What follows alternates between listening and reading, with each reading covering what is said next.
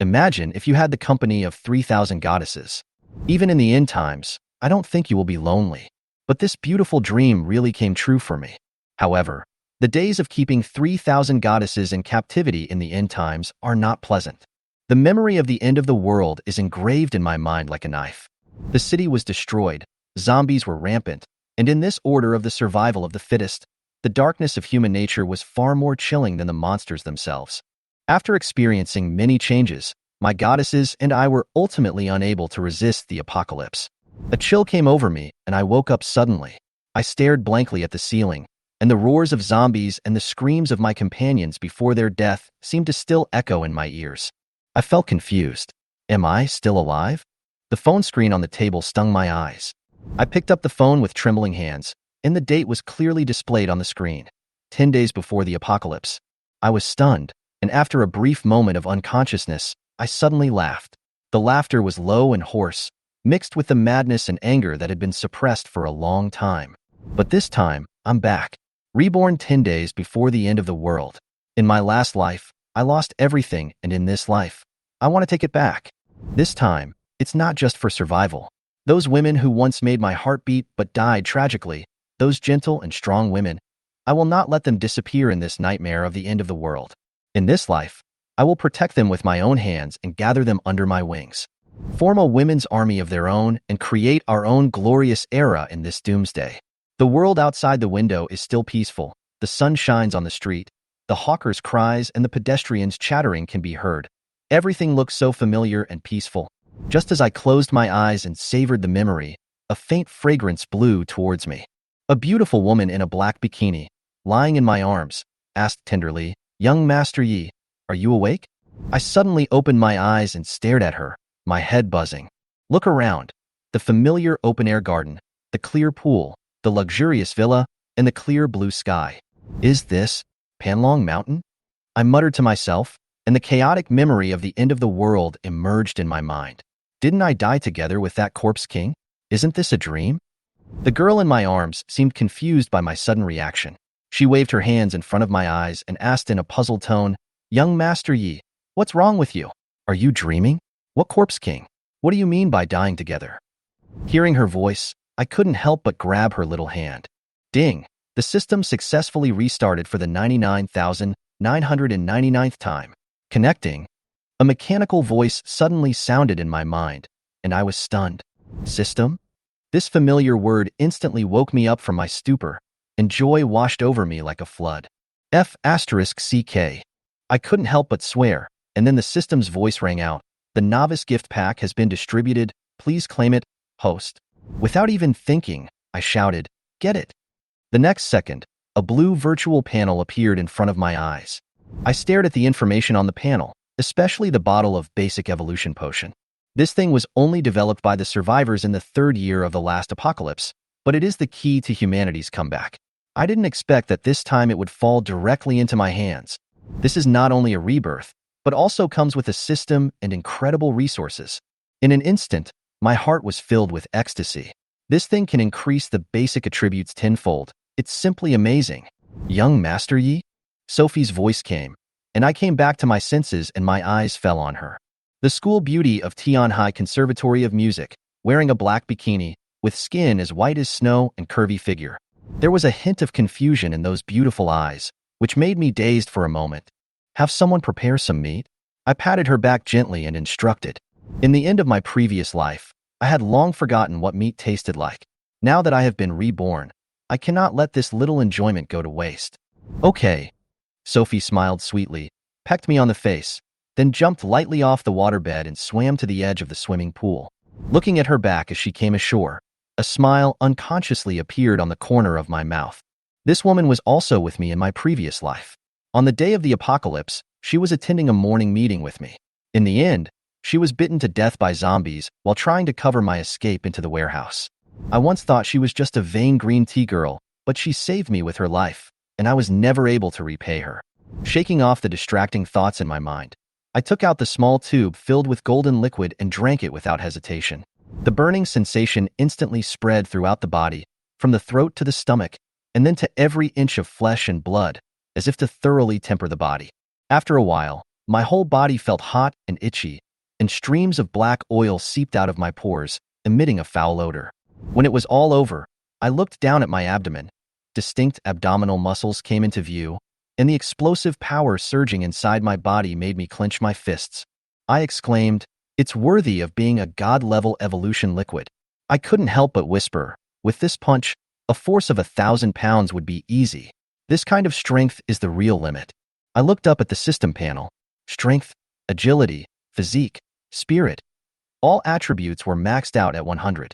System, integrate the detection of the sky eye. I gave the order directly.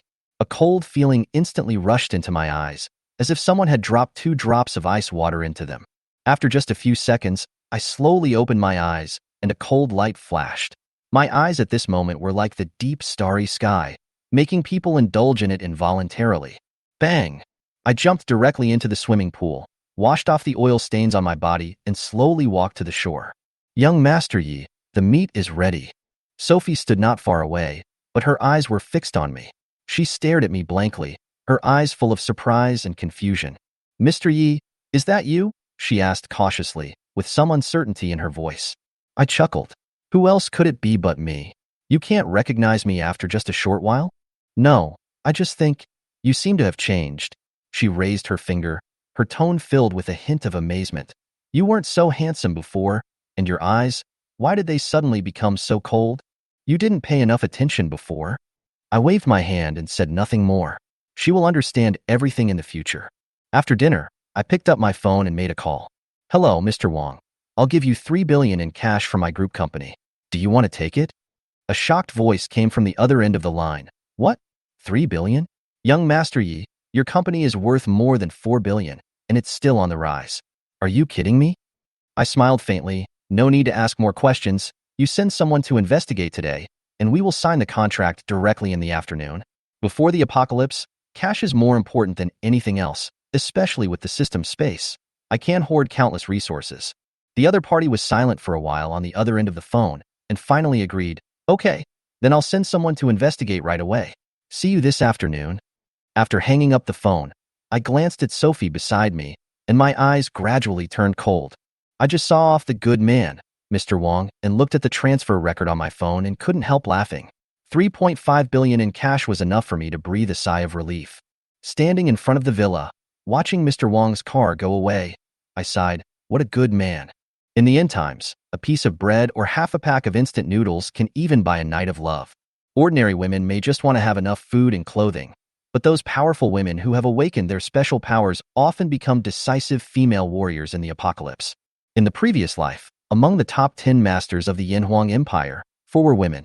Anyone who dared to look down on them would have died a long time ago. But right now, with this 3.5 billion in cash, my goal is not only to stockpile supplies, but also to accumulate more connections. Whether it's a school belle or a beautiful young woman, I don't mind having more companions.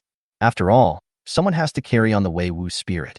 While thinking about this, I drove to the warehouse in the suburbs and stopped by to visit several bosses of the wholesale market. After all, I had to make good use of these 10 days. In the car, Sophie sat quietly in the passenger seat, but her eyes were slightly red. I lit a cigarette and scratched her little nose while waiting for the traffic light. "You've been secretly looking at me all the way. Just ask whatever you want to ask." I exhaled a puff of smoke and looked at her with a smile. When Sophie heard what I said, tears suddenly filled her eyes. She threw herself into my arms and sobbed softly, "Master Yi, do you not want fare anymore? Are you really planning to travel around the world? Didn't I tell you?" I patted her back. "I'll take you with me." Seeing the moisture in Sophie's eyes, I sneered in my heart. If I hadn't seen that her favorability was as high as 93, I would really think she was afraid that I would dump her. However, it's not a bad idea to take her along. Her loyalty is at least enough to reassure me temporarily. When we arrived at the suburban warehouse, a middle-aged man with a beer belly got out of an Audi and walked towards us quickly. He introduced himself with a smile on his face. "You must be Mr. Yi, right? I am the general manager of this warehouse, Wang Hao." I glanced at him and found that his eyes kept drifting towards Sophie, with a bit of undisguised vulgarity in his eyes. I suppressed the murderous intent in my heart. I had seen this Wang Hao in my previous life. After the end of the world, he awakened a low-level Earth-related ability and joined the Blood Shadow Guild. Later, He climbed all the way and became the elite captain of the guild. I didn't bother to care about this kind of person in my previous life, but in this life, I will not let him go. Manager Wang, stop talking nonsense. Find me a warehouse of at least 10,000 square meters with a large cold storage room. I only want to rent it for 10 days. Is 2 million enough? I looked at him indifferently. Wang Hao's eyes almost popped out when he heard the price. You know, a warehouse of this size only costs 500,000 or 600,000 yuan to rent for a year. Now I'm throwing 2 million at it. Isn't this just giving money away? Mr. Yi, are you telling the truth? He looked shocked. I didn't bother to talk nonsense, so I directly transferred the 500,000 yuan deposit and said, take me to see the warehouse immediately, and I will transfer the rest after you see it.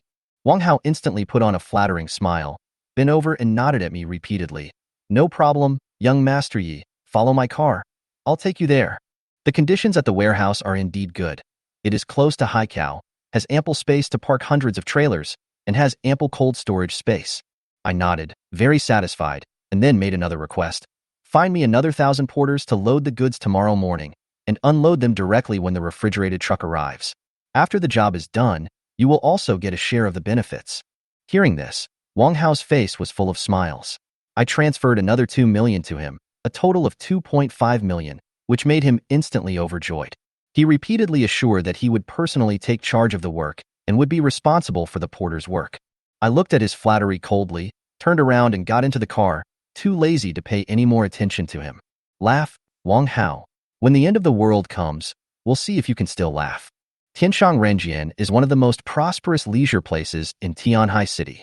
I was sitting in a private room, looking at several bosses holding lists with shocked expressions, and a smile appeared on the corner of my mouth. Bosses, how is this deal? I said in a relaxed tone, but with unquestionable confidence. Although there are only 9 days, I believe in your ability. After all, it is not a problem for you to mobilize more than 2,000 refrigerated trucks and transfer goods from all over the country. The items on the list are piled up like a mountain.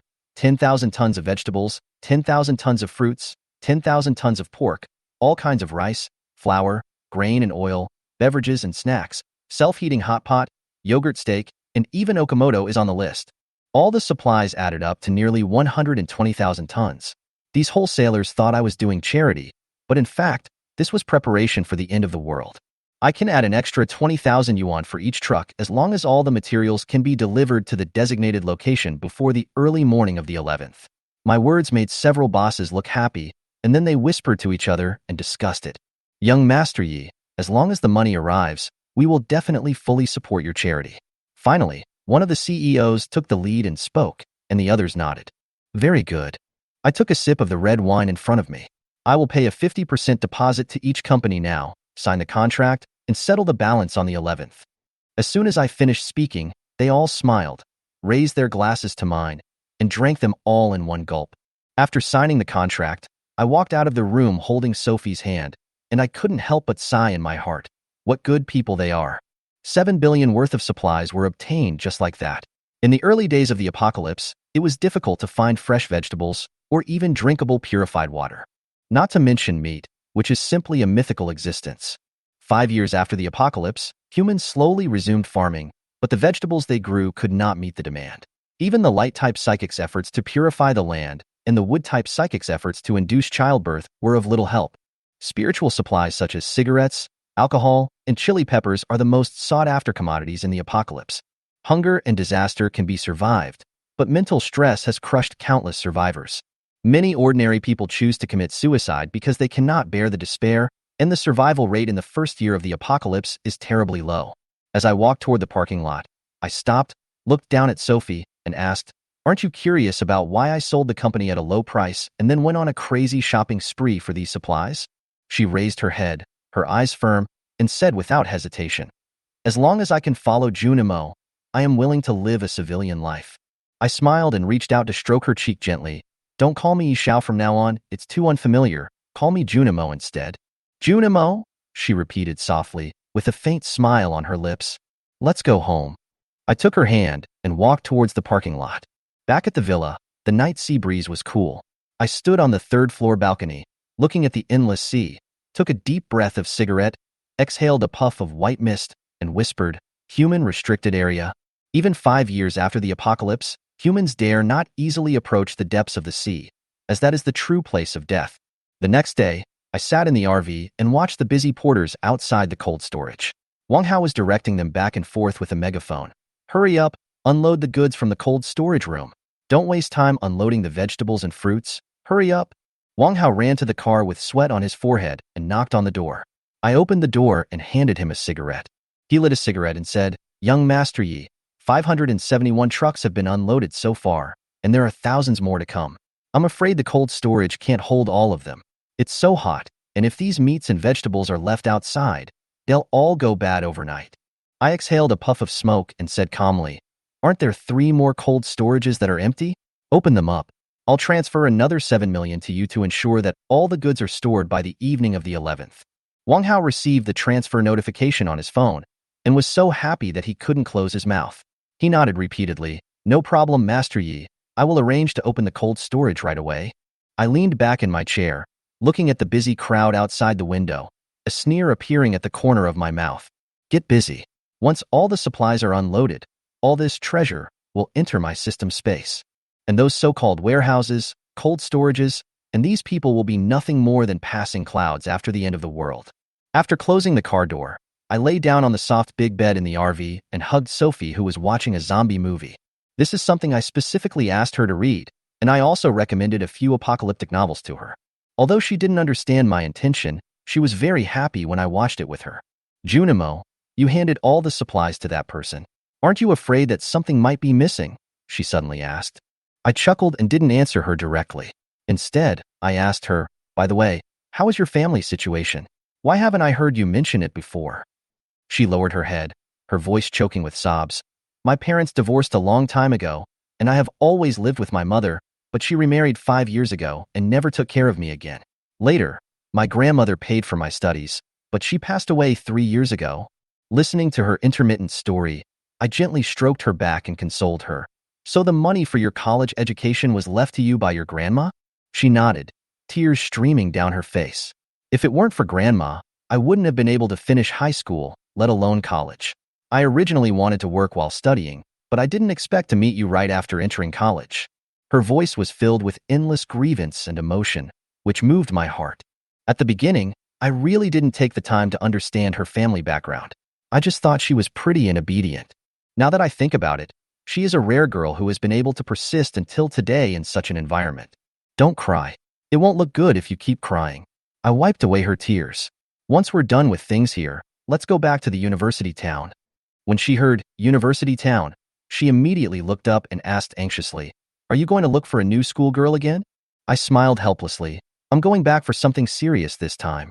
You'll know when the time comes." Tianhai University Town is a place where supplies are concentrated. With 50,000 students, several large supermarkets, and a convenient geographical location, it is a paradise for early survival after the outbreak of the apocalypse. 11:30 p.m. on September 10th. I hung up the phone with Wang Hao and told Sophie to wait for me in the villa. I would pick her up to go to the university town at 6 o'clock tomorrow morning. Then I drove to the suburban cold storage. There was a rectangular sword box on the co-pilot seat, inside which were 3 tang swords and 100 flying knives that I had carefully crafted, as well as 100 titanium and steel wires. Before killing zombies, the sharper the weapon, the better. The night scene outside the car window passed by quickly, and I couldn't help but sneer. Although Wang Hao's warehouse is packed to the brim, I know that his plans are not simple. With a beautiful drift, my new sports car stopped steadily at the door of the cold storage. Wang Hao came forward with a servile smile on his face. "Young Master Yi, this is the 4th cold storage. It's almost full, and there will be no problem with a few dozen more trucks." Looking at the neatly stacked supplies in the cold storage, I nodded and pretended to be very satisfied. Wang Hao continued, "The salt, rice, and flour are all in the warehouse next door. Do you want me to take you there?" He had a smile on his face, but he had other plans in mind. I didn't bother to deal with his acting, so I glanced at him and said, "Let's go and take a look." Wang Hao walked in front leading the way. As soon as he turned a corner, I raised my hand and patted him on the shoulder. The moment he turned around, my hands had already grabbed his neck and lifted him off the ground. "Tell me, where is the cargo you swallowed?" My voice was cold and emotionless. Wang Hao's face turned pale instantly, and he struggled desperately. "Young Master Yi, I don't understand what you are talking about." Crack. With a crisp sound, His right wrist was crushed by me. He screamed in pain, his face full of fear. I ask again, where is the goods? I increased my strength. In cold storage number 7, he shouted incoherently, his eyes full of despair. Crack. As soon as he finished speaking, I broke his neck without hesitation and threw his body in the corner of the cold storage. Until his death, he never understood why the big enemy in his eyes dared to kill him. Glancing at Wang Hao's body, I said softly, "Thank you for your hard work." After closing the car door, I lay down on the soft big bed in the RV and hugged Sophie, who was watching the zombie movie seriously. In the past few days, I asked her to watch these movies and also gave her a few apocalyptic novels. Although she doesn't understand my intention, she's always happy as long as I am with her. Junimo, you handed over all these supplies to that person. Aren't you afraid that he might embezzle some of them? She suddenly turned to ask me. I smiled and didn't answer directly. Come to think of it, I haven't asked about your family situation yet. Who are the people in your family? Sophie was stunned for a moment, lowered her head, and was silent for a moment before she spoke. My parents divorced a long time ago, and I have always been with my mother, but she remarried 5 years ago and ignored me. Her voice choked up. My grandmother paid for me to finish high school, but she passed away 3 years ago. She left me some money, so I had the opportunity to go to college. As she said this, her tears couldn't stop falling. I raised my hand and gently wiped away the tears on her face, whispering to comfort her, "Don't cry, you've become ugly. After I finish these things, I'll take you back to the university town." Going back to the university town? She raised her head, her eyes full of suspicion. Junimo, are you thinking about looking for a new schoolgirl for the new semester? You're overthinking it. We're going back for important business this time. I patted her head without further explanation. My goal is to concentrate the resources in the university town, and it would be a waste if I didn't use them now. Late at night on September 10th, I hung up Wang Hao's phone, left a message saying, "I'll pick you up at 6 tomorrow morning," and drove to the cold storage alone. There was a sword box on the co-pilot seat, which contained 3 tang swords, 100 flying knives, and 100 gold threads mixed with titanium. These weapons were customized by me personally, for the purpose of clearing out zombies in the early stages of the apocalypse. The scene outside the car window passed by quickly, and a sneer appeared at the corner of my mouth. I had expected Wang Hao to embezzle the goods. Since he is so greedy, I naturally have my own way to make him return the property to its original owner. At the door of the cold storage, I parked the car beautifully with a tailspin. Wang Hao immediately ran over and said flatteringly, "Young Master Yi, this is the 4th cold storage. It's almost full, but there's room for dozens more cars." Looking at the piles of supplies, I nodded with pretended satisfaction and asked casually, "Where are the other goods?" "Edible salt, rice, flour, and the like are all in the warehouse next door. Do you want to go and take a look, young Master Yi?" Wang Hao's smile was full of calculations. I'm afraid he's already thinking about how to covet a few more truckloads of goods from me. "Lead the way," I said coldly. He walked in front and I followed behind, secretly clenching my fists.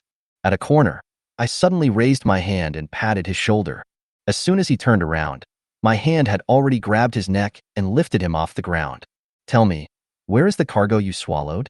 My voice was as cold as a knife. Wang Hao panicked instantly and struggled desperately with his hands. "Young Master Yi, I don't understand what you were talking about." Crack. I crushed his right wrist without hesitation. He screamed in pain and his whole body shook like a sieve. "I'll ask again, where is the goods?" My voice became colder and my hands were more forceful. "Cold storage number 7. They are all in cold storage number 7. He finally couldn't hold on any longer and shouted incoherently, his eyes full of despair. Crack. The moment he finished speaking, I broke his neck and threw his body in the corner like garbage. He never understood until his death why I dared to kill him without hesitation. I looked down at his body, sneered and said, "Thank you for your hard work." After killing Wang Hao, I moved quickly and cleanly between the cold storages like a civet cat. In less than 10 minutes, all the supplies in this cold storage were stored in the system space by me, without leaving any mess.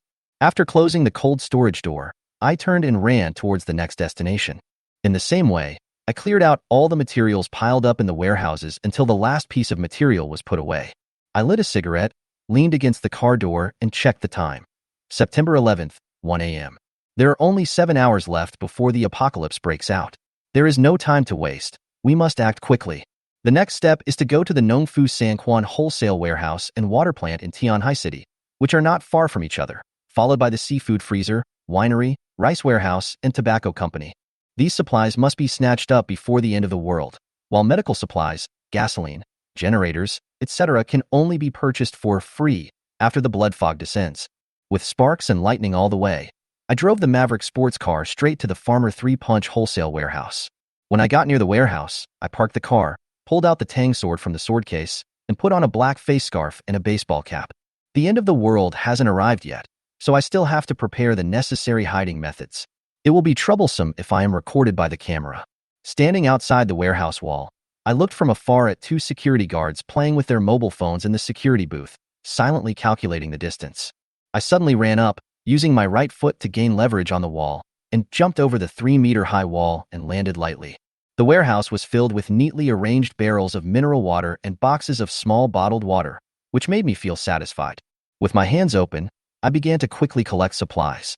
Everywhere I walked, mountains of water resources disappeared before my eyes, all collected into the system space.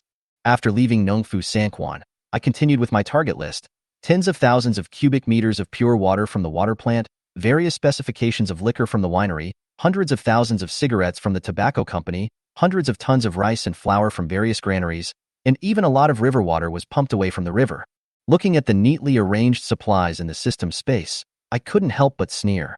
I counted the time, and it was already 5:25 a.m. I jumped on the Nyo sports car again and headed straight to Panlongshan Villa. Although this place is quiet and far away from the hustle and bustle, it is not an ideal place for me to build a Doomsday fortress.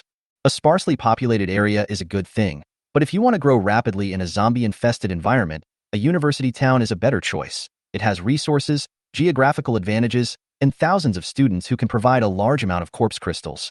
At 7:50 in the morning, I drove Sophie in a Rolls-Royce Phantom into the gate of Tianhai Conservatory of Music. Through the window, I saw countless students walking from the dormitory building to the cafeteria, their faces full of vitality for the new semester. But I know that their fate will be completely changed in the next few hours. The buildings on campus are scattered, and the teaching buildings and dormitory buildings are far apart. I couldn't help but frown when I thought that after the apocalypse, these students would most likely become zombies gathered on the playground. Having so many zombies piled together is not good for my development. I must disperse them. A plan quickly flashed through my mind, and I stepped on the accelerator and drove the car towards the innermost 7-story teaching building. This building has a broadcasting room. As long as we can control the campus broadcasting, we can lure these students to disperse to various buildings. Hey, young Master Yi is here. He never misses the first day of school every year. I had just parked the car and opened the door when a sarcastic voice came into my ears. Looking up, I saw 5 young people walking down the stairs, led by a guy with dyed white hair, holding a gorgeously dressed woman in his arms. He was followed by 3 lackeys, looking very arrogant. Li Wei, the eldest son of the Li group in Tianhai City, relies on his family's wealth to act tyrannically. He and I are considered acquaintances on campus, but this person never hides his hostility towards me. Looking at the people blocking my car, I raised my eyebrows and thought to myself, "You're asking for death, so you can't blame me." As soon as Li Wei saw Sophie, his eyes seemed to be glued to her, and his obscene gaze was not concealed at all. He stared at Sophie and said, "You are Sophie, right? The campus belle last year. How about it? 100,000 yuan for me to sleep with you." Crack! Before he could finish his words, I had already kicked him, hitting him directly in the crotch. A crisp sound of eggs breaking echoed in the air. Ugh! Li Wei's face turned pale instantly, and he fell to the ground, covering his crotch. He curled up and struggled like a mantis shrimp, letting out miserable wails. His lackeys all stood there in a daze, staring in amazement as I slowly retracted my foot, looking down at Li Wei on the ground with an expressionless face. Then, I raised my foot and stepped on his mouth, rubbing it gently until blood flowed from the corner of his mouth. Ah! Li Wei tried to struggle, but I kicked him on the head and he fainted. I glanced coldly at those trembling lackeys and said, "Carry him to the garden next door and keep watch over him. If you dare to take him out of the school, I will cripple your third leg as well." The lackeys nodded mechanically and didn't dare to say a word. They carefully lifted Li Wei up, his face pale with fear. The woman in Li Wei's arms had already run away screaming in fear. I took Sophie's hand and led her to the radio room. When I got to the broadcasting room, I tried the microphone and it worked pretty well. After coughing twice, I spoke in a hoarse voice, "I am the new dean of studies. All students who are in the cafeteria, playground, and supermarket, please return to your classes immediately. Students who are still in the dormitory, please stay in the dormitory and don't walk around randomly. The school has something important to announce. My voice echoed throughout the campus, and countless students rushed to the teaching building after hearing the broadcast. I stood at the window and watched them, a satisfied smile on my face. Very good. Everyone was moving according to plan. After turning off the radio, I turned to look at Sophie. Her face was full of confusion and hesitation, and she seemed to have a lot to ask. I took out the sword case from the system space, leaned against the wall casually, and looked at her quietly. Junimo. There was shock and confusion in her voice. She even rubbed her eyes, as if she couldn't believe her eyes. Haha. I smiled softly and patted the sword box. You will understand in a moment. System prompts, ding. The end of the world is coming. New system function, primary money and empty lottery jar. Note. There is a very small chance that a higher level item will appear in the primary jar. Congratulations to the host for receiving a small gift package for the end of the world. Do you want to receive it? Receive it. Open it. I looked up at the increasingly thick blood clouds in the sky, listened to the system prompts, and couldn't help feeling happy. The system prompts, congratulations to the host for obtaining the elementary sword technique. Congratulations to the host for obtaining the elementary body technique. Do you understand? Understanding. In an instant, a vague figure emerged in my mind. He held a long sword, combining sword skills with body skills. Every movement was smooth and flowing, attacking and defending at the same time, with a clear rhythm. Ding! Congratulations to the host for his successful comprehension. I slowly exhaled and opened my closed eyes. My understanding of sword techniques and body movements makes me feel like a sword master who has been silent for many years. My sword moves smoothly, and each blow is precise and in place. Junimo, is this the end of the world? Sophie's trembling voice brought me back to my senses. I turned to look at her. She was holding my arms tightly and looking out the window with horror. Following her gaze, I saw a student who had just turned into a zombie, with a shriveled face, white eyes, and a low roar coming out of his mouth. Fair, I whispered, the world is about to change. The human order will collapse, and we will enter an era of the law of the jungle where the strong prey on the weak. If you want to stay with me, you must overcome your fears. She looked up at me, the fear in her eyes slowly replaced by determination. I nodded with satisfaction and continued. Just now you saw me take out the sword box. That's because I have a storage space. And the supplies we stockpiled are all in the storage space. As for why I knew this in advance, or why I have these abilities, you can understand that I awakened a supernatural power called superpowers in advance, or a kind of divination. Sophie listened to my explanation and nodded, not quite understanding. I know she needs time to adapt. The end of the world will make everyone grow up quickly, and I believe she is no exception. Suddenly, screams and roars came from outside the window, and the whole campus fell into chaos. Help, help, roar. The sound of the zombies was getting closer and closer.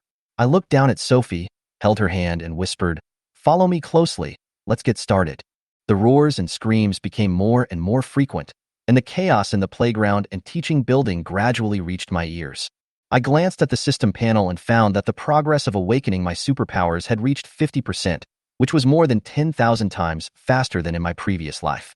In my previous life, I spent most of the day in the company warehouse before I woke up, but now, I just have to wait. There is no need to rush out. If you go out now, you will have to face zombies and deal with the surviving humans. Anyway, people infected with corpse poison will turn into zombies in a minute at most, and the corpse crystals in their heads are just the right resources. Wait until all these damned people are dead, then I will go out and reap the harvest slowly. Sophie was looking down at the window. Her face was pale, and her eyes were full of fear. Through the window, she could see that every building was in chaos. The students ran around like headless flies, and behind them was a group of zombies chasing and biting them madly. Some people jumped directly from the building, broke their arms and legs, and lay on the ground wailing. Some people were knocked down by zombies, had their flesh bitten off alive, and let out shrill screams. Ugh. Sophie finally couldn't help it and started to vomit while holding onto the wall. I walked over to her, patted her on the back, and said calmly, "Fair, this is just the beginning. You have to get used to it. Just vomit a few more times and you'll be fine." In my previous life, I also went through this step by step. No one can escape the blood and cruelty of the end of the world. Just then, a flurry of knocks on the door interrupted my thoughts. Bang, bang, bang. Help, help. Open the door quickly. The shouting outside the door was mixed with the sound of banging on the door. Sophie was startled and looked at me subconsciously with anxiety and questioning eyes. The anti-theft door of the broadcasting room can be opened from the outside with a key, but I had locked it from the inside when I came in just now. The person outside the door can't get in. The only way is for me to open it from the inside. I didn't answer immediately. Instead, I took out a few boxes of milk and bread from the system space, placed them on the table, and then slowly walked to the door. The door was opened and a group of 7 people squeezed in, 4 men and 3 women. Each of them had a terrified look on their faces and was panting. After closing the door, they almost collapsed to the ground, gasping for breath. I glanced at them. 2 of the 3 women were pretty good looking, about 85 points. The woman in a suit and gold-rimmed glasses made me stay in her sight for 2 more seconds. It was her, my head teacher, Oyangbing. She obviously recognized me as well and raised her eyes and asked, "Yi Junmo?" "Teacher Oyang." I nodded slightly, my tone light. The other 2 girls were pleasantly surprised, completely forgetting their fear, and their voices were full of excitement. "Young Master Yi, why are you here?" Looking at them, I really don't know what to say. The end of the world has come, and these 2 guys have just escaped from a horde of zombies, but when they saw me, it was as if their brains had short-circuited, and they acted as if nothing had happened. "Have you forgotten the fear you just had?" I asked casually. They were stunned when they heard this, and then their faces were quickly covered with fear. "Then? Are those really zombies?" "It's a zombie." Oyangbing nodded, as if she was answering me, or as if she was talking to herself. Her voice was trembling, but she managed to remain calm. Others took out their cell phones to call the police, but found that the screens were all black and there was no response. I was too lazy to pay attention to them. I turned around and walked to Sophie, leaned into her arms and closed my eyes. "Fair. I didn't sleep all night last night because I was looking for supplies. Let me take a nap first." Sophie was stunned for a moment, then looked down at me, her eyes full of pity. She hugged me tightly and whispered, "I won't give them the milk and bread without your permission." I suddenly opened my eyes, looked up at her, and closed them again after a few seconds and smiled softly. It's not in vain to read the apocalypse novel. I was very satisfied with her reaction. I had said these words on purpose to see how well she could adapt to the apocalyptic environment. Sure enough, she had begun to change. Lying in her arms, my head relaxed a little. But at this moment, I vaguely heard a low voice talking. "Brother Chin Tian, look at that Yi Junmo." "Yes, I saw him. He has milk and bread in his hands." I opened my eyes slightly and saw a burly man staring at me and the food on the table, his eyes full of thought. The boys next to him were whispering something, but I had no interest in paying attention. The fatigue of the night has not completely dissipated, but I know that the little calculations in these people's hearts will soon surface. I leaned in Sophie's arms, seemingly resting with my eyes closed, but actually studying the new functions of the system. The so-called primary lottery jar with no money may seem tempting, but it is actually full of penguin-like chances of being a ripoff. You need a first-level corpse crystal to participate in the lottery, and there is a discount for 10 draws, which is quite tempting, but the phrase, "thank you for your patronage," really makes me uninterested. I will consider playing with this jar when I have more corpse crystals in the future. Now corpse crystals are my lifeblood, and it is not worth wasting them in a place like this. I closed the system interface and waited quietly for the awakening of my superpowers to be completed. A girl named Li Jing anxiously asked Oyangbing, "Teacher Oyang, our cell phones are no longer usable. What should we do now?" Another girl, Tang Yi, also quickly agreed, "Yes, teacher. Please think of a solution quickly. I don't want to die." Oyangbing tried to calm herself down and comforted them. "We can only wait. Such a horrible thing happened in the school. The authorities must have known about it. They will definitely send people to rescue us. As long as we hold on, the army will arrive." These words seemed to give them hope. The panicked expressions of several people gradually eased, and they even began to look forward to the future. They obviously don't know that this is not a local incident, but a global disaster. Listening to Oyangbing's words, I couldn't help but sneer in my heart. How naive. If these people knew that the outside world had turned into a hell, who knows how they would react? "Teacher Oyang, is the school researching some viruses?" Li Jing suddenly asked a question. This sentence attracted everyone's attention, and everyone turned to look at Oyangbing. Being stared at by so many people, Oyangbing felt helpless and shook his head. "We are a music and art school. How can there be any virus research? I don't know anything about this." I closed my eyes and listened to their speculations without any ripples in my heart.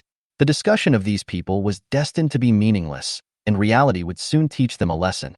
At this moment, a voice sounded in a sarcastic tone. Young Master Yi is really extraordinary. How can you sleep when it's so chaotic outside? It seems that with a beautiful woman by your side, you can stay calm even if the sky falls, as steady as an old dog. When I opened my eyes, I saw a boy standing up, his words full of sarcasm and hostility. This man's name is Lin Yi. I don't have much impression of him, but it is obvious that he has a lot of opinions about me. Before I could open my mouth, Li Jing jumped up and said angrily, Lin Yi, how can you talk like that? Young Master Yi didn't provoke you, so keep your mouth shut. Tang Yi also stood up and looked at Lin Yi unkindly. Yeah, what do you mean? Your whole family is dogs. Lin Yi snorted coldly and glanced at them. It's none of your business, you two idiot girls. His tone was full of disdain, and it was obvious that he did not take the two people seriously. Li Jing instantly got furious and pointed at his nose and started to curse. You are the one who is mentally retarded. Your whole family is mentally retarded. Seeing that the atmosphere was becoming increasingly tense, Ouyang Bing stood up and shouted coldly, Enough! There are zombies everywhere outside. Do you still want to fight among yourselves? She looked at Lin Yi and her tone became even harsher. If He Junmo hadn't opened the door, we would have been torn into pieces by those monsters. Your attitude is simply ungrateful. Lin Yi snorted reluctantly and sat back down. His eyes revealed a hint of coldness and dissatisfaction. I leaned in Sophie's arms, not interested in this farce at all. It was just a clown, not worth mentioning. I'll crush him to death later. It all depends on my mood. My gaze turned to Ouyang Bing. This mature and charming head teacher exuded an indescribable attraction.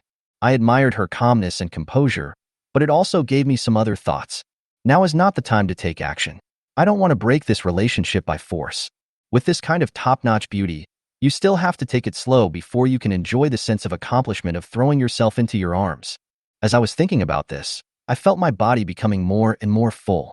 Since using the strengthening fluid, my physical strength and sensitivity have increased significantly. In the apocalypse, if I don't recruit more beautiful women into my team, it would be a shame for my chance to live again. Sophie seemed to sense some changes in my body and her face turned red instantly. A smile appeared on my lips, and I closed my eyes, continuing to enjoy the moment of tranquility. As for those little thoughts around me, I have no interest in paying attention to them. It won't be too late to deal with them when they show their claws. I leaned back in the chair, hugged Sophie who was blushing, and whispered in her ear, I missed you. The hot air blowing against her ears made her tremble all over. Her face turned even redder, and she snuggled softly in my arms. Looking at Sophie's appearance, I couldn't help but chuckle. At the same time, Qin Tian and others looked at us with jealousy, disdain, indifference, and all kinds of emotions. I looked up at Ouyang Bing and raised my eyebrows. Teacher Ouyang, didn't you say to wait for official rescue? Why don't you come to the window and look into the distance to see if the official you are pinning your hopes on will come?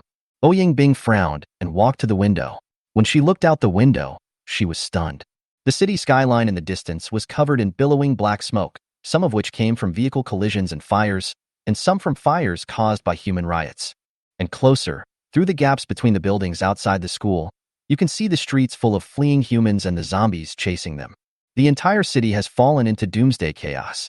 The roars of zombies and the screams of humans mixed together, deafening. Tianhai City, this once prosperous city, now only has the atmosphere of death and despair. How could this happen? What on earth happened? Ouyang Bing's voice began to tremble, his face turned pale, and his appearance of trying to stabilize the situation just now completely collapsed. I looked at her and couldn't help but take a deep breath and smell the faint perfume emanating from her body. Sure enough, it was the unique scent of a mature and beautiful woman. Li Jing, Tang Yi, and others also gathered around the window. When they saw the scene in front of them, they all turned pale with fright. Is this the end of the world? Li Jing murmured tremblingly. Yes, it's the end of the world. I hugged Sophie, looked away from the window, and explained calmly, it's not just our school. It's the same all over the world. All electronic equipment is out of service and official rescue. There's no chance of that happening. My words were like a heavy hammer, hitting everyone's heart hard. The last glimmer of hope in their eyes was shattered. The whole room fell into a dead silence.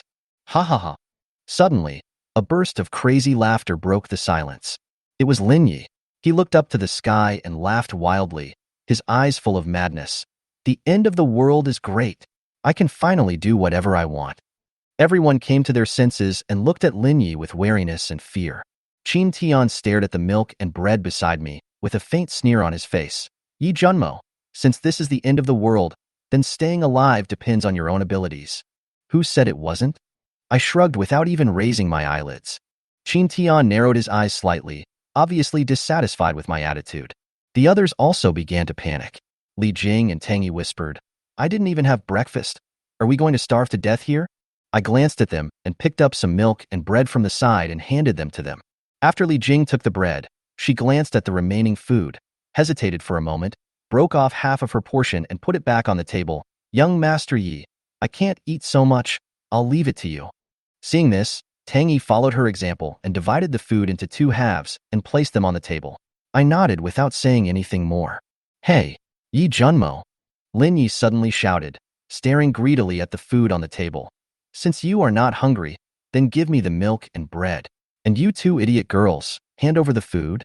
Li Jing and Tang Yi were frightened by his ferocious appearance, and their faces turned pale. Li Jing mustered up the courage and whispered, Why do you say you can give it to me? Who are you? I'm your uncle. Lin Yi glared at her fiercely with an angry look in his eyes, which scared Li Jing so much that she shrank behind me. Ouyang Bing stood up and tried to stop the situation from getting worse. Lin Yi, this is the end of the world. We should unite even more. Shut up, bitch. Don't think I don't know about your past. I'm attracted to you. Lin Yi interrupted her directly, using dirty words. Ouyang Bing's face turned pale, his body trembled slightly, and he subconsciously looked at Qin Tian and the other 2 boys. But Qin Tian just leaned against the wall with his hands folded and watched coldly, while the other 2 had playful faces and looked at the girls wantonly. Lin Yi looked at Ouyang Bing proudly, then turned to me and said coldly, Yi Junmo, hand over the food, and then you go down to find something to eat. Otherwise, I will throw you down to feed the zombies now. I lazily leaned back in the chair, raised my eyelids and glanced at him, with a sneer on my lips. You don't deserve to let me go. Chapter 11 Kill Him. Call. A match was lit. Yi Junmo lit a cigarette, glanced at Lin Yi, exhaled a puff of thick smoke, and whispered softly, He is a man who can accomplish great things. He has changed so quickly. This kind of decisiveness is needed in these last days. Then he turned to look at Sophie, who had been staring at Lin Yi, and asked, Fair, he wants to kill me. What should I do? Kill him? Sophie stared at Lin Yi with cold eyes, and responded to Yi Junmo with gritted teeth. This bastard called Lin Yi kept looking at him with obscene eyes. Now she even wanted to kill Yi Junmo. For the first time, Sophie felt the urge to kill. His love for Yi Junmo has penetrated deep into his bones. And in her heart, Yi Junmo is her only relative in this world and her beloved one. So when Yi Junmo asked her, Sophie didn't even think about it and just blurted out the answer. This shows. She really wanted to kill this man. When everyone heard Sophie's words, they all looked at her. Ouyang Bing, the people's teacher, was at a loss at this time and leaned towards Yi Junmo. Li Jing and Tang Yi also stood beside Yi Junmo, and the crowd formed an opposing trend. Ha ha ha ha ha ha. Lin Yi laughed as if he had heard a huge joke. Then he lowered his head, squinted his eyes, and stared at Sophie before speaking. Kill me? I'm so scared, little girl. I'll make you ecstatic later. Bump. A microphone flew quickly through the air and was stuffed directly into Lin Yi's mouth. Several of his front teeth were broken. His lips and the corners of his mouth were cracked, and he fell to the ground, bleeding profusely. Woo-woo. Lin Yi kept making a humming sound and held the microphone in his mouth tightly with both hands. Boo. Finally, the microphone was unplugged. The pain in his mouth made Lin Yi speechless. He covered his mouth tightly with both hands, and blood kept flowing out from between his fingers. At some point, Yi Junmo had arrived in front of Lin Yi, looking down at him lying on the ground, and stomped hard on his limbs. Click, click, click, click. For consecutive sounds of broken bones were heard, followed by ah, Lin Yi's wailing and crying. The sudden change prevented Qin Tian and his companions from reacting immediately. When they looked at Lin Yi, his limbs had already been deformed. What the hell are you doing?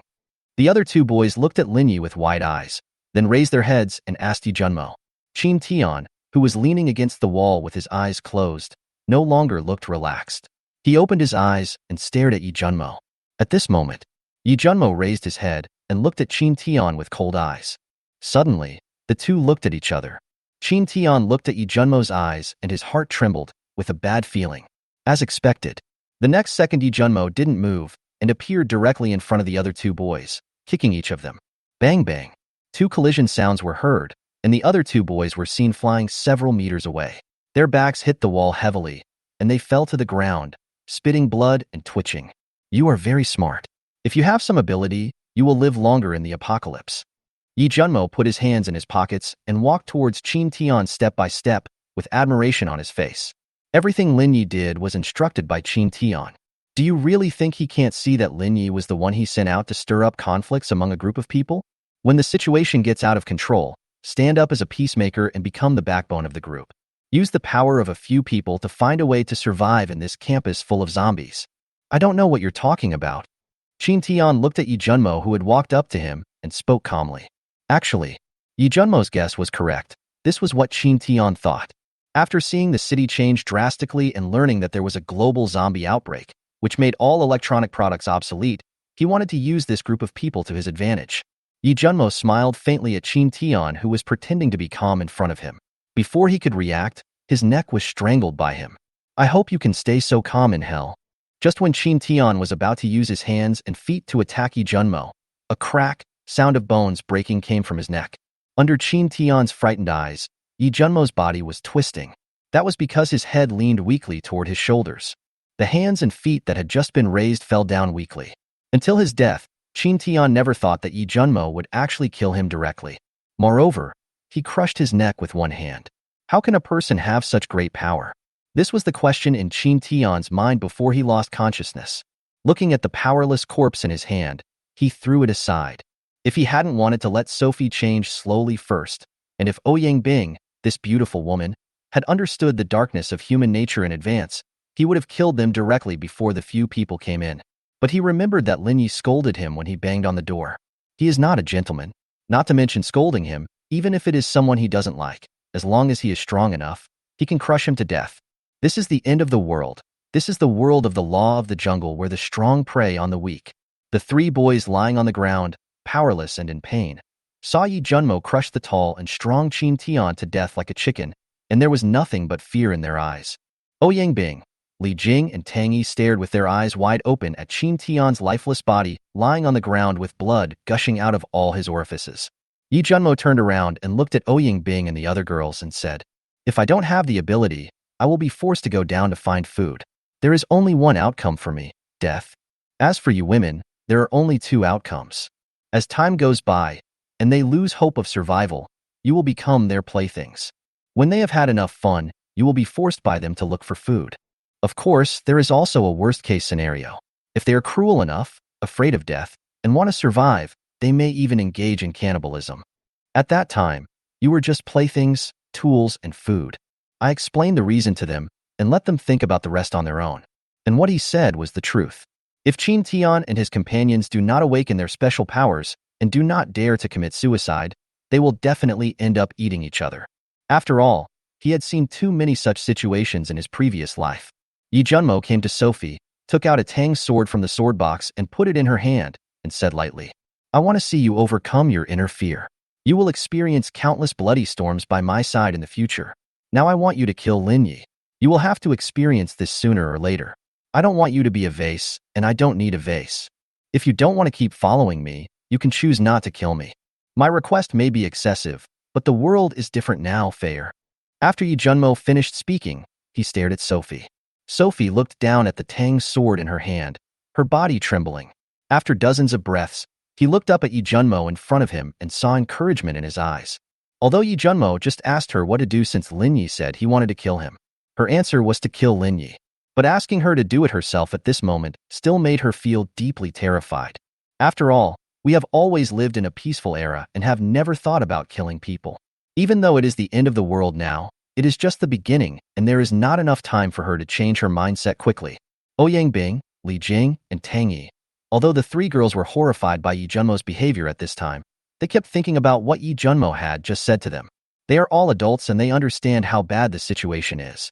After listening to the three situations described by Yi Junmo, I felt that he was absolutely right. They were fully aware of Lin Yi's obscene and crazy look just now. So when the three women saw Qin Tian dead, although they were scared, they did not scream or ask any questions. However, From their constantly trembling bodies, it is not difficult to see that the fear in their hearts has increased a lot. Now when they heard Yi Junmo asked Sophie to kill Lin Yi, the three girls swallowed their saliva. Their faces turned even paler, and they all looked at Sophie at the same time. Call. Sophie took a deep breath and walked towards Lin Yi step by step. A vase? Junimo, Sophie, will not hold you back and will always be with you. Don't kill me. Please don't kill me. Puff. Chapter 12 Awakening of Superpowers. As Lin Yi cried out in fear and begged for mercy, a stream of blood spurted out from his neck. A strong smell of blood filled the entire broadcasting room, and warm scarlet blood continued to flow out from his neck. Clang. The heavy Tang sword made of hundreds of steel fell to the ground. Sophie looked at Lin Yi, who died with his eyes open, took 2 steps back, and felt weak all over. Sudden. A broad chest appeared behind her, and a pair of strong arms wrapped around her slender waist. Her weak body seemed to have found support. Well done. Hearing Yi Junmo's encouraging voice, Sophie turned around and hugged him tightly. Ugh, ugh. The sounds of vomiting came from behind him, and Yi Junmo knew without even looking that it was Ouyang Bing and her 2 daughters. He just told Sophie that he didn't want her to be a vase and he didn't need a vase. It's not just for Sophie to hear. I said this to let Ouyang Bing and the other 2 girls hear it. In this life, he wants to establish a top force composed of an army of women. As for why we don't form a men's army, wouldn't it be more comfortable for a group of grown men to have girls looking at them? He naturally understood that it is easier to get things done with more people. If he had no power, it would be too slow for him to kill zombies, collect corpse crystals and various resources by himself. Not only do zombies have absorbable energy crystals in their heads, mutated animals and plants also have resources that can be used for cultivation. After an animal mutates into a ferocious beast, there is a beast pill in its body. And the energy source contained in the fruits produced by some plants after mutation should not be underestimated. These are all resources that can make you stronger. Only by establishing a powerful force can you find more resources for cultivation. The prerequisite for establishing a powerful force is to have sufficient strength to support it. Sudden. Yi Junmo only felt that his body was filled with strength again, and even his spirit was increased a lot. If he hadn't suppressed it immediately, this energy would have exploded instantly and hurt Sophie in his arms. Is this the completion of the awakening of superpowers? Sure enough, the next second the system's voice rang out in my mind. Ding! Awakening of superpowers completed. Congratulations to the host for awakening the 5-element level supernatural power of the gold system. Metal powers. Manipulate metal to attack. Metallized defense. Is it the same as in the previous life? I thought that with the system I could awaken some awesome supernatural powers, but I didn't expect it to be of the gold type. But it doesn't matter. Now my basics have improved tenfold, and I've also learned sword and body techniques. In the early stage, when those psychics haven't reacted yet, I have enough time to develop rapidly. Those evolvers who have awakened their superpowers must first adapt to and explore their own superpowers for a period of time. But he doesn't need it. This period of time is a perfect opportunity for him to develop. I heard fewer and fewer screams from humans in the school. Yi Junmo knew it was time to collect resources. He walked up to the 2 men who were basically crippled by his kick and kicked them each in the temple, sending them peacefully away from this bloody doomsday world. In this world where zombies are rampant, ferocious beasts are dormant, and natural disasters are constant, the strong prey on the weak. Maybe death is a relief for Qin Tian and his group? Isn't it a merit to help them reincarnate as soon as possible, so that they don't have to endure the pain of being bitten by zombies or the suffering of being eroded by corpse poison, and thus become the walking dead? Yi Junmo seemed to see Qin Tian and the other 3. There was a white halo above their heads. They smiled brightly at him and flew towards the sky. It seems to be saying thank you. May good people have a peaceful life. I have truly done immeasurable good deeds. I'll give you a task. Throw the bodies of these 4 people out of the window to feed the zombies. After Yi Junmo finished speaking, he went straight to the door. Since they are dead, we can make use of them. Maybe with the flesh and blood of these 4 people, we can create a second-level zombie. Ouyang Bing and the other 2 girls saw that Yi Junmo seemed to be going out. So they asked, "Where are you going?" There are zombies everywhere outside, and the women are very scared. Yi Junmo is the only man here. If he leaves or something happens to him, they will feel like they have lost their backbone. I'm going to clear out the zombies on this floor. If you want to stay alive, you'd better control your fear and anxiety quickly. Otherwise, don't blame me for not reminding you when you die. Yi Junmo turned around and reminded Ouyang Bing and the other 2 girls, Then open the security door a crack to observe the situation outside. 10 meters away from the corridor outside the broadcasting room, there were more than a dozen zombies wandering around. After taking a rough look at the corridor on this floor, there were only dozens of zombies. There must be quite a few in the classroom, but most of them ran to the playground in the lower floors. The broadcasting room is located at the end of the corridor on the 7th floor. It is a separate small room. Above the 7th floor is the rooftop. There were a few people squatting on the edge of the rooftop, looking at the playground below with fear in their eyes. Looking at the 2 staircases in the teaching building, there were many zombies gathered on the stairs on the 7th floor, crowding towards the rooftop. You have to block the 2 staircases first, and then clear them slowly, otherwise the zombies on the lower floors will rush up and it will be difficult to deal with. After looking at the situation, Yi Junmo came up with a plan in mind. He turned around and picked up the Tang sword that Sophie had just dropped on the ground, sheathed it and put it in her hand, and instructed, "Fair, take this Tang sword. After I leave, lock the door. No one except me can open the door. Later you go to the window and see how I kill zombies. You need to learn from the experience yourself. The zombies' claws and teeth are highly poisonous. With just a scratch or a bite, an ordinary person would quickly turn into a zombie. Zombies will only die if their heads are chopped off or smashed. Even if you cut a zombie's body in half, it will not die. Be careful with the little bit of poisonous blood in the zombies' bodies and don't inhale it. So be careful not to splash the poisonous blood onto your face.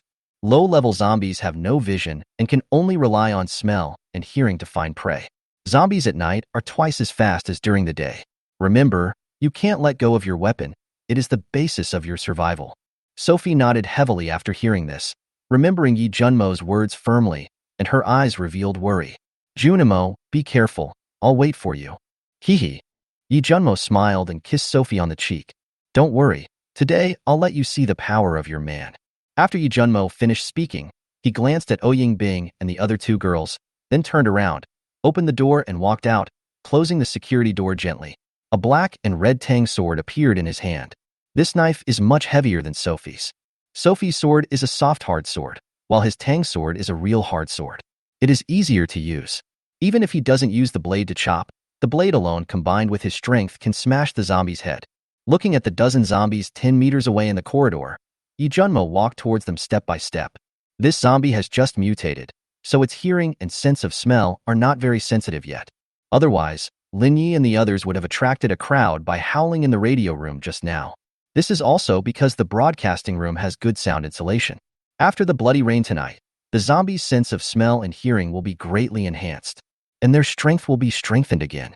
As for those ordinary people who have not mutated into zombies and have not awakened special powers, in a few hours, their strength will more than double. In fact, as long as the survivors unite during this period, they can fight their way out. After tonight, it will be extremely difficult for ordinary people to kill zombies. It takes at least 5 fearless adult men with weapons to deal with a zombie, and they may not be able to do it.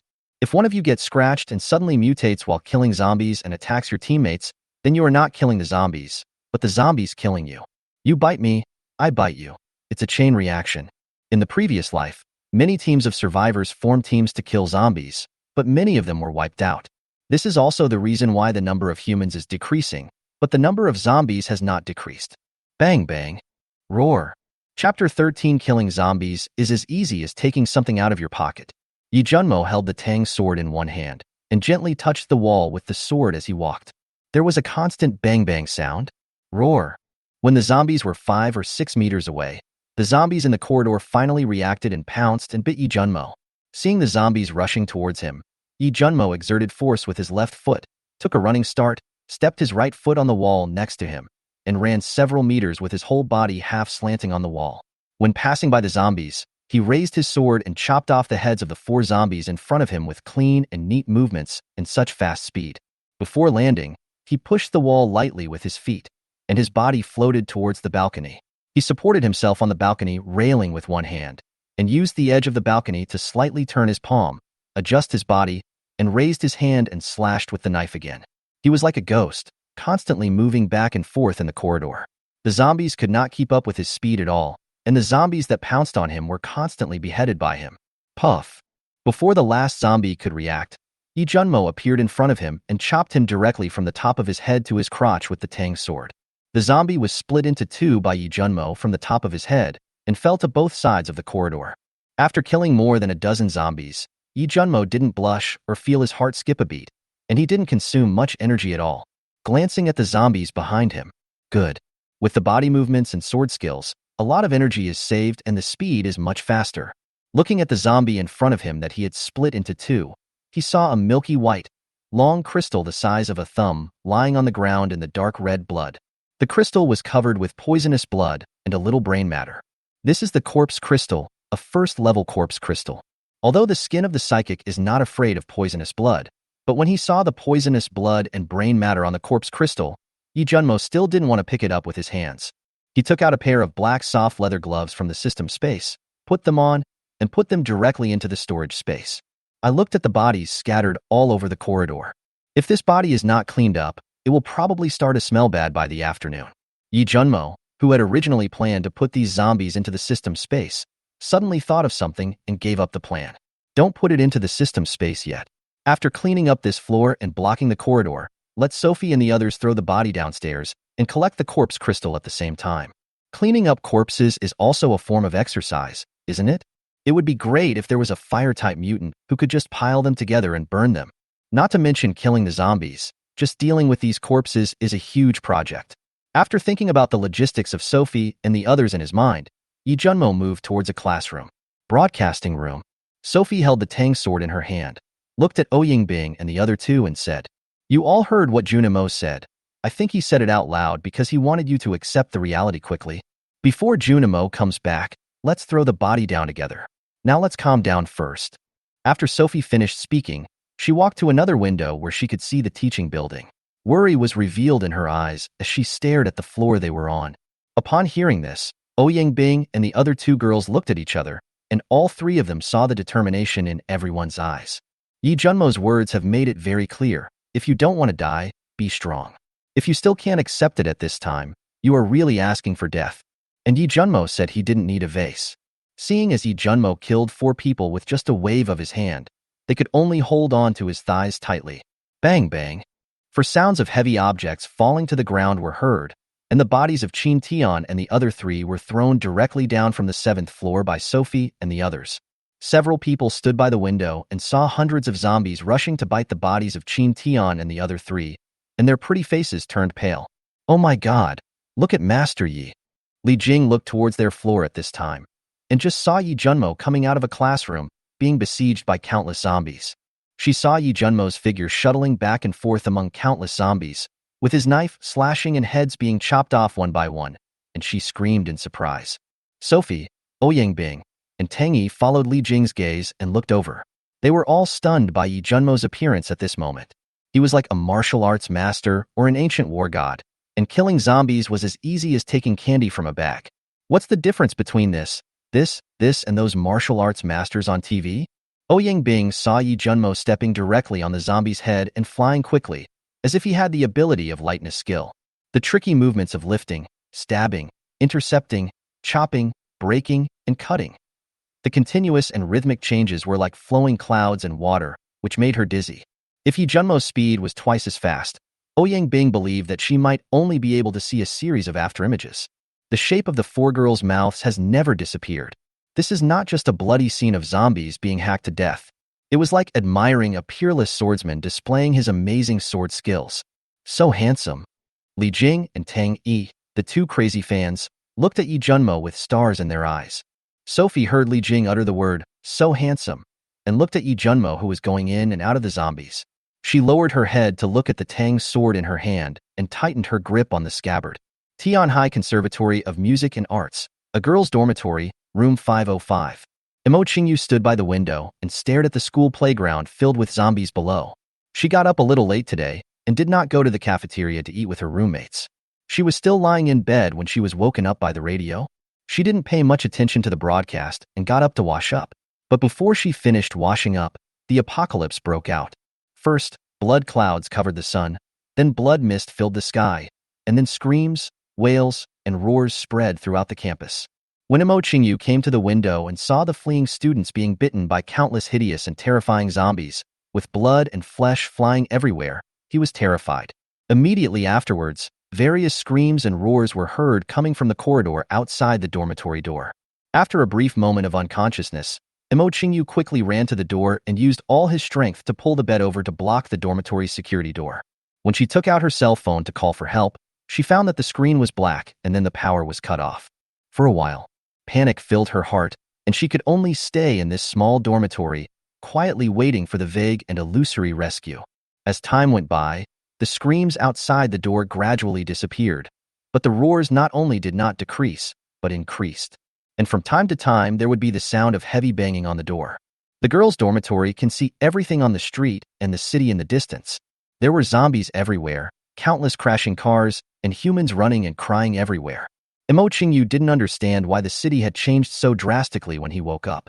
She had been standing by the window for nearly half an hour, quietly watching the zombies wandering around in the playground. I saw humans being eaten by zombies, and the campus covered with bloody sausages and internal organs. She had forgotten how many times she had vomited in the past half hour. Now looking at those blood sausages and internal organs, I feel as if I have developed immunity. Will there be rescue? Buffon, are you safe in the imperial capital? Imo Qingyu looked up at the distant city where thick smoke was billowing, listening to the roars of countless zombies and muttering to himself. Imo Qingyu stood by the window for a while, then turned around and planned to lie down on the bed for a while. What is that? Junimo, will we die in the future? Who knows? Chapter 14, adding a safety lock to the roof. What is that? Imo Qingyu, who was originally planning to go back to bed and lie down for a while, turned around and his eyes accidentally swept across a teaching building. Then a strange color emanated from his eyes. She saw a boy on the 7th floor of the teaching building where the broadcasting room was located, killing zombies crazily among them. Those zombies were like little chicks, being killed one by the long knife in his hand. Ah! Sudden. Imo Qingyu saw the man with the long knife hanging on one hand outside the balcony on the 7th floor, using the force to avoid the sharp claws of a zombie. Imo Qingyu was so scared that she covered her thin lips with her hands, afraid that he would fall from the 7th floor. She also didn't understand why she screamed in fear when the boy was hanging on the 7th floor. Maybe I saw hope for life. I don't want anything to happen to that boy. Handsome guy, save us. Come on, handsome guy, kill all these disgusting zombies. Handsome guy, can you save me? I can agree to anything you ask for. Dude, I can unlock any pose. Sudden. Some surviving girls in the girls' dormitory shouted loudly to Yi Junmo, who was crazily killing zombies on the 7th floor of the teaching building. Obviously, not only Imo Qingyu discovered Yi Junmo, many people also discovered him. Roar, roar, roar. The zombies close to the girls' dormitory heard the sound and kept moving towards the girls' dormitory. Imo Qingyu saw countless zombies coming towards the girls' dormitory. He was so scared that he turned around and searched the dormitory for various useful items, piling them on the bed, blocking the door to increase the weight. When the other girls who were shouting saw the zombies coming towards their dormitory, they were so scared that they quickly found various items to block the door. Yi Junmo, who was killing zombies on the 7th floor, glanced at the zombies that suddenly rioted in the girls' dormitory, confused. The campus was filled with the roars of zombies, and he couldn't hear the shouts from the girls' dormitory at all. And now he is in the midst of the zombies' roars. So those girls who want him to unlock any posture will only be disappointed. If Yi Junmo could hear the girls' calls, he might find a way to go to the girls' dormitory in advance. He hasn't tried a girl who can unlock any posture. Certainly. The premise is that the girl is not too ugly. Points is the minimum requirement. The score is basically at the level of the most beautiful girl in class. Branch flowers. If you score above 10, you can be ranked as the school beauty. The scoring system is very rigorous. Take those celebrities for example. Very few of them scored 90 points. If you ask her to take off her makeup and get 80 points, she will be a goddess. Girls' dormitory. Imo Qingyu heard dense roars coming from downstairs, and the roars were getting closer and closer to the 5th floor. He looked around the dormitory for various tools that could be used. When your eyes look at the bucket and wash basin, quickly reach for the faucet to get water. A bucket filled with water and placed on the bed is its weight. This would give her some peace of mind. When she filled 2 buckets of water and started the 3rd bucket, the water in the faucet became less and less. Water outage? The words, water outage, emerged in her mind. Sure enough, when the 3rd bucket of water was only half filled, only a drop of water began to drip from the faucet. In fact, the water had already stopped, and what she connected was just the remaining water in the pipe. When the blood mist spread across the globe, not only did the power go out, but the tap water supply also stopped. After the water plant's pressure-raising device was paralyzed, the water naturally could not be pressurized. The water now is still drinkable, but after the bloody rain comes tonight, all water resources will be polluted, even the water deep underground. From now on, if you want to drink water, you can only wait for rain or go to a water shop opened by a person with water-related abilities. In the 5 years of the apocalypse, there were less than 10 natural rains in total, and they were not heavy downpours, but mostly light rain. After humans have collected and eaten all the supplies in the city, if they want to stay hydrated and not go hungry, they can only eat tree roots and tree cores. Trees seem to naturally filter out some toxins, and their roots and cores are suitable for this purpose. The bark and leaves are poisonous. Without production capacity and preservation ability, among the various materials produced by humans today, only rice, mineral water, and various bagged items can be preserved for a longer time. Without a steady supply, the supplies in the city will be eaten up sooner or later. Not to mention the endless hordes of zombies roaming around in the city. How much supplies are there for the surviving humans to collect and eat? Puff. After chopping off the last zombie in front of him with one knife, Yi Junmo let out a breath. After lighting a cigarette, various tables, chairs, and pianos were moved from each classroom on the 7th floor and piled up in 2 corridors to block the zombies on the 6th floor.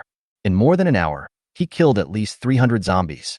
There were basically more than 100 of them, all of whom came here after hearing the noise from the 6th floor. Now his strength is almost exhausted. He has to swing his sword hard and dodge the zombies. Even though he has taken the super evolution liquid and awakened his special powers, he is still a little overwhelmed. Moreover, we looted several supply points last night and didn't sleep all night. Both physical and mental strength have been almost exhausted. This is the case without using superpowers. If you use superpowers to consume them, it would be good if the physical strength can last for 20 minutes. Call. Seeing that both corridors were blocked tightly, Yi Junmo breathed a sigh of relief. The zombies won't be able to come up unless you move them around. The zombies without intelligence would not move the tables and chairs at all. They would just charge forward and push them mindlessly. There seems to be no movement down there.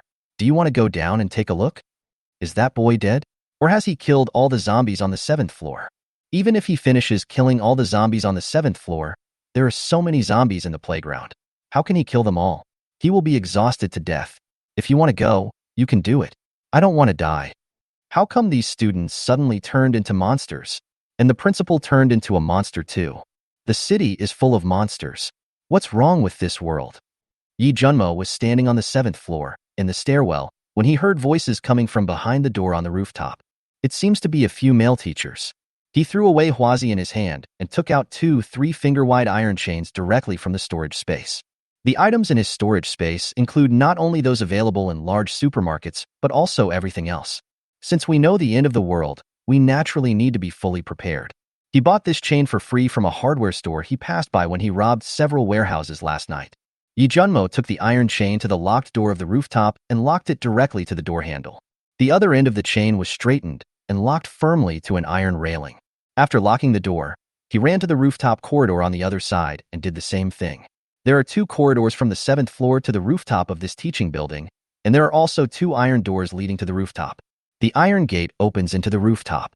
If someone on the rooftop wanted to open the door and come down, the iron door would be tightly held by an iron chain. If someone on the rooftop wants to come down, they can only break the chain, or the iron bars that tie the chain, or the door handle. If you can't pull it, you can only enjoy the breeze on the rooftop. Seeing that the iron chain was quite stable, Yi Junmo lit another firecracker. Help them add a safety lock to prevent zombies from breaking down the iron door. This can be considered an alternative form of protection. The person on the rooftop was a teacher, so it was his duty as a student to protect him. I carefully checked the 7th floor, not leaving out any toilet stalls, including the men's and women's toilets. After making sure there was no zombie on the 7th floor, he went to the broadcasting room. If we don't check carefully, what if we miss a zombie? Wouldn't it be dangerous when Sophie and the others are cleaning up later? The corridor was covered with zombies, most of whom were led into the classrooms by him and killed. Otherwise, there would be no place to put these more than 300 zombies. You can call Sophie and a few other girls to come out and clean the floor to build up their courage. Chapter 15 Scarce Supplies. Bang, bang, bang. Fair, open the door. Hearing Yi Junmo's voice, Sophie quickly opened the security iron door of the broadcasting room.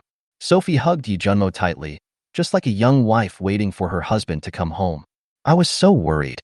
Yi Junmo simply put his arms around Sophie's hips and picked her up. Stepping into the broadcasting room, the posture was somewhat ambiguous. Then he said softly, Isn't this back? When Ouying and the other two girls saw Yi Junmo coming back, admiration was revealed in their eyes. Seeing him and Sophie hugging each other so intimately, the three girls' faces instantly blushed. Yi Junmo glanced at Ouying and the other two girls and saw that they admired him, with smiles hidden in their eyes. Only by proving their own strength will they know that only by following me can they survive in this doomsday. Yi Junmo carried Sophie to the side and sat down on a chair and said, I have already cleaned up our floor. The corridor is also blocked. The zombies can't get up. Really? That's great, Master Yi. You are awesome. Young Master Yi, how did you learn the swordplay and lightness skills? Can you teach me? Li Jing, the little fangirl, was so excited when she heard that there were no zombies on the 7th floor that she asked several questions in a row. Yi Junmo looked at Li Jing, who was looking delighted. Forget about this little fangirl. She's just obsessed with herself anyway. I can teach you swordsmanship when I have time later. Great. I'll learn your sword skills and chop at the zombies like you. Seeing Li Jing clenching a fist with one hand and gesturing at the air as if she was holding a weapon, Yi Junmo wanted to laugh. It is her blessing to have such a character in these last days. Sophie saw fatigue in Yi Junmo's eyes, and she used her slender hands to massage his shoulders and arms. Yi Junmo cast a sensible look at Sophie, then looked at Ouying and the other two and said, I need you to clean up the zombies I killed on this floor. Is that a problem? Upon hearing this, Ouying and the other two girls shook their heads and said that it was no problem. The three women all understood that if they wanted to follow Yi Junmo and get his protection, they had to do something. As for whether cleaning up zombies is disgusting or not, it is something that must be experienced. The world has become like this, and we must learn to accept it slowly. Seeing the three women agreed without hesitation, Yi Junmo's eyes revealed satisfaction. There is a milky white crystal the size of a thumb inside the zombie's head. I need you to dig out the crystal from each one and collect them together. After saying that, he raised his hand, and 4 pairs of leather gloves, 4 sharp daggers, and 4 small buckets appeared on the floor of the broadcasting room. When Ouying and the other two girls saw Yi Junmo conjure up these items out of thin air, their mouths widened again. I don't know how many times their lips have been reshaped today. Yi Junmo looked at Ouying's figure, and another picture appeared in his mind. Go clean it up, throw the body downstairs directly, and don't block the ground floor or the entrance to the corridor. Don't hurt yourself when cleaning. Be careful of the zombies' nails, teeth, blood, and brains. Clean up slowly. You only have 1 day today, so don't rush. If you hurt yourself and get poisoned by the corpse, you know the consequences. Call me if anything happens. Just close the door. I won't lock it. You can open it directly when you come back. After Yi Junmo finished speaking, he took out a small single mattress from the storage space and spread it on the ground. He took out some food and water and placed them on the ground. Let the girls eat when they are hungry and drink when they are thirsty. Then he took off his suit, fell on the mattress and fell asleep. There's no way. I really can't bear it. Killing zombies requires full concentration. Otherwise, if you accidentally get infected with corpse poison, it will be very troublesome. The girls looked at Yi Junmo, who fell asleep on the bed, and then looked at the food he took out. Mineral water, milk, packaged cooked chicken legs, biscuits, bread, and chocolate. After looking at each other, they put on gloves, picked up daggers, and carried the bucket to clean up the body. Your name is Sophie, right? How did he conjure up these items, mattresses, and food? As soon as he went out, Ouying asked Sophie in a low voice. Li Jing and Tang Yi also looked at Sophie after hearing this. The three girls' eyes were full of curiosity. For them, creating things out of thin air is like a magical skill. Sophie looked at the three girls staring at her like curious babies. After thinking for a moment, she said, "Storage space." After saying that, he went straight towards the corpse not far ahead. Since Yi Junmo did not avoid Ouying and the other two girls, he directly took out these items from the storage space. Sophie could naturally say it. As for how many supplies were in the storage space, she definitely wouldn't tell you, not to mention that she didn't know either. Sophie had now arrived in front of a zombie head. Looking at the head in front of him, smelling the stench of blood, his stomach churning, he forced himself to suppress it, let out a breath, squatted down, and carefully dug out the corpse crystal with a dagger. When the three girls heard about the storage space, they all looked at each other. Although I was shocked and didn't understand why Yi Junmo had a TV, the kind of storage space mentioned in the novel. The end of the world has happened. Do you still care about these?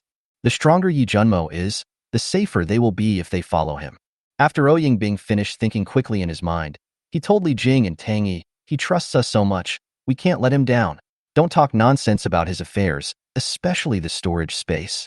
After saying this, Ouyang Bing stared at Li Jing and Tang Yi. The two women nodded heavily and said in unison, "Understood."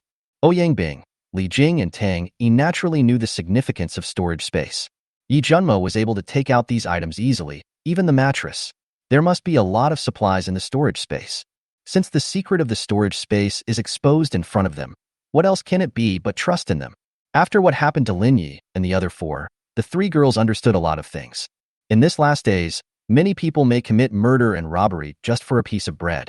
When they came to Sophie and saw the headless corpses all over the ground, they couldn't help but vomit while holding the wall. After vomiting for a while, the three girls saw Sophie digging corpse crystals calmly and joined in. You have to get used to it. After vomiting a few times, you will develop immunity. The girls cheered themselves up in their hearts. Name: Yi Junmo. Age: 25. Height: 181 centimeters. Realm: first level psychic, early stage. Appearance: 96, full value 100. Power gold. Item: 50,000 boxes of small umbrellas. Strength: 200. Yi Junmo opened the system and looked at his panel. Looking at the 50,000 small umbrellas, he took out a box and threw it aside. 10,000 boxes is a bit small. This is a good thing. And they will not be produced in the future, so be careful when you go out to buy them for 0 yuan. You should also prepare more things like various colored stockings of different lengths, various colored translucent silk hip-covering pajamas, suspender pajamas, etc. These are scarce materials and are treasures. Go to sleep first, and when you wake up and have enough rest, take a bath in a double bathtub. Sophie, Ouyang Bing and the other girls will definitely be sweating profusely after cleaning up the zombies, so let them wash up well then. Chapter 16. Level 1 Peak. Huh. Why do I feel like I've suddenly become stronger and my mental state has improved a lot? Ouyang Bing, who was moving zombies, had just lifted a headless corpse and thrown it down the stairs with Sophie. Suddenly, he felt full of strength and energy. Me too. Sophie looked down at her leather-gloved hands and clenched her fists. We feel full of strength too. What's going on? Li Jing and Tang Yi, who were not far away, also spoke up. Not only Sophie but the other three girls felt full of strength and an excellent mental state. Survivors around the world now feel themselves to be filled with explosive power. Right at this moment, Sophie and the others heard laughter coming from the rooftop above. Ha ha ha. I feel so strong. Director Wang, I also feel my whole body is full of strength. At 50 years old, I feel like I can now carry 2 bags of rice and run up to the 10th floor. Sophie heard the voices of several male teachers coming from the rooftop. She suppressed her excitement due to the changes in her body, frowned, and said to Ouyang Bing and the other 2 girls, "Clean up the body first and ask Junimo later." Sophie had heard from Yi Junmo that among the surviving humans, a very small number of people could awaken special abilities. She now thought that they had all awakened their special powers, so she was extremely excited. But no matter how excited she was, she didn't forget to clean up the zombies first. After all, Yi Junmo had told her a lot of things. For example, corpse crystal. If a psychic wants to improve his strength, he cannot do without treasures such as corpse crystals that contain energy sources. So, even though Sophie noticed something was wrong with her body, she still forced herself to suppress the excitement deep in her heart. With increased strength and restored mental state, Sophie and the other girls were able to clear out the zombies more quickly. After humans mutate into zombies, their bodies become shriveled but still quite heavy. A human who originally weighed 100 kilograms would weigh more than 70 kilograms after becoming a zombie. Even if the head is chopped off, it still weighs more than 50 to 60 kilograms. With such a heavy weight, it was naturally very difficult for Sophie and the other girls to carry the body over the 1-meter-high corridor wall and throw it down the stairs. Not to mention that one has to be extremely careful, for fear of getting one's skin hurt by the corpse and being infected by corpse poison. It's different now. The strength suddenly increased, and the headless corpse that originally required 2 people to carry. Now, one person can lift the corpse by the ankles in one hand and throw the corpse, which weighs only a few dozen kilograms, over the corridor wall, which is more than 1 meter high. Greatly increased work efficiency. As for the teachers on the rooftop, when they were cleaning up the zombies, they found that Yi Junmo had used an iron chain to lock the iron door of the rooftop, and no one said anything.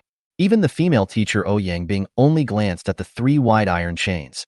The women found that their strength had undergone a drastic change, and they were as delighted as the strong man. Click. The door of the broadcasting room was opened, and Yi Junmo, who was originally sleeping soundly, suddenly opened his eyes. He looked towards the door, saw Sophie and the other girls coming back, and closed his eyes again. This was a habit he developed during the 5 years of the apocalypse. No matter how tired he was, he would wake up instantly at the slightest sign of trouble. If you don't keep your nerves tense at all times in the apocalypse, you might become food for zombies in the next second. It's still okay now, but after a while, when mutants that can climb walls, move silently, and possess semi-intelligence appear, it will be dangerous. Sophie and the other girls each carried a small bucket and walked into the broadcasting room, sweating profusely. Seeing that Lee Junmo was still sleeping, they stepped lightly for fear of waking him up. The women put down the small buckets containing corpse crystals, picked up the farmer's 3 fists on the ground, opened the bottle caps, and drank from the bottle with their lips close to the mouth. It's only September now, the middle of summer. Cleaning up zombies is a physical job, and the girls have never done physical work before, so they are naturally very tired. Huff. A match was lit, and Lee Junmo sat on the mattress and lit a cigarette. I originally planned to take a nap, but when I thought about the hundreds of corpse crystals, I decided to get up first. Junimo, did we wake you up? Hearing the sound of matches, the girls who were drinking water turned around and looked at Lee Junmo, who was smoking. Bring over the corpse crystals you collected. Give. Looking at the small bucket filled with blood and corpse crystals brought by the 4 girls, Lee Junmo nodded with satisfaction. After taking out water from the space to wash it, he put it away. This corpse crystal is suitable for different levels of psychics, and the enhancement effects are different. For example, a lowest level psychic takes a corpse crystal. He is originally at the early stage of level 1, but after taking it, he can be upgraded to the middle stage of level 1. A top-level psychic who wants to upgrade from early stage 1 to middle stage may first need 10, 50, or even more corpse crystals. This level of supernatural power is like the spiritual talent of an awakened human being. The better the spiritual roots, the higher the level of supernatural powers, and the more resources are needed. Moreover, the level of your awakened superpowers also determines whether you can go far in the future. If you are a level 1 psychic, there is no great opportunity to improve your ability level. Then this level awakener can only stop at the peak of level 2 in this life, and will never be able to step into level 3. Corpse crystals are edible. Not only corpse crystals, but all kinds of crystals that contain energy sources, fruits, beast pills, etc. can be eaten. The prerequisite is that your body must be able to withstand it, otherwise your internal organs will explode and you will die. Ordinary people can also eat it, as long as they can withstand the energy impact contained in the corpse crystal. As long as ordinary people can withstand the energy impact inside the crystal, they can greatly increase their strength. Corpse crystals can not only be taken orally but also absorbed. You can also use your own special abilities to guide and absorb the energy source contained inside. However, it was not until a year after the end of the world that human beings with special abilities slowly began to discover the use of supernatural powers to guide absorption. Lee Junmo, who has lived through 5 years in the apocalypse, naturally knows how to guide and absorb supernatural powers. Ding! It is detected that the host has 358 corpse crystals containing energy sources. Would the host like to consume 250 corpse crystals to upgrade to the peak realm of level 1? Hearing the voice of the system, Lee Junmo smiled. 250 to upgrade to the peak level 1? I remember that in my previous life, I only needed 100 level 1 corpse crystals to upgrade to level 2. It seems that this super evolution liquid has brought me great improvement. Use 250 corpse crystals to improve your realm. Ding. Use completed. Improving the host's realm? Just after the system voice sounded, Lee Junmo once again felt an invisible energy surging into his body, slowly spreading throughout his limbs and bones. Upgrade completed. Congratulations to the host for reaching the peak of level 1. Is this done? It's much faster than absorbing it on my own. The stronger you are, the more at ease you will feel. Looking at the remaining 108 corpse crystals, I remembered the lottery jar in the system. He used his mind to call up the system interface, selected the lottery, and looked at a ceramic jar on the blue light screen. The money lottery jar is empty. Empty primary tank. 10 first-level corpse crystals are used for 1 draw. 90 crystals are used for 10 draws. Forget it. I'll draw more when I have more corpse crystals. Keep these more than 100 for now. In case Sophie and the others awaken their special powers, they can use them. There are thousands of zombies in the school anyway. I'm afraid that Sophie and the others cannot awaken their superpowers. These 4 helpers will only be of great use to him if they awaken their special powers. Ordinary people can only do odd jobs after all. He could not bear it anymore, and his gun shot out like a dragon. Junimo, We feel that our strength has increased a lot. Sophie saw Yi Jun in a daze and spoke with an excited tone. She had suppressed her inner excitement for a long time and really wanted to get an answer from Yi Junmo as to whether she had awakened her superpowers. Sophie understood that if she wanted to stay with Yi Junmo, she had to awaken her special powers so that she could see his back from a close distance. Chapter 17, Human Generator. This is a normal phenomenon. The survivors will basically have their strength doubled due to the blood mist. Their spirits. There will also be a small number of people who will awaken their special powers. But not now. When Sophie heard that it was not an awakening of superpowers, she looked a little disappointed. It was the first time that Ouyingbing and the other two girls heard about superpowers, and they asked Yi Junmo curiously. Yi Junmo did not hide anything from them at this time. They will know it sooner or later, so you can explain it to them first. As Yi Junmo continued to narrate, they finally understood the various effects of superpowers. Space system. Instant movement, storage space, void walking, space blockade, space blade, time system. Time pauses, time slows down, lightning. Master lightning, transform into a lightning master, and use thunder to shatter darkness. Fire ability. Master Fire, can release fire to attack enemies. Earth-related abilities. Can build walls, master the power of the earth, use all the sand and rocks on the earth to form various forms to fight the enemy, etc. Wind system. Can be used to attack with wind blades, etc. Ice system. Formed by water system mutation, can use ice cone attack, ice sword attack, ice wall defense, and so on. Speed. Run very fast. Strength. Infinite strength. Gold, water, light, dark, corrosion, wood, spirit, precognition. After listening to Yi Junmo's popular science on supernatural powers, the four girls finally opened up to the new world.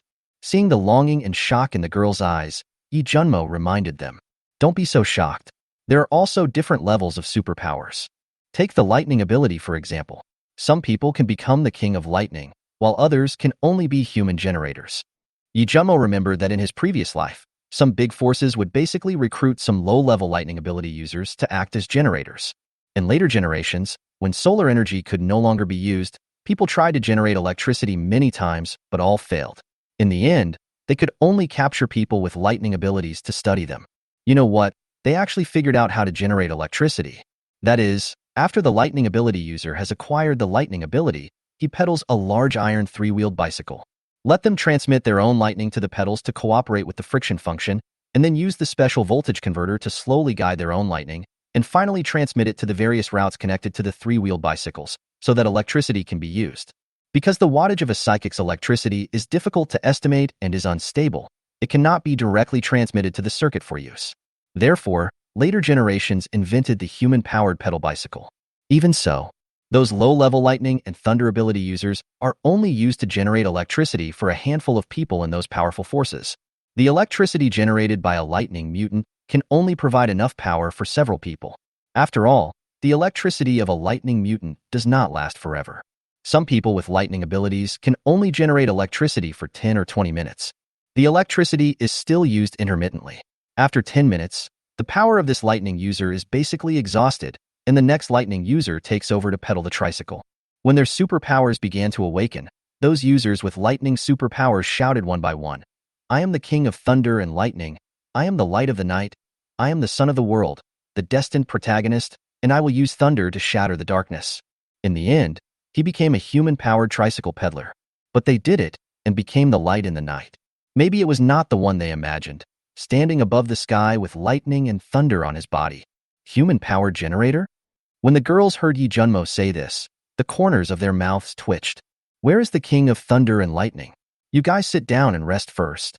Yi Junmo looked at the women who were sweating profusely and let them rest first. He looked around the broadcasting room and put all unnecessary things into the storage space, even the single mattress he had just slept on. However, his box of small umbrellas was not taken away, but placed aside. When Ouyingbing and the other two girls saw the box of small umbrellas, their faces blushed. I don't understand why Yi Junmo put a box of balloons outside. After vacating the broadcasting room, he took out a large European-style bed from the system space and put it there. A double bathtub was installed in a corner and filled with water, and finally a water outlet pipe was connected outside the door. You two take a shower together first. When you're done, drain the water. The other two can pour clean water and continue to shower. I still have to go to the 6th floor to kill some zombies. After saying that, Yi Junmo took out 20 buckets, put the big bucket aside, and took out a few sets of Sophie's clothes and threw them on the bed, as well as shampoo, shower gel, towels, and hangers. Ouyang blushed when she saw the clothes Yi Junmo took out. Yi Junmo glanced at Ouyang blushing face and couldn't stop smiling. I'm not a gentleman, but these summer clothes with less fabric are just right for now. When I came to the corridor and looked down, I saw that the zombies that Sophie and the others had cleared out were piled up on the ground floor. I wonder if there are any mutants among the thousands of zombies on this campus. If there are mutants, the corpses on the ground floor can become food for them. After taking a look at the corpse on the 1st floor, he took out the sword box from the system space, placed it on the guardrail on his body, and opened it. There were 100 throwing knives neatly placed inside. Sudden, a flying knife floated out directly from the sword box and hovered beside Yi Junmo. Yi Junmo looked at a zombie in the corridor on the 2nd floor. Call out. The flying knife that was originally floating beside him flew out directly and stabbed into the zombie's eye. Roar. The zombie was not dead and kept roaring. Now I can control up to 10 flying knives with a range of 20 meters.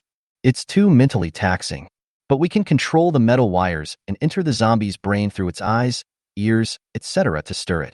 This mental drain is also considerable. Yi Junmo looked at the zombie with a flying knife in its eye and muttered to himself. Just now, Yi Junmo used his gold-related ability to control metal. His special ability has 2 functions. First, can control metal attacks within a certain range. Second, you can metalize your entire body for defense. This ability can indeed deal with ordinary zombies. It's useless to deal with horrible zombies above the level of Corpse King. In his previous life, when he was at the Human King level, he was beaten badly by a Corpse King level, and his entire metal body was blown up. In the end, I knew I couldn't escape, and with the determination to take you down with me even if I die, I died together with the Corpse King. After taking back the flying knife, Yi Junmo put the sword case on his back, hung it on the balcony on the 7th floor with one hand, and went directly to the 6th floor. Roar. As soon as he came down, several zombies from a few meters away pounced on him. Looking at the zombies that were pouncing on him, Yi Junmo pressed a square button at the bottom of the sword case, and 5 square gaps popped out above the sword case. 2 tang swords and their handles slowly rose from the 2 square gaps, and he raised his hand to pull out one of the tang swords. Right at this moment, rays of golden light shot out from another gap above the sword case, and 20-centimeter-long golden threads entered the minds of the zombies through their eyes and ears. The golden threads kept stirring in their minds, and finally the golden threads attached a bloody corpse crystal the size of a thumb and came out of the zombie's eyes. The corpse crystal wrapped in gold thread was thrown onto the top of the sword box, and then into another gap. It flew towards the zombies again. It was achieved perfectly. Why not take action? Corpse crystals will be added to your account. Yi Junmo looked at this scene, nodded with satisfaction, and said to himself, the technique is still so sharp. Zombies will not die immediately if they lose their corpse crystals. Only when their brains are crushed will they be completely lifeless. Yi Junmo put one hand in his pocket and held the tang sword in the other hand as he walked up to the corpse. The tang sword was inserted into the zombie's body, and he lifted the body up with a little force and threw it down the building. If it weren't for the extra space on the floor, it would be easy to lure the zombies below up and kill them slowly. He doesn't even have to clean up the zombies. He can just put his hands in his pockets and hold a cigarette in his mouth. Let's throw these bodies down first and see if there are any mutants. Chapter 18 Director Wong of the Rooftop. Bang, bang, bang. The sounds of zombies falling to the ground frightened the teachers on the rooftop. Several people climbed to the edge of the roof and looked down, and saw zombies flying out from the 6th floor and falling on the ground floor. A teacher in his 30s wearing glasses asked a fat middle-aged man with a fat head and big ears. Director Wong, there are zombies everywhere again. It must be the boy who killed the zombies just now. Sophie and the others were cleaning up the zombies just now, and several people saw it. They originally wanted to go down, but seeing the dense swarms of zombies below, they decided not to do so. Now seeing zombies being thrown on the 6th floor, several people became a little uneasy. Director Wong climbed up the edge of the rooftop and looked down at the 6th floor. He smiled like an auntie and said, we have nothing to eat, and it's probably already afternoon now, and we're all starving. The boy was cleaning the 6th floor, so we opened the door to see what was happening on the 7th floor. I guess the 7th floor and the corridor have been blocked and the zombies can't come up. Otherwise, those girls wouldn't have been so bold as to throw the body down. Now is the time for us to go down. When several people heard Director Wong say this, they looked at each other, and then looked at the densely packed zombies downstairs with fear in their eyes. Director Wong, there are so many zombies down there. We're going to die. Those zombies are so scary. Several people were talking to each other, and no one dared to go down. Director Wong looked at them and started to curse. Damn, if we don't go down to find something to eat, we'll starve to death on the rooftop. When the man with glasses heard Director Wong say this, he frowned and said, There's nothing to eat on the 7th floor. There are only chairs, tables, and music equipment. Director Wong smelled it and cursed at the man with glasses. Are you an idiot? Have you forgotten about those 4 women? One of them is Teacher Ouyang. The boy is definitely with Teacher Ouyang, and he might even be her student. Let's go find Teacher Ouyang. This zombie-killing boy will definitely find food. He also needs to eat. Then we can follow him and have food. Now is a good time for us to go down. Director Wong's eyes were full of heat when he talked about Ouyang Bing. The reason why he brought several people together was that he intended to let them play as forwards. In case there were still zombies on the 7th floor, he would immediately push this group of people up to block them so that he could run away. When several people heard Director Wong say this, they thought it made sense. That boy was so ferocious in killing zombies, he must be looking for food.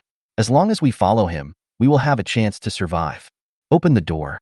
Director Wong stood behind the crowd and spoke to the man with glasses. Hearing this, the man with glasses turned around and looked at the people behind him. He saw that they were holding wooden sticks, iron bars, and other weapons that they had found on the rooftop.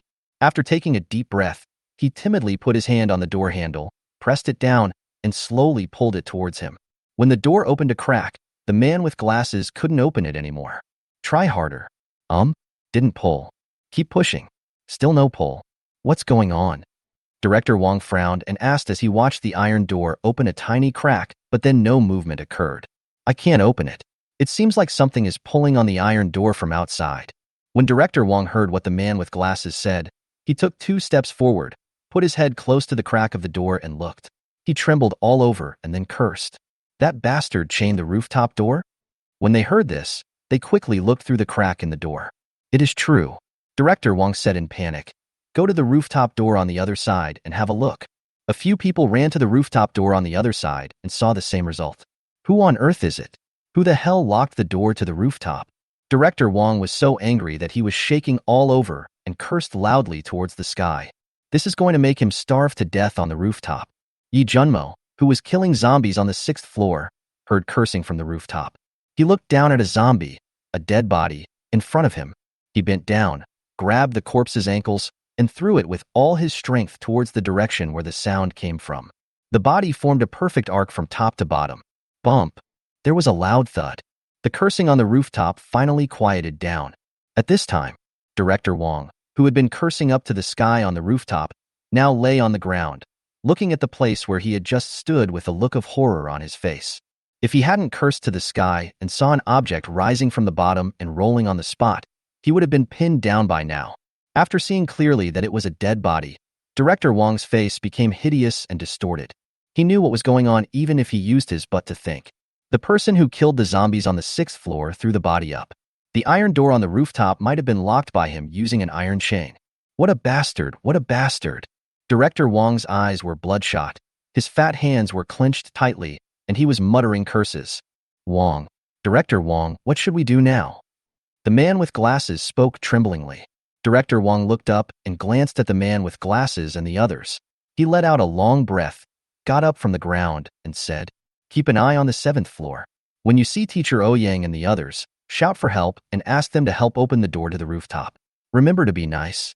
The man with glasses smelled it and nodded, then looked at the flying corpse and swallowed. Broadcasting room. Sophie and Ouyang Bing were naked in the bathtub, washing off their sweaty bodies. Ouyang Bing looked at the security door from time to time and whispered to Sophie on the other side of the bathtub. Yi Junmo won't come back, right? Sophie looked up and saw Ouyang Bing's cautious look, and her tone was cold. If you're afraid Junimo will come back suddenly, then you should wash faster. Ouyang Bing heard Sophie's cold tone, glanced at her tall figure, pursed his lips slightly, and thought, is this little girl envious or jealous of me? Otherwise, why would she speak so coldly? Thinking of this, Ouyang Bing looked proud, and his upper body floated out of the water to continue bathing. Sophie looked at Ouyang Bing's proud look and ignored her. Li Jing, who was sitting on the side eating snacks, looked at Sophie, then leaned over to Tang Yi's ear and whispered something. Hearing this, Tang Yi looked at Sophie and asked Li Jing in a low voice, "Are you sure?" Tang Yi saw Li Jing nod and saw that her eyes were extremely serious. After thinking about it, she also nodded. Girls' dormitory. Imo Qingyu was standing by the window at this time, staring at Yi Junmo, who was killing zombies on the 6th floor. He had been standing by the window for more than 10 minutes, and she saw it clearly when Yi Junmo threw the body onto the rooftop. When he saw Yi Junmo standing on the handrail on the 6th floor, he jumped up directly, grabbed the railing on the balcony on the 7th floor, turned over and landed steadily on the corridor on the 7th floor. After heading towards the broadcasting room, Imo Qingyu turned around and sat on the bed in the dormitory. Hearing the roars from the floors below and outside the door, he murmured, "Only this person can save me. I need to figure out how to contact this person without attracting zombies. Even if we get in touch, we don't know each other. Why would others save us? There are so many zombies outside. Are we really going to die here? I have to find a way to contact this person first, and then find a way to use this man to protect myself. The world has become like this. There are too many people with bad intentions. I have to be careful." Chapter 19 Awkward. Why didn't you two wash up? Yi Junmo returned to the broadcasting room and saw Li Jing and Tang Yi, who had not yet washed up, and asked. Although he was asking Li Jing and the other girl again, his eyes were on Sophie, who was walking towards him. Sophie was only wrapped in a white bath towel, with her pair of slender, white, and flawless legs exposed. I just exclaimed in my heart, "What a great guy."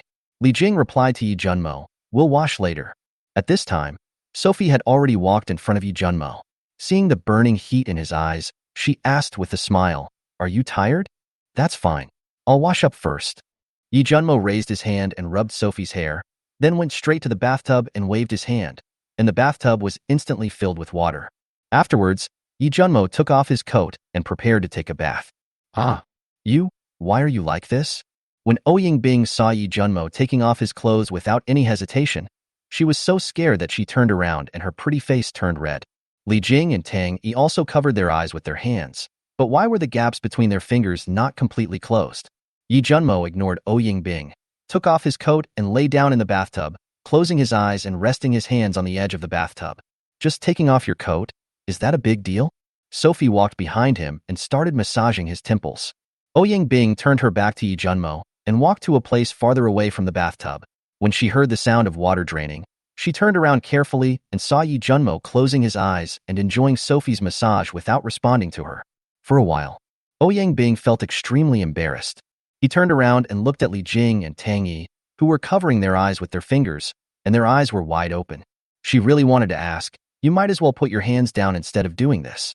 Yi Junmo was lying in the bathtub, looking at the 250 corpse crystals in the system space, and felt refreshed for a moment. On the 6th floor, he kept using his supernatural powers to kill zombies, killing 142 of them until he felt mentally exhausted. That's all for today. Have a good night's rest and continue tomorrow. Although the zombies will be stronger than today after the blood rain tonight, it will not affect him. System: use 150 corpse crystals to improve your realm. Ding! Upgrade completed. Congratulations to the host for reaching the level of supernatural power. Early stage 2. Feel your body strengthened again and your mood happy. A goblet appeared in the left hand, and a bottle of Lafite appeared in the right hand. Just pour half a cup, shake it in your hand, and take a sip from time to time. Seeing Yi Junmo enjoying himself so much, Ouyang Bing couldn't help but ask, "Are you always like this?" Yi Junmo pronounced the word in a nasal tone. Ouyang Bing didn't know how to respond after hearing this. Chatting in this kind of situation could be extremely awkward. I wanted to leave the broadcasting room, but after thinking about it, I decided not to. After all, I felt a little scared to go out alone. Although there were no zombies on the 7th floor, the roaring sounds from below did not stop. There were 4 people cleaning up the zombies just now, and I'm not afraid. She really wouldn't dare to go out alone. The atmosphere in the broadcasting room was weird at this moment, and no one spoke. Yi Junmo was tasting red wine while Sophie was massaging his temples. Li Jing and Tang Yi are now staring at Yi Junmo without any concealment. Ouyang Bing was fidgeting. Before he knew it, Yi Junmo fell asleep in the bathtub. I have to say Sophie's massage technique is pretty good. It really made him relax. Sophie saw that Yi Junmo had fallen asleep, so she checked the water temperature but did not wake him up. After all, it is summer and the temperature is high. Given Yi Junmo's physical condition, He wouldn't catch a cold even if he fell asleep in the bathtub. 9 hours have passed since the apocalypse broke out. In these 9 hours, all the prosperity of the past has become a thing of the past. Hellish and horrific scenes can be seen everywhere. The once prosperous city with its bright lights and nightlife has now turned into ruins. There are countless towering buildings, and the raging fire is getting more and more intense without human intervention. The thick black smoke produced by the fire almost covered the sky. Black and red human blood can be seen everywhere on the streets of the city. The deformed car almost completely blocked the street. Countless shriveled and hideous zombies were wandering around. At this moment, the city has long lost its former prosperity. Instead, there is a creepy zombie hell. From now on, mankind can never go back to that colorful world of roaring cars, surging crowds, developed internet, and partying every night. Crack. A flash of lightning streaked across Tianhai City as night was about to fall. Yi Junmo, who was originally asleep, suddenly opened his eyes and looked at the sky outside the window. Junimo, are you awake? Sophie was fanning herself with a music book. It was very hot in the summer. Not only was Sophie fanning herself with a music score, but Yingbing and the other two girls also had one in their hands. They found this music score in the cabinet in the radio room. Yi Junmo turned to look at the four girls. Looking at the broadcasting room, which was already not very bright, he took out a dozen candles from the system space and asked them to light them. He also took out several pieces of thick ice that were more than 1 meter long and 50 centimeters wide to cool the house. Wow. Young Master Yi, I love you so much. When Li Jing saw Yi Junmo take out the thick ice, she pounced on it and held the thick ice weakly. When Yingbing and the other girls saw Yi Junmo take out the thick ice, they all smiled at the same time. The room was really hot and stuffy. They would feel better with the ice. Is it night yet? Yi Junmo stood up from the bathtub and walked to the window. He lit a cigarette and held it between his fingers, crossed his arms over his chest, and stared with narrowed eyes at the zombies downstairs who had fallen into silence at some point. Crack. Another bright flash of lightning streaked across the sky. Sophie came behind Yi Junmo with a bath towel, tied it around his waist, and leaned her little head on his shoulder and whispered, "Those zombies must have stopped roaring for over an hour ago. They're finally quiet." Yi Junmo heard Sophie say this and nodded in response. These zombies have been roaring today because they have just transformed. From now on, as long as you don't make any noise and are out of their sense of smell, they won't roar for no reason. He has been roaring nonstop today. Maybe he is not used to it yet and needs some time to calm down. After watching the sky for a while, he knew that the bloody rain was coming. So he turned to Sophie and asked, "Let's eat. What do you want to eat?" "Steak, pasta, red wine, and fruits." Sophie thought for a moment and then said what she wanted to eat. When Yingbing and the other two girls heard Sophie say this, the corners of their mouths couldn't stop twitching. Chapter 20 Blood Rain. Will you two wash now or after you finish eating? When Yi Junmo heard that Sophie wanted to eat steak, he turned to Li Jing and Tang Yi and asked. He remembered the two little fans, who hadn't washed up since they finished cleaning up the zombies in the morning. Wash now, it's so hot, and I feel uncomfortable smelling of sweat. Li Jing and Tang Yi answered directly. Yi Junmo got the answer, walked to the bathtub, collected the water inside into a corner of the storage space, and then added a bathtub of clean water. After finishing everything, he took out a rectangular mahogany table that could seat 6 people, chairs, tablecloths, various fruits, red wine, goblets, crystal plates, knives. Sophie walked to the side and started to arrange things. Yingbing felt uncomfortable sitting still, so he stood up to help. After all, seeing that Yi Junmo took out 5 portions, it was obvious that there were some for them. If they didn't help, they would probably be thrown out. Li Jing and Tang Yi looked at each other, came to the bathtub, and washed their faces with towels first.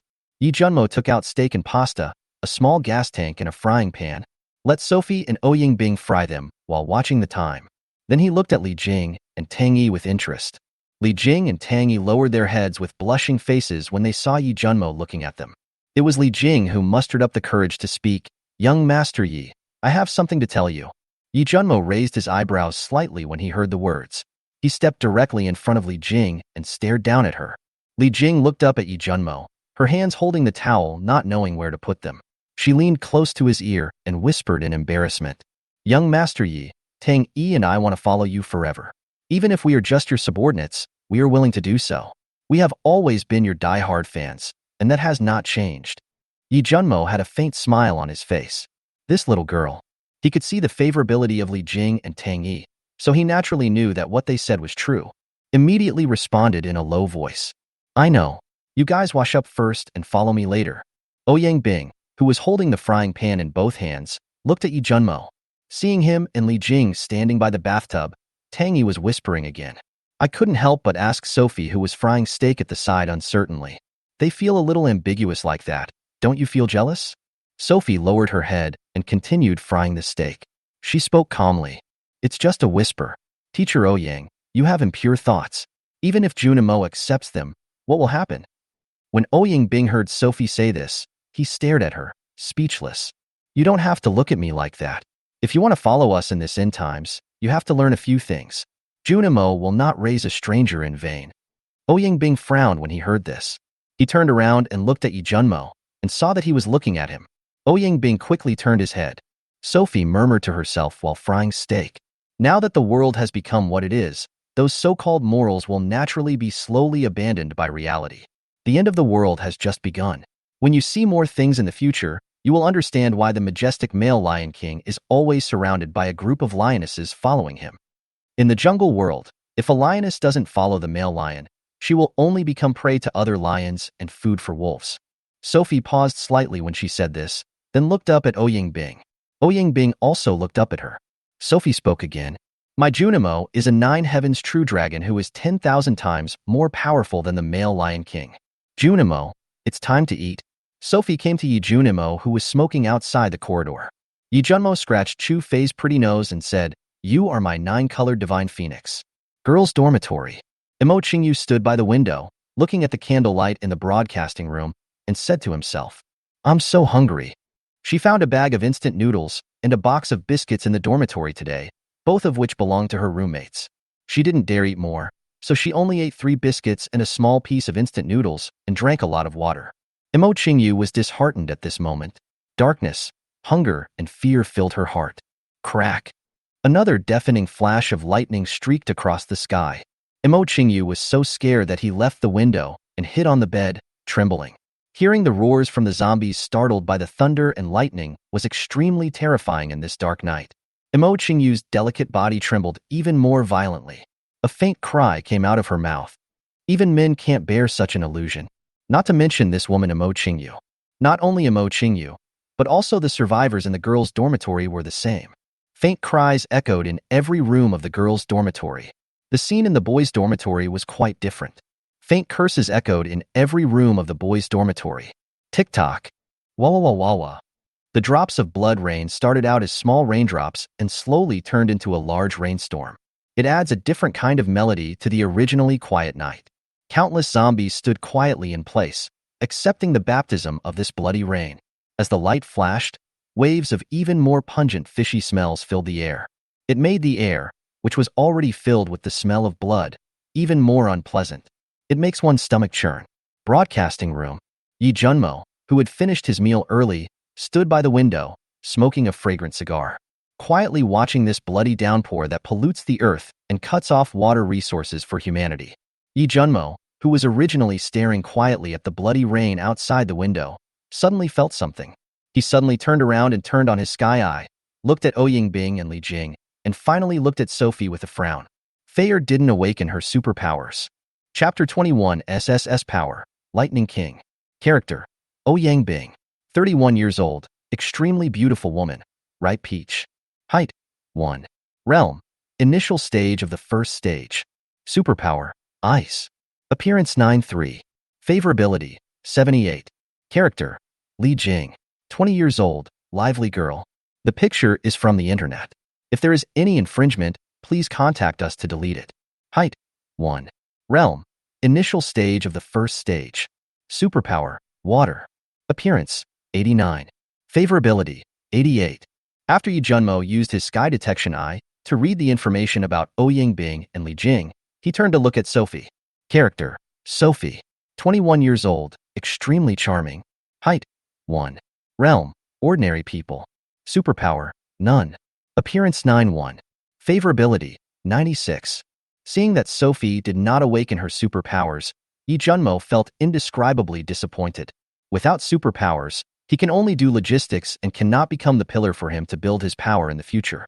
After all, people with special abilities are arrogant in their hearts, and it would be difficult for them to be convinced by an ordinary person if they were in charge. What's wrong with me? Why do I feel like there's energy in my body that's about to explode? Me too, what's going on? Ouyang and Li Jing, who were still eating fruit, suddenly stood up and spoke in panic. Squeak. Suddenly, layers of ice appeared out of thin air around Ouyang. The layers of ice made a squeaking sound and spread all around. On the other side, Li Jing was drenched in water from head to toe, as if it were a pouring rain. Seeing the two girls in a panic, Yi Junmo reminded them, "Concentrate and feel the energy running through your body. That is your special ability. Learn to control it slowly." At the same time, girls' dormitory on the 5th floor. At this time, the entire 5th floor was covered with a layer of ice at an extremely low temperature. Even the two corridors leading to the 4th and 6th floors were completely blocked by layers of very thick ice walls. The zombies wandering on the 5th floor and the two women hiding in the dormitory were frozen to death. In the dormitory, Imo Qingyu fainted on the ground with his eyes closed. Her originally shiny black hair had turned blue at some point, and her once bright black pupils also turned blue. This made her, who already had a cool and beautiful appearance and was revered by countless students as the #1 freshman goddess and the most beautiful school belle, even more noble and sacred. At this moment, she fainted on the ground, her face pale, as if a fairy from the sky had fallen into the mortal world. If Yi Junmo was beside Imo Qingyu at this moment and felt the extremely low temperature, he would definitely be horrified. Absolute zero, ice-type power. A boys' dormitory. Ha ha ha ha. I am the king of thunder and lightning. I am the light of dawn. I am the son of destiny. Let the thunder shatter the darkness. What's going on? Why is the current getting smaller and smaller? Sizzle. A survivor who lived in a dormitory on the 4th floor of the boys' dormitory couldn't help laughing when he saw the electric current, which was thinner than a hair, running around on his fingertips. Finally, he watched with his eyes wide open the electric current on his fingers disappear. If it weren't for the heavy rain outside, his laughter would have been drowned out. He may be surrounded by a group of zombies now. Also in the boys' dormitory, on the 7th floor there was a tall boy with flames coming out of his body. Not only Imo Qingyu and the man who called himself the King of Thunder and Lightning, the Fireman, had awakened their special powers. At this time, people with special abilities are awakening all over the world, unable to control the new power in their bodies and thus going berserk. Broadcasting room. Ouyang and Li Jing heard Yi Junmo's voice, closed their eyes and began to slowly concentrate, trying to contact and control the runaway energy. Yi Junmo saw that the two women's violent energy was slowly calming down and turned to look at Sophie. At this moment, Sophie was looking at him, her eyes full of hope. Yi Junmo had said that only a very small number of people would become people with awakened superpowers, but now Ouyang and Li Jing have both awakened their superpowers. There was no change in herself. She had already understood that she had no special powers. But she wanted to get Yi Junmo's answer. "Fair, you don't have any special powers." Tap tap. Upon hearing this, Sophie took 2 steps back, her eyes filled with tears. She really has no special powers. From now on, she could only look up at Yi Junmo's back from afar. She can only act as a vase. Tears kept falling from Sophie's eyes. Yi Junmo saw Sophie's appearance at this moment, frowned, and spoke in a cold tone. "Starting tomorrow, I will teach you sword techniques and body techniques. Later, I will find you a precious medicine that can improve your physical foundation. Even if you don't have superpowers, you must be able to stand on your own. Don't cry." At the end, Yi Junmo's voice doubled in volume. Then he turned to look at Tang Yi, who was facing Li Jing and Ouyang with envy, and said, "And you, follow Sophie tomorrow and learn sword and body skills." Tang Yi nodded quickly after hearing this. She was indeed envious of Li Jing and the others for having awakened their special powers, but no matter how envious she was, she couldn't do anything as she herself hadn't awakened her own special powers. At this moment, hearing Yi Junmo talk about his swordsmanship, his little head nodded vigorously like a chicken pecking at rice. During the day, Yi Junmo's appearance as a martial arts master still echoes in her mind. Sophie on the other side heard what Yi Junmo said, raised her hand to wipe away her tears, clenched her hands tightly, looked at Yi Junmo, and said with determination, "I won't let you down." Bump. Suddenly, a heavy tang sword with a scabbard was stuck on the ground not far in front of Sophie. "Use this knife from now on, and give yours to Tang Yi." After Yi Junmo finished speaking, He turned around and looked out the window again. To be honest, he felt a little uncomfortable because Sophie had no special powers. Only he knew how important the psychics were to the human body as their levels increased. Even if Sophie awakened the worst level superpower, he would feel better. Even if it is a level 1 superpower, he will find precious medicine for Sophie to increase the level of her superpower in the future. System, draw the can 5 times. Ding, consume 50 corpse crystals from the host and extract the primary money jar. Thank you for your patronage. Thank you for your patronage. Mad, there's not even a guarantee? Seeing the 5 consecutive thank yous for patronage, Lee Junmo cursed, closed the system page, lit a cigarette, looked at the heavy rain outside the window, and murmured in his heart, I don't know where this blood rain comes from. Is it real blood or naturally formed blood rain? If it's real blood, whose blood is this? Sophie looked at the Tang's sword that was stuck a few centimeters into the ground not far in front of her, took a step forward, grasped the scabbard and pulled it out with force. Suddenly, a force of gravity hit her wrist, almost making her lose her balance. It's very heavy, at least 50 kilograms. She quickly held it firmly. Clang. The Tang sword was unsheathed. A cold light appeared. The cold blade exudes a faint cold light everywhere. Sophie stared at the bright sword that emitted a cold light and weighed 20 pounds without the scabbard, and said something silently in her heart. I won't let you down. Chapter 22 Benefits. Is this a supernatural power? The human body can actually condense ice. Ouyang Bing and Li Jing have stabilized the energy in their bodies. The two girls were extremely excited. Their eyes were filled with joy, and happy smiles appeared on their pretty faces. They have superpowers. In this last days, there is a means of survival. You can become a Superman-like existence on TV. Don't think that you are invincible just because you have awakened your superpowers. Facing a large number of zombies, superpower users are still weak. When the energy in your body is exhausted, you will just be ordinary people at the mercy of others. The energy of supernatural powers is not endless. You need to explore, master, and control it well, so as not to waste a single bit of energy against the enemy. Yi Junmo saw the two overjoyed women start to remind them, and then said to Ouyang Bing, Ouyang Bing, you have ice abilities. Ice abilities include freezing, slowing down, or condensing. You can condense ice into harder ice to fight the enemy, such as ice spikes, ice cones, and ice swords. These are all powerful abilities. You can also condense them into ice walls for defense, as well as various forms, etc. You should hone your skills in the future. Yi Junmo then turned to Li Jing and said, You have water-related abilities. Water is a very important resource in the end times. This bloody rain has polluted the world's water resources. Water will be very scarce in the future. As for the direction of your development, control and endlessly hone your mental strength. Control is something that any psychic has, the ability to control their own abilities.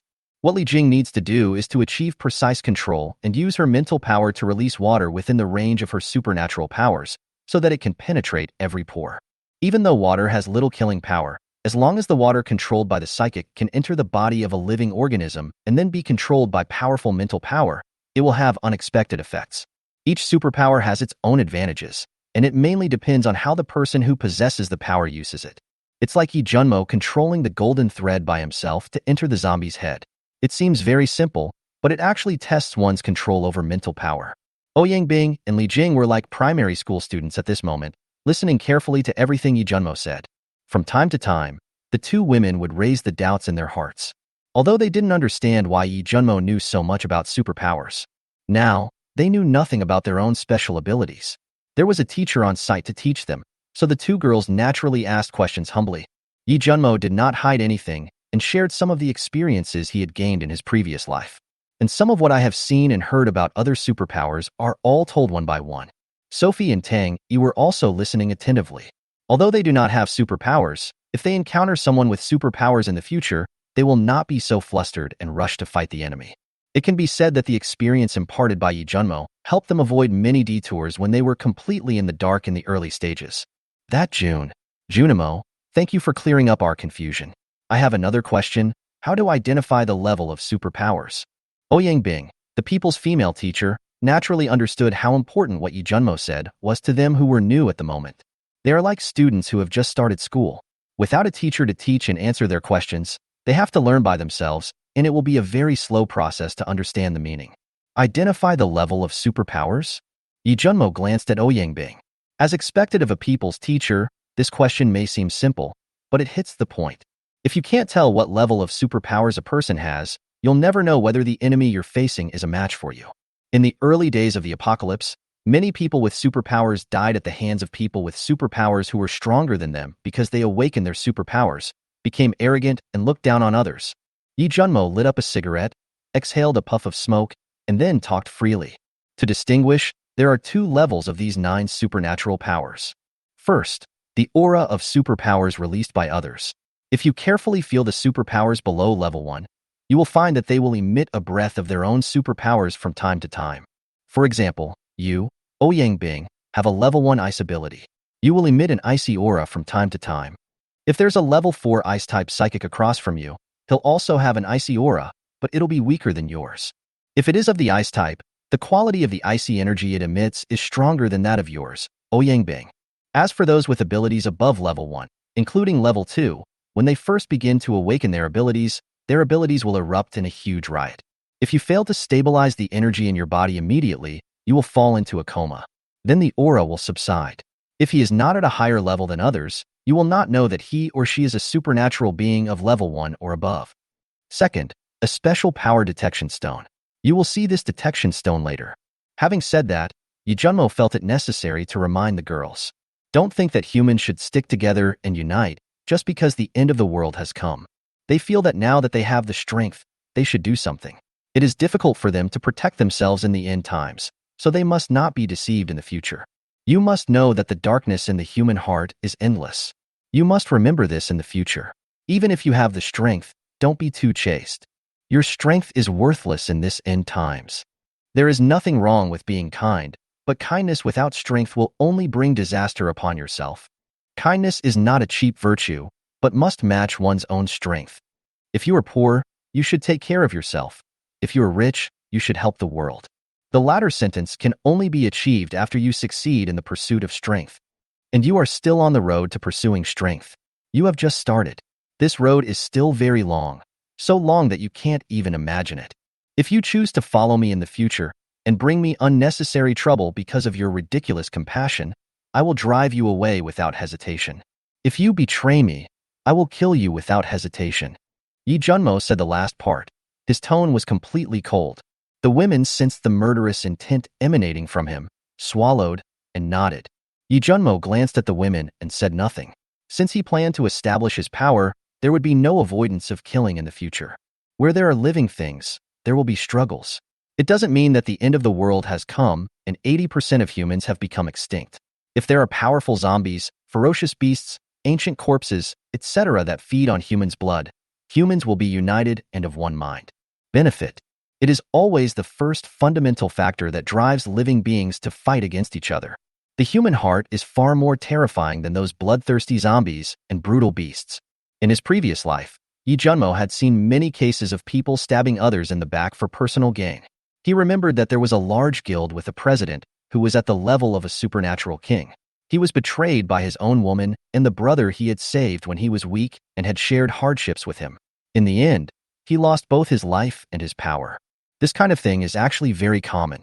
Whether it is the end of the world or the world of order and laws before the end of the world, the word betrayal is too common.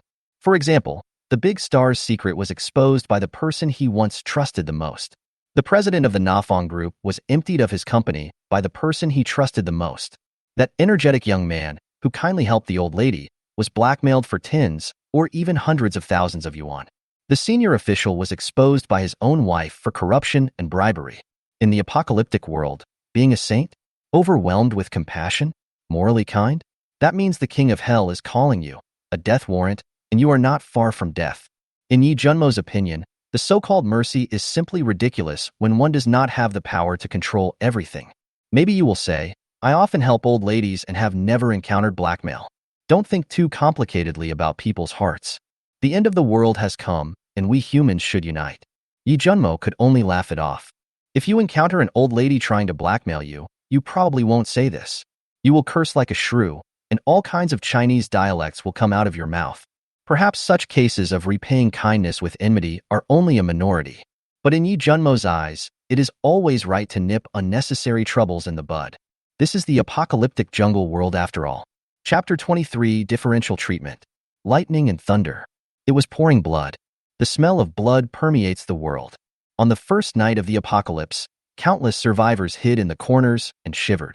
Until now, they are still praying that rescue will come when the sun rises tomorrow. Until now, they have found it hard to imagine that this kind of plot, which only appears on TV, will come into the world. Tianhai Conservatory of Music and Art, Broadcasting Room. Ouyang Bing, Li Jing, and Tang Yi, the three girls, looked at the figure standing by the window smoking a cigarette and fell into deep thought. They didn't understand why Yi Junmo, who was only 25 years old, had so many ideas. And this idea is not a good thing for the current human survivors. At this moment, perhaps they finally truly understood what kind of person Yi Junmo was.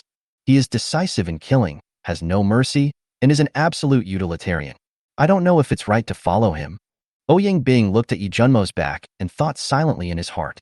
Even if I don't have superpowers, I will become the blade of slaughter in your hands. Anyone who dares to hurt you will have to step over my body. Sophie, first. Sophie tightly grasped the hard knife that Yi Junmo gave her in one hand, looked at his back, and swore secretly in her heart. So handsome, so stylish, so cool. Li Jing and Tang Yi had stars in their eyes as they looked at Yi Junmo with an obsessed look on their faces. Feeling the gazes of the women behind him, Yi Junmo exhaled a puff of smoke from his mouth. Let's just give them a shot of prevention. After all, he planned to cultivate the fourth daughter as his confidants. Giving them a vaccination early and changing their mindset early will be very beneficial for building their own power. Favorability can drop. It doesn't mean that people born in the 90s will always be in the 90s. You can never guess people's hearts. Today it is 90, but maybe when you do something that others don't really approve of, it will drop to 80. Over time, no matter how much favorability you have, it will drop to negative. Yi Junmo threw away the cigarette, but in his hand, took out a single mattress and spread it on the ground, then said, starting tomorrow, Ouyang Bing and Li Jing will practice using their superpowers to kill zombies on the 7th floor, hone their mental power, and master their mental power until it is completely used up. You guys should wash up and go to bed first. Ouyang Bing, you sleep on this single bed. Li Jing, come with me for a moment. After Yi Junmo finished speaking, he moved toward the outside of the broadcasting room. Upon hearing this, Li Jing hurriedly followed. Ouyang Bing looked at the two people who left, then looked at the single mattress, and finally looked at the big bed, and the corners of his mouth twitched. It seems I have to go to bed early, otherwise I will be very sad tonight. Although I have awakened my special powers, I dare not run out of the broadcasting room with a single mattress.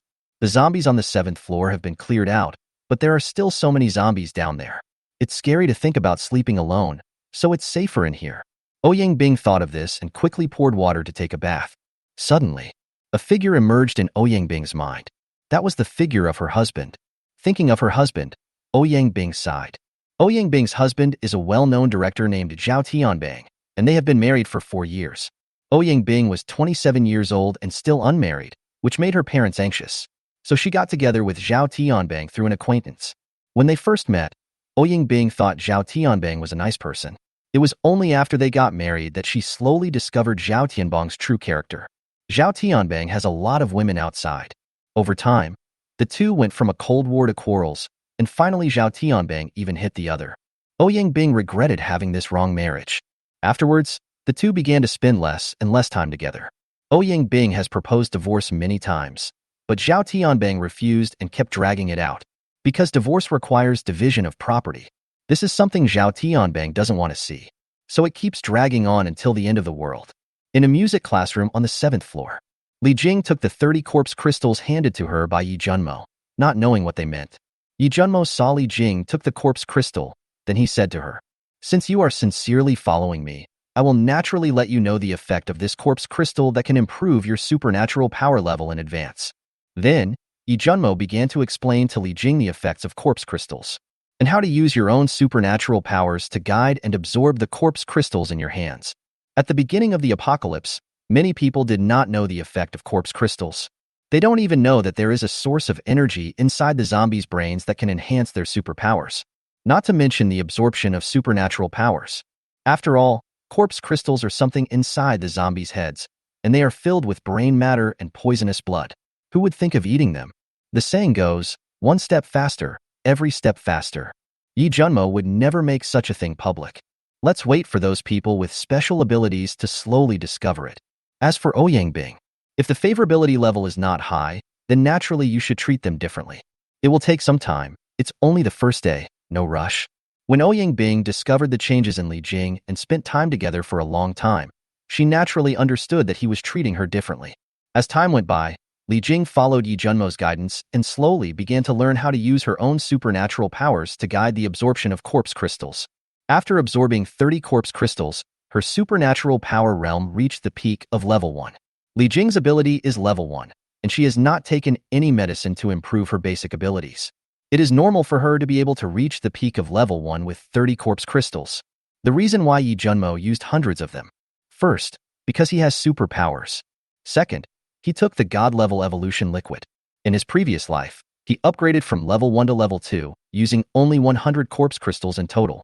From this, we can imagine that the effect of the super evolution liquid is extraordinary. According to Li Jing's current trend, he will need at most 10 more corpse crystals to upgrade to level 2. However, Yi Junmo did not want her to upgrade now. He wanted her to get familiar with her supernatural powers first, and it would not be too late to upgrade after she had practiced for a while. Even though Li Jing reached the second level right away, this second level is different. For example, Li Jing's ability level is Water System, level 2, and after consuming all her mental power, she can produce 100 cubic meters of water. As a level psychic with water-related abilities, the amount of water she produces is 500 cubic meters. This gap is extremely large. The level of supernatural powers limits a person's growth from the very beginning. After Li Jing absorbed the corpse crystal, she clearly felt the difference in her body. Not only has the strength, spirit, and physical strength been enhanced, but even the supernatural powers and energy in the body have been greatly enhanced. Chapter 24 Knife. On the first night of the apocalypse, countless people could not sleep day or night. But some people are in the sea, chasing the waves. Roar, roar, roar. The roars of zombies made Yi Junmo, who was teaching Li Jing's superpowers, frown. Roar, roar, roar. The zombies' roars did not stop, but became louder. Under the repeated provocations of the zombies, Yi Junmo walked out of the music classroom. Swish. Several flying knives cut through the blood rain, killed a few zombies, and then flew back. Looking at a group of zombies roaring, I stuffed 2 pieces of cotton into my ears. Can you walk? Yi Junmo stepped into the music classroom and asked Li Jing softly. Yeah, no problem. Li Jing blushed and responded to Yi Junmo with a happy tone. I'll go call Tang Yi, Junimo. You wait here. Li Jing walked towards the broadcasting room step by step and almost fell to the ground when she stood up. If Yi Junmo had not been quick-witted, Li Jing might have had a big bump on her head. Yi Junmo lit a cigarette and watched Li Jing's back as she moved forward step by step. He had no intention of going forward to help her, which was also Li Jing's request. She said she wanted to remember the pain in her soul after her superpowers awakened. After Yi Junmo finished smoking his second cigarette, he took out a bottle of iced happy water and drank it. Tang Yi and Li Jing were seen walking towards him wearing black suits and black skirts, high heels, and black stockings. You guys should rest well in this music classroom tonight. I will be in charge of keeping watch. I hope you will have mercy on me. The next day, at noon, the sun was shining brightly and the bloody rain had stopped. The air was filled with a nauseating smell of blood. On the 7th floor of the teaching building, in a music classroom, Yi Junmo looked at Sophie and Tang Yi in front of him. The sword is the king of weapons. The sword is the leader of weapons. The sword is the commander of weapons. A knife has many names. The knife is suitable for close-range fighting. The zombies' claws and fangs are all extremely poisonous. Although close combat is extremely dangerous, it is also a sharpening stone for honing a person's reaction, will, and spirit. Only in this life and death struggle can your potential be stimulated, and you can grow rapidly. And if you want to hone your skills in this situation, the sword is your best weapon. The knife is powerful and has greater lethality, which will be more beneficial to you. When you are facing zombies, you can kill them with one strike. Certainly. It's not enough to just use the sword, you also need to be agile. Only in this way can you reduce your own casualties. Yi Junmo paused for a moment, then raised his voice by 3 points and spoke again. Watch carefully. I will demonstrate the fastest sword technique I have mastered for you with my body movements. Clang. The Tang sword was unsheathed. For a moment, a figure in the classroom was extremely fast and kept changing his movements, stabbing, cutting, collapsing, and slashing, with Yi Junmo kept changing his movements continuously. The speed became faster and faster, and in the end it seemed as if a series of afterimages appeared. Sophie and Tang Yi were dazzled by what they saw, and at the same time, they felt longing for it. Feng. The Tang sword was sheathed. Yi Junmo looked at the two women and said, even if you don't have special powers, as long as you learn this set of sword techniques, you will have no problem killing level 3 zombies. Now follow me, move by move. I want you to practice each move until it becomes muscle memory. When you strike out with your sword, blood will be drawn. When you strike out with your sword, it will be a killing move. We won't let you down. Sophie and Tang Yi responded in unison. Sophie, if you can't hold on, just say that your Tang sword is half as heavy as Tang Yi's. Yi Jun saw the two girls practicing for an hour and saw that Sophie's hand holding the knife was shaking, so he spoke. I can hold on. Sophie responded through gritted teeth. Yi Junmo looked at Sophie, who was gritting her teeth and persisting, and said nothing more. Let them practice according to the moves they have memorized first, and rest if they are tired. They should learn to combine work and rest. Then he left this temporary martial arts classroom. Now he has to go kill zombies to earn corpse crystals. He slept late last night and got up at noon. He will not stop until he kills 500 zombies today. He needed to get rid of the zombies in this school as soon as possible, and then clean up the zombies in the surrounding schools and get more corpse crystals. Before that, he must find at least one Earth-type mutant. Using the abilities of Earth-type mutants, he built a tall, wide, and thick rock wall on Panlong Mountain to isolate the zombies and use it as a base for his own forces. Roar. Ha ha ha ha. I finally condensed an ice cone and pierced it into the zombie's eyes. Ouyang Bing looked at a zombie in the corridor on the 5th floor, where a zombie was roaring with an ice pick stuck in its right eye, and smiled like a child. Yi Junmo glanced at Ouyang Bing, who was practicing his supernatural powers, and Li Jing and the other girl not far away. Seeing that the zombies below were rioting because of Ouyang Bing's laughter, he told them to keep their voices down. Now the zombies' hearing was very sensitive, and he continued laughing so as not to attract all the zombies in the campus. He then grabbed the fence on the 7th floor and came to the 6th floor. Upon hearing this, Ouyang Bing looked at Yi Junmo and went down from the 6th floor and stuck out her tongue. He looked down again at the huge crowds of people and densely packed zombies on the ground floor below and swallowed. Roar, roar, roar. As soon as Yi Junmo came down, countless zombies pounced on him and bit him. And today's zombies are not only twice as fast as yesterday, but also twice as strong. Start. Clang. With the Tang sword unsheathed, Yi Junmo faced the zombies head-on. Although using supernatural powers to control the golden thread would be much faster, his mental energy would be consumed too quickly, and he wanted to use more sword skills and body movements to continuously hone his melee combat abilities. Puff. A knife slashed across the zombie's face, cutting off half of its head. Blood plasma spurted out, and a corpse crystal fell down. Yi Junmo's left hand, wearing a black leather glove, quickly took the bloody corpse crystal and put it into the system storage space. The corpses of the zombies were also collected by him in a corner of the system space, and they would be dealt with together later. Sophie and her friends cleaned up hundreds of corpses yesterday and have developed immunity. She also sent some corpses down to see if any mutants would appear. Now let's put these corpses into the space first. Otherwise, the corridor will be filled with corpses and the zombies below won't be able to come up, which will be not fun. He didn't want to go down and face the siege of thousands of zombies. Wouldn't it be better to take advantage of the corridor's geographical advantage and slowly kill them? Hopefully there will be variance. Yi Junmo glanced at the ground floor. The hundreds of corpses that he and Sophie and the other girls had thrown yesterday were still lying quietly. He muttered something and continued killing. Each of his strikes was aimed at the zombie's face and nose, cutting off half of the zombie's head. Then a corpse crystal fell and was caught steadily by him. Chapter 25. Ouyang Bing kills Director Wang. Teacher Ouyang, please save us. The rooftop of the teaching building. The man with glasses, Director Wang, and several other teachers were lying on the edge of the rooftop, spitting blood from their mouths. They looked at Ouyang Bing, who was practicing supernatural powers on the 7th floor, and weakly asked for help. From the rooftop, you can see the side of the teaching building. Director Wang and others were in a very bad condition at this time. I haven't eaten a grain of rice since yesterday, and it rained blood all night last night.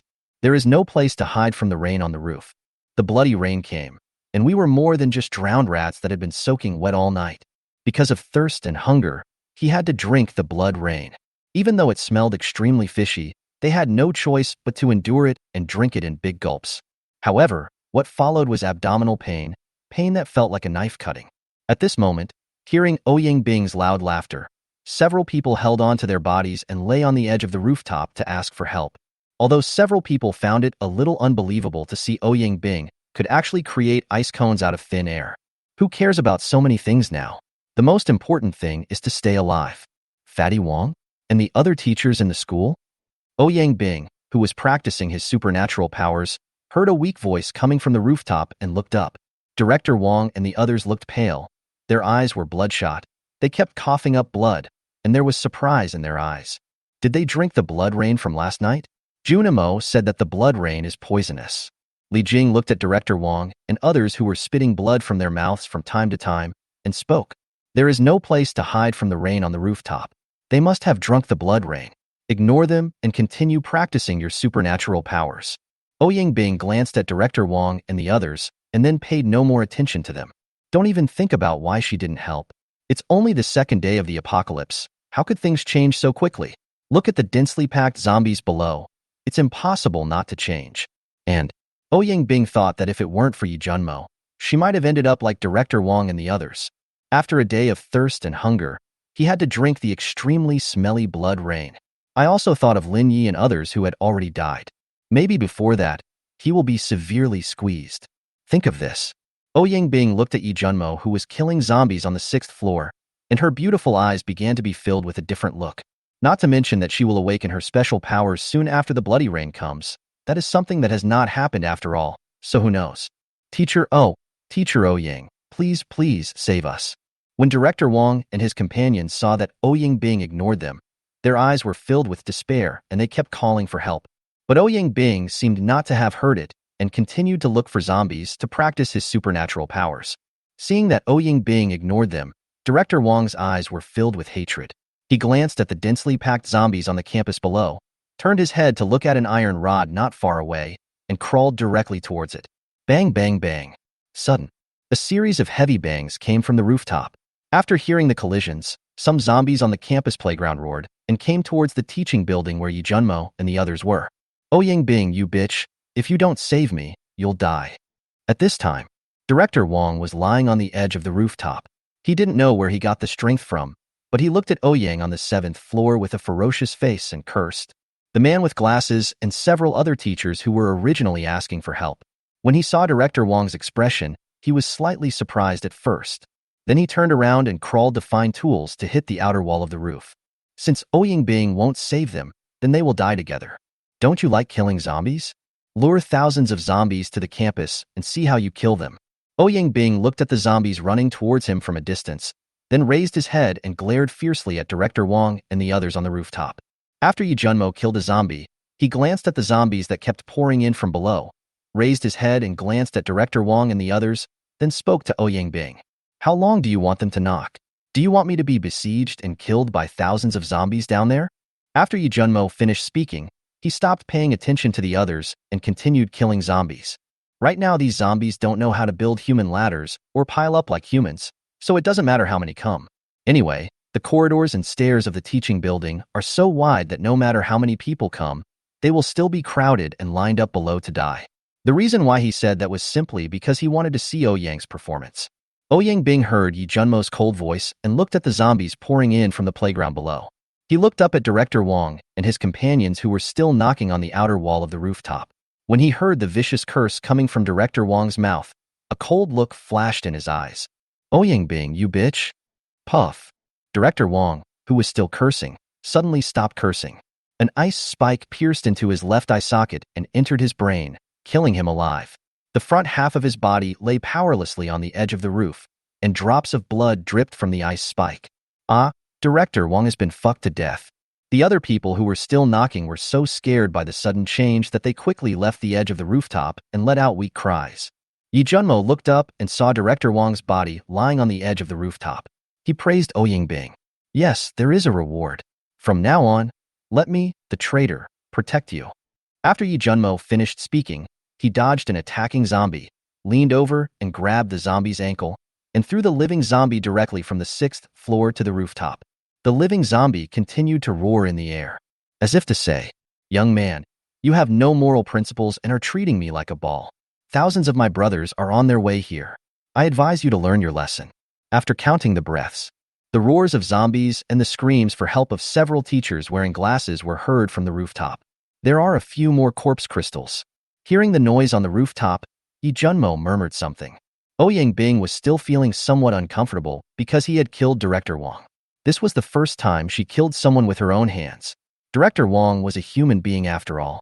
Unlike zombies, their appearance and faces have become like monsters.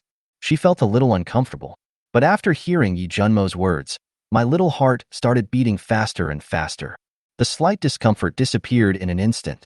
It seemed as if killing Director Wang was no different from practicing his supernatural power of stabbing zombies with ice cones. What does this traitor mean by protecting me? Could it be? Ouyang Bing stared at Yi Junmo on the 6th floor and said something in his heart, with the corners of his mouth slightly raised. She once again manipulated her supernatural powers to practice on the zombies below, and did not stop until her mental strength was exhausted. Teacher Ouyang, please sit down and watch. Isn't Junimo very charming? Li Jing took out 2 chairs and a few cans of drinks from the broadcasting room. Let Ouyang Bing use the little remaining mental power to cool down, then sit in a chair and quietly watch Yi Junmo killing zombies on the 6th floor. Ouyang Bing took a sip of the ice drink and leaned on the corridor wall with both hands. Her white jade jaw rested on her hands, and she also looked at Yi Junmo. She responded to Li Jing, yes, it is very charming. Upon hearing this, Li Jing glanced at Ouyang Bing and said nothing, with a smile in her eyes. Chapter 26. You and I are brothers. Hammer Brothers. Boys' dormitory, a bedroom. A boy with tiny electric arcs on his fingers stood by the dormitory window, looking at Yi Junmo, who was killing people in the teaching building. He looked down at the arc on his finger and kept muttering, when I become the king of thunder and lightning, I will take all the surviving beauties in my school and all the surviving beauties in all the schools in the university city into my harem, and all the surviving top stars will be mine. I want to restore a peaceful and clear world to the world, and then I will collect all the beauties in the world. Labor and management have to play 10 games a day, no, 100 games a day. Shin Xiaoman, you bitch, don't think that I don't know about you. I went to school and took out food at the same time. In order to buy you bags, cosmetics, and clothes, you hooked up with other men behind my back. It would be better if you died. If you don't die, labor and management will be the first to kill you. Zunima, what's going on? The battery ran out again in less than 3 minutes. It's also a boys' dormitory, on the 7th floor, in dormitory 707. Boss, Ouyang Bing killed your uncle. A wretched-looking boy named Monkey spoke to a tall boy standing by the window smoking a cigarette. The meaning of uncle is, Big Dad is pretty, which is the boss in the mouth of monkeys and the father's elder brother. Every place has a different name, every extended family has a different name. Don't pay attention to these details, egg-biting craftsman. Go away. The boss that Monkey mentioned is named Wang Wei, and he is Director Wang's nephew. Wang Wei seemed not to hear what the monkey said, but stared at Yi Junmo. A few seconds later, Wang Wei spoke up. Do you think we can defeat Yi Junmo? Upon hearing this, Monkey glanced at Yi Junmo in the teaching building, squinted his eyes to look him over before speaking. Yi Junmo's strange body movements and swordsmanship are indeed terrifying, but your fire is a long-range attack, and there are 2 of us, Wu and I, so Yi Junmo will not get any good results from us. Don't be fooled by his ability to kill zombies. Boss, don't forget that those zombies are like beasts without intelligence. They just rush forward without thinking. If it weren't for the poison in their bodies, the zombies wouldn't be a threat at all. Boss, are you going to avenge your uncle? I just don't know if Yi Junmo's ability to collect corpses is the storage space in the novel. Ouyang Bing is with Yi Junmo. Monkey thinks that Wang Wei asked Yi Junmo in order to help Director Wang get revenge. Wang Wei, the monkey, and a Wu in the monkey's mouth all awaken their special powers. Wang Wei is a fire type, Monkey is a wind type, and Wu is a strength type. Relying on his relationship with Director Wang, Wang Wei can be said to be a school bully. He never messes with the rich second generation from big groups or families. After all, those second-generation rich people are the ones who bring wealth, and Director Wang has warned him about this.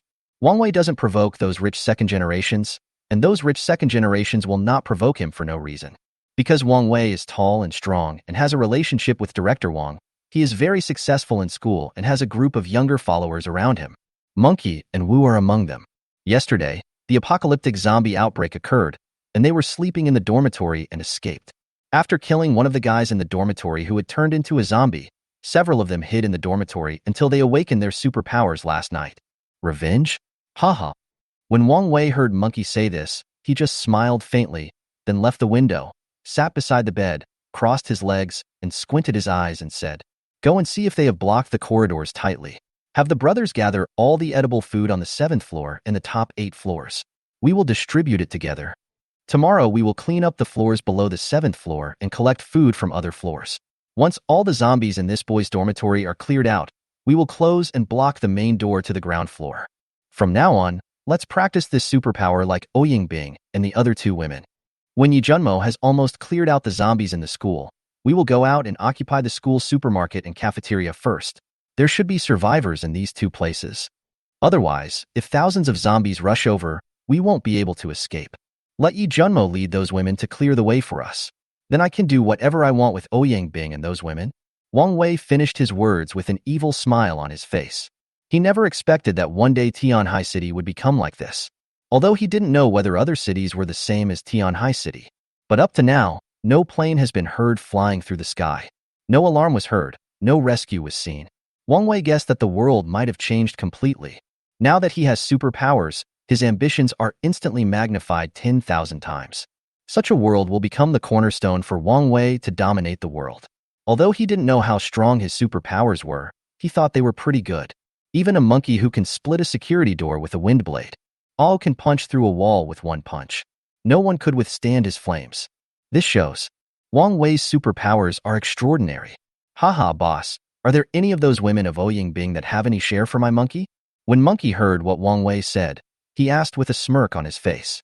Wang Wei looked at the monkey, stood up, put his hand on his shoulder, and smiled slyly. "You and I are brothers, brothers for life. When the time comes, you will understand."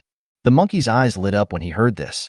Wang Wei looked at the monkey, patted him on the shoulder, and said again, "The world has changed a lot. We brothers now have superpowers. From now on, as long as we brothers work together, we will definitely make a name for ourselves." Holding beauties on both sides, lying on the lap of a beauty when drunk, holding the power of the world when awake, a pool of wine and a forest of meat, isn't it a pleasure? Ha ha ha ha. The boss is right. From now on, the king will not hold court early. I never thought that I, the monkey, would have such a day. The monkey laughed out loud, with lust and ambition in his eyes increasing rapidly. Go and see how Ah handles it. If any of our brothers are accidentally injured by zombies, let Ah deal with them directly. Wang Wei looked at the monkeys departing back, with a slight smile on his face. You and I are brothers, Hammer Brothers, we are just tools. Call. Yi Junmo stood on the 7th floor, looking at the zombies swarming like an ant colony below, and exhaled a puff of smoke from his mouth. After killing 400 today, he felt his strength was running out. After this bloody rain, these zombies were really exhausted after being strengthened. Yesterday, he killed more than 300 of them in the early stage of the first stage before he felt exhausted. Today, 400 of the initial stage 2 were exhausted.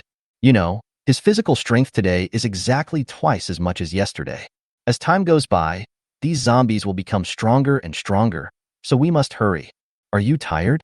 When Li Jing and Tang Yi saw Yi Junmo coming up from the 6th floor, one of them holding a towel and the other holding a bottle of iced cola, came to him and wiped the sweat off his face. He took the iced cola handed to him by Tang Yi, enjoyed Li Jing wiping the sweat off his face, and asked, "Where's Sophie?" Sister Sophie is still practicing swordsmanship. She didn't rest? Hearing Tang Yi say this, Yi Junmo frowned slightly. We took a break in the middle to replenish water, and then started practicing again. Upon hearing this, Yi Junmo walked to the temporary martial arts classroom. Huff, huff, huff. Just after walking into the classroom, Yi Junmo heard Sophie's heavy breathing. When he arrived outside the door, he saw Sophie kneeling on one knee, with a Tang sword in her hand sticking on the ground, her back to the door, sweating profusely. Yi Junmo frowned. After a few breaths, Yi Junmo left the classroom and headed towards the broadcasting room. He didn't bother Sophie because he knew her character. After learning that she had no superpowers, Sophie seemed to have become a different person, and Yi Junmo saw it all. Chapter 27: Sophie's First Trial of Sword Skills. System: Draw 10 jars in a row.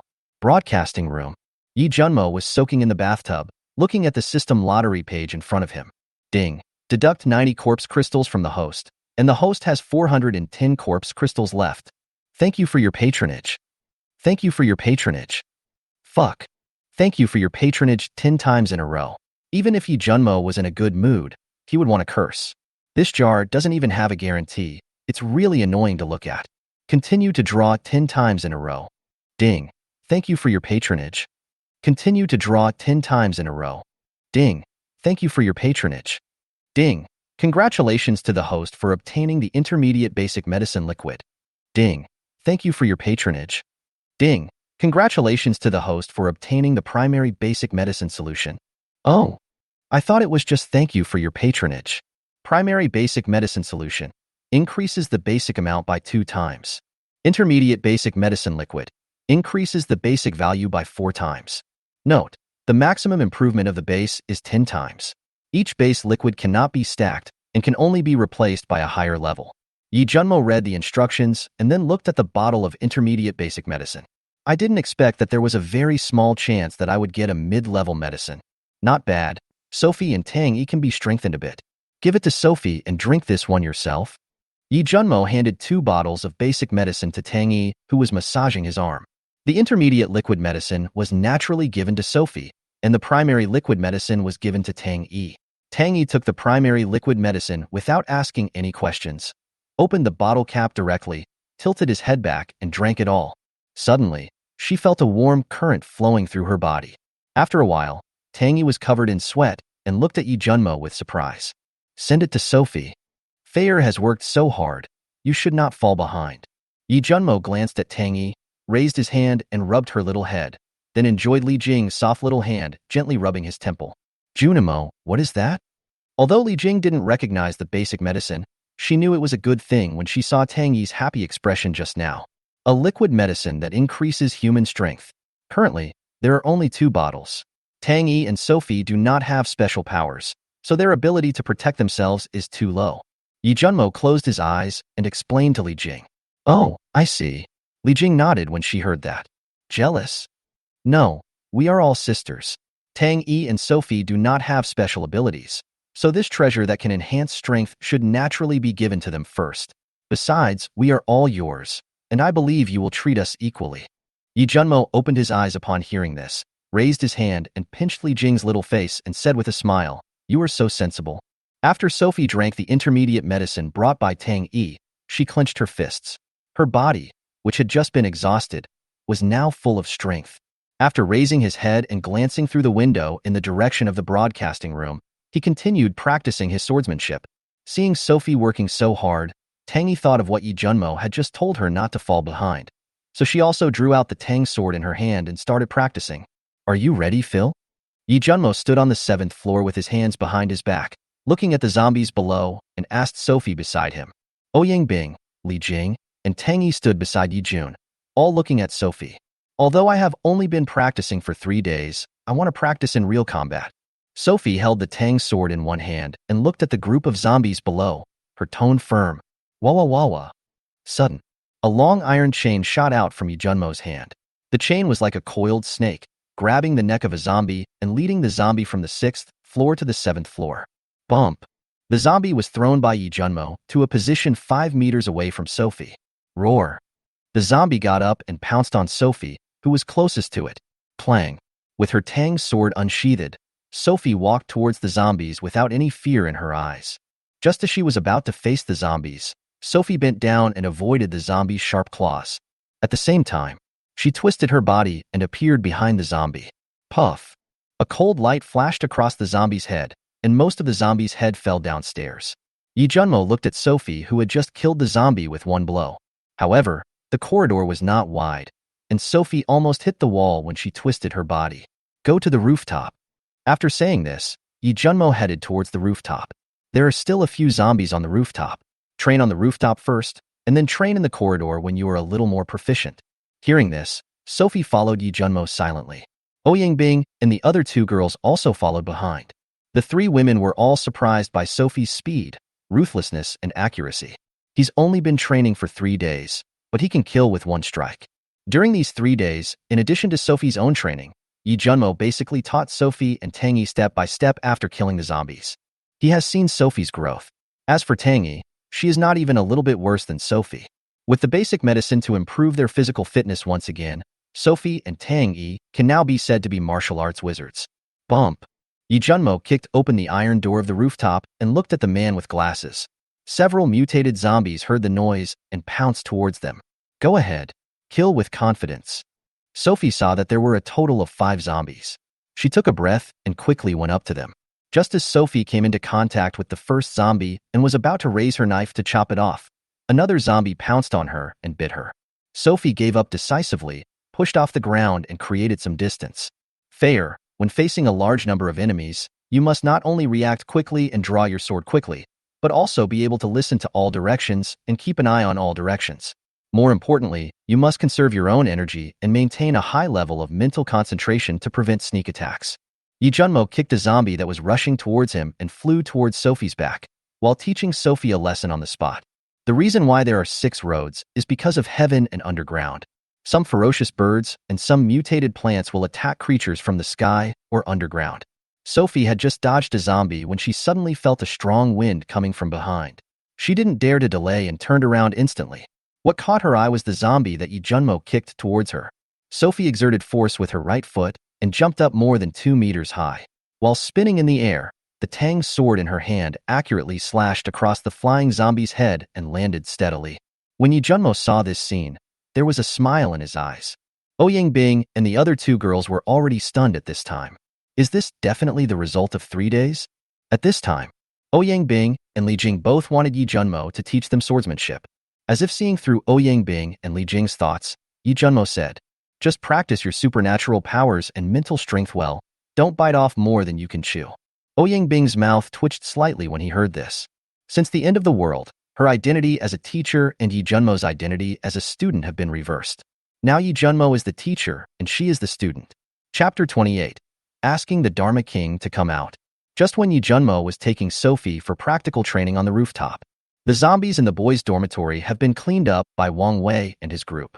After all, the apocalypse breaks out at breakfast time. There aren't many people in the dormitory.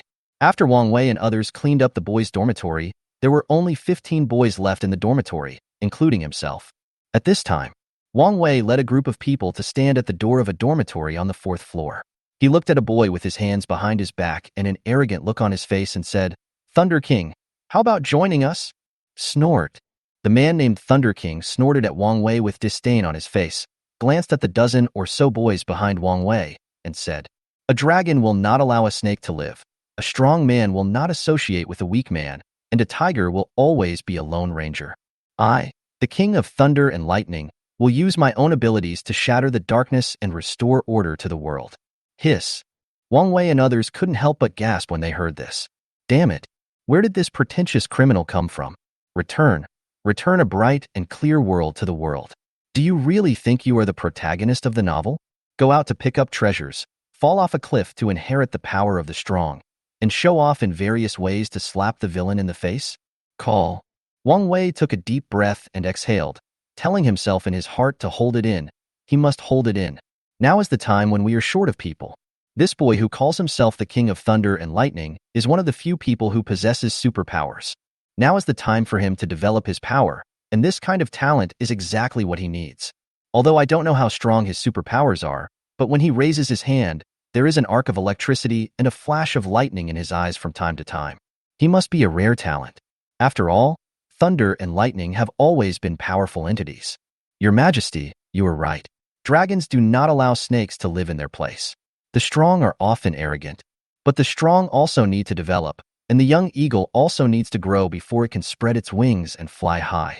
There are thousands of zombies on campus now, even if you can kill 1,000, 2,000, or even more. But outside the campus, the streets are full of zombies. Can you kill them all? As long as we unite as one, once we have fully grown and become more powerful, you will go and save the people of the world and bring peace and order to the world. I, Wang Wei, will definitely stand by you. Wang Wei said this, and seeing that the Thunder King was still indifferent, he spoke again. Master, think about it. I have 3 people with superpowers here. As long as we develop and build a huge force, if you need help in the future, there will be brothers to help you. Besides, you won't have to worry about beauties when the time comes. As long as you say the word, we will help you get it done. What do you think? Superficial, vulgar, extremely vulgar. I, the King of Thunder and Lightning, aspire to be a person who takes saving the common people as his own responsibility, establishes his life for the people, establishes his heart for the world, and brings peace to the troubled times. Why would I care about these beautiful skeletons? I won't be your little brother. Moreover, as long as I want, I can transform into a thunder and lightning body at any time. In my eyes, the zombie army outside is nothing but paper that can be broken with a single poke. The Thunder King had disdain on his face and contempt in his eyes. Wang Wei looked at the King of Thunder and Lightning and swallowed. He suddenly felt that this man was so tall and had such a great spirit. I must find a way to get this talent. Even if he can't be my younger brother, I still want to treat him as a brother and maintain a good relationship with him. We can't look at Monkey and the others with the same mentality as the Hammer brothers. Thinking of this, Wang Wei spoke again. The Dharma King is indeed extraordinary. Compared with us mortals, the Dharma King is a man of lofty ambitions. It is I, Wang Wei, who speaks in a vulgar way. I would like to ask the Dharma King to temporarily lower his noble body and join us to guide us through this difficult time. When we have a glimmer of hope, we will definitely not forget the Dharma King's kindness today. The people behind Wang Wei heard their eldest brother speak like this, and the words of the Thunder King just now really made their blood boil. For a moment, everyone shouted loudly, "Please ask the Dharma King to come out and find a glimmer of hope for us." When King of Thunder and Lightning heard this, Yama was stunned for a moment. He just wanted to show off, and he didn't know what was going on with his lightning, which could only last for 3 minutes. What is the situation now? A group of people asked him to come out. Why the hell am I leaving this damn mountain to go fishing with electric shock? Wang Wei looked at the Lightning Dharma King and saw that he seemed to be in a dilemma. He spoke loudly again. "Please ask the Dharma King to come out. Please ask the Dharma King to come out." The younger brothers behind Wang Wei also spoke again. Squeak. A tiny arc of electricity came out from the mouth of the King of Thunder and Lightning. He was counter-infected at this time. Am I really the child of destiny, the protagonist of fate? My thunderbolt just didn't fully activate? Or is there any specific treasure needed? Could it be that this group of people are just the first batch of my subordinates on my road to growth? A small supporting role in the early stage who finds resources for me and provides resources? Thinking of this, the King of Thunder and Lightning glanced at Wang Wei and then murmured, "Could it be that there is a will of heaven in the dark?" Well, our meeting is fate. Today, I, the Lightning King, Su Chun, will follow the will of heaven and find a glimmer of hope for you. When Wang Wei heard the Thunder King Su Chun say this, his eyes were filled with joy for a moment, and he immediately expressed his opinion to a group of younger brothers. Listen carefully, everyone. From now on, the King of FA will be one of the core members of our team. His status is second only to me. Do you understand? Clear. What do you want to eat tonight? Yi Junmo brought the 4 girls down from the rooftop and asked as he looked at the 4 girls behind him. He was very satisfied with Sophie's performance today. She deserves praise for being able to achieve this in just 3 days. Certainly. The most common reason is that the blood mist improves the physical fitness, and taking the intermediate basic evolutionary liquid for a second improvement. Without these two as a foundation, Sophie has to train day and night for at least 10 years to get to where she is today. Let's have hot pot? What do you think, Sister Sophie? Li Jing answered first and then asked Sophie. She knew that Sophie's position in Yi Junmo's heart was much more important than theirs. Even if Sophie had not awakened her special powers, Li Jing believed that Yi Junmo would definitely try every possible means to improve Sophie's self-protection ability so that she would not become a vase. I can do anything. Sophie just responded lightly and followed Yi Junmo all the time. Ever since Sophie awakened her superpowers, she has become colder day by day, like a sharp sword, ready to be unsheathed and kill the enemy at any time. Yi Junmo saw it, but said nothing. He knew what Sophie was thinking. Since this was the path she had chosen, let her go on. Then let's eat hot pot, but the prerequisite is that you can't eat garlic, except for Ouyang Bing. After saying this, Yi Junmo quickly walked towards the broadcasting room. What do you mean?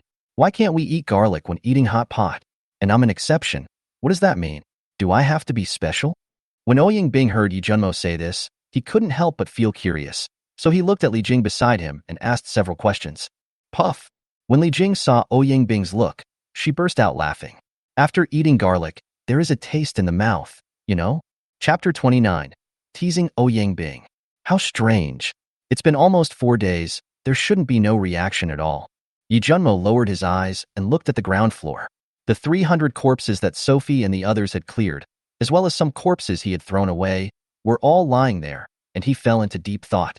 Junimo, the dishes are ready. It's time to eat. Yi Junmo, who was lost in thought, heard Li Jing's voice, withdrew his thoughts, and and took a final glance at the corpses trampled by the zombies on the ground floor. Wow, I suddenly feel that Teacher Ouyang's ability is so convenient. It's hot in the summer, and there's no electricity. Once you turn on your ability, we can watch this hot pot cooked with a gas tank. It's really like heaven and hell.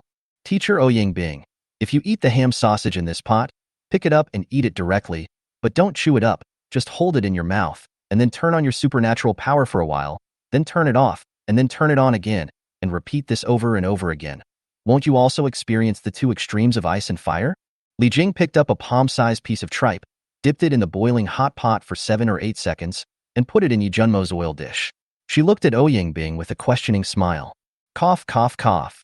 Ouyang Bing had just picked up a piece of sausage and almost choked when he heard Li Jing's words. That's right, Teacher Ouyang Bing. You can try it and see if you can burn your mouth. Just like eating bamboo ice cream. Have you ever eaten bamboo ice cream? Just put the whole bamboo slice of ice cream in your mouth, and then take it out slowly. That's the way to eat ice cream with soul. Tang Yi nodded seriously and looked at Ouyang Bing with curiosity. She also taught very carefully, fearing that Ouyang Bing might not understand the meaning of Li Jing's words. Tang Yi, the picture is from the internet. If there is any infringement, please contact us to delete it. Ouyang Bing looked up at Li Jing and Tang Yi and glared at each of them fiercely. Huh. Teacher Ouyang Bing, why didn't you eat garlic?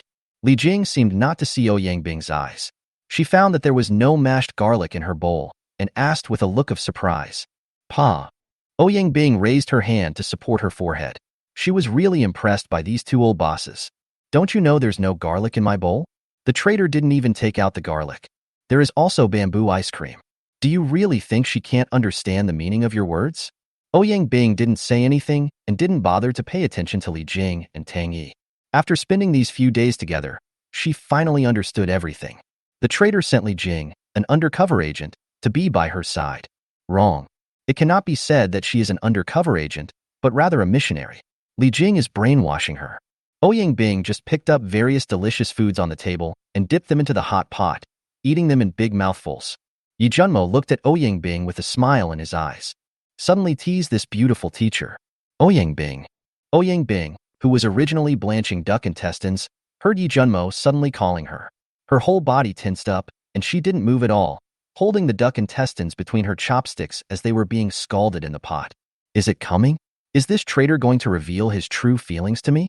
What to do? Should I agree or not? If I agree, will he dislike me in the future? If you don't agree, can we still be like this in the future? I have to say Ouyang Bing thinks a little too much. After all, she is a teacher, and some of her concepts have not yet been completely changed. That's right. It's only been 4 days since the apocalypse, and she was lucky, as she met Yi Junmo at the very beginning. I have never personally experienced the kind of despair that one would expect at the end of the world. She is doing very well now. Take the killing of Director Wong, for example. She had already crossed a hurdle by being able to kill Director Wong without hesitation. Teacher Ouyang, what's wrong with you?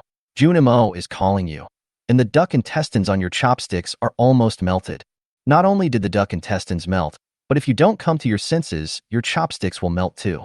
Li Jing and Tang Yi were laughing in low voices. I was just thinking about something. That Junimo. You tell me. Ouyang Bing was brought back to reality by the words of Li Jing and the other girl. She lowered her head with a flushed face, spoke unclearly and stuttered. Teacher Ouyang, do you remember what I said after you killed Director Wong that day?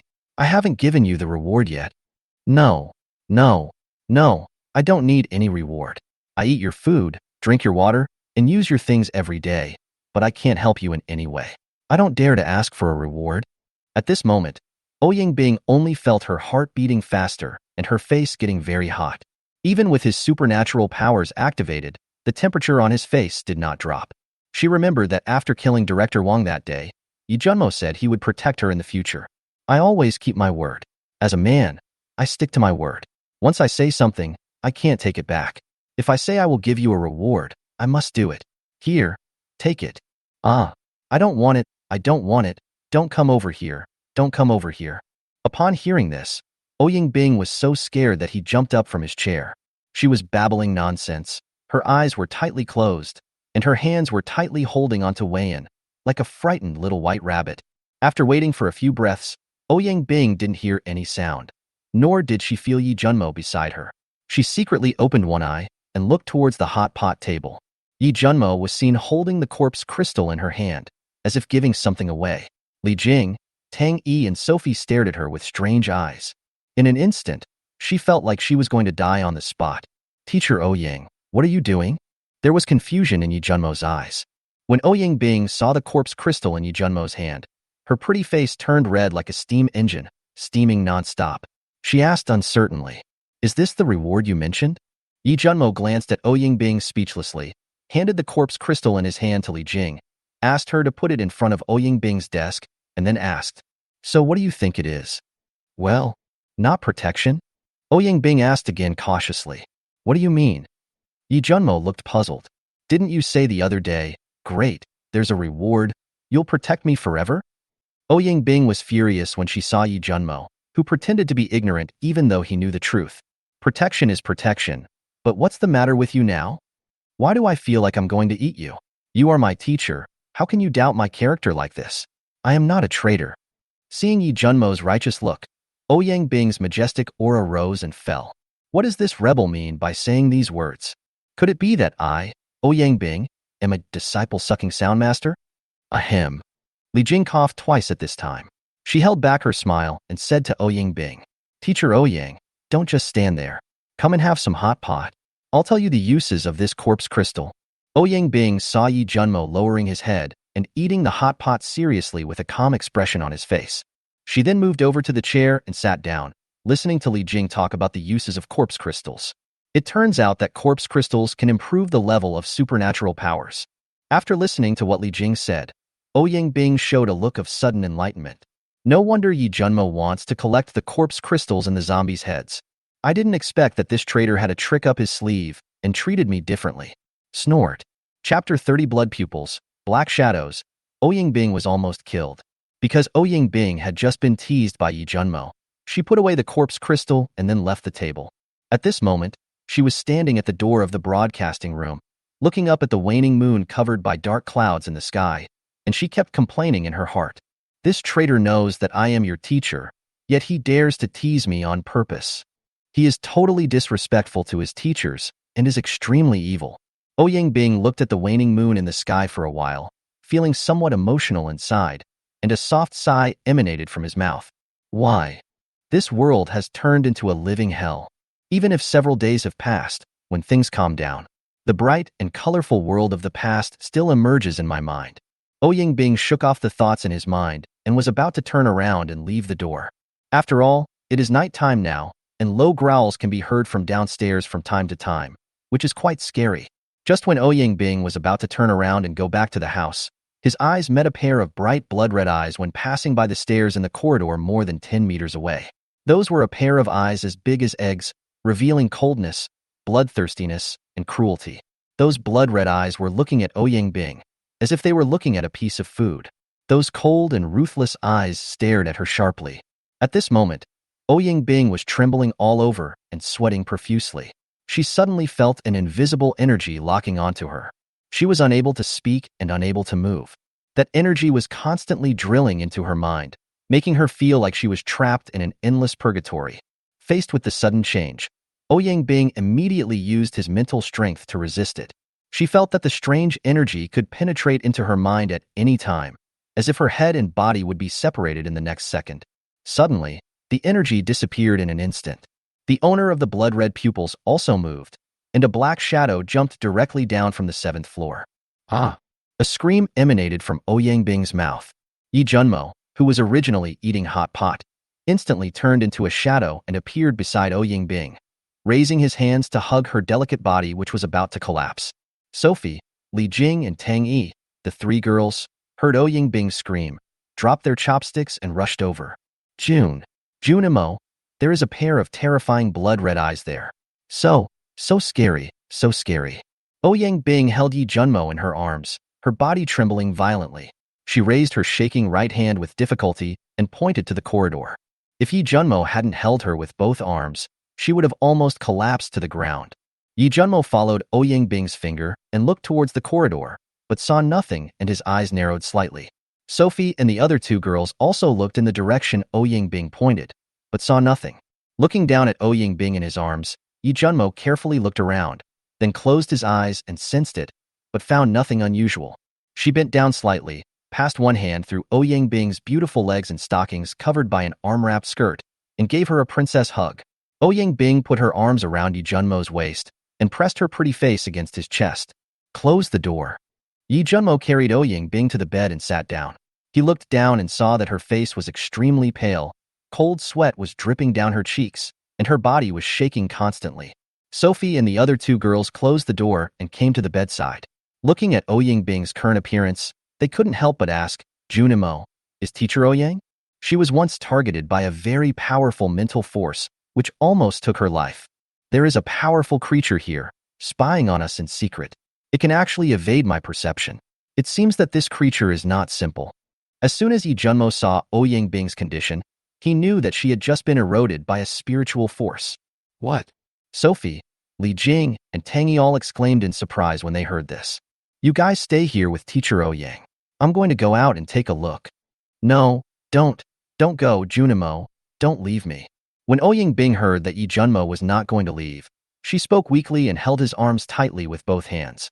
Looking at Ouyang Bing's appearance, Yi Junmo frowned. If it wasn't for Ouyang Bing who possessed supernatural powers, but Sophie, Tang Yi, or Li Jing, who had superpowers, had already been killed by that mental power. If this thing is not found out, it will be a big hidden danger. Wash yourself and go to bed, and put these 2 titanium alloy plates by the window. Yi Junmo took out 2 3-centimeter titanium alloy plates from the system space and asked Sophie and the others to carry them to the window. After the 2 titanium alloy plates were placed next to the window, Yi Junmo slowly raised his right hand. The originally white and slender right arm instantly turned golden. The women were surprised to see Yi Jun's hands suddenly turn golden. It was the first time they saw Yi Junmo use his supernatural powers. Squeak. The titanium alloy iron plate made cracking sounds, and the 4 sides began to soften, continuously sinking into the wall. When everything was completed, the 2 titanium alloy iron plates had formed a box shape without a lid, embedded in the window wall. Go wash up. I'll be on guard tonight, and you guys sleep in the bed. After Yi Junmo finished speaking, he took out the sword box from the system space and placed it beside him.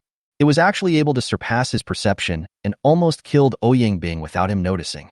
And the distance was so close that he had to take it seriously. System.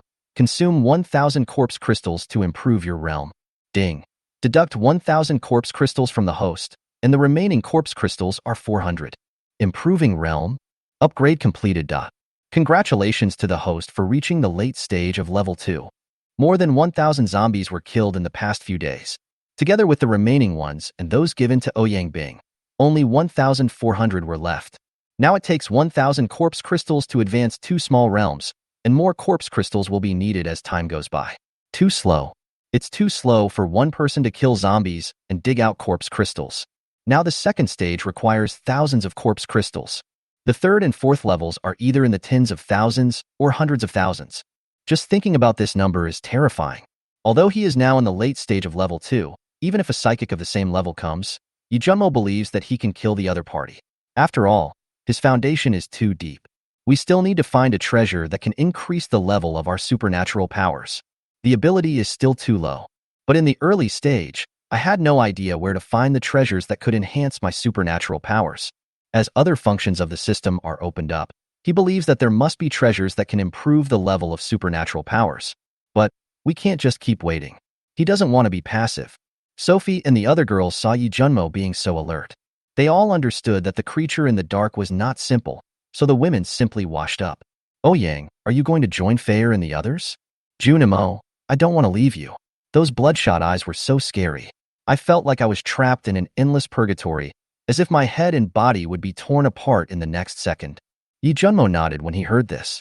A person with powerful psychic powers can not only kill people invisibly, but also control others. It can even pull people into a fantasy world and make the enemy die in fear and happiness.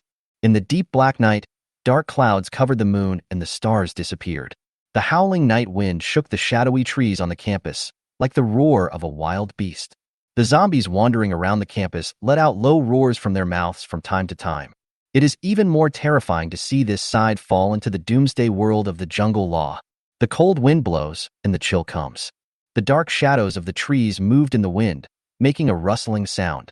A cool breeze blew across the ground stained with black blood, and waves of strange and eerie sounds floated in the air.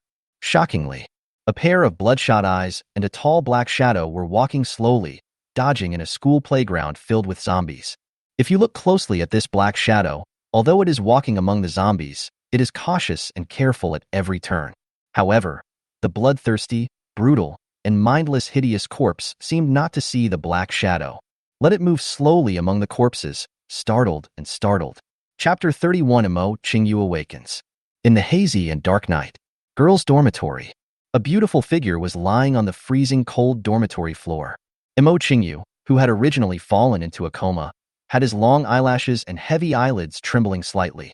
Obviously, this is a sign of awakening. As expected, the eyes that were originally closed suddenly opened, and a blue light, like a bright gem in the dark night, flashed across the eyes.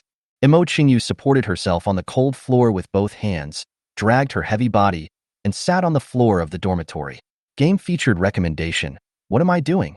When Emo Qingyu woke up, she felt weak all over, hungry in her stomach, and dizzy, making her feel like she was going to faint again.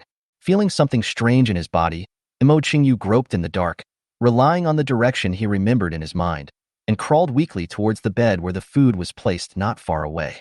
Half a pack of instant noodles and a few compressed biscuits. At this time, Emo Qingyu didn't care about saving food and wolfed down the remaining food. Call.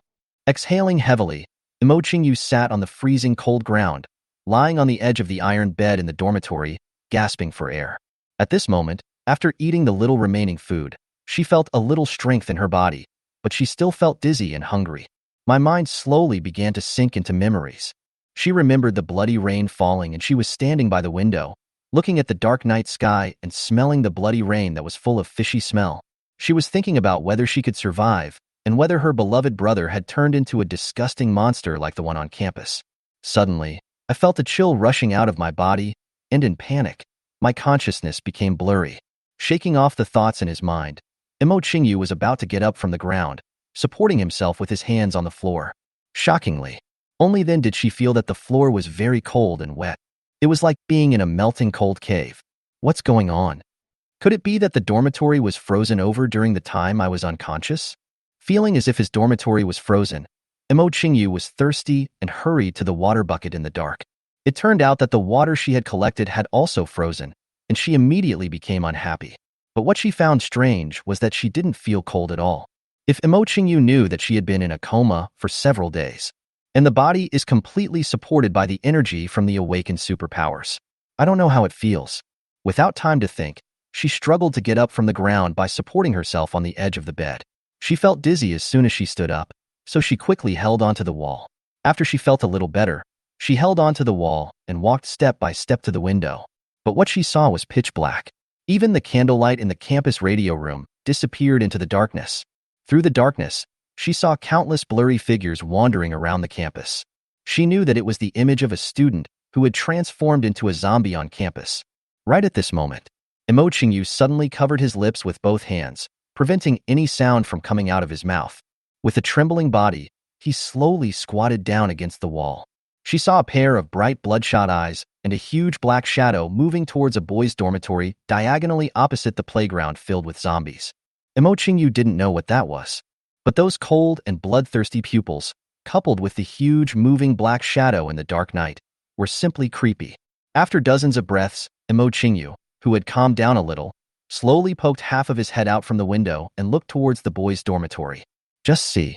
The owner of the pair of bloodshot black eyes kept looking at the boys' dormitory floor with the door on the ground floor blocked. A pair of bright blood-red eyes moved back and forth in the darkness, as if looking for how to get up from the outside of the building. Emo Qingyu saw the black shadow look around the floor and then jumped up. He jumped directly from the ground floor to the edge of a window on the third floor that had no guardrails. It seemed that the black shadow raised his hand, opened the tightly closed glass window, and entered the boys' dormitory. When Emo Qingyu saw this, the scene of screaming and wailing in the boys' dormitory appeared in his mind. She subconsciously looked at the window in front of her, and only after confirming that there was a guardrail did she feel a little safer. In room 707 of the boys' dormitory, 3 sparks flickered in the darkness. "Boss, how long are you going to stay in the dormitory? The food we collected is almost gone, and our cigarettes are almost gone." Monkey exhaled a puff of smoke and asked Wang Wei, who was also smoking on an iron bed. Didn't I tell you to save some money so that we can distribute food? Wang Wei frowned when he heard that. It's already very economical. Each person only eats half a pack of instant noodles a day, with a few chips and biscuits, and only 1 cup of water. If it weren't for the seasoning packet in the instant noodles, I would have been exhausted in less than 2 days without using salt. Wang Wei threw away the cigarette, but in his hand after hearing this. Let's find a time tomorrow, or the day after tomorrow. When Yi Junmo kills the zombies and the zombies on the playground hear the noise and gather towards him, we will take our men to occupy the school supermarket. Hearing this, the monkey got up from the bed and sat on the edge, asking in a low voice, Boss, although Yi Junmo can attract a large number of zombies when he kills zombies, but there were thousands of zombies on the campus playground, and many of them had not yet gathered towards him. And when he's not killing zombies, they'll roam around the campus. Yesterday, I found some zombies gathered near the supermarket. There must be survivors there. If we take our little brothers out, we'll be easily besieged by zombies. Besides, those guys aren't as fast as us. Do we really want to bring them along? Wang Wei looked towards the monkey. Although it was dark, he seemed to see something different in the monkey's eyes. When we are surrounded by zombies, we just need to go to the supermarket with all our strength and not be surrounded by zombies. As for those little brothers, you should understand their significance. Monkey smiled and asked the muscular 1.9-meter-tall Au, What do you think, Au? I always listen to the boss. Those ordinary people have no strength and are wasting food. A thick voice emanated from Au's mouth. Keep your voice down so they don't hear you. When the monkey heard Au's loud voice, he felt that even if he spoke in a low voice, it was still very loud, so he reminded him in a low voice. Go to sleep, and remember to remind the King of France to follow us closely tomorrow. Although I don't know how strong the Dharma King is, his lightning power is definitely not weak. Hearing Wang Wei mention the Thunder King, the monkey asked again, Boss, if the Dharma King knew that we ignored those brothers, would he feel alienated? After all, the Dharma King is committed to saving the common people. The corners of Wang Wei's mouth twitched when he heard this. He was deeply shocked by what the King of France said at that time. Now that I think about it, there seems to be something wrong with this. How could a college student really say those lofty words? Forget it. No matter whether the King of Thunder and Lightning is a righteous man or not. Anyway, he has superpowers, and now is the time when we need people, so it would be a good idea to take him with us. One more superpowered person means more strength. The most important thing at the moment is to solve the immediate problems, find supplies, and find a safe place to live.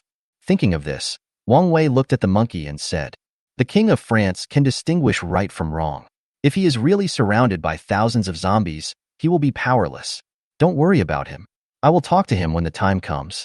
Just as Wang Wei and others were thinking about how to find the right time to occupy the school supermarket, a dark shadow appeared silently in the corridor of the boys' dormitory and was slowly moving towards the 7th floor. Chapter 32 Danger arrives at the boys' dormitory. Crack. Crack. It was late at night, and the insects were silent.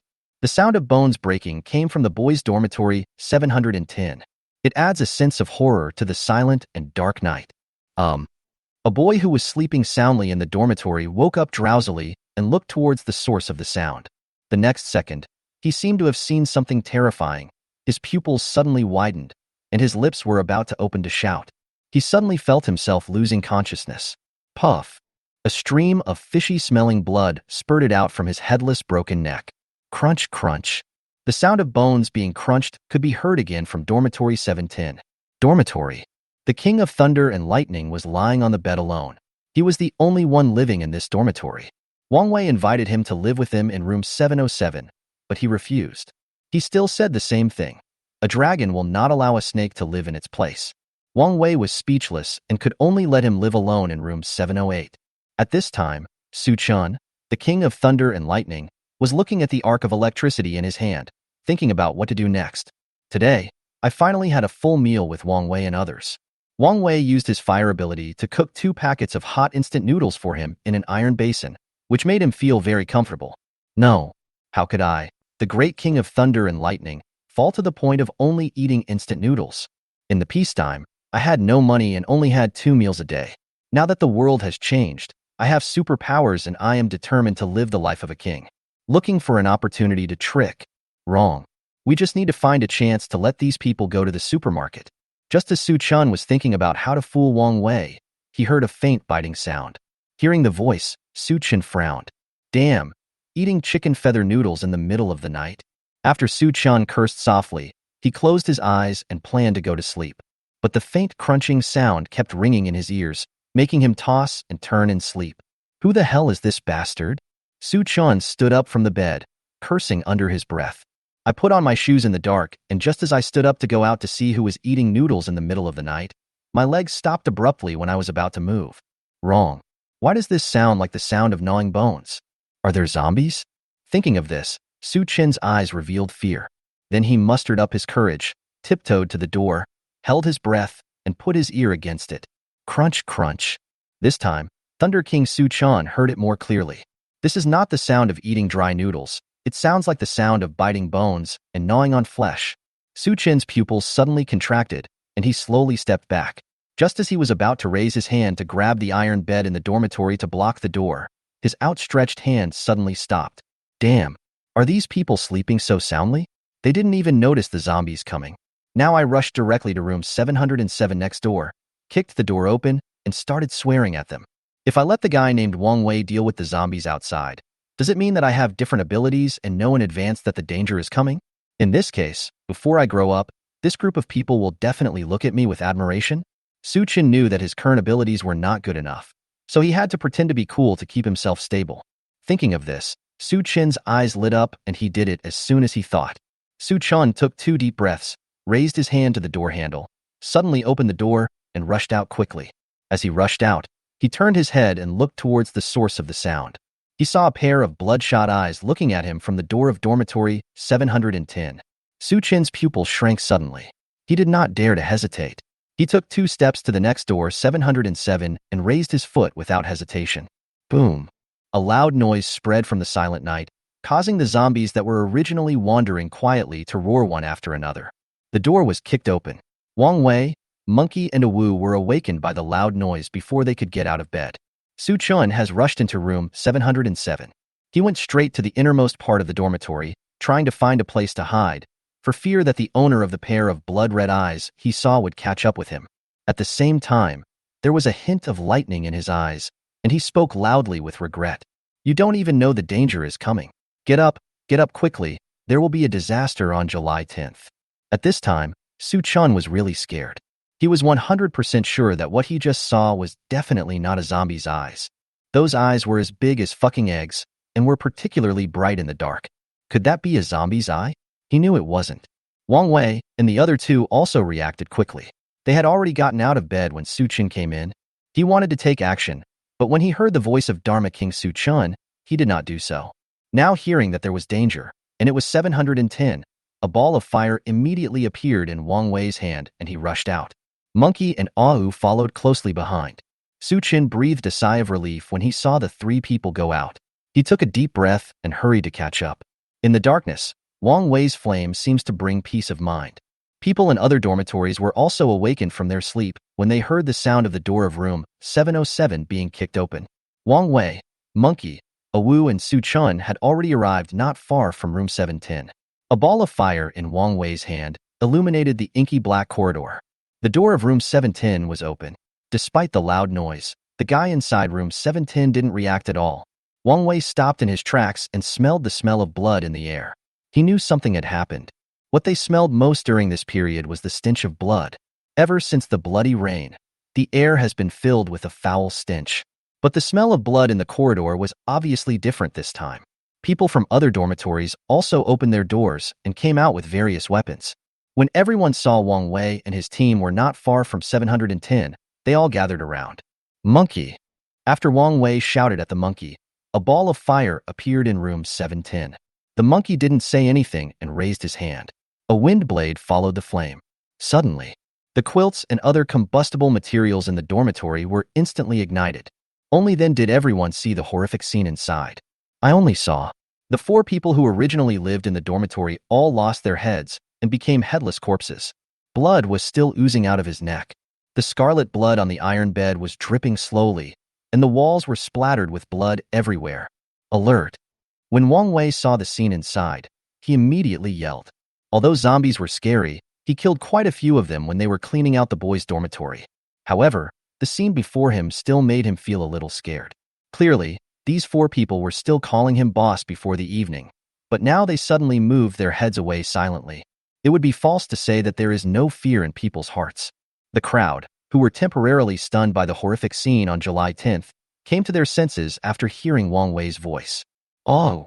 Wang Wei shouted to Au behind him. Au walked straight into 710 and looked at the headless corpse in the flames on the bed. Au remained indifferent and looked up towards the dormitory bathroom. Puff. Bump. The sound of a head being torn off and a heavy object falling to the ground came from outside dormitory 710. "Get out of the way." Before Au could go to the dormitory bathroom, Wang Wei's loud roar was heard outside. Boom. A scorching flame, like a fire dragon, shot towards the corridor leading to the 8th floor. Chapter 33, Sky Cable Bridge. Au immediately turned around and left the dormitory. With the help of the firelight, everyone turned around and looked towards the corridor leading to the 8th floor. The first thing that caught their eyes was the headless body of a boy who was standing closest to the corridor entrance. And the headless corpse was still shaking at this time. "Brother, are there any zombies coming in? Oh my god, where are the zombies? Get out of here. Fuck you. Get out now." When the younger brothers saw the headless corpse, they started cursing and their bodies trembled.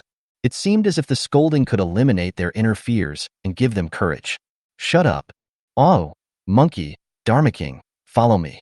We will clear the way ahead and go to the 8th floor. Everyone else, hold your weapons tightly and follow. I don't care what that black shadow was just now. If it kills my brother, it will die." Wang Wei yelled at the crowd who were still cursing. Then the flames in his left and right hands started to boil, and he headed towards the 8th floor.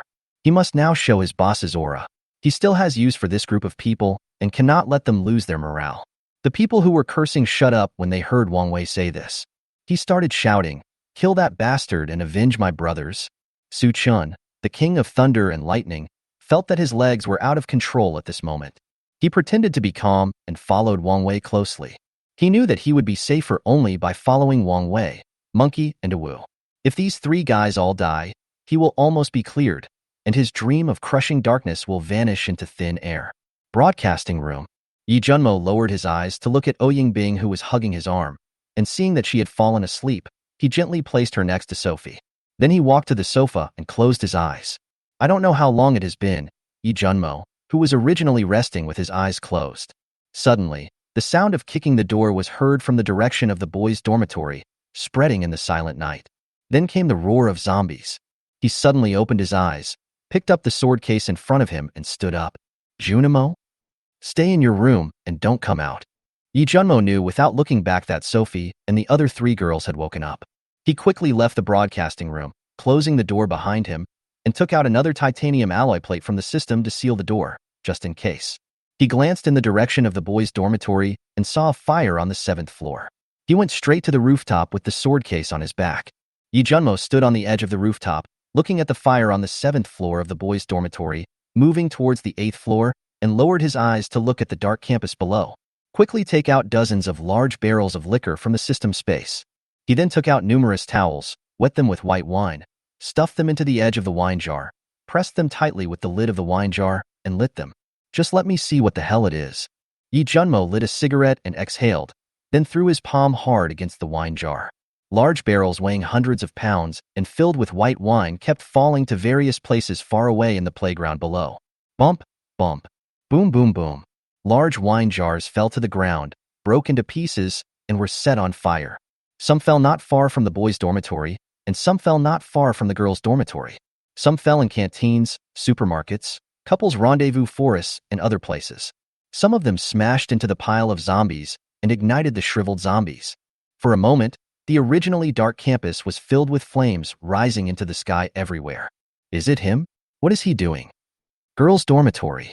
Imo Qingyu murmured softly as he watched large wine jars flying down from the rooftop of the teaching building and igniting everywhere. Bump. Sudden. A wine jar fell on the girls' dormitory not far from Imo Qingyu's room 505, which scared her immediately. But looking at those blazing flames rising into the sky over the campus in this inky black night, it makes people feel more at ease. Not only Imo Qingyu, but all the girls who survived in this girls' dormitory. Don't stand by the window against the wall at this time.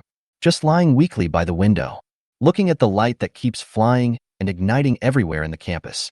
They really wanted to shout and ask Yi Junmo to save them. I want Yi Junmo to have pity on them.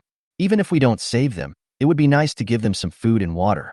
But at this moment, they felt too weak to even stand or lie down against the wall, let alone speak.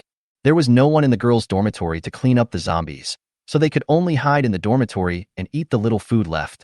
There were also some roommates who were transformed into zombies and were bitten to death on the spot and then joined the zombie army. Boom. The last jar of liquor was thrown away. At this time, zombies were running wild in the campus, running here and there, all attracted by the sound of falling wine jars. On the street outside the campus, many zombies rushed in after hearing the sound. For a while, the campus is swarming with zombies. There were countless zombies on the campus, with flames all over their bodies, wandering around making noises. Yi Junmo glanced at the flaming zombies. There are at least several hundred of them. He knew those zombies couldn't die. After the flames were extinguished, the zombies were left with nothing but the clothes they were wearing when they mutated. All the hair on the body is gone, making it look even more terrifying and hideous. This fire is not enough to kill them. At this time, his eyes kept scanning all over the campus and the boys' dormitory. Although there was quite a bit of commotion in the boys' dormitory, Yi Junmo was not sure whether the creature that attacked Ouyang was in the boys' dormitory. Looking at the zombie army below, Yi Junmo once again glanced at the campus buildings. The buildings of Tianhai Conservatory of Music are not adjacent to each other. If they were, you could go to other buildings from the rooftop. The building closest to his teaching building is a girls' dormitory, which is about 60 or 70 meters away, as well as 2 other teaching buildings. The boys' dormitory with the fire on was a little far away from him. After Yi Junmo looked around, he made a decision in his mind. More than 30 iron chains of 7 or 8 meters in length were taken out from the system space. Every dozen or so iron chains are connected together to form 3 iron chains hundreds of meters long. Several dozen centimeters long pointed steel bars were fixed at both ends of 3 100-meter iron chains. He wants to build a cable bridge to connect the 2 nearest buildings. Otherwise, if you are surrounded by zombies below, it will inevitably consume a lot of physical strength if you want to break out. With the aerial cable bridge, you not only don't have to worry about being surrounded by zombies, but you can also come and go freely. Yi Junmo was seen standing on the rooftop, inserting a steel bar with an iron chain tied to one end into the outer wall of the rooftop. He held the front end of the iron chain in one hand and threw it towards the girls' dormitory like a javelin. Wah wah wah wah. Bump. The iron chains flying in the air made a rattling sound. Then it was nailed accurately to the wall of the girls' dormitory. Oh my god, I almost strained my muscles. If I hadn't taken the super evolution fluid, I really wouldn't have been able to complete the 100-meter chain, 100-meter javelin, and nailing the concrete wall. Yi Junmo shook his arms, complained a little, and then did the same thing, throwing the other 2 chains onto the walls of the other 2 teaching buildings that were nailed into the wall at a close distance. At this time, there were already 3 iron chains dangling in the air, more than 10 meters above the ground. Each one is tens or hundreds of meters apart. What he didn't know was that when he threw the first iron chain into the girls' dormitory, he scared a stunningly beautiful woman so much that she fell down, and her buttocks came into close contact with the cold ground. After looking at his masterpiece with satisfaction, Yi Junmo took out a rope of more than 20 meters from the space and tied a small hammer to one end of the rope. If you are surrounded by zombies later, just use this rope to throw the chains into the sky and relay them to dodge. After putting away the rope, Yi Junmo stepped directly on an iron chain on the edge of the roof. His figure was as swift as a ghost, and he appeared in the middle of the iron chain in less than a few breaths. Although there was only an iron chain supporting his feet, it was more than enough for him. He did not plan to go to the boys' dormitory where the fire was burning, but chose to wait here. Chapter 34 Terrible Talent, Red-Eyed Civet Cat. Yi Junmo stood quietly in the middle of the iron lock, and with the help of the firelight in the campus, his eyes kept looking around the hidden corners of the campus. He was looking for a creature with strong mental power that could avoid his perception. The survivors in the girls' dormitory all leaned against the windows and looked at the man standing on the chains. Some people have already started calling for help. Even if they are worried about attracting zombies again, they can't care less, because they felt like they were starving to death. However, their cries for help were too quiet. At this moment, on the playground below, thousands of zombies were rioting because Yi Junmo had set fire to the wine jar. The roar was deafening, and their weak voices could not reach Yi Junmo's ears at all. Even if he heard it, he would still want to see the person's appearance and whether he had awakened any special abilities. Of course, as long as these girls dare to kill zombies, He will recruit them as his subordinates after he passes the postgraduate entrance examination. After all, if you want to establish power, what kind of power is it without people? What does he want to do? In the dormitory, Imo Qingyu rubbed her buttocks with both hands, glanced at the iron chain nailed to the wall not far from the outer wall of her dormitory window, stared at Yi Junmo, and asked herself. The chain that Yi Junmo threw at her just now scared her, and she lost her balance and fell. At this moment, looking at Yi Junmo standing on the iron chain and constantly looking around the campus, Imo Qingyu's eyes revealed curiosity. She wanted to call for help, but when she heard the deafening roar of the zombies, she gave up the idea. Yi Junmo stood on the chains and frowned slightly when he heard the roars of thousands of zombies below. It's so noisy. Even though I had gotten used to this kind of roar in my previous life, it still annoys me when I hear it now. Just imagine being surrounded by thousands of zombies that are constantly screaming. That would be such a great feeling. Not to mention thousands of zombies, even thousands of mosquitoes and thousands of flies can drive a person crazy. Not to mention that he had to concentrate on finding the enemy in the dark at this time. Yi Junmo took out 2 small balls of cotton and stuffed them into his ears. Phew, it's better than nothing. It's much better. The rooftop on the 8th floor of the boys' dormitory. Boom. A huge black shadow broke through the iron security door on the roof and rushed out. Behind the black shadow was a ball of fire and a wind blade. The black shadow instantly dodged the wind blades and flames that were attacking it, and stood on the rooftop with its 2 bloodshot eyes staring quietly at the iron gate corridor. In a moment, Wang Wei appeared in the corridor with his men. Wang Wei, who was chasing quickly with flames coming out of his hands, suddenly felt something, stopped, and looked up at the rooftop in front of him. Monkey and others also stopped and looked up. Is it waiting for us? Monkey saw the huge black shadow and the 2 blood-red eyes several meters away from them, and asked Wang Wei beside him uncertainly. Wang Wei didn't answer, but raised his hand and a fire snake attacked. He saw the dark shadow easily dodge his flames. Wang Wei was just about to take a step. A voice came from behind to stop him. Don't go. We are no match for it. It has become a spirit. Su Chun, the Lightning King, had arcs of electricity in his eyes as he stared at the pair of blood-red pupils, his face calm and with the demeanor of a master. Obviously, it was he who stopped Wang Wei. Hearing Su Chen's words, Wang Wei stared at the rooftop while turning his head slightly to look at Su Chun. His Majesty, you'll be right if you trust me. If we go out, we'll all die on the rooftop. It can't exert its full strength in this corridor. The rooftop is spacious and we are no match for it. Even if I join in, we'll become its food. Let the person in the teaching building deal with it. Su Chun directly interrupted what Wang Wei was about to say and kept looking mysterious, staring at the pair of bloodshot eyes on the rooftop. Yi Junmo made such a big fuss on campus just now, so of course Su Chun and the others also noticed it. That's why Su Chun said to let Yi Junmo deal with it. Fuck you, don't go. The rooftop is so spacious. If I were targeted, I would be in trouble. That thing is so fast, and it's dark outside. It's easy to get killed. Although Su Chun, the Lightning King, appeared calm and steady on the surface, he was actually very panicked inside. Although there were fires all over the campus, the dormitory rooftop was still very dark. Wang Wei stared at the pair of bloodshot eyes, swallowed his saliva when he looked at the cold and bloodthirsty pupils, and nodded subconsciously. He didn't want to go either. This thing was incredibly fast, and he could only see a black shadow every time. Now hearing Su Chun say this, he didn't want to go even more. It's enough to just pretend in front of your younger brothers. There's no need to really fight hard. In this way, the 2 sides faced each other from a distance of several meters. After a few breaths, the black shadow saw that Wang Wei and his group had no intention of leaving the corridor, so he turned around and jumped directly onto the rooftop. After seeing the black shadow jumping off the rooftop, Wang Wei and others all looked at Su Chun, asking him if he wanted to go out and take a look. Everyone go back. Let's gather together tonight and take turns to be on duty. Su Chun glanced at everyone and spoke calmly, but secretly thought, what's the point of going out? What if that devil finds a place to hide? If I go out, I'll just be asking for death. Yi Junmo, who was originally observing the surroundings of the campus, suddenly looked up in the direction of the rooftop of the boys' dormitory. The next second, his pupils suddenly shrank. In the light of the fire on the campus, what he saw was a creature about the size of an adult tiger. A creature with jet black hair all over its body and a pair of amber blood gem eyes as big as eggs was falling from the sky at a very fast speed from the rooftop of the boys' dormitory. Yi Junmo quickly turned on the detection eye to check. Super ferocious beast. Red-eyed civet. Special mutant. Gender, female. Realm, initial stage of the first stage. Favorability, 50, unfamiliar. Characteristics, bloodthirsty, cautious, semi-intelligent.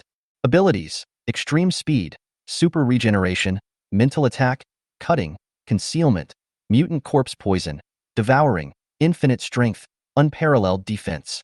Note, during the process of evolving into a super ferocious beast, this cat was attacked by a special mutant zombie, which caused a second mutation. This cat possesses all the characteristics of a super ferocious beast, as well as a special mutant zombie with extreme poison, great strength, defense, and devouring. Hiss. When Yi Junmo saw the introduction of the female cat's abilities, he couldn't help but gasp. Oh my goodness. Not only does it have the abilities of a super ferocious beast, it also possesses the abilities of a special mutant zombie. You have to know that at this stage the ferocious beasts are very afraid of zombies. At this stage, they are basically the same as humans and have all hidden themselves. Even the mutated ferocious rats in the sewers did not dare to come out openly to look for food. The mutant rats came out and were caught by zombies, and they started to eat every little one of them. Seeing zombies is like seeing the plague. Stay away from them. This female cat evolved into a super ferocious beast. The talent of a super ferocious beast can grow to at least the king level, not to mention the devouring growth, as well as the poison, tremendous strength, and defensive capabilities of the special mutant zombies. It is no exaggeration to say that this cat has the qualities to be an emperor. As long as it is not killed and devours without limit, it will definitely have the opportunity to grow to the emperor realm. Yi Junmo saw that its realm was only the initial stage of the first level. This mutation should have just been completed. Otherwise, with its talent, it would have been a few days since the apocalypse broke out, and its realm would be at least level 2.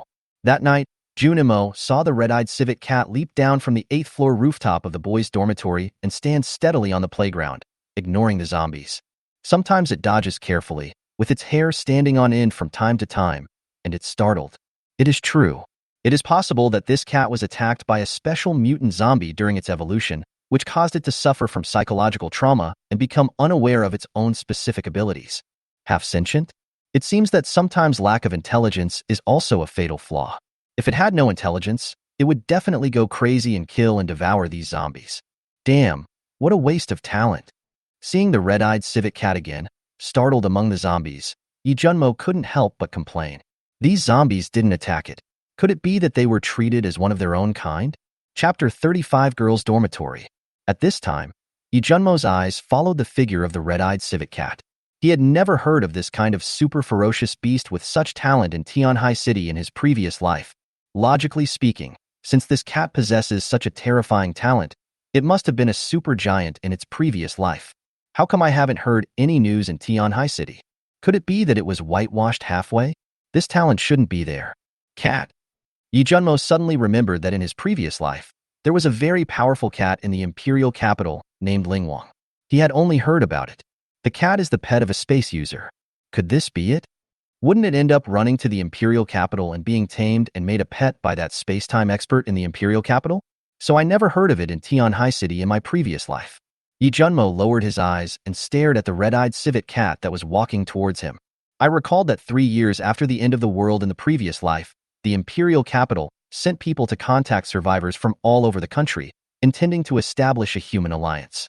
And some of the deeds of the imperial capital and cities across the country were also gradually spread to the ears of human survivors from that time on. It can be said that after that incident, the survivors in various cities began to communicate with each other. It was also at that time that the top 10 great masters of mankind were ranked, and imperial capital occupied 5 of them. No matter whether this cat was the pet of the space-time expert in the imperial capital in the previous life, if you meet me today, don't even think about running away. It has semi-intelligence, and there is a chance that it can be taken as a pet.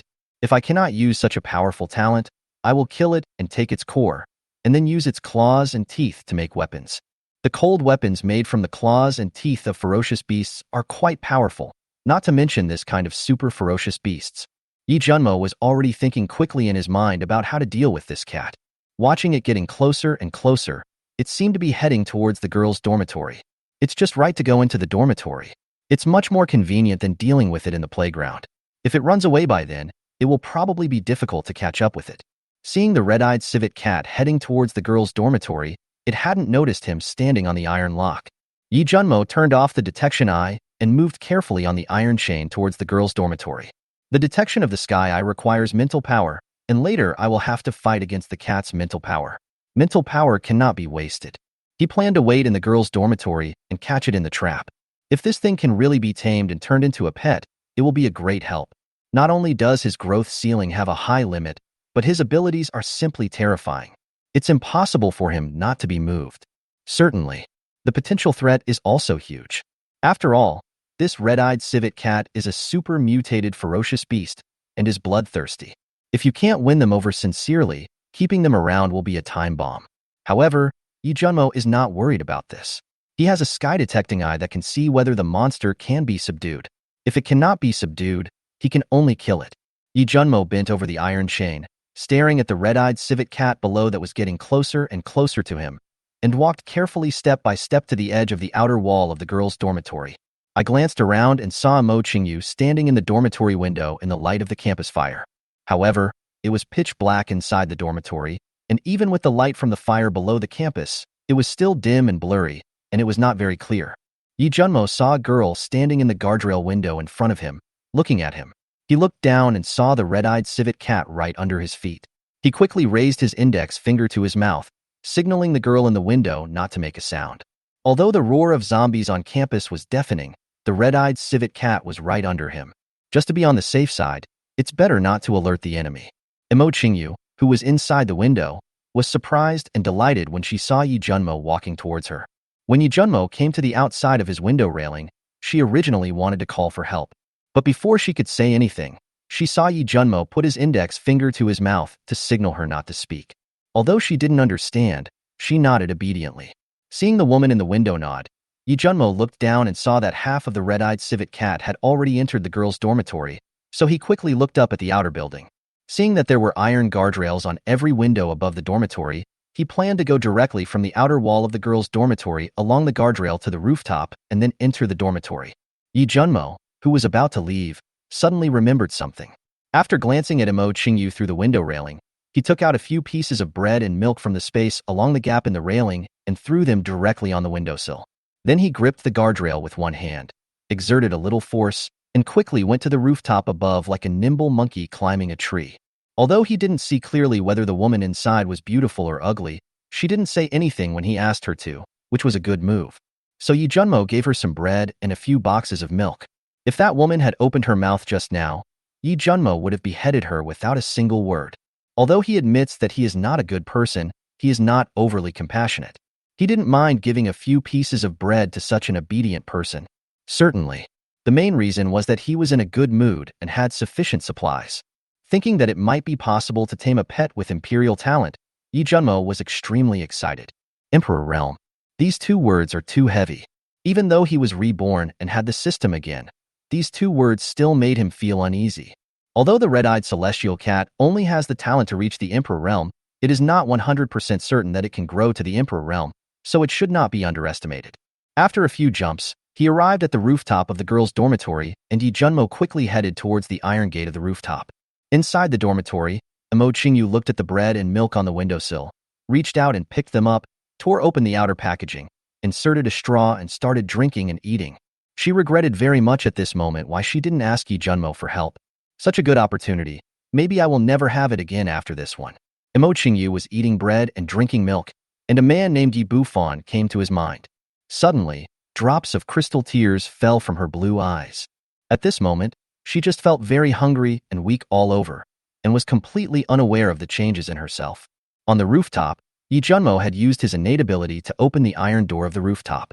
He took out a piece of wood, tied a towel with wine on it, lit it, and went to the corridor below. Roar. Yi Junmo had just walked along the corridor to the 8th floor when suddenly a dozen zombies rushed towards him. Swish, swish, swish. More than a dozen golden threads flew out from the sword box behind him, accurately entered the zombie's head, and returned to the sword box with the corpse crystal. He heard the sound of zombies coming towards the 8th floor from below. He frowned, looked up at a few closed dormitories, walked to the side of the corridor, and looked towards the 7th floor. Roar. Dozens of zombies were seen coming towards the 8th floor, smelling the human scent. Closing the door inside the room can also block out human body odor. He is now in the corridor on the 8th floor, and the zombies on the 7th floor came up because of his scent. Not only the 7th floor, the zombies on the 6th floor are probably coming up as well. Damn, you're wasting my physical and mental energy. Looking at the zombies coming up from the 7th floor, Yi Junmo whispered in a cold voice, raised his hand, drew out a tang sword, and went straight towards them. Chapter 36. The Red-Eyed Civet Cat. In order to quickly clear out the zombies coming up from the 7th floor, Yi Junmo leaned his body against the narrow walls on both sides of the corridor, using his legs to gain leverage, and cold rays of light flashed across the heads of the zombies in the corridor. Yi Junmo, who had just killed all the zombies on the 7th floor and was planning to find a room close to the corridor on the 7th floor to hide and wait for the red-eyed civet cat, suddenly felt a trace of extremely cold air coming out of the corridor below. This cold air? Ice-type mutant? And he is a supernatural being of a higher level than Oyangbing. Yi Junmo felt the unusual chill just now, and immediately had the answer in his mind. He moved his feet and planned to go to the 6th floor to take a look. If he really wants someone with ice-type abilities, then he should find a way to recruit him as his subordinate and use him for his own purposes.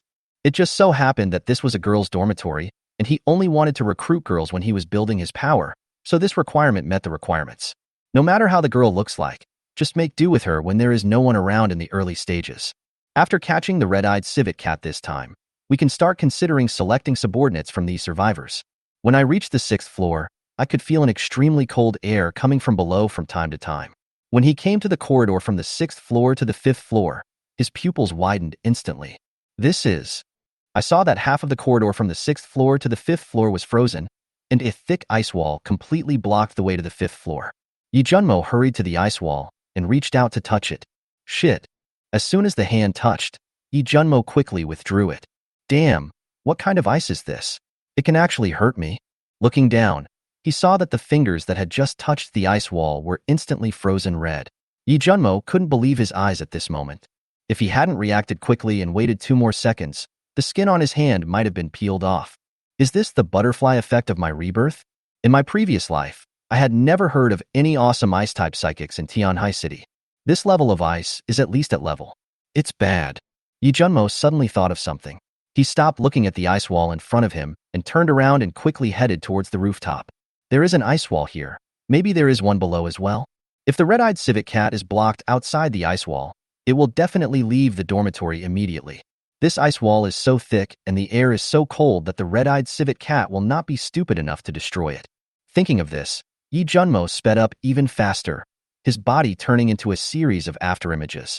He went to the rooftop and took a quick look around the campus. He didn't see the red-eyed civet cat, so he grabbed the edge of the rooftop and fell down to the iron railing of the outer wall of the 8th floor. A few of them fell and came to the outside of Mo Qingyu's window, hanging on the iron railing with one hand. Mo Qingyu was startled by Yi Junmo falling from above and even let out a frightened sound. When he saw who was coming clearly, his bright eyes stared at Yi Junmo, who was holding the iron railing with one hand. Before Mo Qingyu could speak, Yi Junmo's body fell directly downwards. Mo Qingyu quickly tilted his upper body, with his 2 huge peaks pressing against the cold edge of the windowsill. He stuck his head out of the glass window and breathed a sigh of relief when he saw Yi Junmo grabbing the railing on the 4th floor. It's really scary. Oh no, I forgot to call him again. Mo Qingyu murmured a complaint, and then regret came over him. Such a great opportunity was missed again. After Yi Junmo fell to the 2nd floor, he glanced at the group of zombies not far away, then used both hands to grab the iron railing of the 2nd floor window and pulled it hard to both sides. He tore a big hole in the guardrail and got into the girls' dormitory on the 2nd floor. Seeing that there was no one in the dormitory and the door was closed, I thought that it must be the day when the apocalypse broke out. The girls in the dormitory went to have breakfast and turned into zombies. Arriving at the dormitory door, Yi Junmo put his ear to the door and heard the roar of zombies in the corridor outside the dormitory, as well as a sound like the roar of an animal coming from the 3rd floor. He simply opened the dormitory door, holding a tang sword in one hand and a torch in the other, and quickly shuttled among a dozen female zombies. Wherever he passed, the zombies' heads fell to the ground. Just now, I wanted to find a dormitory to hide and launch a surprise attack on the red-eyed civet cat. At this time, Yi Junmo was afraid that it would run away because it was blocked by the ice wall. If the red-eyed civet cat really left the campus, finding it in this city full of zombies would be like looking for a needle in a haystack. Now that we know it is on the 3rd floor, we should just confront it head-on. As long as it doesn't run out of the dormitory building, we'll be fine. In front of a blocked dormitory door on the third floor, a red-eyed civet cat stood outside the security door. It gently pushed the door with its cat claws like a tiger's paw, but it didn't open. It placed its tiger-sized claws on the door handle without opening the door, and was about to use its sharp claws to cut the door and eat the food inside. But at this moment, it seemed to sense something and suddenly turned its huge head to look towards the corridor. At the same time, Yi Junmo, holding a knife in one hand and a torch in the other, quickly rushed out from the second floor and looked at the red-eyed civet cat quietly. The man and the cat just stared at each other quietly. In the corridors on the third floor and the fourth floor, the zombies that smelled human and pounced on Yi Junmo to bite him were all caught by the golden ribbons that flew out of the sword case on his back. When the red-eyed civet cat saw the zombies falling to the ground before they could pounce on Yi Junmo, its blood-red pupils suddenly shrank and its hair stood up, as if it was facing a formidable enemy. Hee. At this time, Yi Junmo was looking at the red-eyed civet cat several meters away from him. Seeing it like an adult tiger, he laughed. His eyes kept looking over the body of the red-eyed civet cat. If he could really tame this red-eyed civet cat as a pet, it would not only be a great help, but also a very good mount. The more he looked at it, the more satisfied he was. Kitten, come to your master. Yi Junmo looked at the alert red-eyed civet cat with a charming smile on his face. He raised his hand to put the tang sword in the sword case on his back and walked towards the red-eyed civet cat step by step. Roar. The red-eyed civet cat looked at Yi Junmo walking towards it, opened its bloody mouth, and let out a roar that was more majestic than that of a tiger. Then a pair of blood-red eyes as big as eggs stared at Yi Junmo, and an invisible energy wave went towards Yi Junmo's mind. Yi Junmo felt a powerful mental force eroding his mind, and quickly used his mental power to resist it. Without stopping, his right arm began to turn into metal. Next second, Yi Junmo suddenly accelerated and came in front of the red-eyed civet cat. He transformed his right arm into metal, clenched his fist and rushed towards the big head of the red-eyed civet cat. When the red-eyed civet cat saw the sudden change, its fur stood on end, its four muscular legs instantly tensed up, and its figure turned into a trail of afterimage as it retreated backwards. Yi Junmo's fist missed, and he narrowed his eyes and stared at the red-eyed civet cat. At this speed, if it really runs away, he really won't be able to catch up. The red-eyed civet cat looked at Yi Junmo with fear at this moment. This person who suddenly appeared felt too dangerous. Hoo-hoo. A strong wind whistled in the corridor. Yi Junmo's body was as fast as a shadow, and he rushed towards the red-eyed civet cat again. The red-eyed civet cat saw Yi Junmo attacking again, and this time it raised its huge cat paw and greeted him. Yi Junmo clenched his fist and put his arm directly against the cat's palm. Boom. An invisible air wave, during the collision, spread out in all directions. In less than a breath, the red-eyed civet cat flew up and slammed heavily against the wall of the corridor. Bump. Then there was a loud noise, and tiny cracks appeared all over the walls. It was as if the entire building was shaking slightly. Looking at the red-eyed civet cat, it was not hurt at all after such a violent collision and was staring at him. Yi Junmo lowered his eyes and glanced at his metal fist wrapped with supernatural power, then looked up at the red-eyed civet cat, narrowed his eyes slightly, and murmured, "It's really amazing. It's worthy of being a special super beast. It can withstand my full-strength attack without getting hurt despite being separated by a great realm. His mental strength is also terrifyingly strong, almost catching up with me. You really make my heart flutter, little kitty." Chapter 37. The Imperial Capital, the Ice Queen. Although the red-eyed civet cat didn't quite understand what Yi Junmo was saying, now it only knows that the person in front of it can threaten its life. Suddenly, the red-eyed civet cat tensed its four legs again, let out a low beast roar, leaped high, and pounced directly towards Yi Junmo. "Kitten, you finally decided to come to your master's arms." Yi Junmo stared at the red-eyed civet cat that pounced towards him, as if calling his own pet. Just as the red-eyed civet cat was about to reach him, Yi Junmo, who was originally standing, leaned back. When the red-eyed civet cat flew over his body, Yi Junmo raised his hand and grabbed its tail, which was as thick as a baby's arm, and smashed it hard against the corridor floor. Bump! The red-eyed civet cat's body came into close contact with the corridor floor, causing another violent collision sound. Roar! A deafening roar emanated from the red-eyed civet cat. Before it could react, it suddenly felt its body floating in the air again. Then another loud noise was heard. Call? Do you really think you are a tiger? I really give you face. You even dare to disobey your master. Yi Junmo held the red-eyed civet cat's tail, stared at it with cold eyes, and then smashed it against the corridor floor and wall, speaking fiercely. No matter how strong the red-eyed spirit cat's physical defense was, it couldn't withstand the beating from Yi Junmo. After falling dozens of times, the red-eyed civet cat felt his head swelling and passed out. Bump! Once again, Yi Junmo threw the red-eyed civet cat to the ground. Seeing that it had fainted, he looked at it carefully.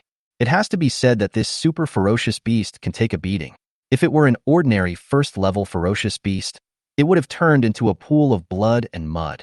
This red-eyed civet cat was fine except for fainting. He pulled the unconscious red-eyed civet cat by its tail, dragged it on the ground, and went upstairs. The red-eyed civet cat is already in his hands, and he just needs to train and tame it slowly.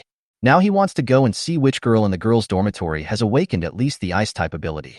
What Yi Junmo didn't know was that when he was holding the red-eyed civet cat's tail and smashing it madly, but the dozen or so girls who were left alive in the dormitory were so frightened that they trembled in fear and dared not make a sound. At this time, Yi Junmo had already arrived at the corridor on the 4th floor. The corridor leading to the 5th floor also had a thick ice wall. He held the torch in front of the ice wall, wanting to test it out. Unexpectedly, the torch was almost extinguished by the extreme cold air emitted by the ice wall as soon as it was put up. Yi Junmo glanced at the torch in his hand, and his eyes fixed. Could it be the absolute zero of an ice-type psychic? He put the torch aside, and his right hand transformed into a metal fist again, striking the ice wall with all his strength. Crack! The ice wall did not collapse, but a crack appeared. He swung his fists violently and kept hitting the ice wall in front of him. Bang, bang, bang. Feeling a chill constantly penetrating into his body through his fist, Yi Junmo frowned and swung his fist a dozen times. Boom! The ice wall blocking the corridor collapsed completely. He lowered his eyes and looked at the metal fist on his right arm that was transformed by his supernatural power. Now that the supernatural power had been removed, the back of his hand was red. It's such a horrible cold air. Roar! Right at this moment, he grabbed the tail with his left hand, and the red-eyed civet cat lying on the ground woke up and wanted to turn around and bite Yi Junmo. Bang, bang. Yi Junmo's first reaction was to swing the red-eyed civet cat and smash it hard against the edge of the corridor. After hitting it a few times, he saw the red-eyed civet cat fainted again, so he went to the 5th floor. As soon as he arrived in the corridor, he saw a dozen zombies frozen into ice sculptures and raised his hand to push them away. Boom, crack. The zombie he pushed fell to the ground and shattered into countless ice cubes. When I just awakened, the energy I burst out was so strong. I wonder how strong I will be when I grow up. The level of my superpowers after this seems to be stronger than I thought. Yi Junmo muttered something, put away the corpse crystal, and walked to the outside of dormitory 505. Looking at the closed dormitory, this is where the extreme cold is the heaviest. Obviously, someone has awakened. I don't know if it's an ice-type or ice-type superpower, and he's behind this security iron door. Raising his hand and placing it on the security door, Yi Junmo slowly applied force. Crack! The lock of the security door was broken in an instant by the huge force. Feeling that there was a heavy object blocking the door from behind, he increased the force again, and a 10-centimeter gap appeared in the door. Emo Qingyu, who was originally lying by the window, noticed a flickering fire behind the dormitory, illuminating the dark dormitory room, and turned around suddenly. She saw the iron bed that was blocking the door of her room moving, and saw fire coming in from outside the door. She was so scared that she didn't know what to do, and thought it was a zombie coming in. Before she could react, the door was half opened and Yi Junmo stepped in with a torch. When Emo Qingyu saw that the person who came in was Yi Junmo, he breathed a sigh of relief immediately. At this time, Yi Junmo used the light of the torch in his hand to clearly see the girl standing by the window. It really surprised him a little. If I really have to use words to describe Emo Qingyu after his awakening of his superpowers, he would be an elf walking out of a comic book. Yi Junmo opened the sky-detecting eye. Character: Emo Qingyu. 19 years old, a young girl, a top school beauty, like an elf, undeveloped. The picture is from the internet. If there is any infringement, please contact us to delete it. Height: 1. Realm: initial stage of the first stage. Superpower: ice. Appearance: 9'6".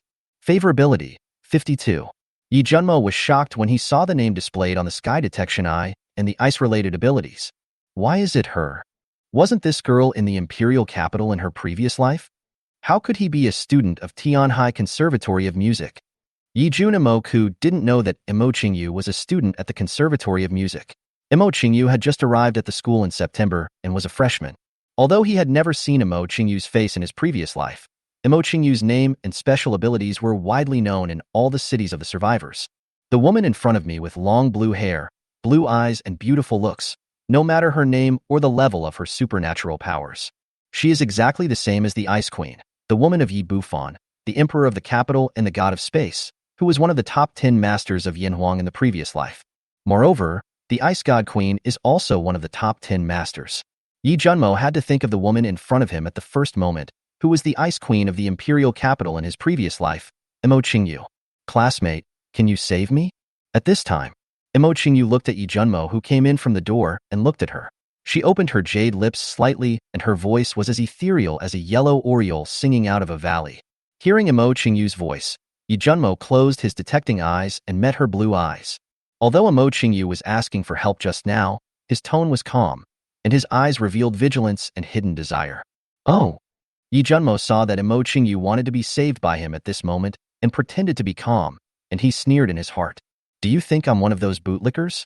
In such an environment, he is still pretending to be cool and aloof. Who are he showing this to? It seems that this woman is no simple person. She knows that the world is changing drastically and there are evil-minded people everywhere. She is on guard against herself. Chapter 38. Unkind Thoughts. Classmate. Seeing that Yi Junmo didn't answer her, Imo Qingyu called out again. Yi Junmo looked behind Imo Qingyu and saw the chain bridge through the window. He saw the unfinished bread and milk on the windowsill behind Imo Qingyu, but he did not respond to her and was indifferent throughout.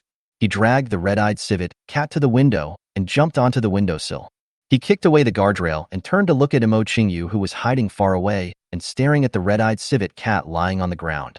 Yi Junmo asked indifferently, "Are you going or not?"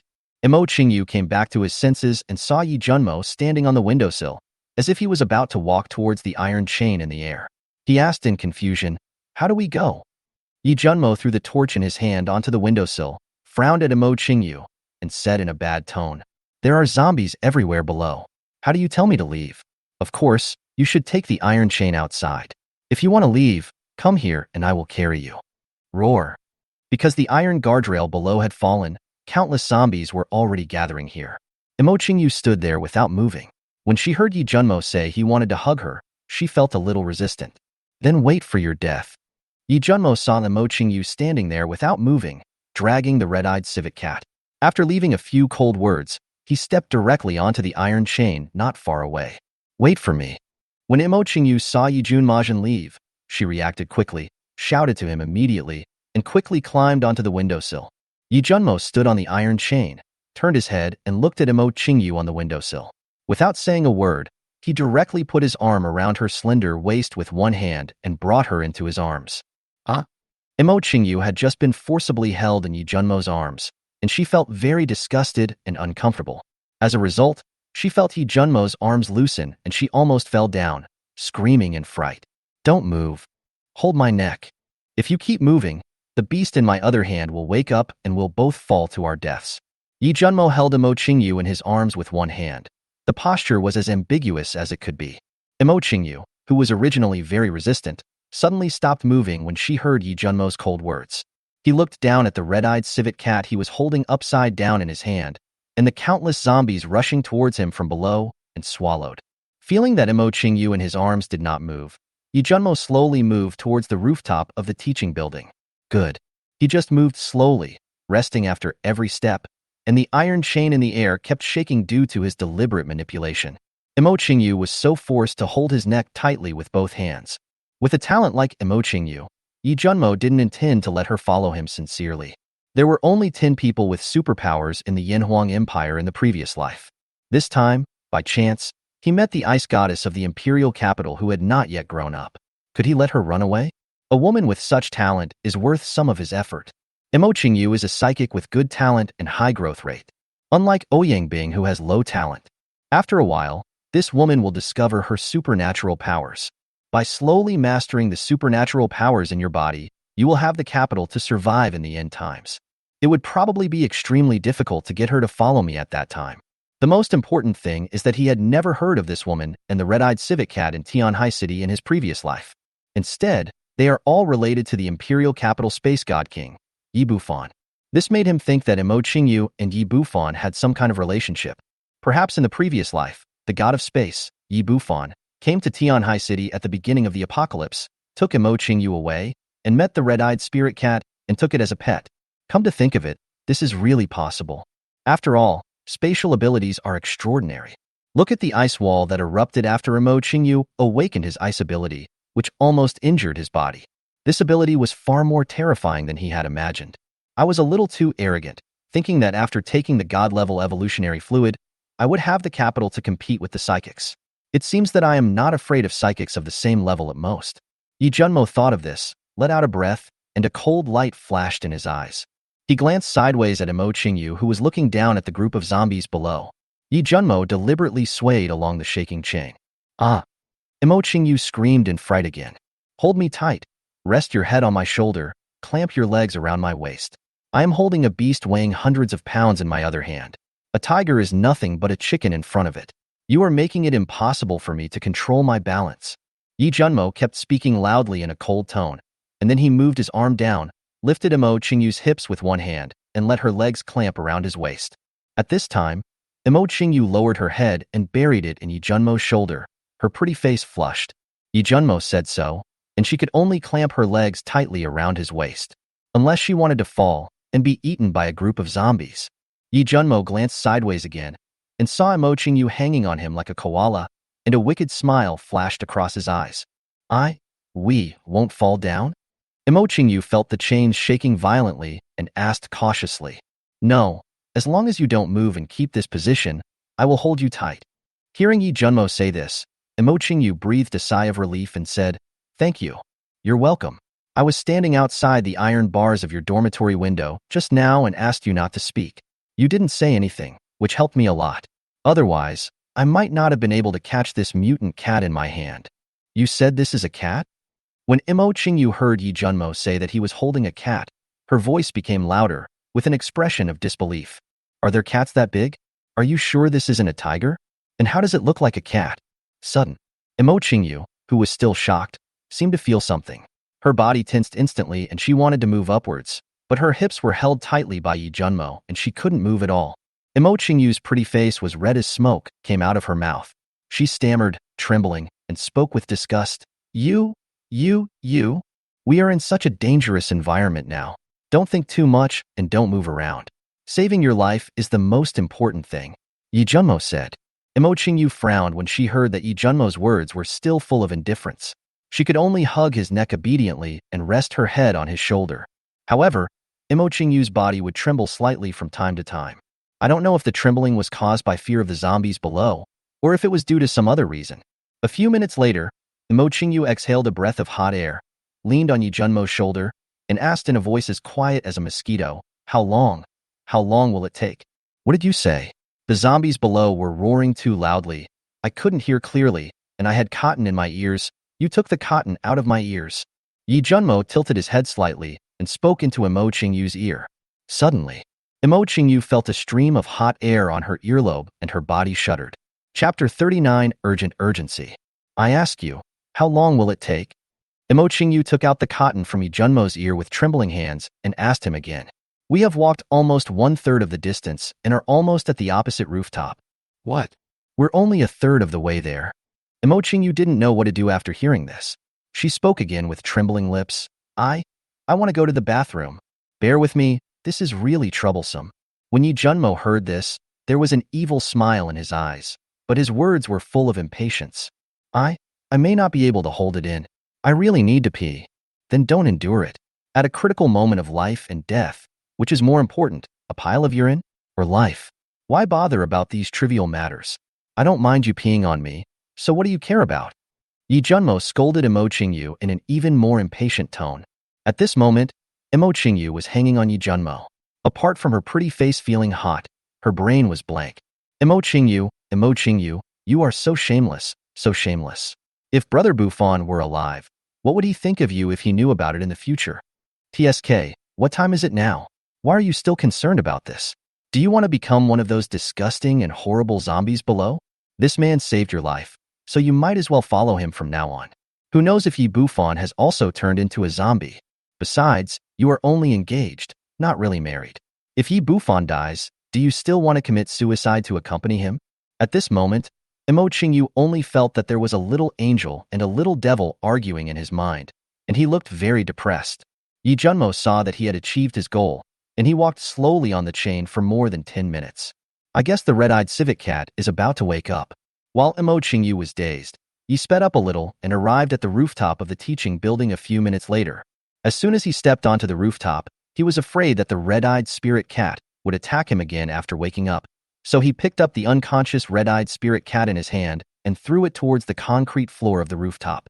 This thing is so tough, it's best to beat it into an idiot so that it's easier to control. Yi Junmo knew that it had super regeneration capabilities, so he probably couldn't kill the cat unless he chopped off its head and took away its beast pill. Bang, bang, bang. He controlled the force and hit it more than 10 times in a row.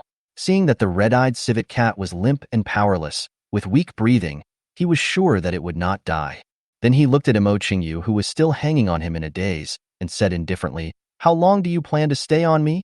Imo Qingyu turned his head mechanically and looked at Yi Junmo, who was so close to him, then lowered his head, embarrassed. "I don't know what you're thinking. It was so dangerous just now. If I lose my focus for a moment, we'll fall down and become food for thousands of zombies. Come down." Yi Junmo kept staring coldly at Imo Qingyu, who was lowering her head in shyness, and gave her a lecture. Then he picked up Imo Qingyu with one hand and placed him on the rooftop. Imo Qingyu, who had just stood up, suddenly looked up and stared at Yi Junmo ferociously. At this moment, she couldn't believe what she heard. Is this still a human being? Hoo. Imo Qingyu's breasts heaved up and down with anger. Why was this man like this? Yi Junmo looked at Imo Qingyu's ferocious eyes, his eyes condensed, revealing a cold light, and said coldly, "Don't look at me like that. I don't mind throwing you down to feed the zombies. You almost distracted me just now. Your condition is holding me back. I don't know what happened to me today. I was so kind-hearted that I took the initiative to save a stranger like you, and I almost got killed." After Yi Junmo finished speaking, he glanced at the chain in the air, pulled hard at one end, put it directly into the system space, and dragged the red-eyed civet cat towards the corridor entrance. He said this on purpose. If he wanted to win over a woman with great talent like Imo Qingyu, he needed some means, a distant and cold attitude. You can't treat her as a goddess, you have to treat her as an ordinary woman. Make her feel that her looks are nothing in Yi Junmo's eyes. She was just an insignificant stranger. If you lick it upwards too hard, you would definitely make a big mistake. Just look at the favorability level of 63. The level of favorability between us is just like that of ordinary friends. To say that we are just nodding acquaintances is not an exaggeration at all. I saved your life, and yet we are just an acquaintance. This kind of woman either already has someone very important in her heart, or she is the kind of arrogant woman who is often surrounded by a group of men, worshipped as a goddess, and looks down on men. To deal with this kind of woman, Yi Jun should let her know first. Don't think that I will lick you just because you have an angelic face. You are nothing in my eyes. Imo Qingyu stood there looking at Yi Junmo's departing back, with disbelief in his eyes. No man has ever treated her like this since she was a child. Although Imo Qingyu's family is not a top-tier wealthy family, they still have assets worth hundreds of millions. It is no exaggeration to say that I grew up with a silver spoon in my mouth. She also knew a lot of rich second-generation young men, and those rich second-generation young men were either courting her or trying to please her in various ways to make her happy. But she looked down on them all. I know those rich second generations and young masters are just attracted by her looks. To this, she shrugged it off.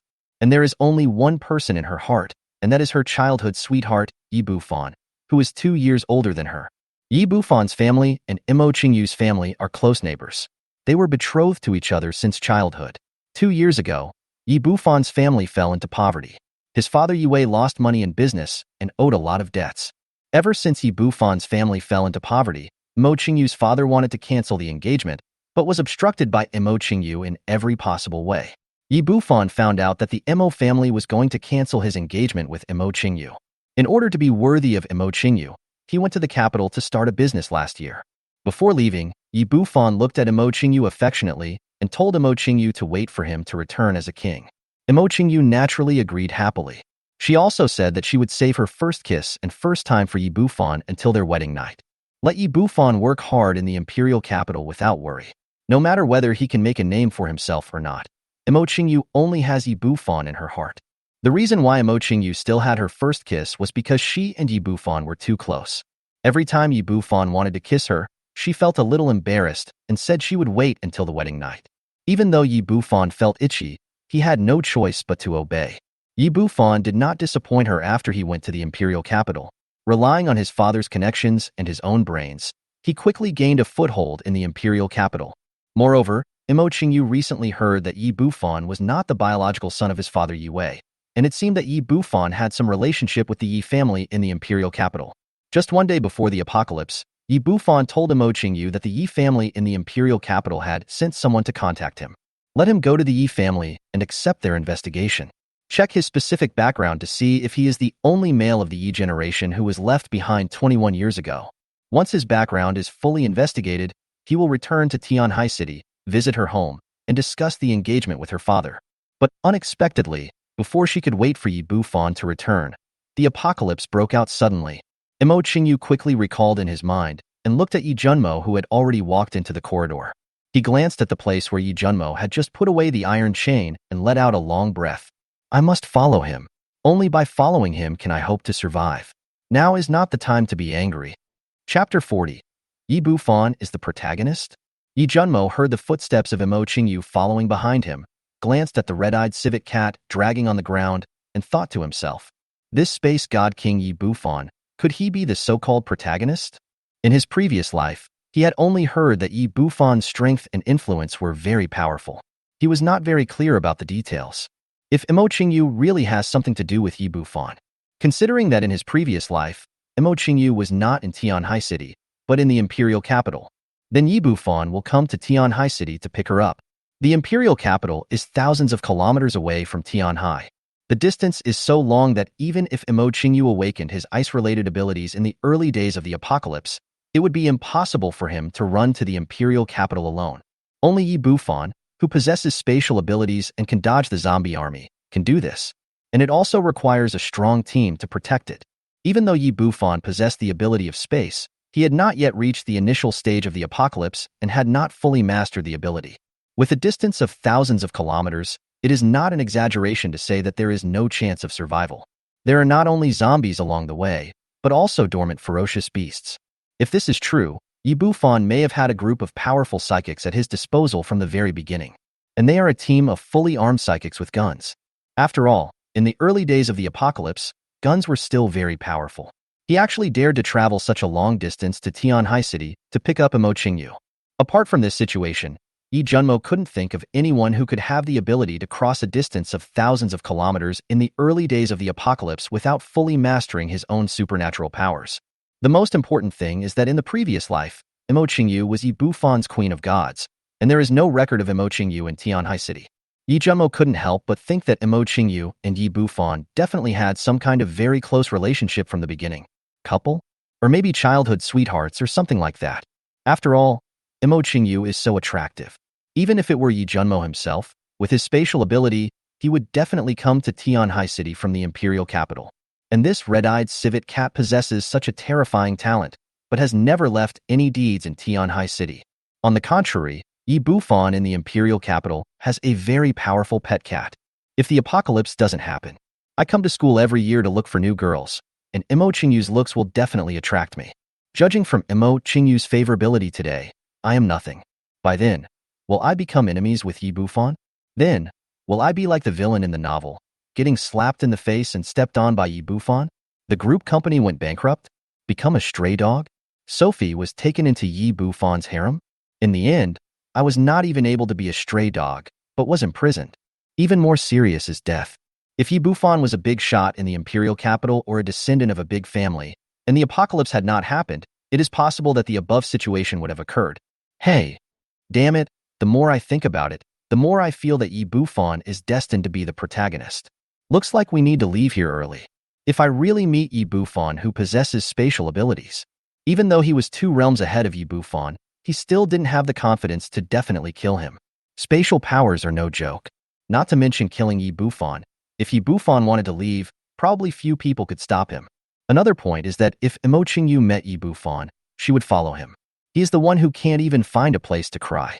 The gold-based ability is still too weak. Now he doesn't want to openly provoke a powerful enemy for himself. Since he has decided to find a way to subdue Imo Qingyu, he will not leave such a big hidden danger for himself. I don't care what superpowers you have awakened. Yi Bufon's spatial power is so important to modern humans. What is your identity and status in the imperial capital? Yi Junmo only knew that he had the intention to take Imo Qingyu in. It started from when I guessed that Imo Qingyu and Yi Bufon had a complicated relationship. Then Yi Bufon is destined to become his enemy, and as an enemy he deserves to die. The imperial capital? I will go. Go and see this city, which was later called the capital of human destiny. Go and get in touch with the major forces that launched the Great Shift 5 years after the end of the world. Now, I need to grow. Why are you following me? When they were not far from the outside of the broadcasting room, Yi Junmo turned around and stared at Imo Qingyu coldly and asked, I saw that the favorability level of 63 not only did not increase at all, but dropped to 60 instead. Yi Junmo forced himself to suppress the urge to execute her on the spot and warned himself in his heart. Hold on, this is a great helper. We can't waste a strong man. If you want to become shattered ice, just go ahead. Imo Qingyu looked up at Yi Junmo's cold eyes, swallowed, and then blushed and said with a smile, Since you saved me, it's right for me to follow you. Besides, the campus is full of monsters and zombies now.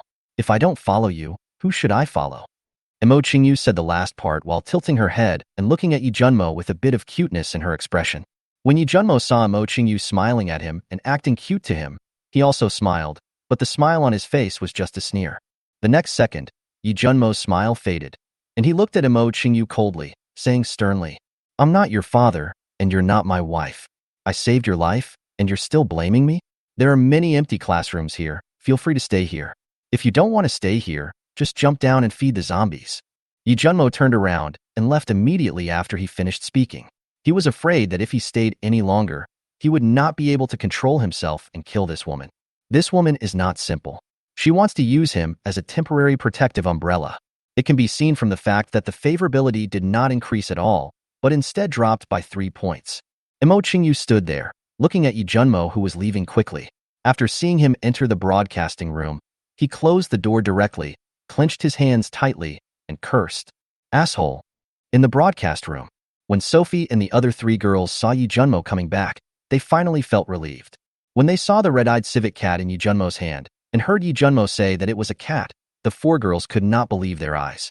Sophie looked at the unconscious red-eyed civet cat, then looked up and saw Yi Junmo had made an iron hook on the ceiling and was tying up the red-eyed civet cat with an iron chain. She asked uncertainly, Junmo, is this really a cat? There's nothing strange about it. This is a mutated beast. Even rats today can be this big. It's nothing surprising. All kinds of poultry and animals from the past will change, and you will encounter them in the future. Yi Junmo tied up the red-eyed civet cat while explaining everything to Sophie and the other girls. Seeing that the red-eyed civet cat was trapped tightly and was sure that it would not be able to break free even if it woke up, he directly hung it up and then poured several basins of cold water on it to wake it up. It is easy to imagine that the red-eyed civet cat was indeed beaten badly. As soon as the red-eyed civet cat woke up, it struggled hard.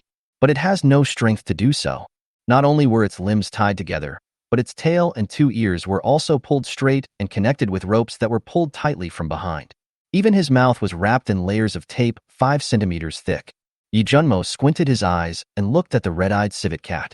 Seeing fear in its eyes, he took out a dagger and played with it, with an anti-smile on his face. Turning around to look at Ouyang-Bing's favorability, it had reached 85. Yi Junmo was in a very good mood as he had another subordinate with a high favorability. After the contact in the past few days, he was attacked by the red-eyed civet cat using its mental power. Ouyang-Bing's senses have improved a lot. Teacher Ouyang. Ouyang-Bing's mental state has improved a lot now. When she heard Yi Jun calling her, and remembered how she had just hugged Yi Junmo like a little woman, her face instantly turned red. She lowered her head and spoke softly, Jun. Junimo, what's the matter? Obvious. Ouyang-Bing was still very embarrassed at this time. Yi Junmo reached out to help her tidy up the hair on both sides of her cheeks, which made Ouyang-Bing very flustered. I will protect you from now on. You know what I mean. Yi Junmo looked at Ouyang-Bing, whose face was flushed, and asked seriously. Ouyang-Bing looked up at Yi Junmo, with undisguised heat in his eyes, and for a moment he didn't know how to answer. After a few breaths, Ouyang-Bing finally said, I'm 31 years old. The Prime Minister is my idol. Yi Junmo replied. Ouyang-Bing's mouth twitched when he heard this, indicating that he was speechless, and nodded silently. After teasing Ouyang-Bing for a while, Yi Junmo turned his head and looked at the upside-down red-eyed civet cat. He waved the dagger in front of its bloodshot eyes, as big as egg-shaped pupils. The frightened red-eyed civet cat closed its eyes tightly. Seeing that the red-eyed civet cat had its eyes tightly closed, Junmo forcibly opened its eyelids, placed the dagger at its eyes, and spoke coldly. I know you can understand some human language. Be good and acknowledge me as your master. I can forgive you for hurting my teacher. Otherwise, I will forcibly take out your beast core. The red-eyed civet cat looked at Junmo in front of it and felt that this man was a devil. After being caught, it was beaten continuously. At this time, it saw the dagger placed less than 1 centimeter away from its eyes. It was so scared that its whole body tensed up and dared not move. When it heard what Junmo said, its eyes revealed confusion and bewilderment. I don't know exactly what this person wants to do, but it saw Ouyang-bing. It remembered that it had just gotten dark, and it wanted to use its mental power to kill Ouyang-bing at the door of the broadcasting room, but failed. It originally wanted to go forward and kill Ouyang-bing, but it sensed that there was a powerful enemy in the broadcasting room, so it gave up and ran away. Now seeing Ouyang-bing, its whole body was trembling. It understood that the man who lifted its tail and hit it casually wanted to avenge the woman. After seeing the red-eyed civet cat looking at Ouyang-bing, its entire body was trembling. Junmo was almost speechless. This should be described as timid as a mouse. Not only is he carefully avoiding zombies, but he is now like this. If it falls into the hands of the enemy in the future, Junmo seriously suspects that this cat will not be able to withstand 2 whips and will become a traitor and running dog. Chapter 41. Subdue the Red-Eyed Civet. I ask you again, are you willing to acknowledge me as your lord? The red-eyed civet cat hanging upside down revealed confusion in its eyes. It really didn't understand what Junmo meant. Junmo frowned slightly when he saw the red-eyed civet cat's puzzled and confused look. Then he thought about it, removed the tape on its mouth, took out a few corpse crystals, let it open its mouth, and threw them into its mouth. The corpse crystal just entered my mouth. Everyone heard the sound of crunch, crunch. The red-eyed civet cat had just finished eating a few corpse crystals and was staring at Junmo with glowing eyes. Meow. Sudden. The red-eyed civet cat made a cat sound from its mouth. Hee. Junmo heard the red-eyed cat meowing and sneered. Then he threw a few more corpse crystals and said again, recognize me as your master, and there will be no shortage of these crystals in the future. The red-eyed civet cat finished eating the corpse crystal in its mouth again and still looked at Junmo in confusion. Looking at the confusion in the eyes of the red-eyed civet cat, Junmo rubbed his temples. It's really not an easy thing to communicate across races. In his previous life, he had never tamed any ferocious beasts, nor had he heard of any method to tame ferocious beasts. Just as Junmo was thinking about how to communicate across races, a spiritual force came towards him. Junmo used his mental strength to resist at the first moment. At the same time, he looked at the red-eyed civet cat with cold eyes. He thought the red-eyed civet cat was going to sneak attack him, but the mental power emitted by the red-eyed civet cat this time had no malicious intent, but was instead expressing that it still wanted to eat the small crystals just now. Using his mental power to understand what the red-eyed civet cat wanted to express, Junmo was overjoyed and also used his mental power to respond to the red-eyed civet cat.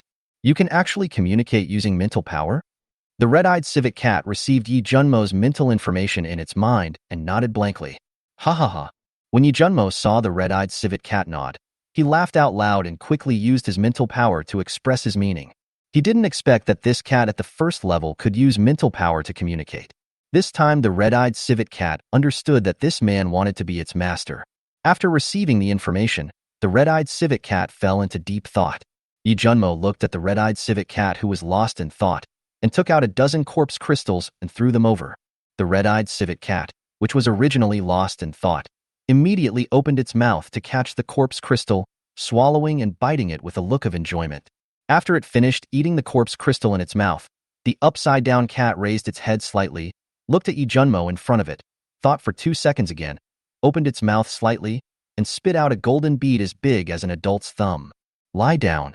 When Junmo saw the red-eyed civet cat suddenly spit out a golden bead that floated in the air, he immediately cursed. This cat can actually freely control the beast pill in its body at the first level? You must know that no matter whether it is a zombie, a ferocious beast, or any other mutated creature, only after reaching the king realm, undergoing the baptism of thunder, and opening up full wisdom, can one freely control the beast pill in the body. This beast pill is not only the source of their power, but can also be used to fight enemies, and can also self-destruct to die together. Whether it is vicious beasts, zombies, or other mutated creatures, they all feed on human blood. It is extremely difficult to tame them as pets. They will never surrender even if they die, and only a very few of them can be subdued by strong humans. At this time, this level of red-eyed civet cat actually spat out the beast pill directly, which surprised Lee Junmo to no avail. But what does it mean when it spits out the beast pill? Is it for me? That's not right. If it loses its beast pill, it will not die, but it will be close to death. What is the situation now? Just as Lee Junmo was looking at the red-eyed civet cat in confusion, I received the spiritual message of the red-eyed civet cat in my mind again. After Lee Junmo received it, he squinted his eyes and looked at the red-eyed civet cat, then looked at the beast pill floating in the air, and his thoughts turned. He immediately used his mental power to implant the beast pill floating in the air. He had just received a message from the red-eyed spirit cat, telling him that as long as he could use his mental power to leave his mental mark in its beast core, it would recognize Lee Junmo as its master, but it would have to eat the small crystals every day. Lee Junmo thought about it and felt that he could give it a try without worrying about the red-eyed civet cat causing trouble. As soon as he found something wrong, he would immediately snatch the beast pill and kill the cat. As time went by, Lee Junmo continued to implant spiritual power into the beast pill. I don't know how long it was before cold sweat began to appear on Lee Junmo's forehead. He suddenly felt that he had some kind of connection with the red-eyed civet cat. At this moment, a brand was formed in the beast core of the red-eyed civet cat. Meow. The upside-down red-eyed civet cat meowed at Lee Junmo again and tried to push its head forward towards him. Call. Lee Junmo let out a deep breath, looked up at the red-eyed civet cat, and laughed out loud, feeling extremely happy. I never thought that I could keep a ferocious beast as a pet in this way. However, using mental power to leave one's own mark in the beast pill is too dangerous. If it's not appropriate, your mental strength will backfire. If the red-eyed civet cat had fought back desperately just now, he would never have been able to subdue it. Moreover, they will suffer from mental backlash, and in serious cases, they can be turned into idiots. This was only possible because he was one major realm higher than the red-eyed spirit cat plus 2 minor realms higher, and he took the super evolution liquid to improve his spirit, leaving the master servant's spiritual imprint in the beast pill. Sophie, Ouyang Bing, Li Jing, and Tang Yi were originally looking at the floating beast pill in surprise and looking around. At this time, everyone who heard Lee Junmo suddenly laugh towards the sky looked at him in confusion, not knowing what was going on. However, when Sophie saw cold sweat on Lee Junmo's forehead, she immediately took out a silk handkerchief to wipe it. Fair, I'm so happy today. Lee Junmo grabbed Sophie's hand that was wiping the cold sweat off his face and held her in his arms. Junimo, why are you so happy all of a sudden? Seeing Lee Junmo happy, Sophie was also very happy and asked with a smile on her face. Although she has become extremely cold during this period, she is naturally like a little bird in front of Lee Junmo. Lee Junmo immediately put down the red-eyed civet cat that had taken back the beast pill. As soon as the red-eyed civet cat was put down, it came to Lee Junmo, lay on the ground and nudged him with its head. From now on, you will be called Akajiri. Lee Junmo raised his hand and stroked the cat's head, using his mental power to tell the red-eyed civet cat and gave it a name. Anyway, this cat is a female, and the name Cheetong is more feminine, so there is nothing wrong with calling her Cheetong. If it is a male cat, you can only call it a common name like Xiao Hei. The red-eyed civet cat received Lee Junmo's mental power and nodded humanely. Sophie, Ouyang Bing, and the other two girls were all surprised when they saw this black cat as big as a tiger being so well-behaved in front of Lee Junmo. Lee Junmo lowered his eyes to look at Sophie in his arms, and then sent another mental message to Cheetong. When Cheetong received Lee Junmo's mental message, he shuddered in fear at first, then raised his head and nodded to Sophie's hand. Sophie was startled at first, but seeing Cheetong being so well-behaved in front of her, she looked up at Lee Junmo and saw him smiling faintly at her. Sophie plucked up the courage to raise her hand and rub the cat's head. Meow. Cheetong immediately cried out in enjoyment. Seeing Cheetong being so well-behaved, Ouyang Bing and the other two girls also wanted to come over. Roar. Before Ouyang Bing and the other two girls could get close, the red-eyed civet cat turned around, revealing its bloody mouth. Its eyes were ice cold, and a horrifying beast roar came out of its mouth. Ouyang Bing and the other two girls were immediately frightened and broke out in cold sweats. Pa.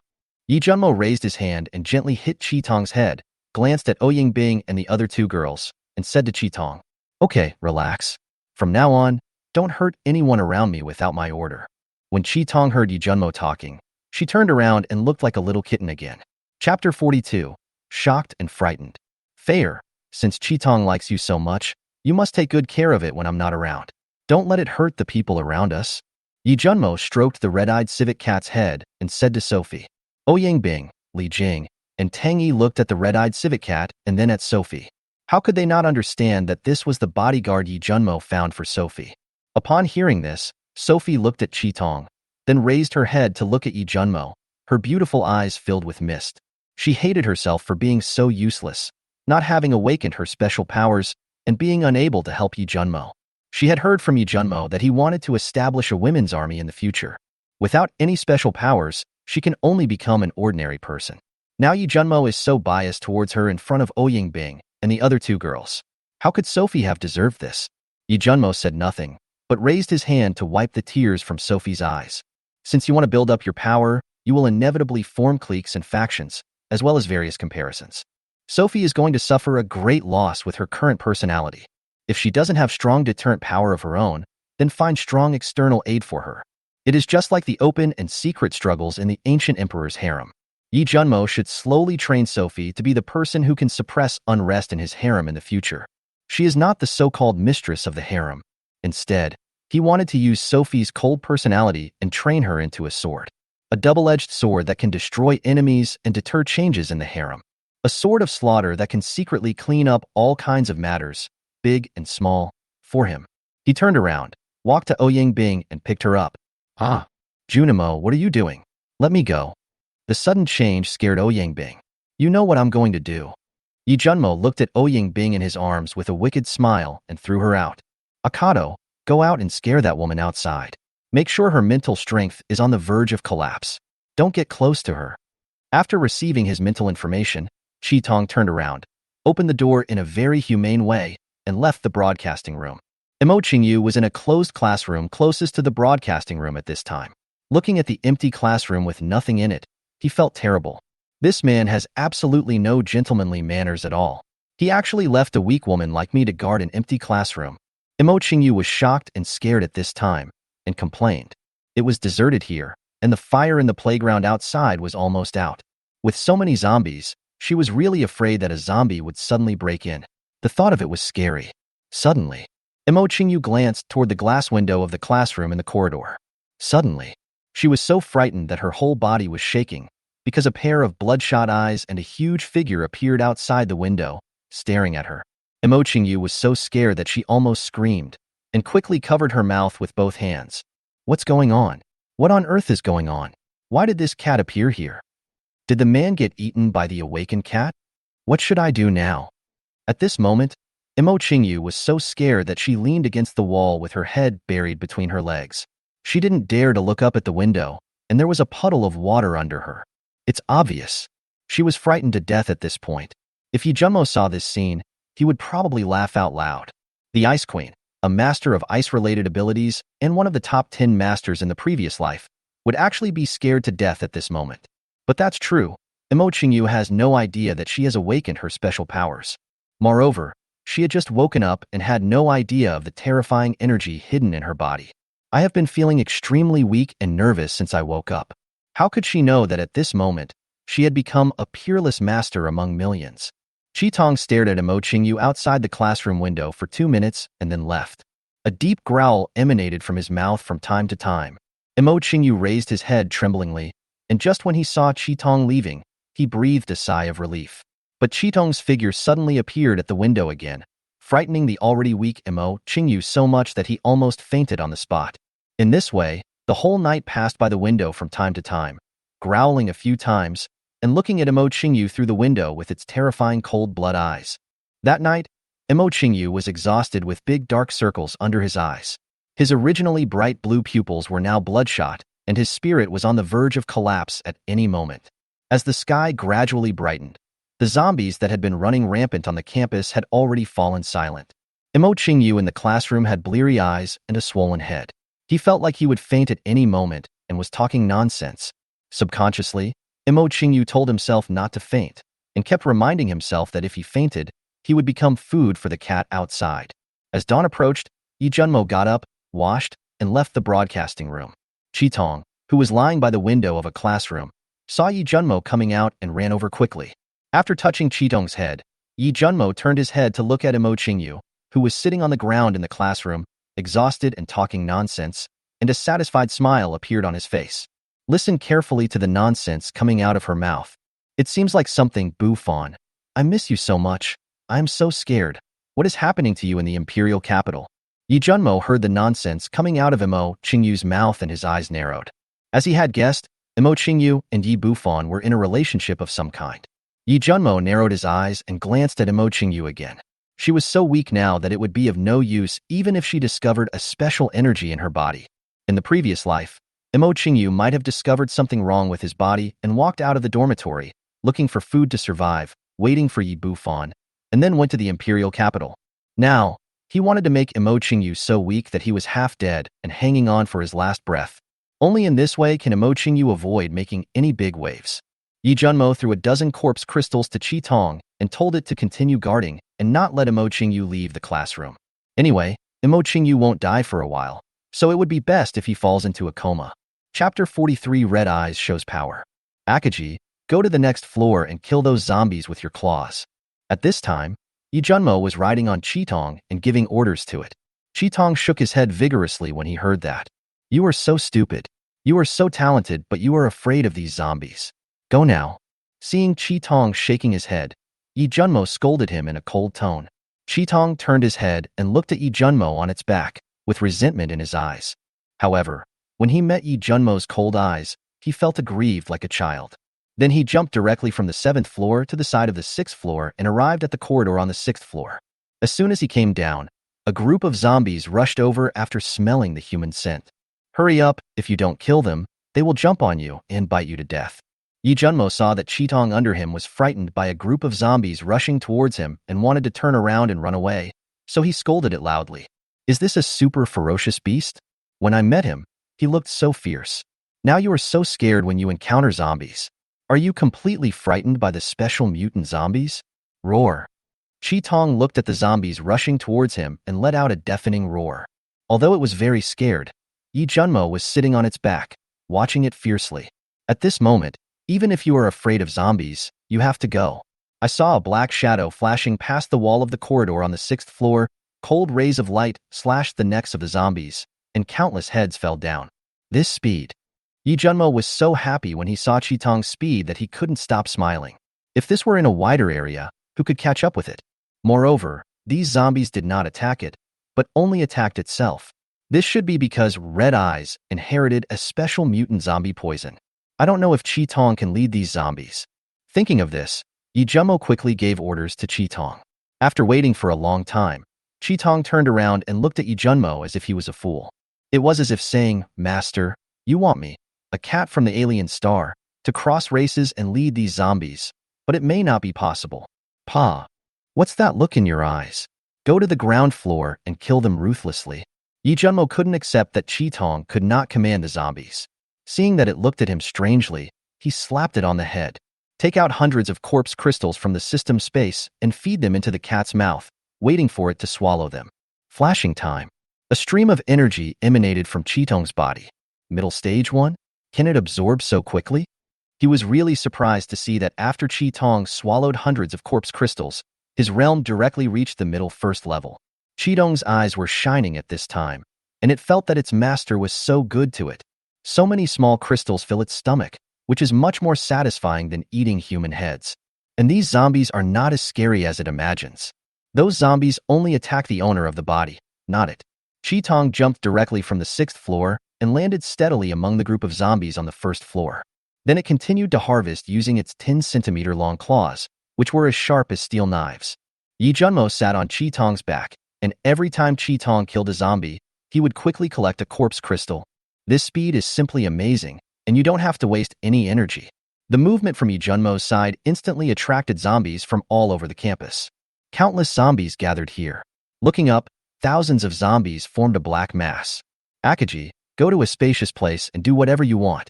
I won't call it a day until you are exhausted. Looking at the dark mass of zombies, Yi Junmo was not at all panicked, but rather very excited. With this cat, you can come and go freely among the zombies. It was faster than him, and most importantly, the zombies didn't attack it. And it is not afraid of zombie poison, and has super regeneration. Is this cat the protagonist? Yi Junmo thought about Qidong's abilities and felt that it should be the son of the world and the protagonist of destiny. Oh my god, boss, get up quickly. In the boys' dormitory 707, Monkey stood by the window, watching Yi Junmo riding on Qi Tong among the zombies. After a scream, he shouted to Wang Wei, who was still sleeping. There were 11 people sleeping together in the dormitory at this time. They were scared by the red-eyed civet cat last night, so they had to huddle together and take turns to keep watch. Wang Wei and his group woke up when they heard the monkey scream. When they came to the window, they all stared at Yi Junmo with wide eyes. Damn it, it must have been that tiger that attacked us last night. Is this tiger raised by Yi Junmo? Damn it, did he send this tiger to our dormitory last night? Did he want to kill us? Hey, we have no grudges in the recent past or in the past. Why did he send that tiger to kill us? Wang Wei's younger brothers saw Yi Junmo riding on Qitong, constantly moving among the zombies. Seeing Qitong's bloodshot eyes, how could they not know that Qitong was the dark shadow that attacked them last night? Everyone started cursing. They don't know that Akaji is a cat. In their understanding, there is no cat as big as a tiger. And Akame's appearance really has nothing to do with a cat now. Wang Wei didn't say a word at this time, but stared at Yi Junmo, thinking in his heart, if I were to fight Yi Junmo, would I really be able to win? I'd probably be killed instantly. After a few breaths, Wang Wei turned to look at Su Chan and asked, Fu Wang, what do you think? Ever since Su Chan reminded Wang Wei and the others last night, Su Chan has already firmly established some influence in the hearts of this group of people. If he hadn't reminded us last night, more people would have died. When everyone heard Wang Wei asking Su Chan at this time, they all looked at him. At this moment, Su Chen's eyes were fixed on Yi Junmo, who was killing people so hard. He felt very unbalanced at this moment. This ferocious tiger is not the mount of the Thunder King. In his opinion, only he, the king of thunder and lightning, could be worthy of such a ferocious beast. Imagine if he were sitting on that tiger, he would be struck by lightning. Qitong moved through the zombie horde at a very fast speed, killing group of zombies with his lightning. How free and easy, how high-spirited, how charming, how charming, how charming, how high-spirited. The King of France? Seeing that Su Chun did not respond to him, Wang Wei shouted again. Su Chun retracted his gaze and glanced at Wang Wei. Feeling the gazes of the crowd, he spoke in a calm tone. Get ready. Once that guy attracts all the zombies to his side, we should head to the supermarket. Wang Wei nodded when he heard this. He thought so too. This was a once-in-a-lifetime opportunity. As for the idea of dealing with Yi Junmo and torturing Ouyingbing and other women, he had to give it up temporarily. Yi Junmo has that tiger and wants to kill him, which is simply seeking death. They probably couldn't even defeat the tiger. Not only Wang Wei and his group, but also those who survived in the other dormitories of the Conservatory of Music, all leaned against the windows and looked at Yi Junmo. At this time, everyone saw that the zombies were attracted away, and they began to hold various weapons and wanted to go to supermarkets, cafeterias, and other places. Only in Imo Qingyu's dormitory, the dozen or so girls on the 6th, 7th, and 8th floors had faces full of despair. Their dormitory was close to Yi Junmo's location, and there were zombies everywhere below. Moreover, since last night, after hearing no movement in the dormitory corridor, they secretly opened the door to check this morning. They discovered that all the zombies in the corridor had been killed. They were originally ecstatic, but their last chance of survival was blocked by the ice wall on the 5th floor. Handsome guy, please save us. Master Yi, I am your little fangirl, please save me. Hubby, I can unlock any position, save me. At this time, there were a dozen girls who survived in Imo Qingyu's dormitory. Looking at Yi Junmo riding on Qi Tong not far below, he shouted loudly using the little strength he had. However, their cries fell on deaf ears. With so many zombies roaring, there was no way their voices could reach Yi Junmo's ears. One of the girls, seeing that shouting was useless, kept picking up various items in the dormitory and throwing them in Yi Junmo's direction, trying to attract his attention. The other girls in the dormitory also followed suit. All of a sudden, all kinds of items were flying everywhere, including shower gel, shampoo, facial cleanser, mobile phones, underwear of different colors and sizes, bread for night use and day use, and so on. Yi Junmo, who was sitting on Qi Tong and continuously collecting corpse crystals, suddenly felt something floating above his head and looked up. Fuck. Chapter 44, Crazy Killing. Yi Junmo looked up and saw a pair of women's underwear falling from above his head, so he quickly dodged. After the lady's underwear fell to the ground, he looked down and saw a piece of bloody bread stuck on the underwear. Damn it, Who is so unethical as to use this thing to launch a sneak attack? When Yi Junmo saw the bloody bread, the corners of his mouth twitched wildly. If he hadn't reacted quickly, it would have been smeared on his face. He looked up at the nearest buildings and saw that there were a dozen girls in the building where the red-eyed civet cat was caught. They were throwing various objects at him and shouting something. Although he couldn't hear clearly, he knew with his toes that it was just words asking for help. He retracted his gaze and looked into the distance again, and saw that there were survivors in several distant dormitories, holding various weapons and desperately running towards the school supermarket and cafeteria. Have these people started to fight desperately? That's right. If we don't fight hard, we will starve to death in a day or two. It seems that we should prepare to recruit some men and move closer to Panlong Mountain. I don't know when Yi Bufan will come to Tianhai City. It's better to leave the university town area as soon as possible. At present, Yi Bufan is not yet fully grown, and he really wants to do what he wants. At the very beginning, he had a powerful force in his hands. If he faced it head-on, he might capsize.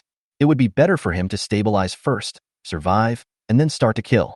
It has been 5 days since the end of the world, and the darkness of human nature has gradually begun to be exposed.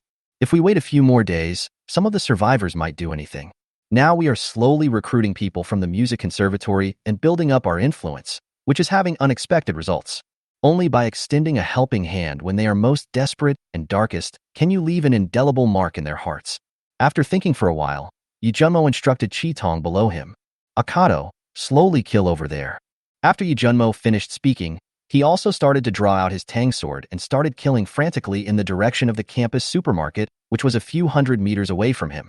As the red-eyed figure flashed, rays of sword and claws kept cutting through the zombie horde. The sound of heavy objects falling to the ground was heard, and streams of black blood splattered out. Countless hideous, shriveled heads flew and rolled. Even though Yi Junmo tried hard to avoid the black blood, a lot of it still splashed onto his precious white shirt. For a moment, the whole area was filled with the headless corpses of zombies, with countless brains, poisonous blood, and heads scattered everywhere, which made people feel fear and horror in their hearts. Roar! There were countless zombies and corpses dancing around, and groups of corpses were surging. Facing Yi Junmo, who was riding on the red-eyed horse, it opened its smelly mouth full of sharp fangs, roared like a wild beast, and pounced on him with its fangs and claws. The smell of living people on Yi Junmo's body constantly stimulated the group of zombies close to him. This group of zombies smelled the scent of a living person, just like hungry beasts and sharks smelling blood. They wanted to tear him apart and swallow him into their stomachs to quench their instinctive, bloodthirsty hunger. Hee. Yi Junmo was killing crazily among the zombies. He scanned the zombies that kept pouncing and biting at him with his cold and dark eyes, and a captivating laugh emanated from his mouth. He kept growling in his heart, kill, kill, kill. The tang sword in his hand was like the god of death's scythe, constantly taking away the zombie heads. At this moment, he was like a demon from the abyss, a shura from hell, crawling out from the depths of the forbidden area, wanting to slaughter everything. Only he himself knows how he spent the 5 years before the end of his previous life. It is no exaggeration to say that we are reborn in silence, struggle in a sea of blood, survive among rotting corpses, and live in vigilance. The 5 years of the apocalypse, especially in the early stage, when he had no control over his own supernatural powers, he almost became a madman without humanity. In this world where the strong prey on the weak, life is worthless, and conspiracies and intrigues are rampant, he must survive in this life and live well. Just as Yi Junmo was killing zombies more and more crazily, the girls' dormitory close to the zombie group, the dozen or so girls who were originally throwing various objects to ask for help suddenly became quiet. Everyone stared at the figure who was killing everyone in the horde of zombies. He's so strong. Is this really something a human can do? In this zombie apocalypse, only by following such a strong man can there be hope for the future. Will he come to rescue me? The dozen or so surviving women in the girls' dormitory have witnessed Yi Junmo's power in the past few days. But when he saw Yi Junmo killing thousands of zombies, he was still shocked and stunned. The apocalypse has been going on for several days. There was no official news, and not a single sound of planes flying over the sky. Even a fool knows how huge a disaster this is. The world will never be able to return to its former peaceful days. These dozen women who were close to the zombie group placed all their hopes on Yi Junmo. I hope he can extend his hand of salvation and save them from the dark abyss where there is no light. At this time, Yi Junmo, who was killing crazily, only wanted to kill more zombies, get more corpse crystals, and continue to grow stronger. As for the dozen or so women, he will go and take a look at them then. Whether they can grasp the hope of survival depends on themselves. If he hadn't thought of Yi Bufan, he would have grown up slowly here. However, in order to completely subdue Emochingyu, the psychic, it is worth taking a step back temporarily. Only by knowing how to endure can you have the last laugh. He can't just let it go like this. After settling down, he will pay attention to the situation in the university town. If we find out that Yi Bufan is just one person and his personal strength is not strong, then there is no doubt that he will be killed as soon as possible. Since you are reluctant to give up Emochingyu's talent, this so-called space god King Yi Bufan in the previous life was destined to be a mortal enemy. If you snatch someone's childhood sweetheart, what else can you do but be your mortal enemy? One day Yi Bufan found out that Emochingyu followed him. He really didn't believe that Yi Bufan could remain calm and magnanimous enough. It's just a woman. Take it, brother. It would be strange if Yi Junmo was not killed right away. From the boys' dormitory, Wang Wei and his group rushed out, killed some zombies along the way, and ran towards the supermarket. They saw people rushing out of several other buildings being pounced on by countless zombies and wailing everywhere, and they were all terrified. At this time, Monkey turned his head to look at Yi Junmo and saw that he was approaching them. He shouted loudly to Wang Wei, who was not far in front of him, "Boss, Yi Junmo is coming towards us." What? When Wang Wei heard this, he immediately turned around to look. Just as the monkey said, Yi Junmo, who was hundreds of meters away, was riding the tiger, charging through the group of zombies and approaching them. Moreover, the group of zombies also moved along with Yi Junmo's movements. Shit. Run faster. Wang Wei cursed under his breath and ran as fast as he could towards the supermarket, which was still a few hundred meters away. Monkey, Au, and Su Chun followed closely behind. The four of them sped up, which made it difficult for ordinary people who couldn't keep up with their speed. "Ah, boss, save me, save me. Boss, don't abandon us. Save me, please save me. Dalai Lama, save me, save me. Wang Wei, what the hell, Wang Wei, what the hell?" Wang Wei and his three companions heard cries for help and curses from behind. They turned around and saw that their 7 younger brothers were all surrounded by zombies and were struggling to resist. Some people were bitten to death in an instant, with blood and sausage splattered all over the place. Wang Wei and the other 3 just took a look and then sped up again, fearing that they would be surrounded by the zombies and become their blood food. They are not as brave as Yi Junmo, and now they wish their parents would give them 2 more legs. There is no time to escape. So who would be stupid enough to save these tools? Now they have a better understanding of Yi Junmo's strength. They had just been dealing with dozens or even hundreds of zombies rushing towards them on the playground, and they all felt it was very difficult. However, Yi Junmo was able to maneuver among thousands of zombies with ease, killing them all. Wang Wei and others didn't dare to have any ill thoughts towards Yi Junmo at this time. If they really meet Yi Junmo and they dare to take action, they will probably be completely wiped out in the first place. Chapter 45 Supermarket. Boom, boom, boom. A pair of fists filled with brute force kept hitting a concrete wall, smashing a hole big enough for one person in the supermarket's concrete wall that was more than 10 centimeters thick. "Brother, Dharma King, monkey, come in quickly." A Wu stood behind the cement stone wall of the supermarket and yelled at Wang Wei and the other 2 who were attacking the zombies. Upon hearing this, the 3 of them turned around and ran quickly towards the supermarket entrance. "Quick, quick, quick. Find something to block the hole." As soon as Wang Wei entered the supermarket entrance, he looked at the group of zombies outside and yelled. At the same time, he moved a shelf from not far away and used it to block the wall that was destroyed by Au. Monkey, Au, and Su Chun were also not idle. They looked for various heavy objects nearby and blocked the entrance of the hole that Au had destroyed. Wang Wei and his group originally wanted to run towards the iron gate of the supermarket, but it turned out to be full of zombies. Fortunately, there is Au, a psychic who has awakened the power type. A pair of bare fists bombarded the concrete wall of the supermarket wildly. He forcibly made a big hole in the cement wall that was more than 10 centimeters thick. Wang Wei. Right at this moment, 5 middle-aged men in security uniforms rushed to Wang Wei. Seeing Wang Wei and the other 3 moving various items, there was surprise in his tone. Wang Wei and 3 others looked over when they heard the sound. "Brother Chen?" Wang Wei saw 5 people and shouted to the middle-aged man who was leading them. These 5 people are the security guards of the Conservatory of Music, and the leader of the team is the security captain, Chen Jianzhou. "Mad, how did you get in? How come you didn't turn into a monster?" Chun Jianzhong came up to Wang Wei with a smile on his face and punched him. Wang Wei responded with a punch with a smile on his face, and then the two of them gave each other a big hug. From this we can see that the two have a close relationship. Did you build this wall? Chun Jianzhong looked at the blocked supermarket wall and asked in surprise. Originally, they were on the other side of the second floor of the supermarket, watching the sudden riot of zombies through the window with a wary look on their faces. When I felt some movement downstairs, it seemed like something was hitting the wall with great force.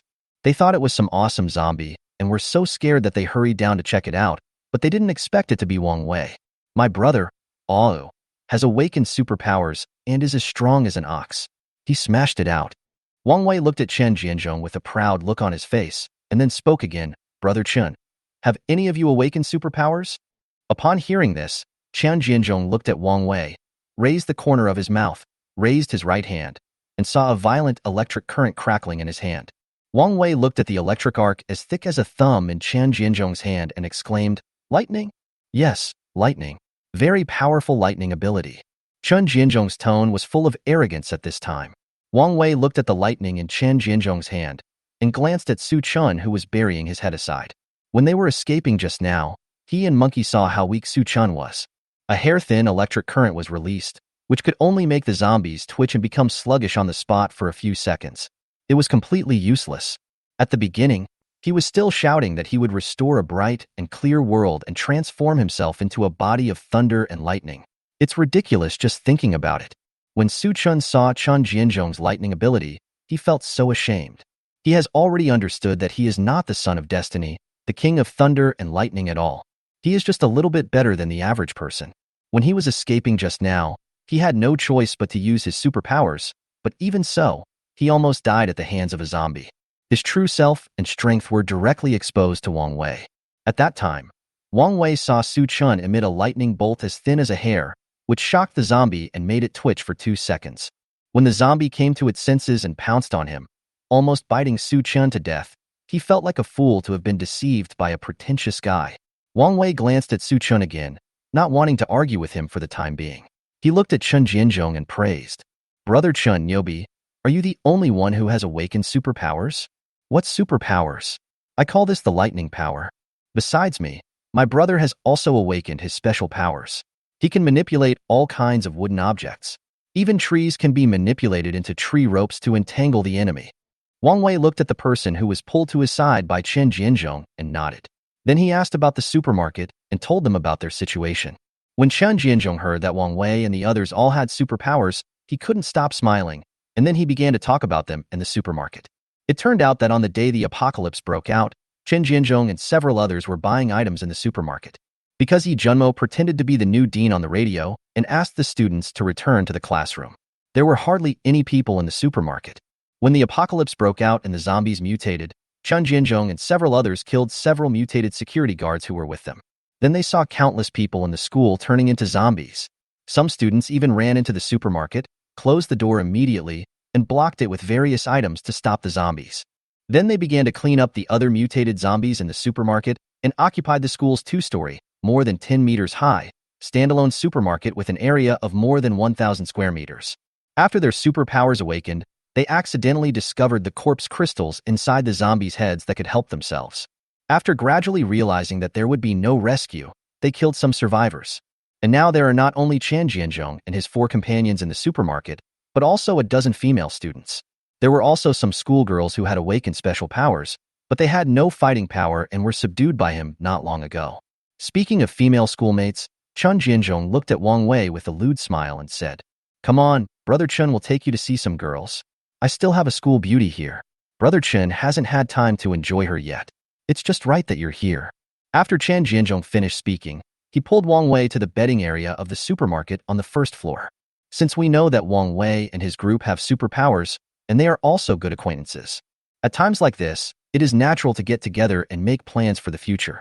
When they arrived at the bedding area of the supermarket, Wang Wei, Monkey, and a Wu stared with wide eyes at a dozen schoolgirls who were tied up in a strange way.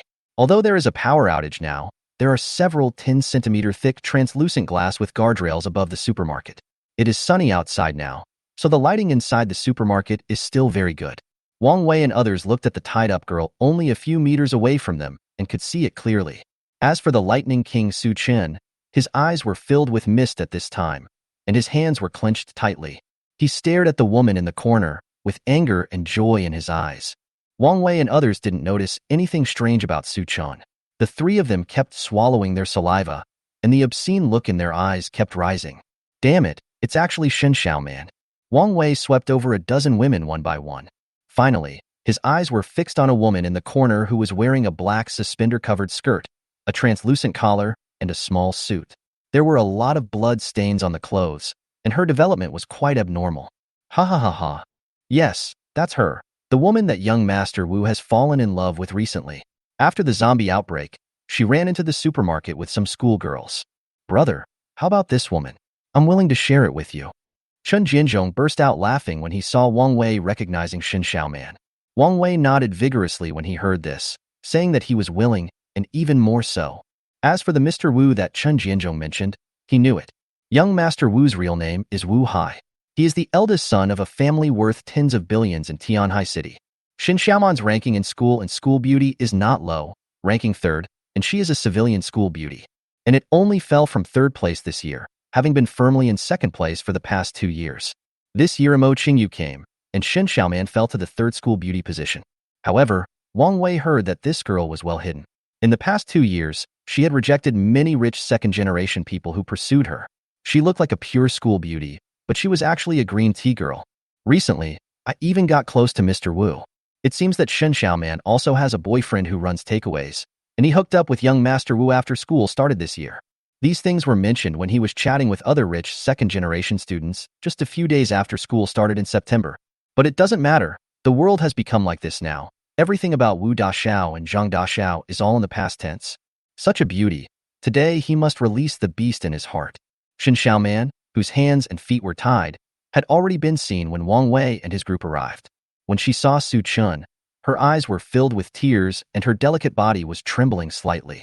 Chapter 46 Shen Xiaoman.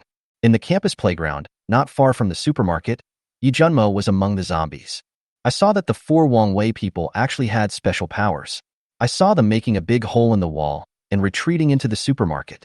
I glanced around and saw zombies everywhere around the supermarket. Even some zombies on the streets have been introduced in large numbers. Looking at the red pupil beneath him, he saw it breathing heavily. He knew that Qidong's physical strength was probably almost exhausted. After all, he gave Mo Qingyu a beating last night and kept Mo Qingyu awake all night. He patted Qidong's head and made it jump on the zombies.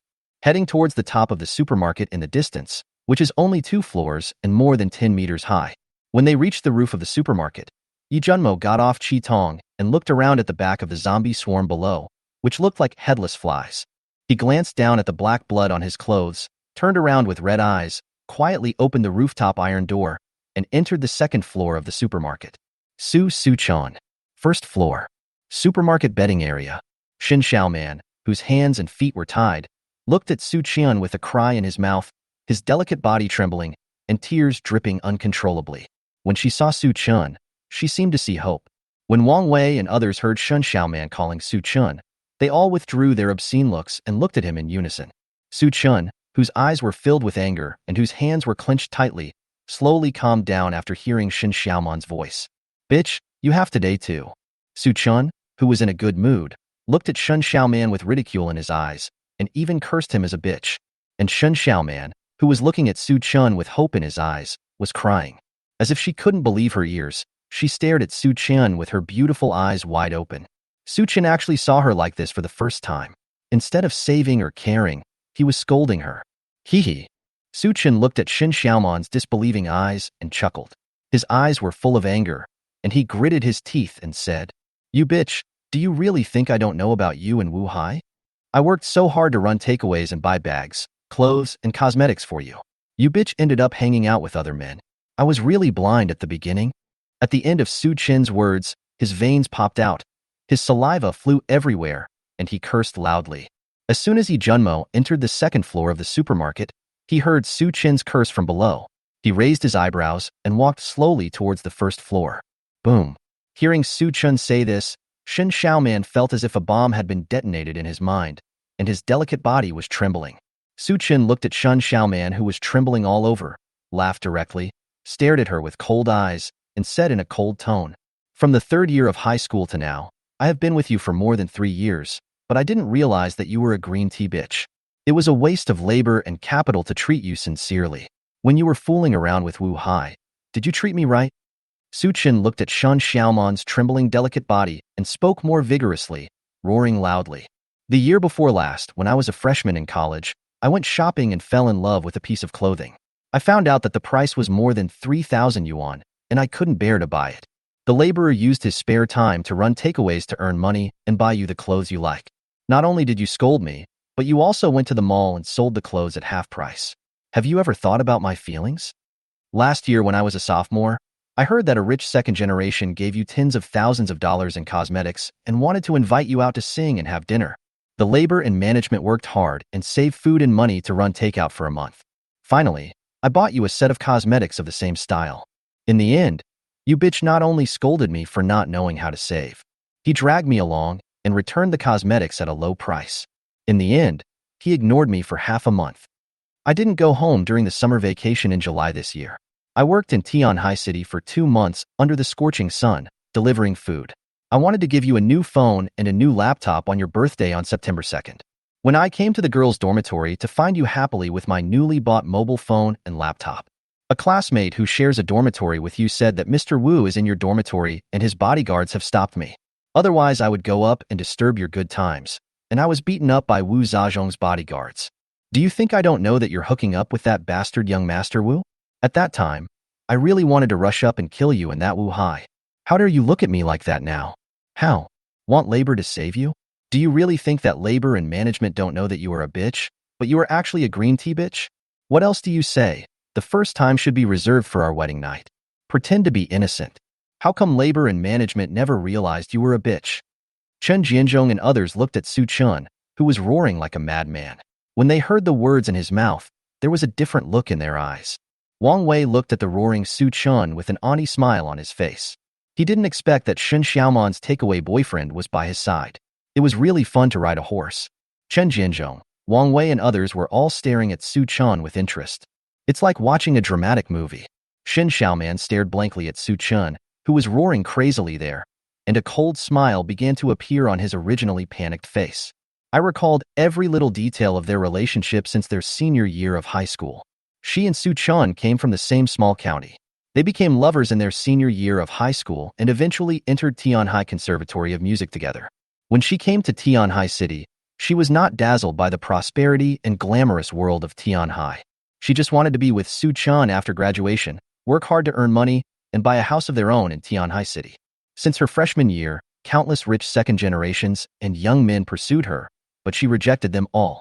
Furthermore, in order to avoid getting into trouble, she seldom left the school or the dormitory, and was almost always immersed in music and various musical instruments. Her dream is to become a great artist one day. During college, her and Su Chen's relationship was not made public. This was the result of a discussion between them, because, after being selected as the school beauty, she was afraid of causing trouble for Su Chun and afraid that the rich second generation would bully Su Chun. He knew that Su Chun had a strong self-esteem, and he was afraid that Su Chun would become depressed after being bullied by the rich second generation, or break up with her, or drop out of school. So after she discussed it with Su Chun, the two secretly developed a relationship. As the saying goes, there is no airtight wall in the world. Gradually, the school students also knew that she had a boyfriend. But I don't know who her boyfriend is. I only know that she has a boyfriend.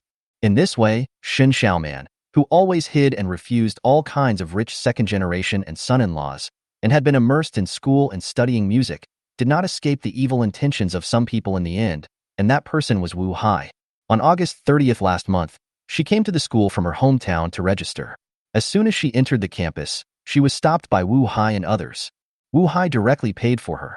Of course she refused. If she was really that kind of casual woman, she wouldn't fall in love with Su Chun. But Shun Xiaoman is very smart. She understands that ordinary people like her want money but have no money, and want connections but no connections. There is no way he can defeat a wealthy young man like Wu Hai. She could only talk to Wu Haishu about it, and wanted to find time to discuss it with Su Chun. She wants to change campuses. She kept calling Su Chun, but she couldn't get through.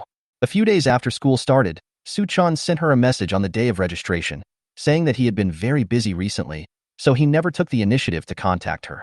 She thought it was during the school term, and Su Chun was so busy running takeaways that he even forgot her birthday. Unexpectedly, Su Chun would believe that she had an affair with Wu Hai. Several years of love, several years of dedication. He actually refused to listen to her explanation and find out the truth. Now I see her actually yelling and cursing.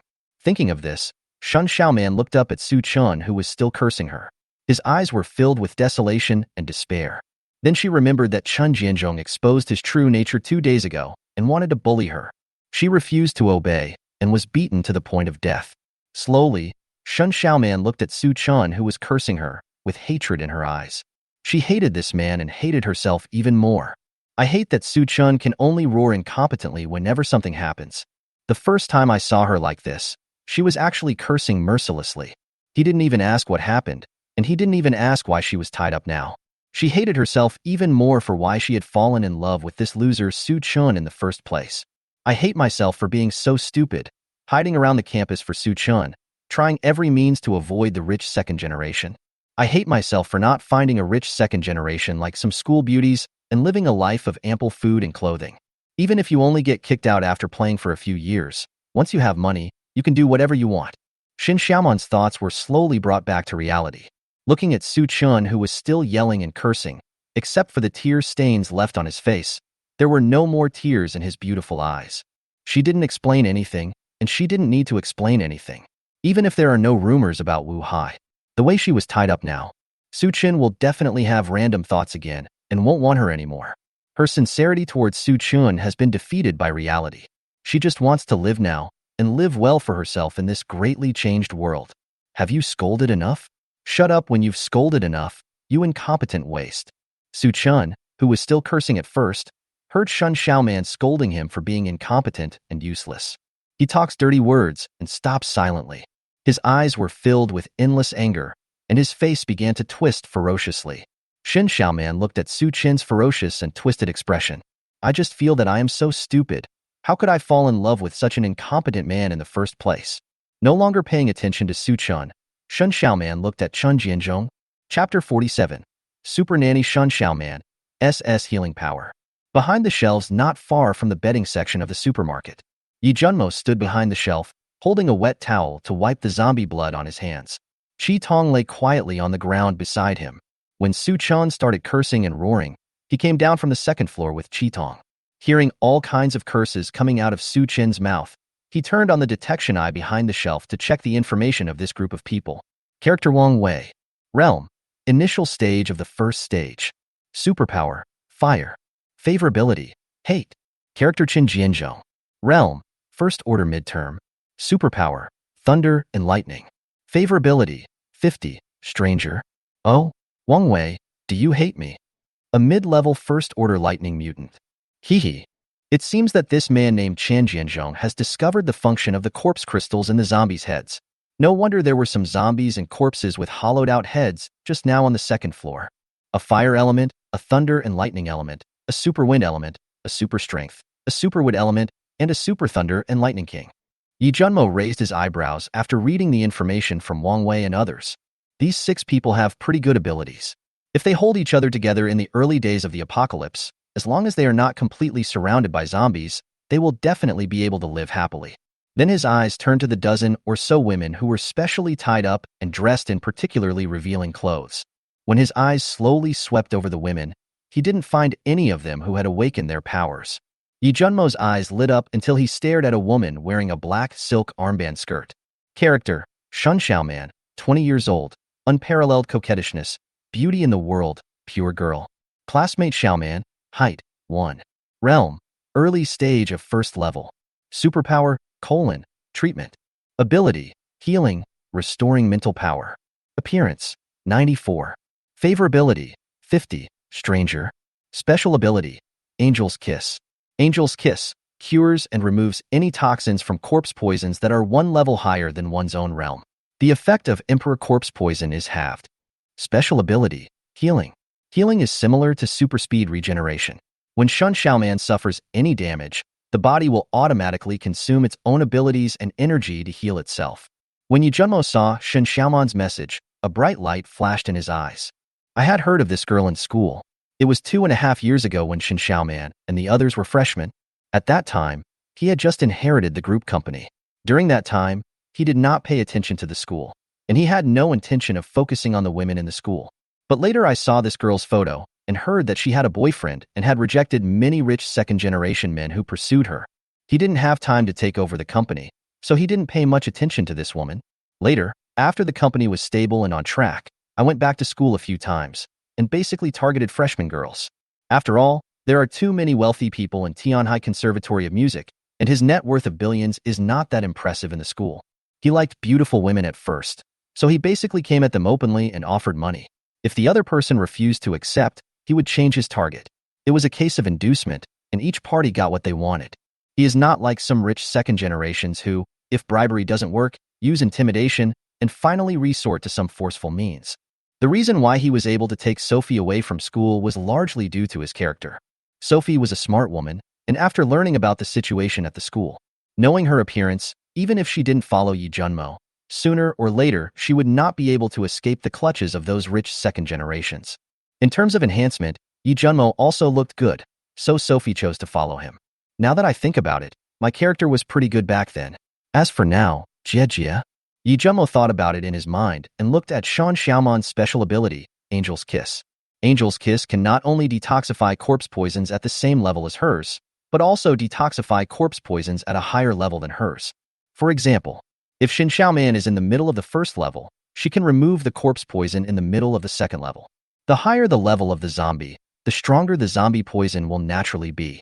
Not only corpse poison, Angel Kiss can remove any other poison. Until the Emperor Realm and the Imperial Realm can still have half the effect.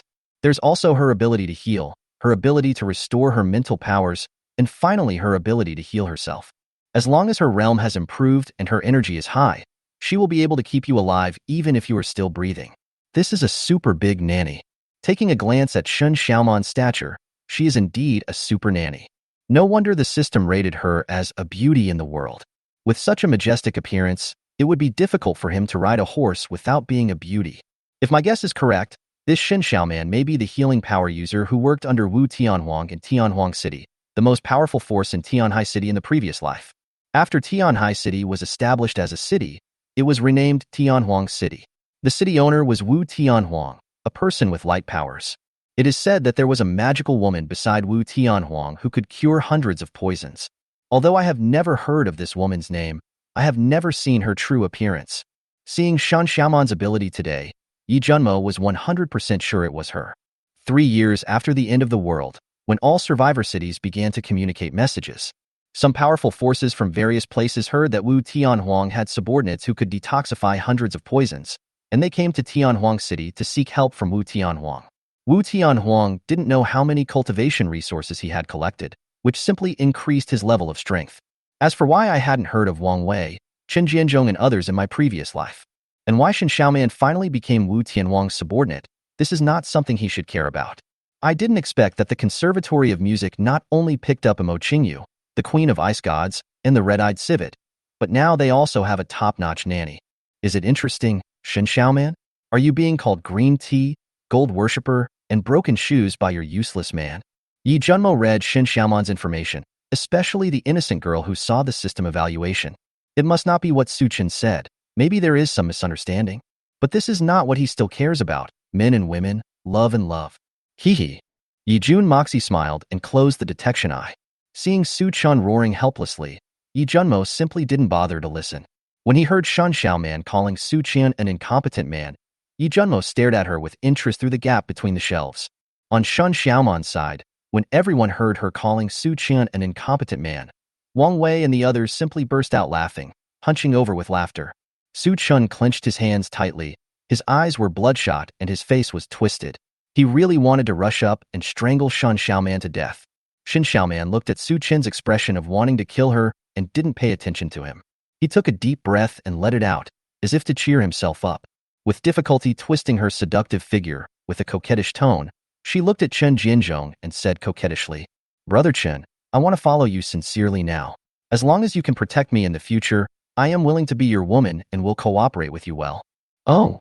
Hearing this, Chen Jianzhong looked at Shan Xiaoman with a different smile on his face and asked maliciously, "Are you really cooperating? You must know that when he tried to capture this girl 2 days ago, he was almost exterminated. He was simply uncooperative. If it hadn't been for the little brother, he would have been kicked to death by Shin Xiaoman. He had already captured this big-breasted girl. Now that he heard Shin Xiaoman say cooperation, Chun Jianzhong became interested. Yes, as long as you can protect me in the future, I will be willing to cooperate with whatever you ask for.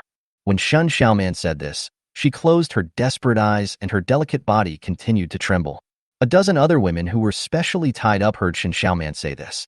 No one thought there was anything wrong with what she said, and no one thought she was a bitch, because their experiences were even more painful than Shin Xiaoman's. This Chan Jianzhong is a pervert, regardless of whether you agree or not. They were all tied up and sometimes beaten in various ways. Bitch, I'll kill you with my labor. Su Chen finally couldn't help it anymore and saw that Shen Xiaoman dared to blatantly seduce Chen Jianzhong in front of her. Moreover, he said such naked words and immediately ran away, rushing toward Shen Xiaoman. Hey, brother Su, King of Thunder and Lightning, what are you doing? These broken shoes are not worth it. They are not worth it. Wang Wei immediately grabbed Su Chun, who was about to rush out, and looked at him with a smile on his face, a hint of joking in his tone. Chen Jianzhong just said that he wanted to share it with him. Now that I know that Su Chun is Shen Xiaoman's boyfriend, then if in front of Su Chun, hey, it's so exciting just thinking about it. Chapter 48, Shen Xiaoman surrenders, the sound of treading leather shoes. Su Chun turned to look at Wang Wei, who was holding him with a smile on his face. He felt the strength on his shoulders and squeezed tightly with his hands. Su Chen knew that he was no match for this group of people. If he dared to touch Shen Xiaoman, he might be beaten to death on the spot by Wang Wei and others. And with Wang Wei and others here, it would be impossible for him to kill Shin Xiaoman. This kind of bitch is not worthy of me, Su Chun, and deserves to be abused. It's not worth killing Shen Xiaoman and risking his own life just to vent his anger. Su Chen thought of this and slowly loosened his clenched fists. Seeing that Su Chun had calmed down, Wang Wei's eyes were full of lewd laughter, and he stared at Su Chun with a lewd smile and said jokingly, "That's right, brother Su. Please watch carefully later and see how we will deal with this woman, hardly to vent your anger." After Wang Wei finished speaking, he turned around and looked at Chen Jianzhong with a slight smile. Chen Jianzhong glanced at Su Chun, looked at Wang Wei's eyes, his face was also full of a mean smile, turned to Shen Xiaoman and asked again with a smile, "It is my duty, Chen Jianzhong, to protect such a delicate beauty like you. Are you sure you will cooperate well?" Shen Xiaoman looked at Chen Jianzhong's obscene look, then turned to look at Wang Wei, who was staring at her like a hungry dog pouncing on food. His body was trembling, and his heart was filled with fear. He lowered his head and nodded slowly. Point. Ha ha ha ha. Chen Jianzhong laughed heartily when he saw Shen Xiaoman's look. Where are the living things and corpses that can make people physically and mentally happy? Chen Jianzhong was naturally satisfied when he got Shen Xiaoman's answer. Since you are willing to cooperate well, then Brother Wang and I will naturally protect you well, keep you alive, and let you know what pain is and be happy. When Shen Xiaoman heard this, her delicate body trembled again. You don't have to be so afraid. Your awakening ability should be self-recovery and self-healing abilities. This kind of thing should not be a problem for you. Chen Jianzhong saw Shen Xiaoman's delicate body trembling and reminded him kindly. He remembered that there was nothing special about Shen Xiaoman after he awakened his powers. It was just that 2 days ago, when he almost had no children or grandchildren, he endured the pain and was beaten until his face was bleeding. However, it healed automatically not long after. Therefore, Chen Jianzhong felt that what Shen Xiaoman should have awakened was the ability to heal himself and repair his own injuries. If he hadn't been kicked out of his descendants by Shen Xiaoman, he really couldn't bear to kill him, and he couldn't bear to give it to his subordinates. Shen Xiaoman can still make conditions with him. Now he felt pain all over his body. Shen Xiaoman on the side felt even more despair when she heard Chen Jianzhong talking about his awakened superpower. Why did she not awaken a powerful power like Chen Jianzhong's? If she had that kind of superpower, she wouldn't be reduced to this at all. Now that she has this self-healing ability, it is simply her nightmare. This so-called self-healing power is simply the greatest sorrow for her now. Boss, what about me? The monkey on the side almost drooled when he saw Shen Xiaoman. At this time, I couldn't stand hearing what Shen Jianzhong said. It was not his fault. Wang Wei frowned when he heard this, and a hint of coldness flashed in his eyes. But he quickly put it away and turned to look at Chen Jianzhong. After all, this is Chen Jianzhong's territory, and Chen Jianzhong took over Shen Xiaoman first, so naturally he can't dominate the place. Chen Jianzhong glanced at the monkey, then at Wu, and finally at Wang Wei. Seeing Wang Wei wink at him, and then glance at the monkey secretly and indifferently, Chen Jianzhong said to the monkey in a cold tone, "You can do whatever you want with the others. This Shen Xiaoman is a special tool for me and Brother Wang. How dare you cross the line by acting like a little brother? What the hell are you talking about?" Seeing that Chen Jianzhong was not giving him face and even scolding him, the monkey cursed back fiercely and stared at him ferociously. When Chen Jianzhong saw that monkey actually refuted him, his eyes turned cold. Then he glanced at Wang Wei and saw Wang Wei nodded slightly. Court death. Tear. A bolt of lightning suddenly shot out from Chen Jianzhong's right hand, instantly crossed a distance of several meters, and attacked the monkey. The monkey saw Chen Jianzhong suddenly attack, raised his arm, and a strong wind gathered on his palm. The next second, he was about to chop at the incoming lightning. Before he could chop down with his palm, lightning struck him instantly. Suddenly, the monkey felt his whole body paralyzed and stiff, followed by waves of pain. "Ah!" The monkey screamed, fell to the ground and kept twitching, and more than half of the skin on his body was burned. Snort. Chen Jianzhong looked at the twitching monkey lying on the ground and snorted coldly. The sudden change made everyone salivate. Wang Wei looked at the twitching monkey lying on the ground and saw that there was nothing serious about him. His skin was just burned, and a smile appeared at the corner of his mouth. Su Chun broke into a cold sweat when he saw the thunder and lightning emanating from Chen Jianzhong.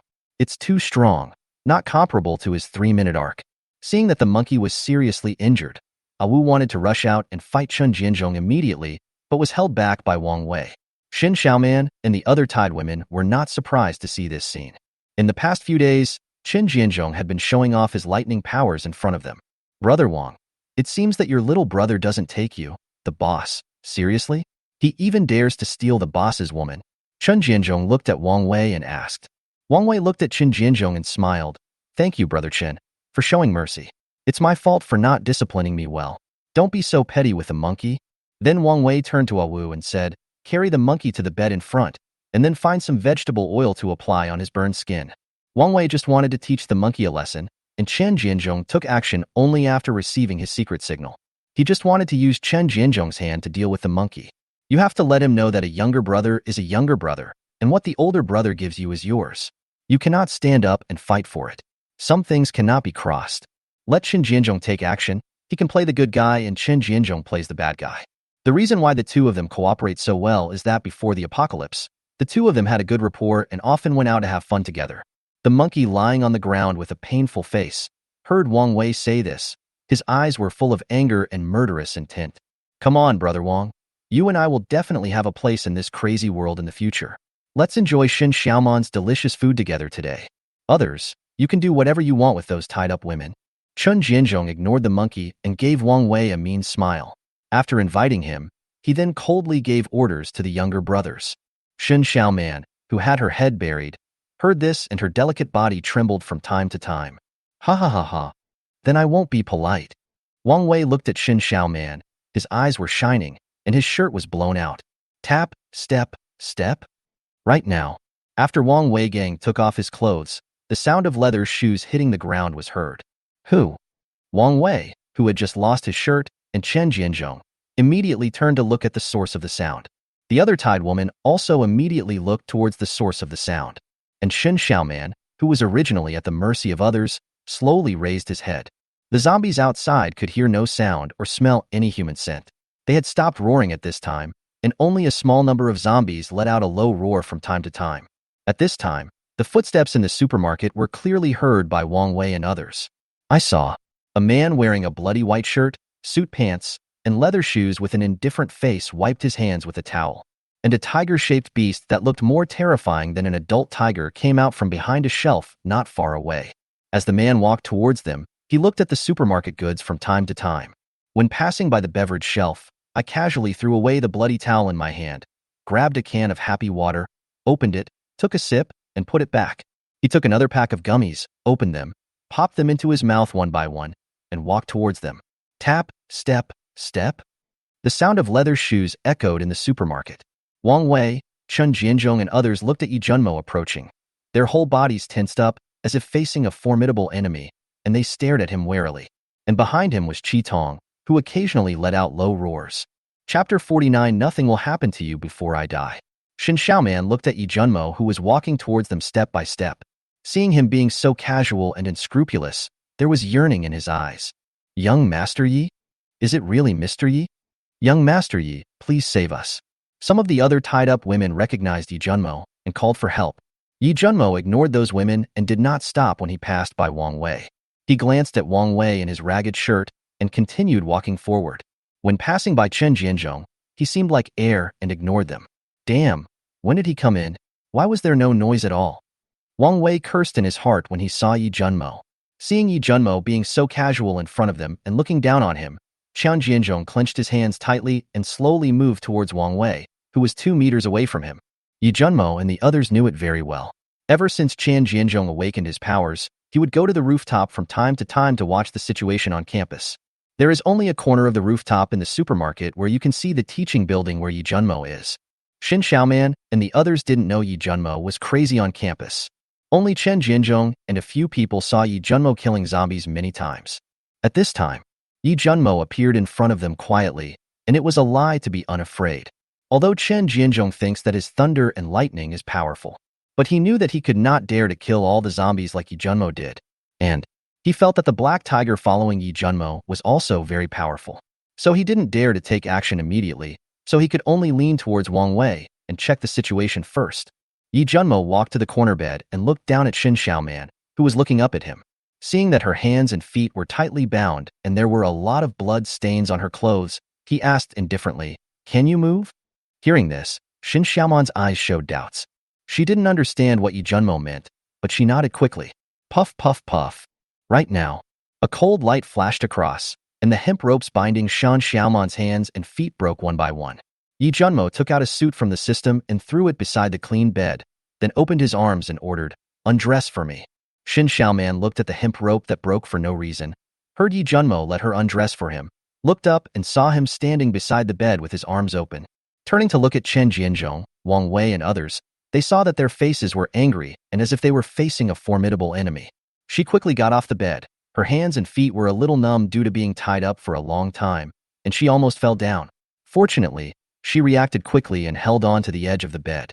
After quickly stabilizing his body, he came to a distance of about 10 centimeters in front of Yi Junmo and began to unbutton his clothes one by one. Although she didn't understand what Yi Junmo wanted to do, she saw that Chen Jianzhong and others looked wary just now, but now they were angry and dare not speak. Shin Xiaoman knew that the man in front of him had the strength that Chen Jianzhong and others were afraid of. At this time, everyone stared at Yi Junmo in silence, looked at Shan Xiaoman, and slowly unbuttoned his clothes one by one. Chen Jianzhong couldn't help but want to take action several times, but Wang Wei stopped him. Only Wang Wei knew that Yi Jun should not be underestimated. Even the black tiger beside him was terrifyingly powerful. "Your name is Shin Xiaoman?" Yi Junmo lowered his eyes and looked at Shin Xiaoman, who was undressing him, with an indifferent expression on his face, as if his boss was questioning his subordinates. "Hello, Mr. Yi." Shin Xiaoman raised his head and looked at Yi Junmo, forcing a smile on his face and trying his best to look calm.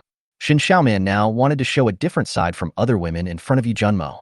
Only in this way, you might be able to get Yi Junmo's attention and have the chance to follow him out of here. As long as she leaves here, she will rely on her appearance. Find an opportunity to find powerful superpowers and kill Chen Jianzhong and the others.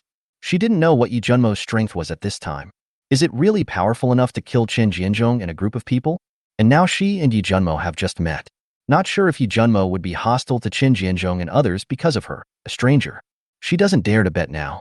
If she loses, she will only be greeted by a storm from Chen Jianzhong and others. He might even be played to death. She still wants to keep this life and live for herself. So she had to wait until she was truly sure that Yi Junmo was really capable of killing Chen Jianzhong and others. Then she would try to seduce him and let him avenge her. Shin Xiaoman is not willing to take any risks now. It can be said, since Suchin came, Shin Xiaoman has completely changed. She just wants to live better than others. She just wants to live. Yi Junmo looked down at Shin Xiaoman and saw hatred, anger, indifference, and various other emotions in her eyes. The most important thing is that he saw in Shan Xiaoman's eyes that he wanted to survive in this apocalypse. It's not like other people's eyes, which are just about survival and survival. It's the look in his eyes that he will do whatever it takes to stay alive. He knows this look too well, understands it too well, because he himself is it. "Look into my eyes," Yi Junmo suddenly said to Shin Xiaoman. Shin Xiaoman raised her head again when she heard the words. At this time, she and Yi Junmo looked at each other. As time passed, a trace of panic appeared in Shin Xiaoman's eyes. She felt as if Yi Junmo had seen through her heart. And she also felt that the eyes of the man in front of her had the same look as hers. The strangest thing was that she actually found that this man seemed to have a different kind of affection for her in his eyes. It wasn't that kind of lustful feeling, a feeling that she couldn't put into words. Yi Junmo stared at Shin Xiaoman and said calmly, I may not understand the person you once were, but no one knows you better than me now. Because we are the same kind of people. From now on, you are mine. Nothing will happen to you before I die. After hearing this, Shin Xiaoman stared at Yi Junmo in disbelief. This man Yi Junmo, do you underestimate us? Chun Jianzhong couldn't bear it anymore at this time, staring at Yi Junmo with cold eyes, his tone full of anger. Does this Lord Yi really think they are afraid of him? To actually say these words. It's unclear. Is he going to make enemies of them because of Shin Xiaoman? When Shin Xiaoman heard Chen Jianzhong's cold voice, her delicate body trembled slightly with fright. Cut off your legs and grab them. Yi Junmo ignored Chen Jianzhong, looked at Shin Xiaoman's delicate body trembling slightly, his eyes narrowed, and gave Qi Tong an order. Shua. In the blink of an eye, there was an afterimage and a cold wind blew by. Qi Tong disappeared instantly and appeared behind Chen Jianzhong. Small. Wang Wei, who was standing behind Chen Jianzhong, suddenly shrank when he saw red pupils. Before he could remind him, a scream suddenly came from Chen Jianzhong's mouth. Ah! I saw. Chen Jianzhong, who was originally standing, had his legs neatly cut off from the thighs by Qi Tong's sharp claws that were like steel knives. The severed legs were still in a standing position, with streams of blood spurting out. Chen Jianzhong's upper body fell to the ground, lying in a pool of blood. He held tightly to his broken thigh, which was bleeding. His eyes were bulging and bloodshot, and he was howling in pain. The sudden change scared everyone so much that their eyes widened. Everyone stared at Chen Jianzhong, who was lying in a pool of blood and wailing. Then, their eyes followed Qi Tong's figure and moved slowly, until Qi Tong's huge beast paw grabbed the wailing Chen Jianzhong and came to Yi Junmo's side. Yi Junmo's kick broke his teeth, and he kept stepping hard on Chen Jianzhong's bleeding mouth with one foot. You haven't answered me yet. Yi Junmo didn't pay attention to Chen Jianzhong, who was in pain at his feet. Instead, he asked Shin Xiaoman, who was looking down at Chen Jianzhong. Shin Xiaoman was very excited when she saw Chen Jianzhong's current appearance. She didn't expect Yi Junmo to be so powerful. Even the black tiger following him could instantly kill Chen Jianzhong. Shin Xiaoman resisted the urge to kill Chen Jianzhong. When she heard Yi Junmo ask herself again, she raised her head and looked at him. She suppressed her inner excitement and tried her best to appear calm and asked, Why? They all said that I was a wasted flower, and even my former boyfriend called me a bitch. Why would you want to accept me as a green tea? Yi Junmo just said that he would not let anything happen to her before he died. What does this mean? This means that Yi Junmo is not willing to sacrifice his life for her. At this time, Shin Xiaoman was fascinated by this handsome man with an indifferent face. Why on earth is this? It was obviously the first time for the two of them to meet. Chapter 50. A lot of nonsense, Mr. Yi. Don't think about giving yourself 2 earwax. Shin Xiaoman simply couldn't understand why Yi Junmo said those words to her. Although she looks extremely beautiful, women with extremely beautiful looks like her are the most pitiable in today's world if they have no strength. The world has completely changed. A capable person like Yi Junmo can't find any beauty he wants? If he is really attracted by his beauty, with his ability, he can kill him anytime and anywhere. Why did Yi Junmo say that nothing will happen to you before I die? This is completely unnecessary. She wanted to find out if Yi Junmo had some purpose. At this time, Yi Junmo looked at the various emotional changes in Shin Xiaoman's eyes, as well as the ever-changing favorability. Hearing that she was actually in this situation, I still had to ask myself and understand the ins and outs. This woman is interesting. A malicious smile flashed across Yi Junmo's eyes, and he took a breath, planning to play some tricks. Calmly said, Because in my eyes, we are a perfect match. Not long after you came to the university, I already had your personal information for the first time. That's when I started paying attention to you. During that time, because I had just taken over the group, I didn't have time to pursue you. Later I heard that you had a boyfriend and rejected many rich second-generation people who pursued you. You also lived in seclusion, and I was busy with the management of the group, so I rarely came to school throughout the year. I can only ask someone to help me keep an eye on your news at school, and I'm not very good at expressing myself to girls, so I can only keep you in my heart. I have been an orphan since I was a child. Because I started studying late, I entered my freshman year at almost 21 years old and my junior year at 23. Do you know why I have been in my junior year for more than 2 years? Shin Xiaoman's eyes were filled with countless emotions at this time, looking at the man who suddenly appeared in front of her and confessed to her in a different way. Good. Yi Junmo still speaks very calmly now, with no emotion on his face. But Shin Xiaoman saw in his eyes the suppressed infinite anger, which was the anger towards Chun Jianzhong and others. I saw the love for myself in his eyes again. This time Shin Xiaoman was sure that just now she was not sure that the other emotion in Yi Junmo's eyes was his love for her. This handsome, domineering man with an indifferent face who asked her to undress him as soon as he arrived was really confessing his love to her. It's just that the way he expresses it is different. While he was domineering and cold to himself, he also liked himself in his heart. Maybe as he said, he didn't know how to express his love to a girl. His character is different from those men who talk about love with their mouths. Although he looks cold and domineering, his heart is as tender as water. I heard Yi Junmo ask her why she had been in the junior year for the past 2 years. Shin Xiaoman shook his head blankly, saying that he didn't know. She often heard her dormitory and roommates talk about Yi Junmo's situation at school. Yi Jun is not like other rich second generations. He mainly likes new schoolgirls who have just come to college. Then he blatantly threw money at him. If others don't want to, he won't continue to cling, nor will he force him to do anything, but will continue with another schoolgirl. Let's just say, you love me, and we each get what we need.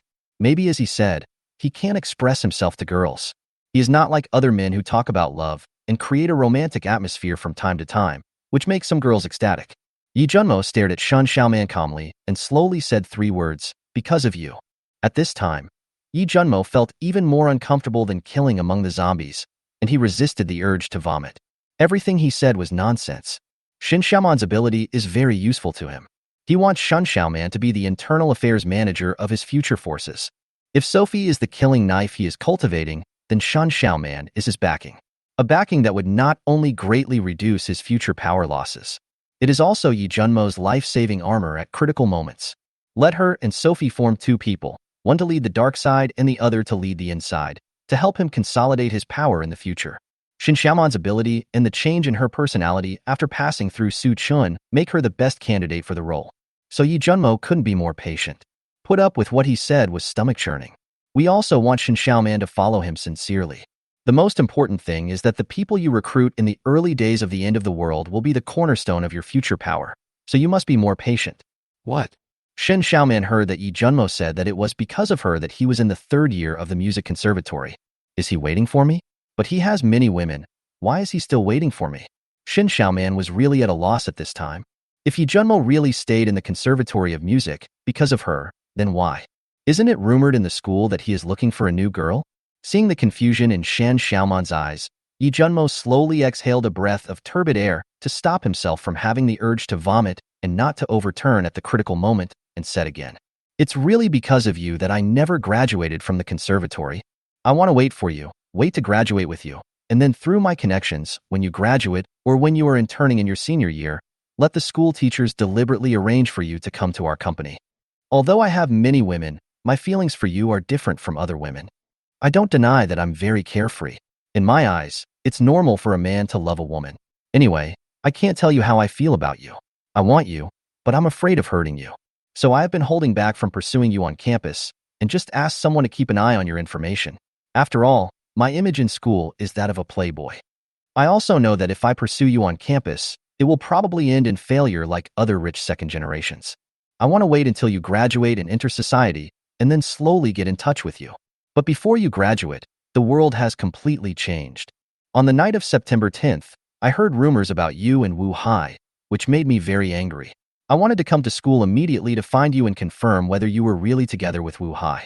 On the morning of the 11th, I came to school as soon as possible, wanting to find an opportunity to ask you whether you were already together with Wu Hai. Who knew that before I could find you? The campus and the city had become a zombie kingdom. After I escaped from the zombie swarm, I suddenly gained strength again. In order to find you, I killed everyone on campus. I don't want you to become one of those disgusting, ugly zombies. I miss you alive. I'm looking for you among thousands of corpses. I risked my life and walked through every corner of the campus just to find you. As for what you just said, that you are a fallen woman or something, I, Yi Junmo, don't care at all. Are there not many fallen women in the peaceful times? And how many pure women are there? How many men spend hundreds of thousands of dollars to marry someone who ends up being a broken woman? How many men can't even marry a withered flower? The four words, withered flowers and withered willows, will never appear in my mind. You know what? When I first came to the supermarket and found you alive, I was so excited that I wanted to laugh out loud. But when I saw you being bullied by this group of people, do you know how angry I was? I wanted to eat their flesh and drink their blood. I forced myself to calm down, and then I came to your side calmly. I want you to know that I am not a loser who can only get angry and helpless when encountering things. I want you to know that from now on, as long as I am here, no one can bully you unless I die. As long as you are alive, that is the best outcome. I don't mind your past. I just want us to live well together in the future. That incompetent waste named Su Chun just now is not worthy of you at all. If the world hadn't changed drastically, I might never have said these words to you in my life. I don't care whether you agree or not. You can only be mine. You must be mine. Yi Junmo simply told the story he had made up in his mind in one breath. He was afraid that if he continued to make it up, he would end up giving himself earwax.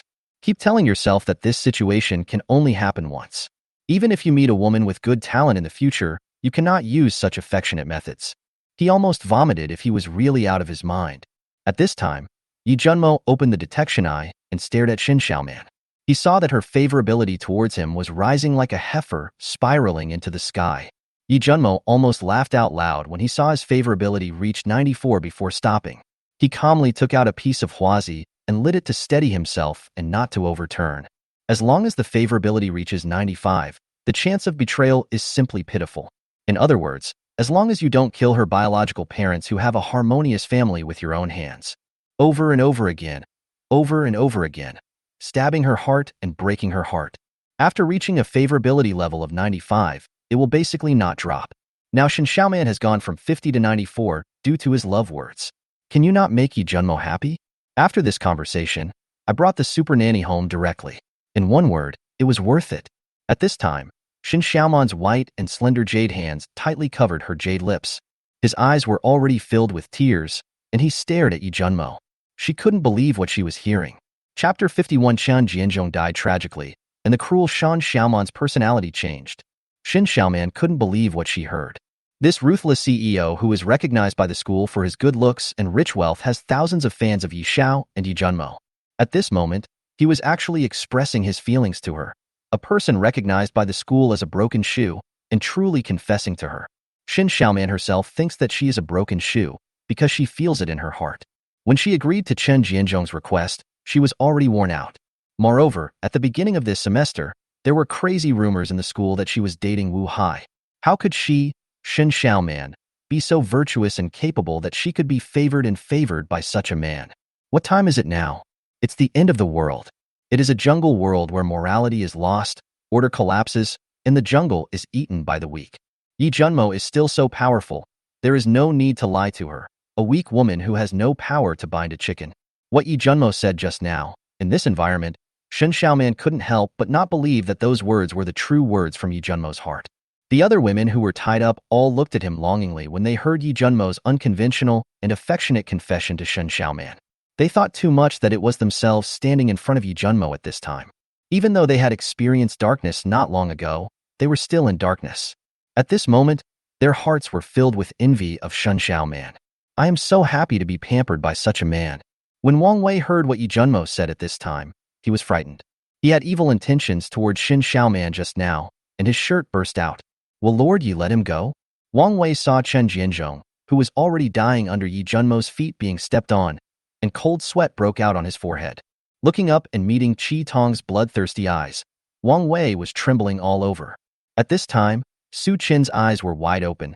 His clenched fists were bleeding from the palms of his hands, and he was staring at Shin Xiaoman and Yi Junmo.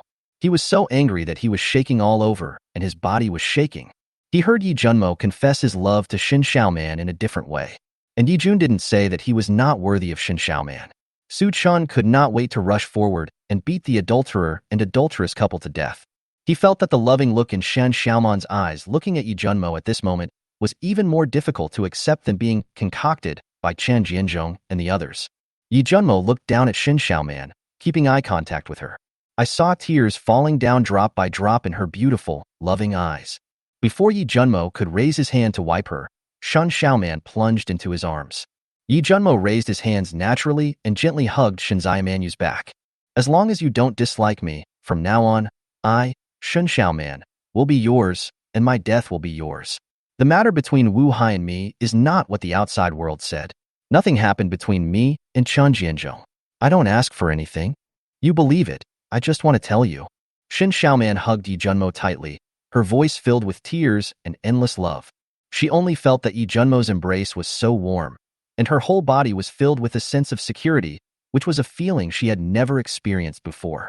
It's as if the body and mind are in the gentle warm sun, no longer afraid of darkness or cold. Yi Junmo seemed to be her mountain. No matter what storm she encountered, as long as he was there, he would resist it for her. Yi Junmo said nothing, but held her hands tightly to express his attitude. Call. Yi Junmo let out a breath of hot breath, let go of Shen Xiaoman, held her jade shoulders with both hands, looked at her seriously and said, "This world is a cannibal world. I want you to kill Chen Jianzhong and live with me. Be ruthless and unstable. Don't let me down, Xiaoman." When Shen Xiaoman heard this, he lowered his head and looked at Chen Jianzhong, who was being stepped on by Yi Junmo's leather shoes. Then he looked up at the other women who were tied up in a different way, thinking about what happened to those women recently, thinking about the disgusting thoughts that Chen Jianzhong and a group of people wanted to do to her. His originally tender eyes suddenly turned cold. Seeing Shen Xiaoman's cold eyes, Yi Junmo handed over a sharp dagger. When Shen Xiaoman saw the dagger handed over by Yi Junmo, he was stunned for a few breaths, then slowly raised his hand to take it. After moving half a step, her beautiful eyes focused and she stabbed directly at Chen Jianzhong's crotch. Woo! Chen Jianzhong, who was about to faint, his pupils suddenly bulged. The mouth that was trampled by Yi Junmo's leather shoes kept making painful muffled sounds. The half of the body that had lost its legs was trembling constantly, and its originally weak hands subconsciously grabbed towards the lower abdomen. Before Chen Jianzhong's hands could come over, Shen Xiaoman chopped off his palms with two swords, and blood spurted out for free. Shen Xiaoman squatted down, raising the dagger in his hand high and stabbing Chen Jianzhong in the crotch again and again. Hiss! Wang Wei's group of people clamped their legs tightly, and their legs swung uncontrollably. Su Chun saw Shen Xiaoman squatting in a pool of bright red blood, raising his hands constantly, and was unknowingly frightened to the point that drops of yellow urine dripped down his trousers. Is this still the woman he knew back then? How could it be so cruel? Yi Junmo lowered his eyes and stared at Shen Xiaoman, who seemed to have lost his mind and looked like a madman. He didn't stop it, but his eyes showed satisfaction. Shen Xiaoman's personality change made him very happy. He is not afraid that Shen Xiaoman is cruel enough, but he is afraid that Shen Xiaoman is not cruel enough. Every time Shen Xiaoman raised his hand and lowered it, the dagger stabbed into Chen Jianzhong's crotch, lower abdomen, and other parts. Chen Jianzhong's remaining body would tremble. It has to be said that the vitality of the superpower is indeed tenacious. The blood and intestines in the lower abdomen are flowing out, but he is not dead yet and is still conscious. After an unknown amount of time, the dagger in Shen Xiaoman's hand was inserted directly from Chen Jianzhong's mouth into his brain. Shen Xiaoman stood up slowly, staring at Chen Jianzhong in the pool of blood with a pair of cold, beautiful eyes. Looking at those eyes that were staring into death, Shen Xiaoman bent down and suddenly pulled out the dagger, stabbing those eyes twice. Everyone felt frightened when they saw Shen Xiaoman's appearance. Looking at Chen Jianzhong, who was lying on the ground in a miserable state of death, his face turned even pale. Even after he died a tragic death, he had to whip his corpse and pierce Chen Jianzhong's eyes out with a dagger. It was so terrifying. Shen Xiaoman was like a demon from hell at this moment. Under her beautiful face, there is a bloodthirsty demon lurking. How on earth did she manage to change her expression from a delicate and frail woman to the female devil she is now? When Wang Wei and others, as well as the tied women, saw Shen Xiaoman in this state, their bodies trembled, and their stomachs turned upside down. Even though it had been a few days since the end of the world, they were still used to seeing dead people, the sight of bloody flesh and blood being bitten by zombies, and bloody intestines everywhere. But, at this time, Shen Xiaoman was not far from them. Seeing Chen Jianzhong's tragic death, he couldn't help but vomit. Am I cruel? Shen Xiaoman stood up, suppressing the nausea in his heart, and looked at Yi Junmo, who always looked calm, and asked, "You didn't throw up?" Yi Junmo did not respond to Shen Xiaoman's question, but asked calmly, "I wanted to vomit, but I held it back." As expected of the person I like, only in this way can he be worthy of me. In my eyes, you are nothing. If he is an enemy, he should die. As for how he dies or how he dies, it doesn't matter. As long as he dies, that's the result I want. Yi Junmo stared at Shin Xiaoman, with no wave in his eyes. It seems that Shin Xiaoman's behavior just now is childish in his eyes, which is not surprising. Shin Xiaoman was slightly shocked when he looked at Yi Junmo, who was so calm. She didn't understand what Yi Junmo had gone through to be so calm and calm. Time to deal with the others. Yi Junmo spoke calmly, and his originally calm eyes were instantly filled with murderous intent. Cold and ruthless eyes stared sharply at Wang Wei, Su Chun, and others. The murderous aura that had gone through 5 years of the apocalypse pervaded his body. Fear, horror, and an unprecedented sense of oppression instantly filled everyone's hearts. Everyone felt this murderous aura, and their bodies shuddered. Looking at Yi Junmo now, he is still the domineering and handsome CEO. Although the dark and deep face still showed an angular and cold look. But those dark and deep eyes shone with a captivating light. Coupled with the murderous aura that permeated his body, he was extremely scary in this supermarket moment. Everyone felt an invisible pressure filling their hearts, making them breathless. Chapter 52, King Thunder and Lightning Dies. Yi, young Master Yi, I have never offended you, and I didn't do anything to sister-in-law Shin Xiaoman just now. Now that the world has become like this, we should unite. And I have awakened my firepower. As long as you let me go, I, Wang Wei, will be your little brother from now on. Wang Wei looked at Yi Junmo, who was not far from him. Looking at his cold and ruthless eyes, he was so scared that he stuttered. It's so scary. Those eyes are really scary. He seemed to see in these eyes what it meant that human life was truly worthless. Wang Wei thought he was ruthless enough, but when he met those cold eyes, he felt like nothing. The aura emanating from Yi Junmo alone was enough to make him irresistible both physically and mentally, leaving him with no intention of resisting. Upon hearing this, Yi Junmo glanced at Wang Wei, then looked at Au and the monkey that was burned by lightning. After thinking for a while, he pointed at Wang Wei, Au, monkey, and the security guard with the wood ability and said, I'll show you for a clear path. Jump off the roof of the supermarket and kill 400 zombies. Then I'll take you in as my brothers. Of course, you can also run away. If you can escape, that's your ability. I won't cause you any trouble. What? Upon hearing this, Wang Wei and the other 3 stared at Yi Junmo in disbelief. If you jump off the roof of a supermarket, won't you end up among a group of zombies? Is that fucking horse still alive? My patience is limited. If you don't jump off the roof of the supermarket and kill the zombies within 30 seconds, you will be like him. After Yi Junmo finished speaking, he looked at Chen Jianzhong, whose death looked extremely tragic. His meaning was self-evident. You can resist. I'll give you this opportunity. You still have 25 seconds. By the way, the supermarket corridor is 30 meters behind you. Yi Junmo saw Wang Wei and the other 3 with a calm look on his face. He didn't know when a Tang sword appeared in his hand. He also kindly reminded them of the time and the supermarket corridor. Run. When Wang Wei saw the Tang sword in Yi Junmo's hand, he shouted loudly and immediately turned and ran to the 2nd floor. He didn't have the slightest intention of fighting Yi Junmo to death at this moment. Fighting with Yi Junmo is simply seeking death. They probably couldn't even defeat the tiger, let alone Yi Junmo. If they go down from the rooftop, they might be able to escape and have a chance to survive. When Ao saw Wang Wei running away, he quickly followed him. The monkey, who was in pain and had severe burning skin, jumped up from the bed and chased after him. The security guard with wood-type ability followed closely behind. Su Chun and 3 other security guards saw Wang Wei and his 4 companions leaving and were about to move and catch up. Yi Junmo's cold voice echoed in their ears. If you 4 dare to move, you will die. When Su Chun and the other 3 security guards heard this, their bodies trembled and they did not dare to move. Seeing that Wang Wei and the others had already run up to the 2nd floor, Yi Junmo glanced at Qi Tong beside him. Qi Tong immediately turned into an afterimage and followed him.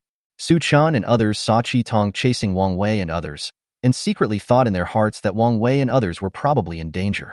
After Qi Tong left, several flying knives flew towards the dozen or so women who were tied up. Before the women could react, all the ropes on their bodies were cut by flying knives. After retracting the flying knife, Yi Junmo saw that after Shen Xiaoman wiped the blood off his hands, he came to him and continued to undress him, opening his arms naturally. Thank you, Mr. Yi. The dozen or so women who were untied looked at Yi Junmo and expressed their gratitude. Do you want to live in this doomsday world with enough food and clothing? Or do you want to be treated as a toy and then be bitten to death by zombies? Yi Junmo glanced at the dozen or so women and asked indifferently. Upon hearing this, a dozen women answered, "Of course he is alive." Huh? Just after a dozen women started speaking, 3 flying knives pierced through the legs of 3 security guards in the supermarket. The 3 security guards immediately lay on the ground howling. "Show me if you really want alive. Kill them." Upon hearing this, a dozen women looked at each other. Go to hell. Shockingly, a woman with disheveled hair, big eyes, an oval face, and 2 cute dimples on her pink face. Hearing Yi Junmo say this, he decisively put on the shoes on the ground in front of him. He took 2 steps to reach a security guard and kicked him hard in the crotch. The security guard's body straightened into a curve in the next second, and the painful howl from his mouth increased by several decibels. Seeing the oval-faced woman acting like this, others followed suit. More than a dozen people surrounded the 3 bodyguards lying on the ground and kicked them wildly. I don't know if it was influenced by Shin Xiaoman, or Chen Jianzhong and others bullied them too harshly. At this time, each of these women seemed to be venting their inner anger, and their kicks were quite heavy. Yi Junmo saw a dozen women so decisive, which was beyond his expectation. If these women dare not take action, then let them fend for themselves after he collects the supplies in the supermarket. Even the enemies dare not take action, and they can be expected to kill zombies. Keeping them is a waste of food.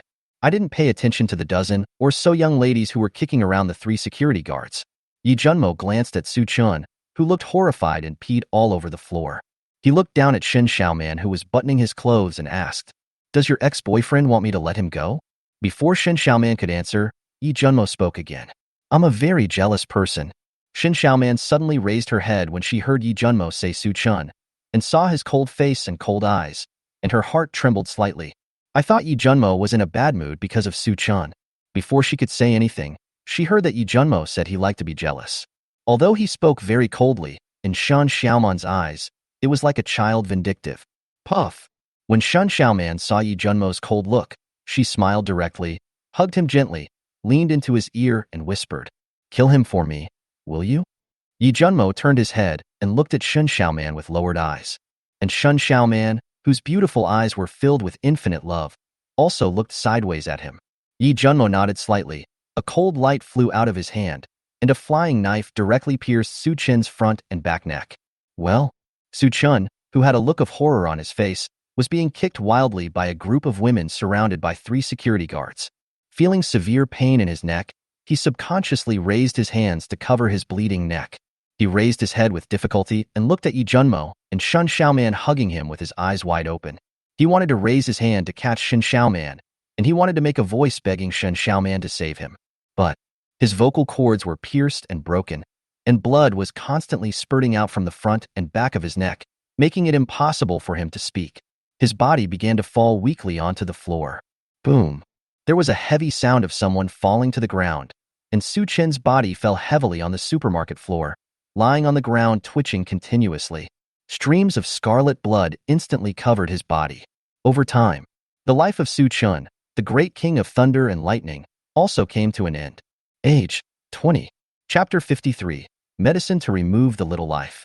Outside the supermarket, Wang Wei and his 4 companions originally ran to the roof of the supermarket, but when they saw the group of zombies on the playground, they didn't want to jump. As a result, they discovered that Red Eyes had followed them with a ferocious look and was staring at them. Wang Wei and the others were forced to jump off the roof. Roar! As soon as the 4 people jumped down, a group of zombies swarmed over. Wang Wei looked at the densely packed zombies and was terrified. He used the fireballs in his hands to attack the zombies desperately. It has to be said that the flames of fire-type mutants are extraordinary. A fireball shot out and directly blew up a zombie's head. The monkey, burned by lightning, endured the burning pain on his skin and continued to slash the zombies' necks with wind blades. The monkey felt the burning pain on his skin and hated Chan Jianzhong to death, and hated Wang Wei even more. We promise that once we are brothers for life. Chen Jianzhong attacked him, and the boss Wang Wei did not stop him. Monkey has already made up his mind that as long as he can escape this time, he will definitely find an opportunity to kill Wang Wei in the future. Now that he has superpowers, why should he be a younger brother? He wants to liberate himself and become the boss. Awu, who was standing by, got a 2-meter-long steel pipe from somewhere and smashed it on the zombie's head. Combined with his bull-like strength, the zombie's head exploded like a small watermelon. He is better at killing zombies than Wang Wei and Monkey. If he were not afraid of the zombie poison, he would be a human tank. The wood-type security guard with superpowers was much worse. He controlled a wooden vine, constantly tripping the zombies that were rushing towards him, and followed Wang Wei and the other two closely. Brother, if we don't think of a solution, we're all going to die. The four were forced to stand back to back, looking at the group of zombies that were getting closer and closer to them and had completely surrounded them. A Wu roared at the naked Wang Wei. Wang Wei looked at the group of ferocious zombies all around him, and when he heard the deafening roar, his eyes were filled with panic. Because he just wanted to make a fool of Shen Xiaoman, he stripped off his clothes and was completely naked. At this time, his whole body was covered in the blood of zombies, which made people look quite comical. Hearing Ao calling him, his panicked eyes kept patrolling back and forth on campus. The first time he looked at the supermarket not far from them, but when he saw Red Tong standing on the roof of the supermarket, staring at them, he immediately averted his eyes. When he saw a tree about 7 or 8 meters away from him, as big as a wash basin and several meters high, he yelled at Au and others, "Go over there quickly." The monkey uses the wind blade to cut off the bottom of the tree and its branches. Wu holds the tree and sweeps left and right to clear the way. "Let's go to the canteen not far away." "Come on, monkey, and I will clear the way." Qitong stood on the roof of the supermarket, staring at Wang Wei and others. It did not forget its master's instructions to let these 4 people kill more zombies and not let them escape until the 4 people were dead. How could Yi Junmo not make use of such a good thug? With the strength of Wang Wei and the others, not to mention how many zombies they killed. In order to survive, they had to kill as much as they could. Just wait until they die and go directly to collect the corpse crystals. In the supermarket, more than a dozen women were looking for clothes to put on after several minutes of wild kicking. And the 3 security guards were kicked to death by them. Yi Junmo had now put on clean clothes again, took out a bathtub, filled it with water, and asked Shen Xiaoman to wash up, and then put on the clothes he took out from the system space. I looked up at the supermarket and found that only a few scattered shelves had fallen to the ground. The supermarket was relatively clean and tidy, probably cleaned by Chen Jianzhong and others. Looking at so many daily necessities, he glanced at the dozen or so women standing aside, looking at him with bright eyes. After Yi Junmo thought about it, he made a plan in his mind. He planned to bring Sophie, Ouyang Bing, Li Jing, and Tang Yi over. After clearing out all the goods in the supermarket, they will make room for them to train these people. As for Mo Qingyu, just wait for her in the teaching building over there, and bring her over when she falls unconscious. It is said that one should repay a life-saving favor with one's own life. Thinking of Mo Qingyu's favorability, Yi Junmo sneered. Even if Yi Bufan really brought a group of people here from the imperial capital, they have just awakened their special powers and are not yet familiar with their own strength. Without any means of transportation, it will take at least 20 days. He can also develop here. Before leaving at that time, all the survivors in this school, as long as they were not following him, rushed to kill the zombies, leaving no one alive. Even if Yi Bufan comes to school, he can't get any news about Mo Qingyu. In the 5 years since the end of the world, Lord Yi has not only developed a decisive character, he also understands that he must be careful to sail the ship of 10,000 years. Even if he was reborn and still had a system, he was not arrogant. Moreover, his current talent and strength have not yet made him arrogant to the point of being arrogant. The dozen or so women looked at Shen Xiaoman, who was washing in the bathtub. Then he looked at Yi Junmo, who was deep in thought with his hands behind his back, and shouted, "Young Master Yi, is something wrong?" Yi Junmo retracted his thoughts and looked at a dozen women not far away. I have to say, there are really a lot of beautiful girls in the music school. These girls all look good, with the lowest score being 73 and several scoring over 80. Those girls who score over 70 points can also get up to 80 points if they dress up and put on light makeup. It is possible that Chen Jianzhong deliberately kept these good-looking girls after selecting them. Otherwise, they wouldn't all look good. "Young Master Yi, can I go to the supermarket and get some medicine to kill a little life?" A girl looked at Yi Junmo and asked with red eyes. After the girl finished speaking, several other women looked at Yi Junmo with red eyes and spoke. Tianhai Music School Supermarket secretly sells that kind of medicine, so these women said so. Upon hearing this, Yi Junmo glanced at Chen Jianzhong and others who had died in a very tragic manner, and a hint of coldness flashed across his eyes. Those who are not looking for medicine carry their corpses upstairs and throw them down to feed the zombies. If you need to find medicine, go find it yourself. After Yi Junmo finished speaking, He looked down at Shun Xiaoman in the bathtub and asked, "And you?" When Shun Xiaoman heard the women talking about looking for medicine, she clenched her hands tightly. When he heard that Yi Junmo asked himself, he looked up and saw the coldness in Yi Junmo's eyes. She knew that the coldness was not directed at her, but at Chan Jianzhong. Shin Xiaoman looked at Yi Junmo and said very seriously, "I haven't had sex with anyone, believe it or not." Yi Junmo nodded when he heard the words. Seeing Shin Xiaoman staring at him, he smiled faintly. "I said, these 4 words will not appear in my cognition."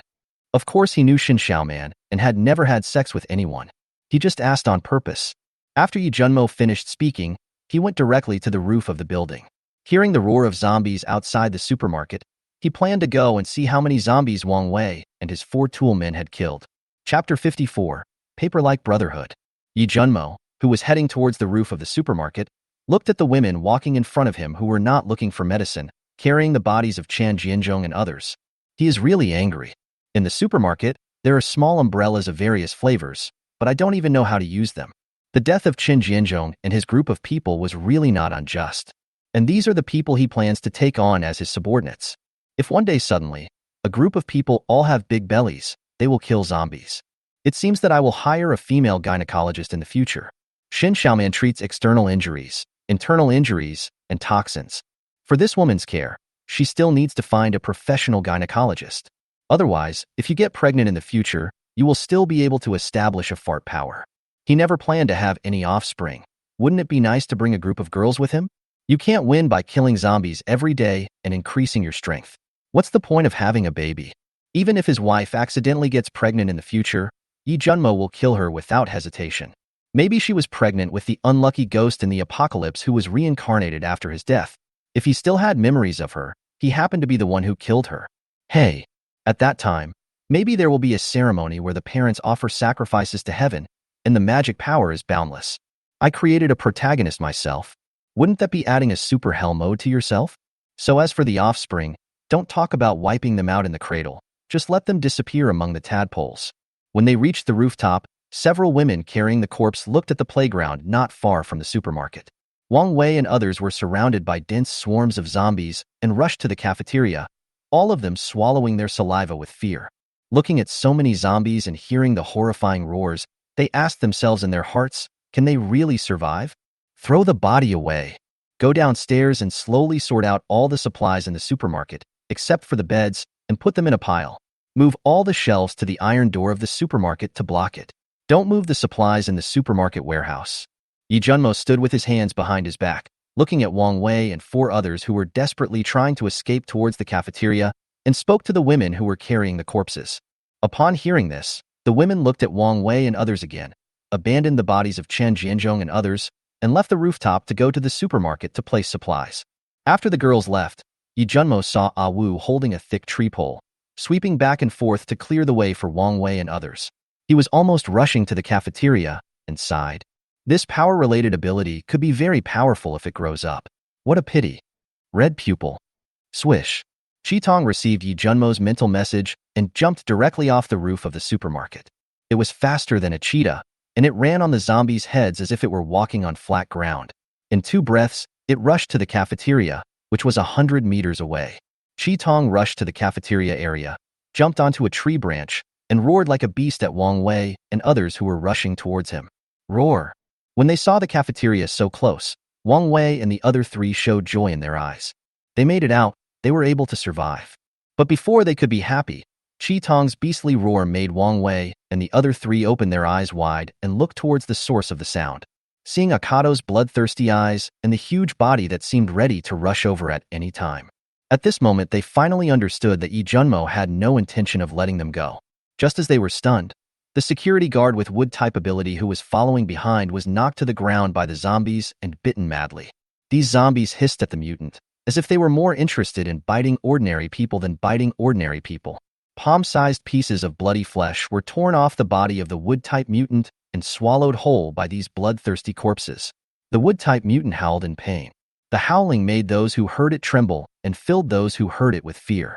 Yi Junmo didn't know that the flesh and blood of the psychics were the real tonic for zombies. It is estimated that Wang Wei and the other 3 will not even have any bones left, let alone turning into zombies. Yi Junmo, I'm fucking you. Wang Wei saw the wood-type mutant surrounded by a group of zombies, lying on the ground and howling in pain from being bitten to death. He threw several fireballs at the zombies that were rushing towards him, and then cursed loudly in anger. Then Wang Wei raised his hand and 2 fireballs flew towards Red Eyes. They were almost physically exhausted and mentally becoming increasingly tired. At this time, Qi Tong blocked the way, and Wang Wei and the others had no choice but to fight desperately. Bump! Qi Tong saw 2 fireballs coming towards it, raised its huge cat paw, and quickly went towards the fireballs. In a flash, the 2 fireballs were turned into ashes. Then he jumped down from the tree branch and stopped Wang Wei and the other 2 who were running. Go to hell, you beast. A Wu's eyes widened, and he hugged a tree trunk that was 5 or 6 meters long with cut branches and smashed it hard at the Red Eyes that was blocking their way. Boom! Red Eyes slapped the tree trunk that was falling towards it with its huge cat paw. Wu only felt a huge force coming from the other end of the tree trunk he was holding. Before he could react, his entire body, along with the tree trunk, his feet left the ground and flew towards the group of zombies. Ah! Go away, go away.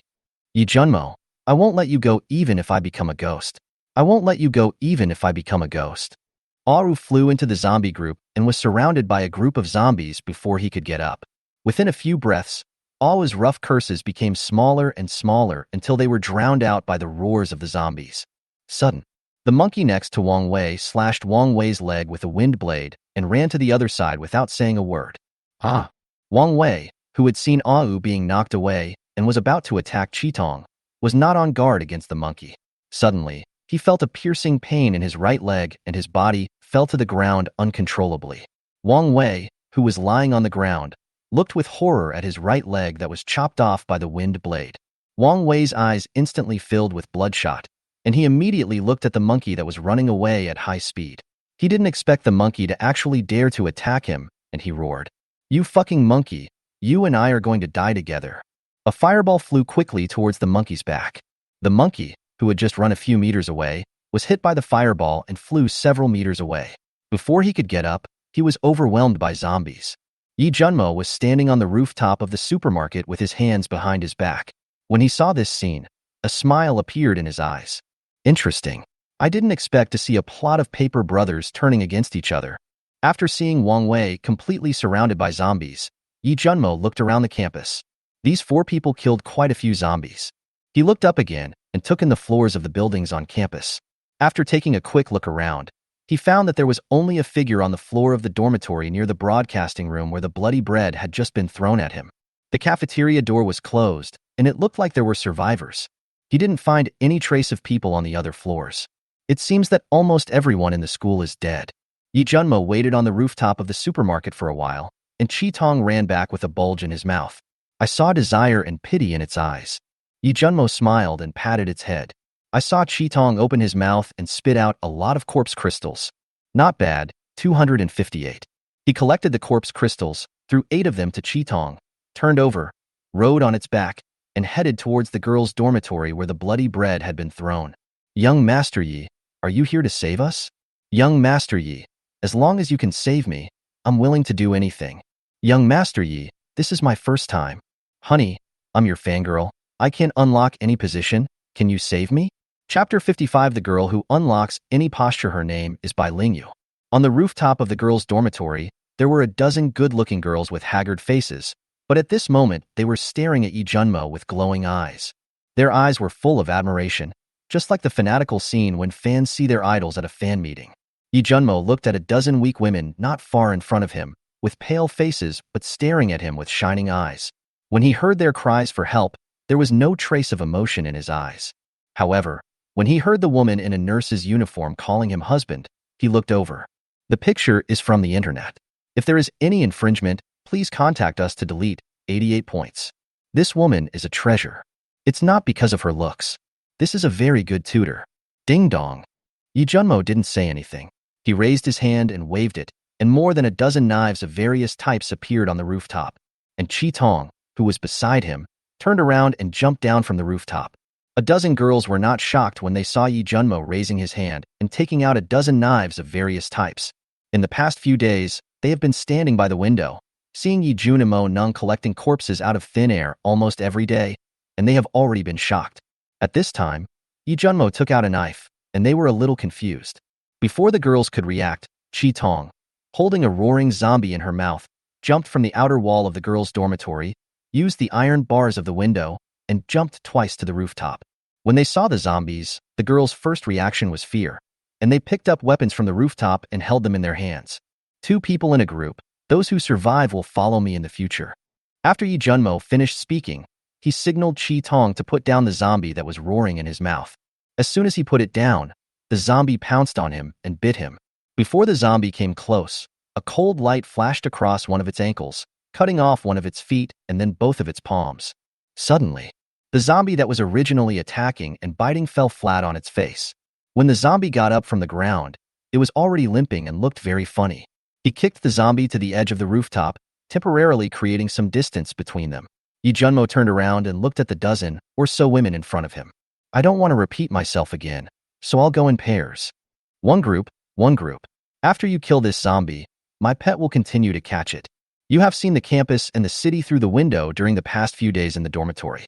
I believe your mentality should have changed. You have vomited what you need to vomit. Now there is no food in your stomach for you to vomit. If you don't want to kill me, you can only wait to starve to death. Remember to chop off the head, and don't let the zombie blood spray onto the face. After Yi Junmo finished speaking, he took out a cigarette and lit it. These women are now very weak and have little fighting power. Chop off one ankle of the zombie, chop off both palms, and a crippled zombie. 2 people will take up weapons. As long as you are careful, you won't get hurt. As long as they are willing to use their brains and fight hard, 2 people can still kill the disabled zombie. Now he didn't expect these people to be of any help. What help could ordinary people provide? At most they could provide logistics support. He had other plans for these girls from the music school. My husband is right, Shaoling, let's go together. Just after Yi Junmo finished speaking, the woman in nurse uniform who could unlock any posture spoke to her best friend beside her. The 2 men looked at each other, encouraged each other, forced themselves to support their weak bodies, picked up knives, and rushed forward first. He is indeed a talent. No wonder he can unlock any posture. He is so fierce. Yi Junmo, who was smoking a cigarette, heard the woman who could unlock any posture speak and nodded with satisfaction. However, when I saw the 2 women keeping their distance from the disabled zombie as if they were playing with a dog, from time to time, he raised his hand holding the knife, wanting to chop at the zombie's head, but he looked afraid. Yi Junmo's eyes revealed speechlessness. Fortunately, after strolling for several minutes, I finally chopped off the zombie's head. May I have your name?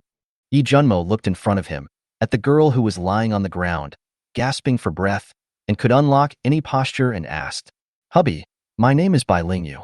White is white, messy is messy, and dark is bottomless. When Bai Lingyu heard Yi Junmo asking about himself, he forced himself to lift up his weak body, looked up at him, and introduced himself meaningfully. Yi Junmo didn't care why Bai Lingyu called him husband. After hearing this unusual introduction, he looked at her deeply. He is a talented person. Yi Junmo nodded with satisfaction, took out milk, bread, and cooked chicken legs, and gave them to Bai Lingyu and the other woman.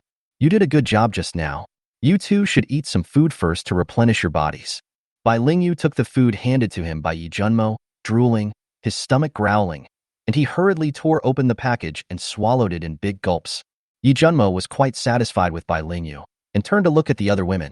Seeing them looking at the food in Bai Lingyu's and the others' hands, their stomachs growled and they swallowed their saliva wildly. He ordered Chi Tong to continue to catch the zombies, and then he did the same thing to chop off the zombies' ankles and palms. This time, Yi Junmo didn't need to give any orders. A group of 2 girls rushed out and chopped the zombie. That's right. It's been several days since the apocalypse. If you don't even dare to kill the disabled zombies, you might as well just jump off the roof. This time, Yi Junmo just wanted to test whether they dared to kill the zombies. With his deliberate protection, no deaths occurred. After all the tests were completed, they were fed and regained their strength, and then 2 people rode on Akaheim in a group. Relying on Akaji's speed, he moved back and forth among the zombie army and sent these dozen women to the rooftop of the supermarket. Sophie, Oyangbing, Li Jing, and Tang Yi were also sent to the supermarket. Yi Junmo secretly looked at Mo Qingyu, who had not fainted yet in the teaching building, and left. Let Chi Tong search each floor carefully and drive out any living people. After searching the building, go to the cafeteria to drive out the living people inside and train them to kill zombies. What's the point of hiding? It's the end of the world, and you don't even know how to come out and kill zombies to exercise your body. You have absolutely no ambition. Yi Junmo just acted like a good guy and gave them a hand. Apart from them, he didn't want to see any living person in this music conservatory. Akato immediately understood and ran towards the buildings. But before leaving, he rubbed his head against Yi Junmo's calf. A pair of big eyes looked at him pitifully, as if to say, "Master, I have been a driver for countless times today. Why don't you give me some wages?" Seeing Chitong's look, Yi Junmo smiled. This idiot has actually learned how to be cute. He threw 10 corpse crystals to Chitong and asked him to quickly chase away the people. Chapter 56: Yi Junmo's Ambition. The first floor of the supermarket has been cleared. All the supplies in the supermarket were also taken into the system space by Yi Junmo. Except for a bed, some toiletries, and a makeshift stove, the first and second floors of the supermarket are now empty. Yi Junmo looked at 2 meters away from him, except for 5 girls: Sophie, Oyangbing, Li Jing, Tang Yi, and Shen Xiaoman. There were exactly 30 girls from the music school, standing neatly at this time. Seeing them all looking at him with shining eyes. Think of him as their support in this apocalyptic world. The lowest appearance level was only 2 with a score of 68, and Yi Junmo was quite satisfied. The dozen or so girls in the girls' dormitory had already learned about the supermarket's affairs when they arrived, as well as various things they didn't know about people with special abilities. When they heard about the various abuses that Chen Jianzhong and others had inflicted on the dozen girls in the supermarket, sympathy was revealed in their eyes. While expressing sympathy, they also thought in their hearts that they were fortunate to have met Yi Junmo Kin, who extended a hand of salvation and rescued them. Otherwise, only death awaits them. When they heard that people could awaken special powers, they all became yearning for it. But disappointingly, they did not awaken that superpower. You have all experienced darkness, and you all know that this world will never be the same again. At this time, Yi Junmo spoke. When the girls heard Yi Junmo speak, they all held their heads high and looked at this man who was cool, handsome, and capable. "I won't support an idle person for nothing. From now on, you will not only kill zombies and people, but also learn swordsmanship and body movements from me, Sophie, and Tang Yi. Swordsmanship and body skills are the foundation for your survival in this world of jungle law. I hope you can put away your girlish personalities and become a qualified female warrior, female war god, and female killer god. Don't worry, Master Yi. We will never hold you back." "Yes, Master Yi. We all understand that if we don't fight hard, in this world full of zombies, only death will be waiting for us." "Young Master Yi, we understand what you said. We are not children. We have already hovered on the edge of death once. We don't want to die. We want to live. Just tell us what you want us to do." For a while, 30 women spoke to Yi Junmo in a buzzing voice and at the same time. Yi Junmo nodded when he heard this, raised his hand and pressed it, signaling them to be quiet. The girls who were originally talking at once suddenly became quiet. "Many of you are good friends, girlfriends, classmates, and roommates. It's not an exaggeration to say that you know each other very well. I don't care if you used to be a green tea, a gold digger, a class beauty, a department beauty, a school beauty, an innocent girl, an ordinary person, a rich lady, or a prostitute. From now on, you will have only one identity, and that is, you are Yi Junmo's people. If I find out that you have rebellious hearts or rifts in your hearts in the future, don't blame me, Yi Junmo, for being ruthless and merciless. I'm ruthless in killing zombies, and even more ruthless in killing humans." After Yi Junmo finished speaking, his pair of cold eyes glanced at the eyes of these women one by one. When the 30 girls met Yi Junmo's cold eyes, they trembled in their hearts the first moment. They all knew that Yi Junmo was definitely not joking. If one day they really dare to create a rift in their hearts and feel like betraying each other, they believed that Yi Junmo would definitely kill them without hesitation. "Old, young Master Yi, you said we are all yours, so will you accept us?" At this time, Bai Lingyu, who was standing in the first row, glanced at Sophie, then looked at Yi Junmo and asked with a smile. She originally wanted to call him husband, but when she saw the murderous look in Sophie's eyes standing behind Yi Junmo, Bai Lingyu immediately changed her words. Just now after Sophie came to the supermarket, she was almost chopped to death by Sophie because she called Yi Junmo husband. She was almost scared to death at that time. At that time, she thought this woman was sick. Of course, Sophie knew that she was one of the school beauties last year and was favored by Yi Junmo. After that, she rarely came to school and always followed Yi Junmo. She felt that Sophie had just followed Yi Junmo earlier. Besides, it's the end of the world now, and Yi Junmo is surrounded by so many beautiful women. Does Sophie take herself too seriously? But when she saw Yi Junmo, who had a cold face, sometimes showed a sincere smile when talking to Sophie, Bai Lingyu suddenly came to her senses. Sophie holds a special position in Yi Junmo's heart.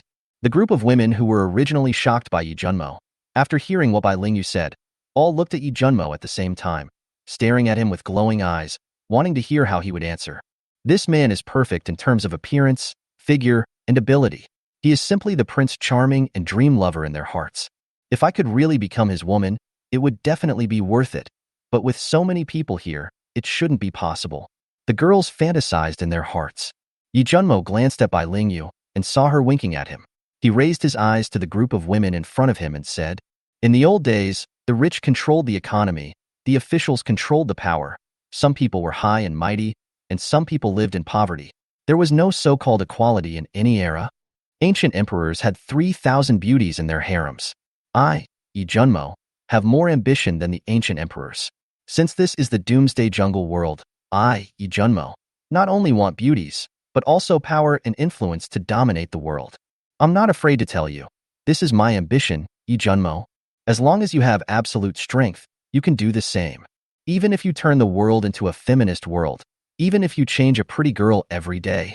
As long as you have the strength, in this world where order has collapsed, there is only possibility, not impossibility."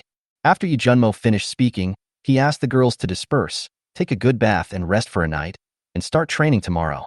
Then he took Sophie and Shan Xiaoman to the roof of the building. After Yi Junmo left, a group of women huddled together and whispered to each other. "Did young Master Yi just mean that the 30 of us will all be his beauties from now on? Nonsense, isn't it obvious? It shouldn't be possible. Young Master Yi just used a metaphor. For young Master Yi just now, it was just a metaphor for his ambition. Does he really not dislike us? Are you stupid? Have you forgotten what Mr. Yi said to Shin Xiaoman? We want to be strong but not powerful, and we want to be less good-looking than the girls around him. Does young Master Yi need to lie to us? Anyway, I think it's worth it to follow him. He's handsome and cool." Ouyang Bing, Li Jing, and Tang Yi all looked at each other when they heard 30 women whispering to each other. They didn't expect Yi Junmo to have such ambitions. But he is right. This world has no order. As long as you have the strength, nothing is impossible but possible. Ouyang Bing looked up at Yi Junmo, who was leaving with Sophie and Shen Xiaoman, and snorted in his heart. Snort. Then he glanced at the women who were whispering to each other and pulled Li Jing and Tang Yi to one side of the supermarket. She needs to communicate well with the two women, as more and more people will follow Yi Junmo in the future. It is inevitable that cliques will form, so Li Jing and Tang Yi must be brought into the same camp in advance. Chapter 57. 1,500 corpse crystals per day. Supermarket rooftop. Yi Junmo put his hands behind his back and looked towards the cafeteria and saw that the blocked iron door there had been destroyed by Qi Tong. After a while, more than a dozen people rushed out of the cafeteria in panic, holding all kinds of knives in their hands, and were besieged by zombies. Among these dozen people, there are men and women, young and old, and none of them have special abilities. There was also a good-looking woman among them, but Yi Junmo ignored her and just watched quietly. Sophie and Shen Xiaoman, who were standing behind him, also stared in the direction of the canteen with expressionless expressions. After they saw several good-looking women rushing out, they thought Yi Junmo would rescue them. Unexpectedly, Yi Junmo was indifferent. Yi Junmo looked at the survivors who had been driven out by Qi Tong from the cafeteria and had been eaten by zombies with a cold expression.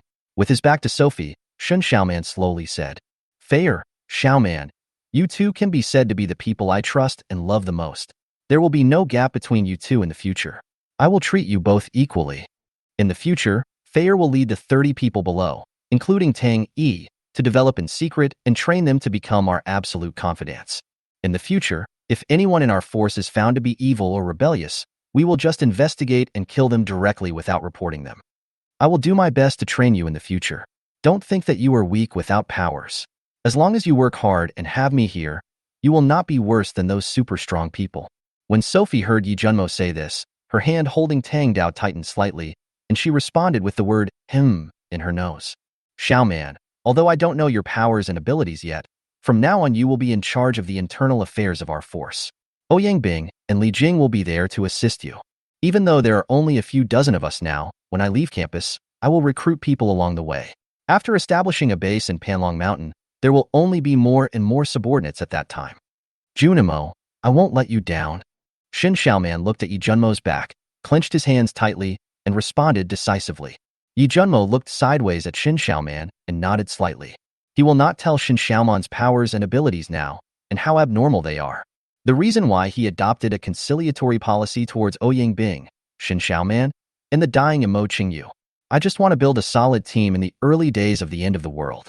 I don't want them to have any unhappiness towards me from the very beginning. As long as this group of people remain of one mind with me, there will be no major turbulence in the power in the future. As long as the foundation is laid well and firmly, he can act recklessly as his strength increases and his power grows. If the team is not established firmly in the early stage, you will not only have to guard against zombies, ferocious beasts, and other forces, but you will also have to guard against your own people. Just thinking about it is tiring enough. It's impossible for him to open his detection eye 24 hours a day and scan the people in his power one by one when he has nothing to do, right? That's just a waste of time. Asking for trouble. Just imagine that by then, thousands or tens of thousands of people will be turning on their sky eye detection to check. No matter how much mental power you have, it shouldn't be wasted like this. Detecting the sky eye consumes a lot of mental power. In the last days, one must maintain mental and physical strength so that they are not completely exhausted. No one knows what will happen in the next second. Therefore, you must always leave enough physical strength and energy to save your life and escape. But thinking of Mo Qingyu, Yi Junmo's eyes turned cold. This woman can only wait until she leaves this place and use some disgraceful means to get rid of her. Or when he reaches the third level of the realm, he is not afraid of becoming broken ice and finds an opportunity to sleep it directly. The grace of saving one's life must be promised with one's own body. If Mo Qingyu didn't have that kind of talent, he wouldn't even consider her for her 96-point appearance and just pounced on her. On the second floor of the supermarket, Shin Xiaoman wore a red one-piece arm-length skirt. Her sexy and plump figure is exquisitely outlined. Too much is too fat, and too little is too thin. Her charming nose, jade teeth, almond eyes, and peach lips, and slender figure make people unable to take their eyes away. Mature and beautiful dimples, graceful, smooth, and delicate lines. Under the tight long gauze skirt, her soft and graceful waist was perfectly highlighted. At this time, she was wearing red high heels. Her straight white legs were wrapped in red mesh lace stockings. The slender white jade fingers were placed on her sexy and attractive jade lips. He was walking on cat steps, twisting his thin waist and slowly walking towards Yi Junmo, who was sitting on the bed and looking at him unscrupulously. "You are so charming and charming." Yi Junmo's tone was rough, and then he stood up and pulled Shin Xiaoman over. Her tight jade nose made a soft hum. Shin Xiaoman looked at Yi Junmo with her beautiful eyes half opened, and strange ripples continued to appear in her heart. Puck. Yi Junmo lit a flower and glanced down at Shin Xiaoman, who was already sleeping soundly. After opening the detection eye and checking her information, a wicked smile appeared on the corner of his mouth. He stood up and headed towards the roof of the supermarket. When I got to the top of the building, I saw Sophie practicing several postures of sword skills on the top of the building under the moonlight. And the movements were very light. He knew that Sophie was doing it not to attract the attention of the zombies downstairs, so as to prevent the zombies from rioting and disturbing others sleeping. Yi Junmo looked at the red pupils lying on the side guarding Sophie. Seeing that it was full of energy, he gave it an order. Let it hand over 1,500 corpse crystals every day, and it is not allowed to eat secretly. When the time comes, he will give it a daily reward. Otherwise, hang him up and beat him. Chi Tong looked at Yi Junmo with a pair of big eyes full of grievance. Yi Junmo ignored it. With Chi Tong's physical strength, it would be easier for him to kill thousands of zombies in a day. The main reason is that these zombies don't attack it and let it kill them. Yi Junmo estimated that if Chi Tong used up all his physical and mental strength, he could kill at least 2,000 zombies a day. The main thing to prevent it from stealing food is to suppress Chi Tong's realm. What if Chi Tong's realm exceeds his by then, and the spiritual imprint he left in its beast pill is erased, and Chi Tong rebels against him? That would be a huge crisis. This hairy thing is of a different species, and who can say for sure that after the spiritual imprint in the beast pill is erased, the red eyes won't devour its master? Chapter 58 Fair. The knife in your hand is the rules and order. Chi Tong looked at Yi Junmo with pitiful eyes again. Seeing that he ignored him, the cat's face was full of despair. He jumped off the roof of the supermarket helplessly and went to kill the zombies. Although it doesn't know how much 1,500 corpse crystals are. But Yi Jun said, its cat mouth was filled every time. For 6 times in a row, which was the number of corpse crystals it had to hand over every day. Akaji's cat mouth can be filled with more than 250 corpse crystals each time, and it can be done for 6 times in a row without any problems. Yi Junmo was very pleased when he saw Qitong staying up late at night to kill zombies in order to earn the daily amount of corpse crystals. It's a great deal to have this cat as a pet. It glanced at Qitong, who was already killing zombies, and saw that the zombies would indeed not attack it. Yi Junmo shook his head and sighed inwardly. This cat is truly the protagonist of the apocalypse. I just don't know if it will remain the same as the zombies evolve and gradually become more intelligent.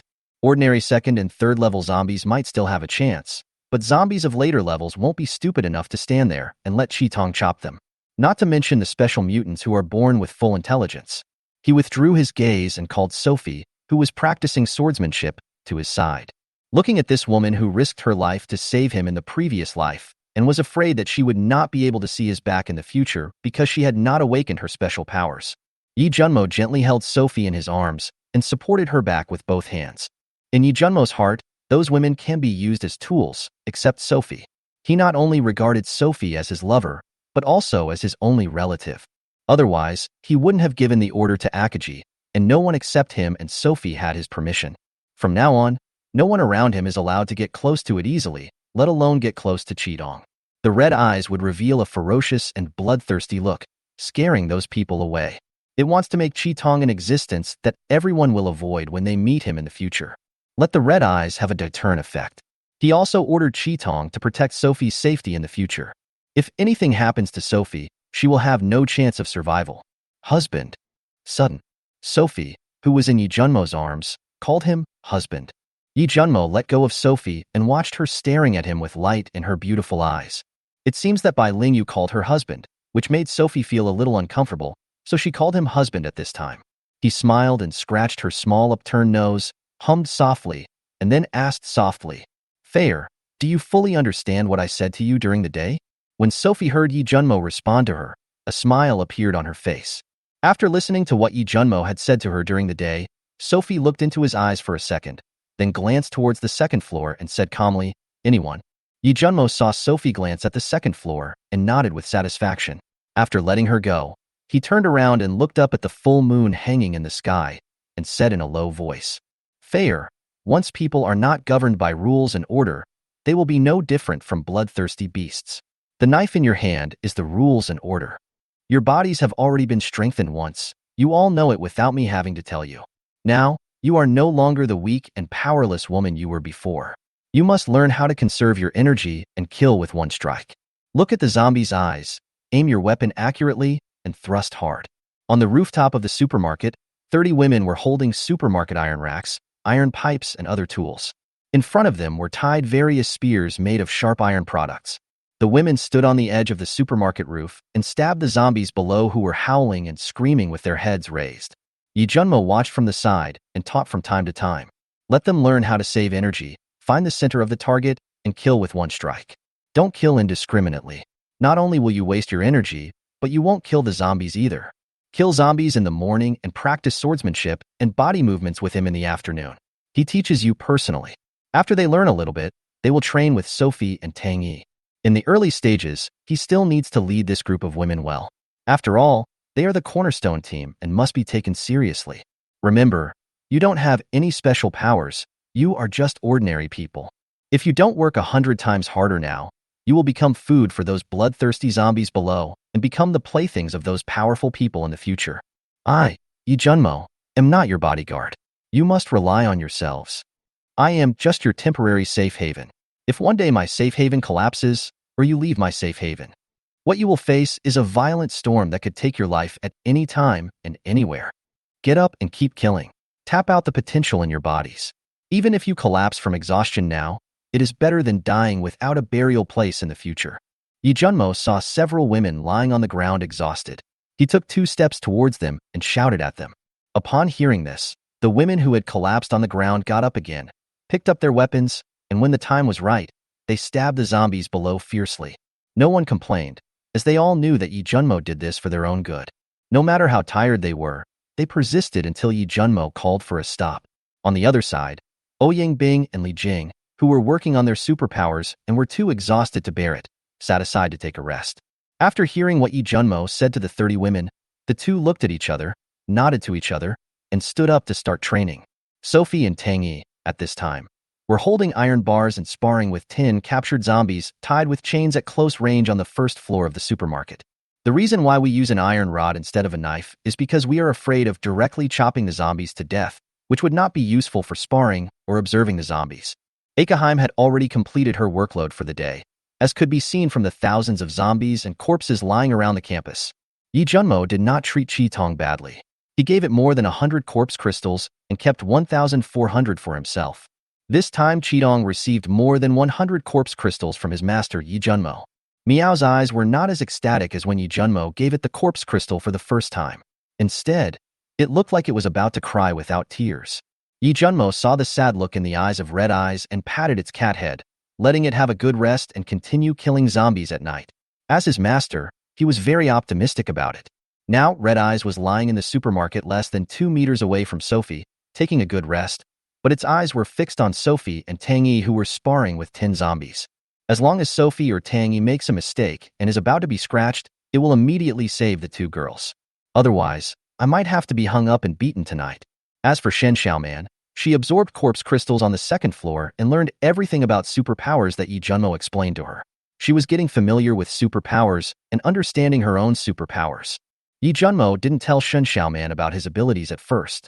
Instead, he allowed her to slowly use her powers and keep experimenting while he watched, and then came to the conclusion that the powers he told her were not simple. It is natural to have to do a full set of acting. If Shen Xiaoman is told directly from the beginning about her supernatural talents and her special abilities, it will inevitably make her feel that he discovered something special about her early on. Only then would there be a show that he wrote, directed, acted, and expressed his deep feelings in which he wanted to vomit. When Shen Xiaoman heard that his special powers were extraordinary, he was simply ecstatic. And Yi Junmo also pretended, showing an incredible look. She said that Shen Xiaoman would be her life-saving talisman from now on. But Shen Xiaoman was very happy. So far, now everyone has something to do every day, and Yi Junmo's power has begun to take shape. Chapter 59, Level 3, Intermediate Money Cans Empty.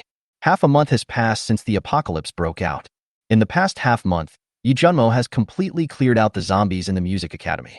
He even collected all the corpses of the zombies into the system space. Although the zombies in the school have been cleared out, there are still many zombies that come to the campus from the streets every day following the noises. Now there are hundreds of zombies gathered in the campus.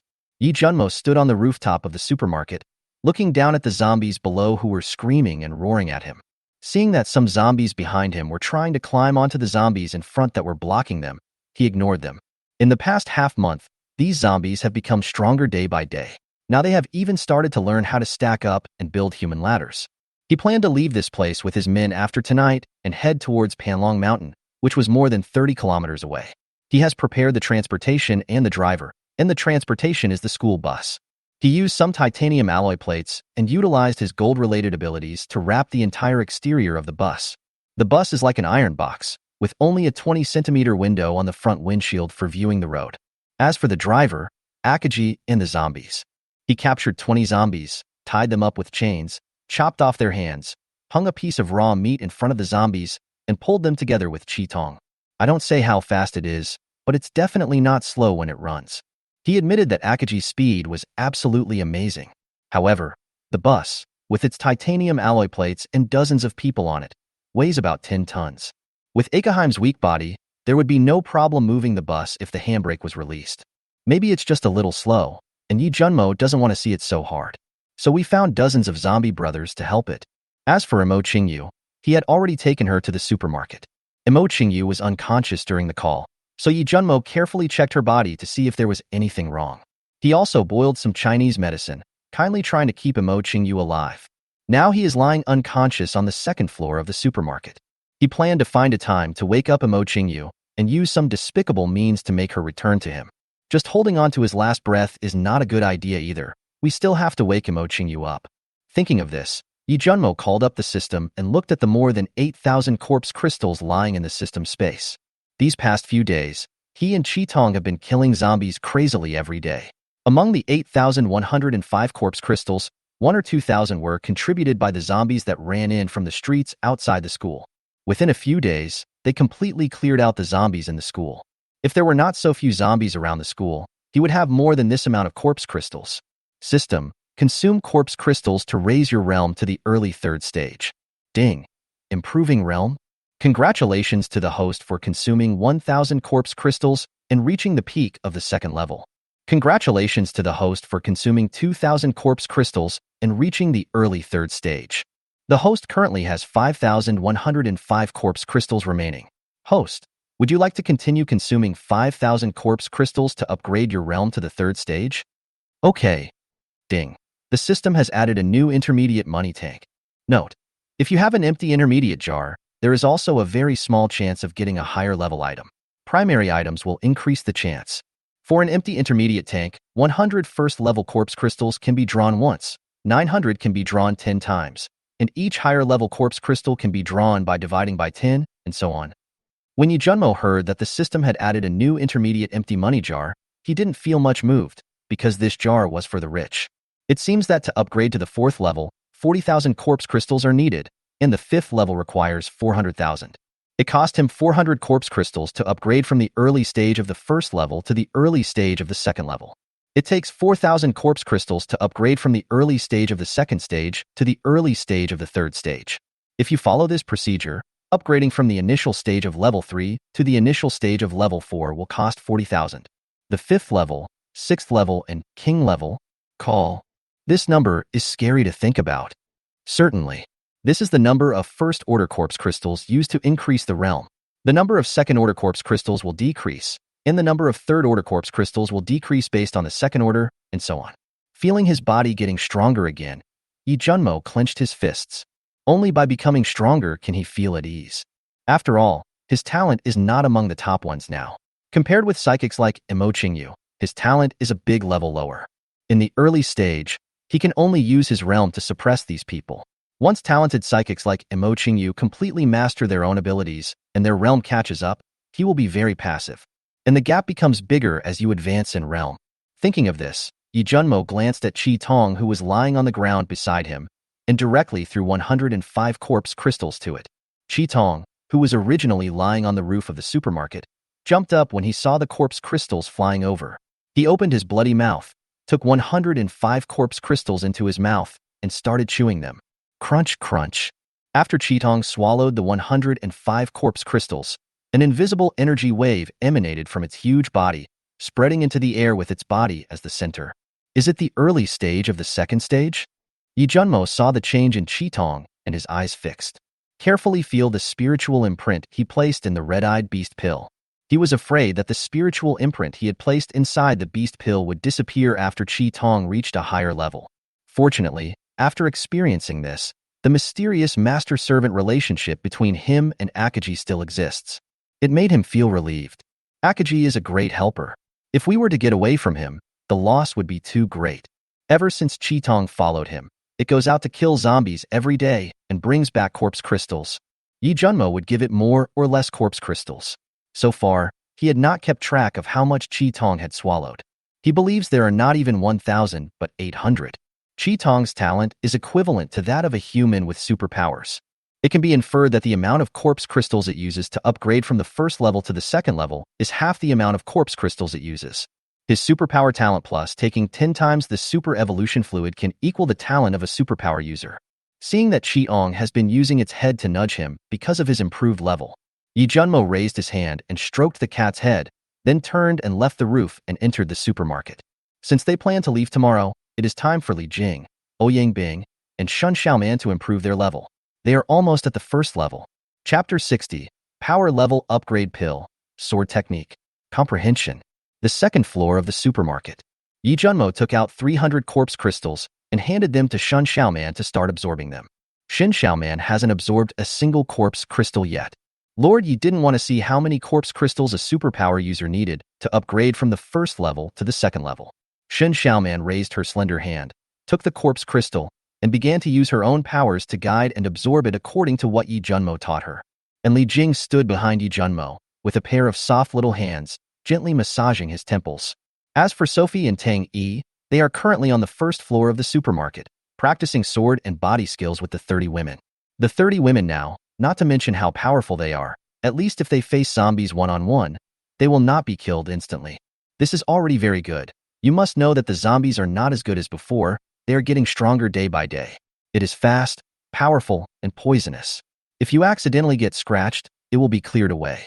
So now these 30 women can do a head-to-head one-on-one without being killed instantly, which is already very good. You have to know that they are ordinary people. Except for an improvement in their bodies not long after the blood mist descended, they have remained in the same state ever since. Unlike Sophie, Tang Yi and the other girl took the evolution liquid. Even the lowest level of evolutionary fluid is a miracle drug for ordinary people, including those with special abilities. Even the system's primary evolutionary fluid is several times better than the evolutionary fluid developed by humans a few years after the end of the world. I have to say, the products produced by the system must be high quality. The money-empty intermediate tank was called up. He didn't know what good things were in this jar. So far, he knew that it contained basic evolution liquid.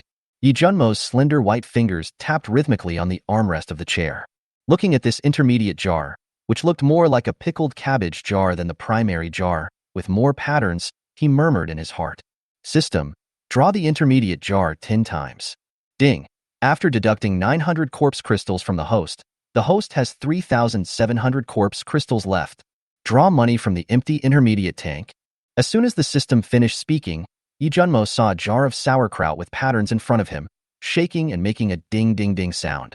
The intermediate jar, which was originally in good condition, began to show cracks on the body. The cracks grew bigger and bigger, and light was emanating from them. Shit. Seeing this sudden situation, Yi Junmo's eyes revealed speechlessness. The entry-level jars don't have all these bells and whistles. 2 seconds later, the intermediate jar completely shattered. A series of light balls took on circular shapes in order and hovered on the system interface in front of him. 5 white light balls, 4 green light balls, and 1 blue light ball, a total of 10 light balls. Before Yi Junmo could check, the system voice came. Ding. Thank you for your patronage. Congratulations to the host for obtaining the primary evolution fluid. Congratulations to the host for obtaining the intermediate evolution fluid. After the system sound disappeared, the ball of light in front of him also shattered, revealing the items inside. Looking at the 5 bottles of evolution liquid floating on the system interface, Yi Junmo took out a pack of cigarettes from his trouser pocket, took out a cigarette, and lit it. Even though he has a system space, he still likes to carry a pack of cigarettes with him. It's a bit flashy, but it's still interesting. Continue to draw 10 times from the intermediate jar. Ding.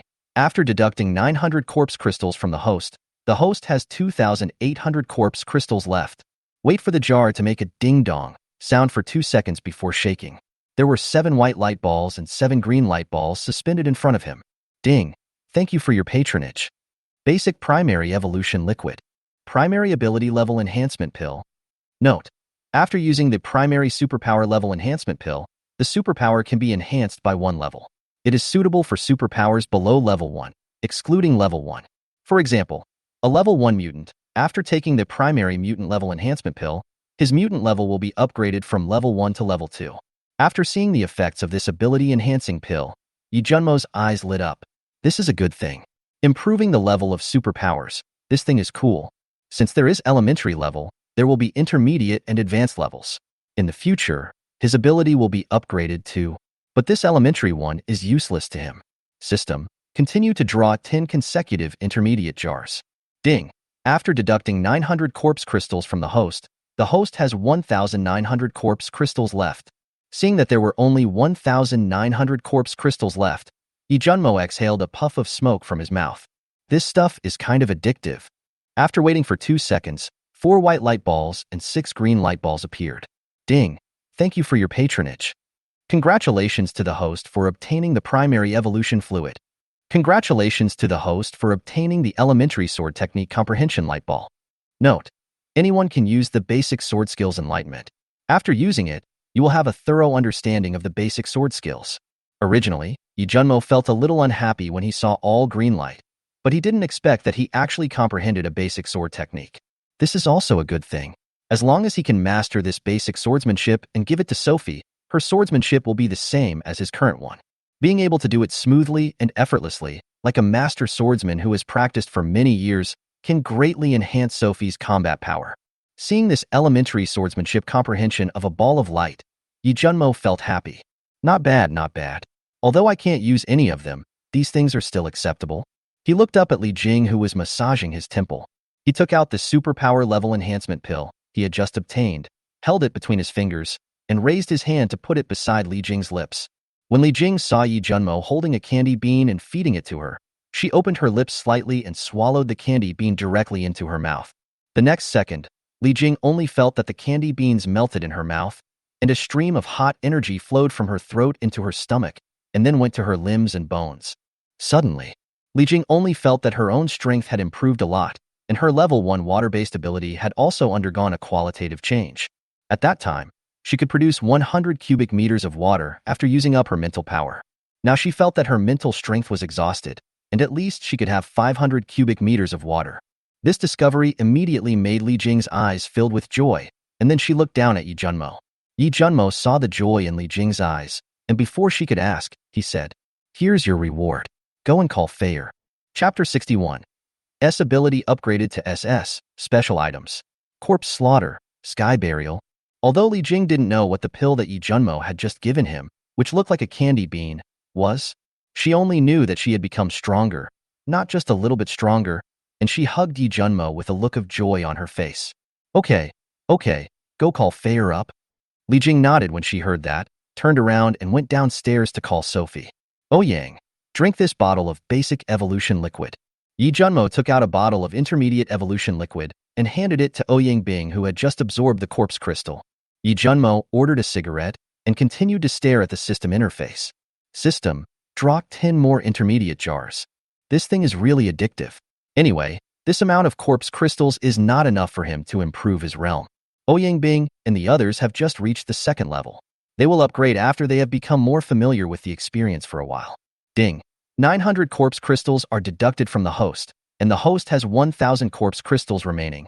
Ding. Thank you for your patronage. Congratulations to the host for obtaining the primary evolution fluid. I see it's the primary evolution liquid again. This intermediate jar is still the same pitfall. So far, only one intermediate level has been released. Continue. Ding. 900 corpse crystals are deducted from the host, and the host has 100 corpse crystals remaining. Ding ding ding. This time, Yi Junmo saw the jar on the system interface. After shaking for 2 seconds, it didn't break open, so he raised his eyebrows. Is there something good? Just when Yi Junmo was wondering whether some good stuff had come out, the jar on the system interface suddenly shattered, and a dazzling purple light emanated from it. Yi Junmo closed his eyes immediately after being stabbed. Ding. Congratulations to the host for the first time, drawing 50 money empty intermediate cans at one time, getting a can guaranteed, and getting double rewards. In addition, you will get 2 special items. Guaranteed price, none. Thank you for your patronage. Congratulations to the host for obtaining the primary evolution fluid. Congratulations to the host for obtaining the primary titanium steel tang sword. Note, primary titanium steel tang Dao can break the defense of 3rd level zombies. Congratulations to the host for obtaining the intermediate evolution fluid. Congratulations to the host for obtaining the advanced ability level enhancing shackle pill. Note, the advanced supernatural power level up shackle pill is only available to supernatural power users. After use, the level of supernatural power is increased to level. If you want to upgrade to superpowers later, it will be useless to take more high-level enhancement pills. You can only obtain superpower enhancement pills of a higher level. Note, the advanced ability level enhancing shackle pill contains infinite energy. The host must use it with caution to avoid unnecessary waste. Congratulations to the host for obtaining the special item, Tang Dao Shi Tuesday. Congratulations to the host for obtaining the special item, Tang Dao Sky Burial. Note, special item, Tang Dao Shi Tu Tianzong, 1 yin and 1 yang, growth type. Currently belongs to the 6th level ordinary weapon. This sword is made of divine iron from outer space. It can not only cut hair, but also cut golden iron, split mountains, and crack rocks. At this stage, it can hurt any creature in the early stage of the King Realm. When Yi Junmo saw the reward this time, his eyes lit up. He didn't expect that there would be a special reward. This time he got it by drawing a jar. Especially the advanced supernatural power enhancing shackle pill, which made him ecstatic. His level 1 gold-based supernatural power could finally be upgraded. When I saw those 2 special Tang swords again, I was even more pleasantly surprised. They were actually in the growth stage, which was simply awesome. The further you get to the back, the stronger the defenses of the zombies and ferocious beasts become. The Baigang Tang sword he was using now couldn't even break the defense of a 3rd level zombie. These two Tang swords arrived just in time. Yi Junmo let out a long breath, suppressed the surprise in his heart, and directly took out the high-level supernatural power enhancement shackle pill. Looking at the milky white, round and plump pill, only the size of a little finger and covered with lines, he swallowed it in one gulp without saying a word. Suddenly, he only felt violent energies constantly impacting his limbs, bones, and internal organs. However, this violent energy did not make him feel any pain. Instead, it made him close his eyes slowly and comfortably, wanting to moan. Why do I feel like there's energy leaking out? Yi Junmo, who was originally enjoying himself with his eyes closed, frowned slightly. He felt as if an energy was leaking out. After a few breaths, when the energy was completely integrated into his body, Yi Junmo opened his eyes and a ray of light flashed across his eyes. This time, not only has his ability level been upgraded to level 1, he has more abilities, with the addition of these two effects. Indestructible. The gold-based ability is mainly for killing. In the beginning, he only had control and metal defense, but now he has addition and indestructibility, which is like adding wings to a tiger. Attachment. Attach your own gold-based abilities to any object. Unlike before when his entire body was made of metal and could only be attached to himself. Indestructible. The superpowers attached to weapons will produce a qualitative effect. For example, the 6th level corpse-slaying Tang sword he just obtained. If he uses his own special abilities to add to the corpse-slaying sword, it can hurt creatures in the middle stage of the King realm. It looks like attachment and indestructibility actually only have one effect. However, even if there are additions, it does not make the weapon invincible.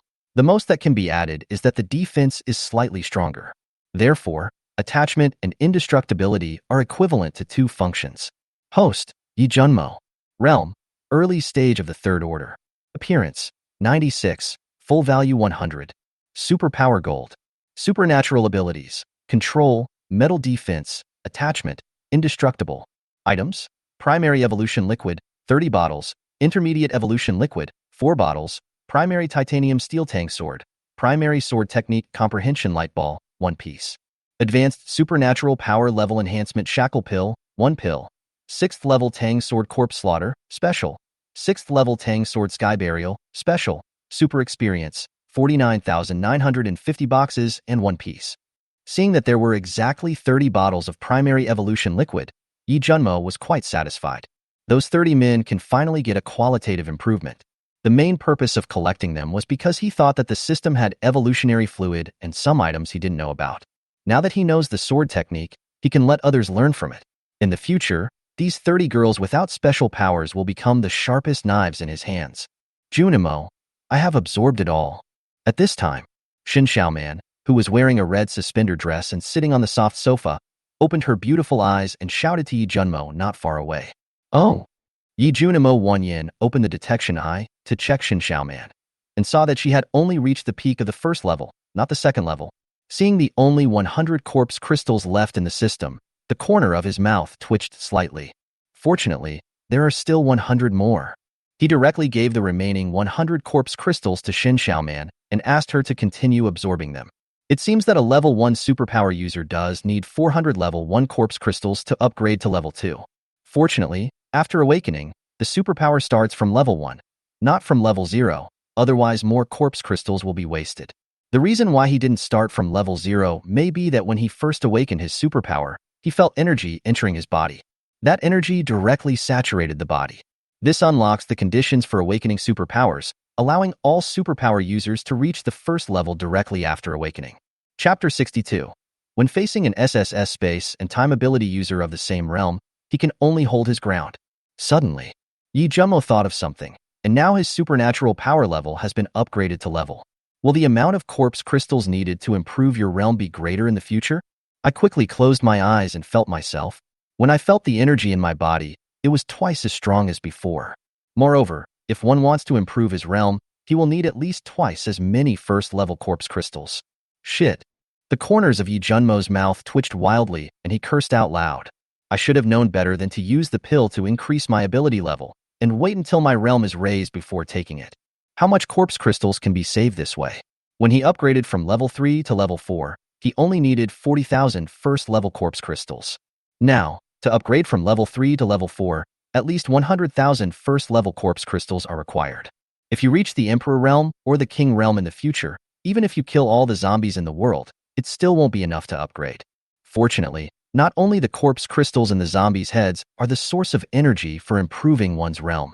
The same can be said for those ferocious beasts and some ores in the future. But this time I really lost a lot.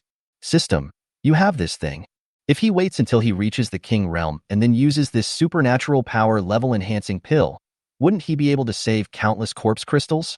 What if Li Jing, who has primary psychic powers, is directly upgraded to a 5th level psychic?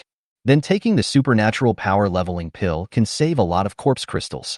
For 2 levels of psychics, if their psychic levels are not improved, they will never be able to upgrade to the King realm in this lifetime, as the King realm is a big hurdle. The same goes for psychics below level 1.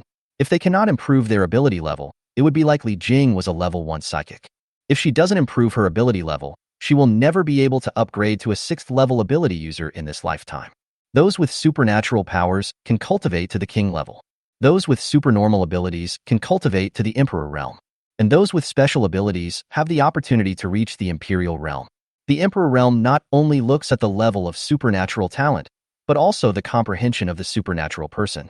It is said that as long as a person with superpowers does not wash himself clean in the middle of the process, he will definitely be able to cultivate to the peak of the royal realm and get infinitely close to the Emperor realm. This realm is stronger than the peak of the Imperial realm, but weaker than the Emperor realm. It can also be called the quasi-Emperor realm. Ding. The advanced superpower enhancement shackle pill not only increases the superpower level, but also contains infinite energy. The stored energy can only be used to fill, not to improve realm. For example, if the host has upgraded to the King realm, using this pill can not only replenish the energy needed to upgrade the host's superpowers from level 1 to the King realm, but also break the shackles of the superpowers at level 2, thus allowing the superpower level to reach level 3. So this pill is called the Advanced Supernatural Level Enhancement Shackle Pill. Its main function is to break the shackles between levels.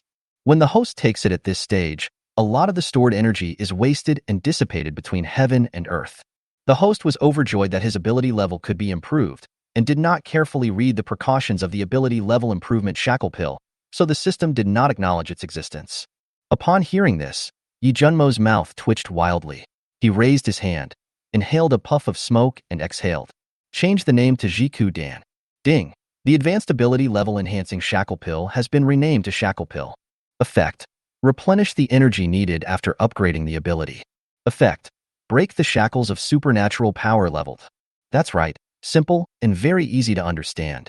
As a result, he now creates difficulties for himself and forces himself to add a weight of 100,000 kilograms on his back and move forward with the weight. It's really a loss to my grandma's house. Yi Junmo rubbed his temple, looking unhappy.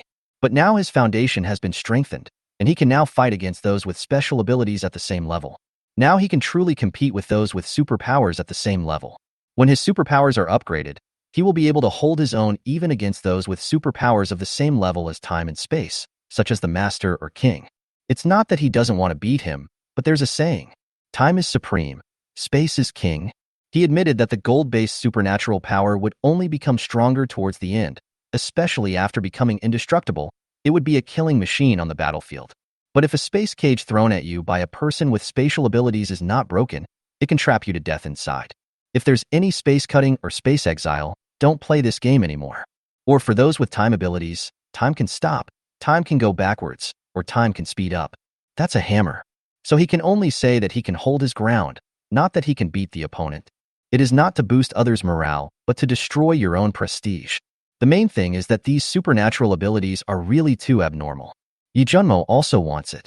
His gold-based ability is still too lame. Junimo? At this time, Sophie came up from the first floor. Shaking off the thoughts in his mind, Yi Junmo looked up at Sophie, who was coming up, and waved with a smile. Sophie came to Yi Junmo naturally. Yi Junmo took out the ball of light for understanding elementary swordsmanship and placed it on Sophie's forehead. The ball of light appeared like a stream of light, entering Sophie's mind. Sophie saw this sudden change, and before she could ask any questions, Yi Junmo's voice came into her ears. Close your eyes and comprehend carefully. Sophie quickly closed her eyes when she heard that. At this moment, she was just like Yi Junmo when he first mastered the basic swordsmanship. I just felt a figure holding a tang sword, constantly changing in my mind and performing various moves. After images kept coming towards her, reflected in her body and gathered in her mind. Seeing that Sophie couldn't wake up for a while, Yi Junmo knew that this understanding also varies from person to person. After understanding, you still need to practice and run it in order to truly achieve it thoroughly and integrate it. He turned to look at Li Jing, who came up with Sophie. He took out 30 bottles of primary evolution liquid in boxes, 2 bottles of intermediate medicine liquid, and 2 primary titanium tang swords from the system and handed them to her. The primary evolutionary fluid is for the 30 young ladies' subordinates. The intermediate evolution liquid is for her and Tang Yi. 2 elementary Tang swords that can defeat third-order zombies are given to Tang Yi and Bai Lingyu. Tang Yi had only taken the primary evolution liquid at the beginning. Since there was extra, she naturally had to give it away. Don't talk about whether it's a waste or not. Tang Yi is his little fangirl after all.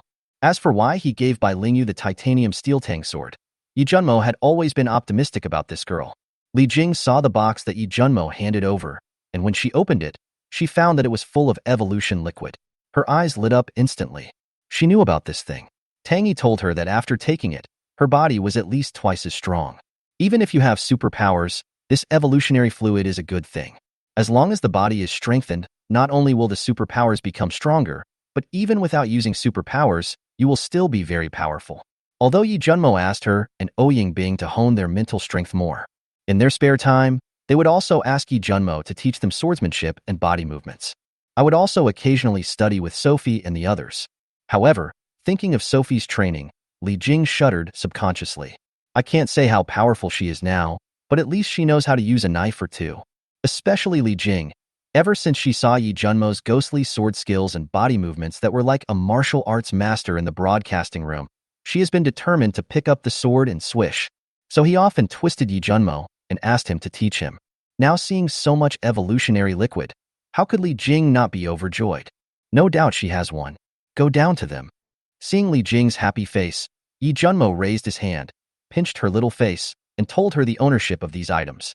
Chapter 63. If a man does not work for himself, he will be punished by heaven and earth. Ouyang Bing, who had absorbed the evolutionary fluid, stretched lazily, turned around and walked downstairs in her high heels, saying, I'm going to cook. Yi Junmo looked at Ouyang Bing's back and smiled faintly. He looked at Shan Xiaoman, who had absorbed 100 corpse crystals and reached the 2nd level. As expected, for a superpower user, 400 first-level corpse crystals are required to upgrade from the 1st level to the 2nd level. He glanced at Shin Xiaoman and asked her to come over and take the evolutionary fluid. He already understood this evolutionary fluid clearly, except for the God-level evolutionary fluid. After taking other evolutionary fluids, it will not allow you to increase your level, and you will need to double the resources. Seeing Shan Xiaoman's strength increasing, Yi Junmo nodded silently. Now that the power has just begun, and there are so many top-quality subordinates, it is really good to be alive. He wanted a titanium waist. Call. A mouthful of fragrance spit out from Sophie's lips on the side, and Yi Junmo saw Sophie waking up. Seeing that she was looking at him with a happy expression, he raised his hand and scratched her pretty nose, then took out the corpse killer and put it in her hand. Sophie was ecstatic because she had completely mastered the basic swordsmanship. Before she could be happy, she unexpectedly found a 3-foot 4-inch long, exquisite dark red, sheathed Tang sword covered with blood-red phoenix patterns in her hand. When she lowered her eyes and saw the sword, it was icy cold to the bone. She felt as if the sword was emitting a terrible murderous chill from time to time, which made her shiver uncontrollably. Sophie stood up slowly and grasped the hilt of the knife with her delicate hand. Phong! The crisp sound of a sword being unsheathed echoed on the 2nd floor of the supermarket. Sophie saw that the blade was as bright as a mirror, emitting a cold light. Feeling the extraordinary power of the knife, her breathing began to quicken. Seeing the blood-red phoenix pattern on it, Sophie couldn't let it go. Since she first understood the sword technique, she can feel more clearly how extraordinary this sword is. Fair. This knife is called Zombie. It is a 6th-level mortal soldier.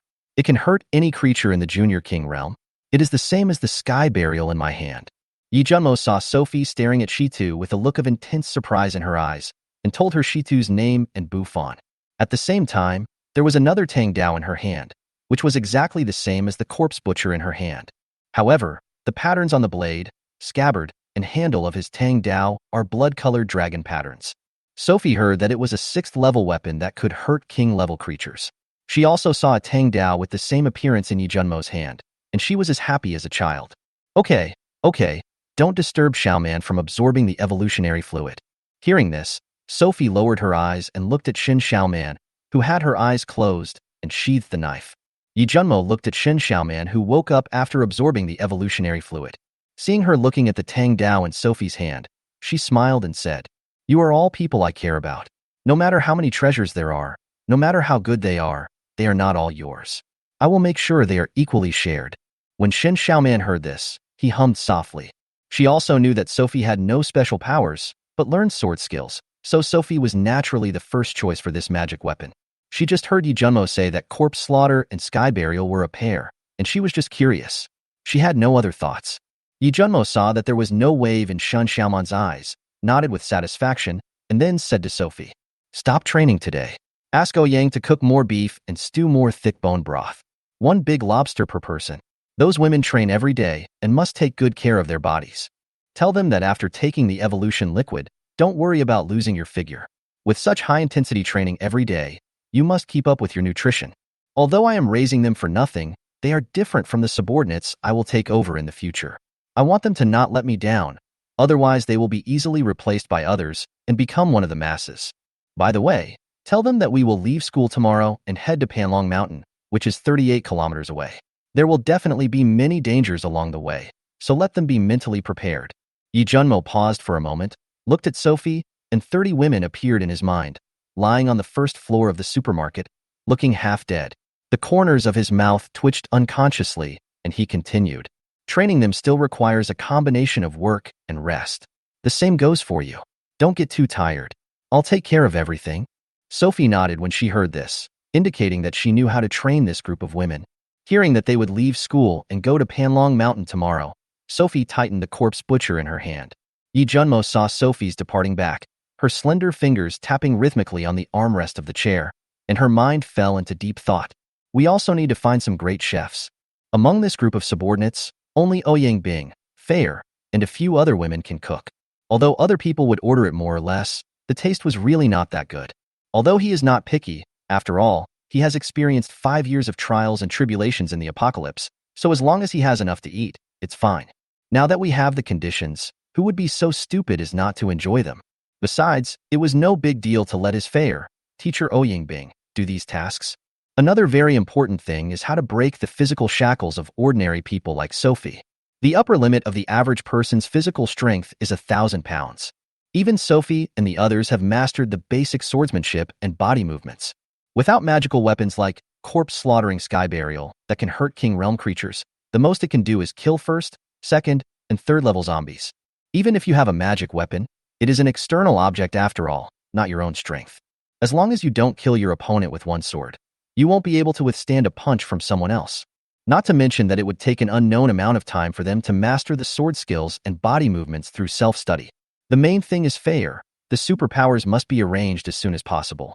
An empty jar of money can be opened to reveal supernatural powers. Even if the chance of obtaining superpowers is very low, I will use the corpse crystal to give Fair a better superpower. And he himself also needs a powerful superpower, otherwise how can he compete with those super strong people? After being reborn, the only great opportunity he knew about would not appear until a few years later, which made Yi Junmo feel a little sigh in his heart.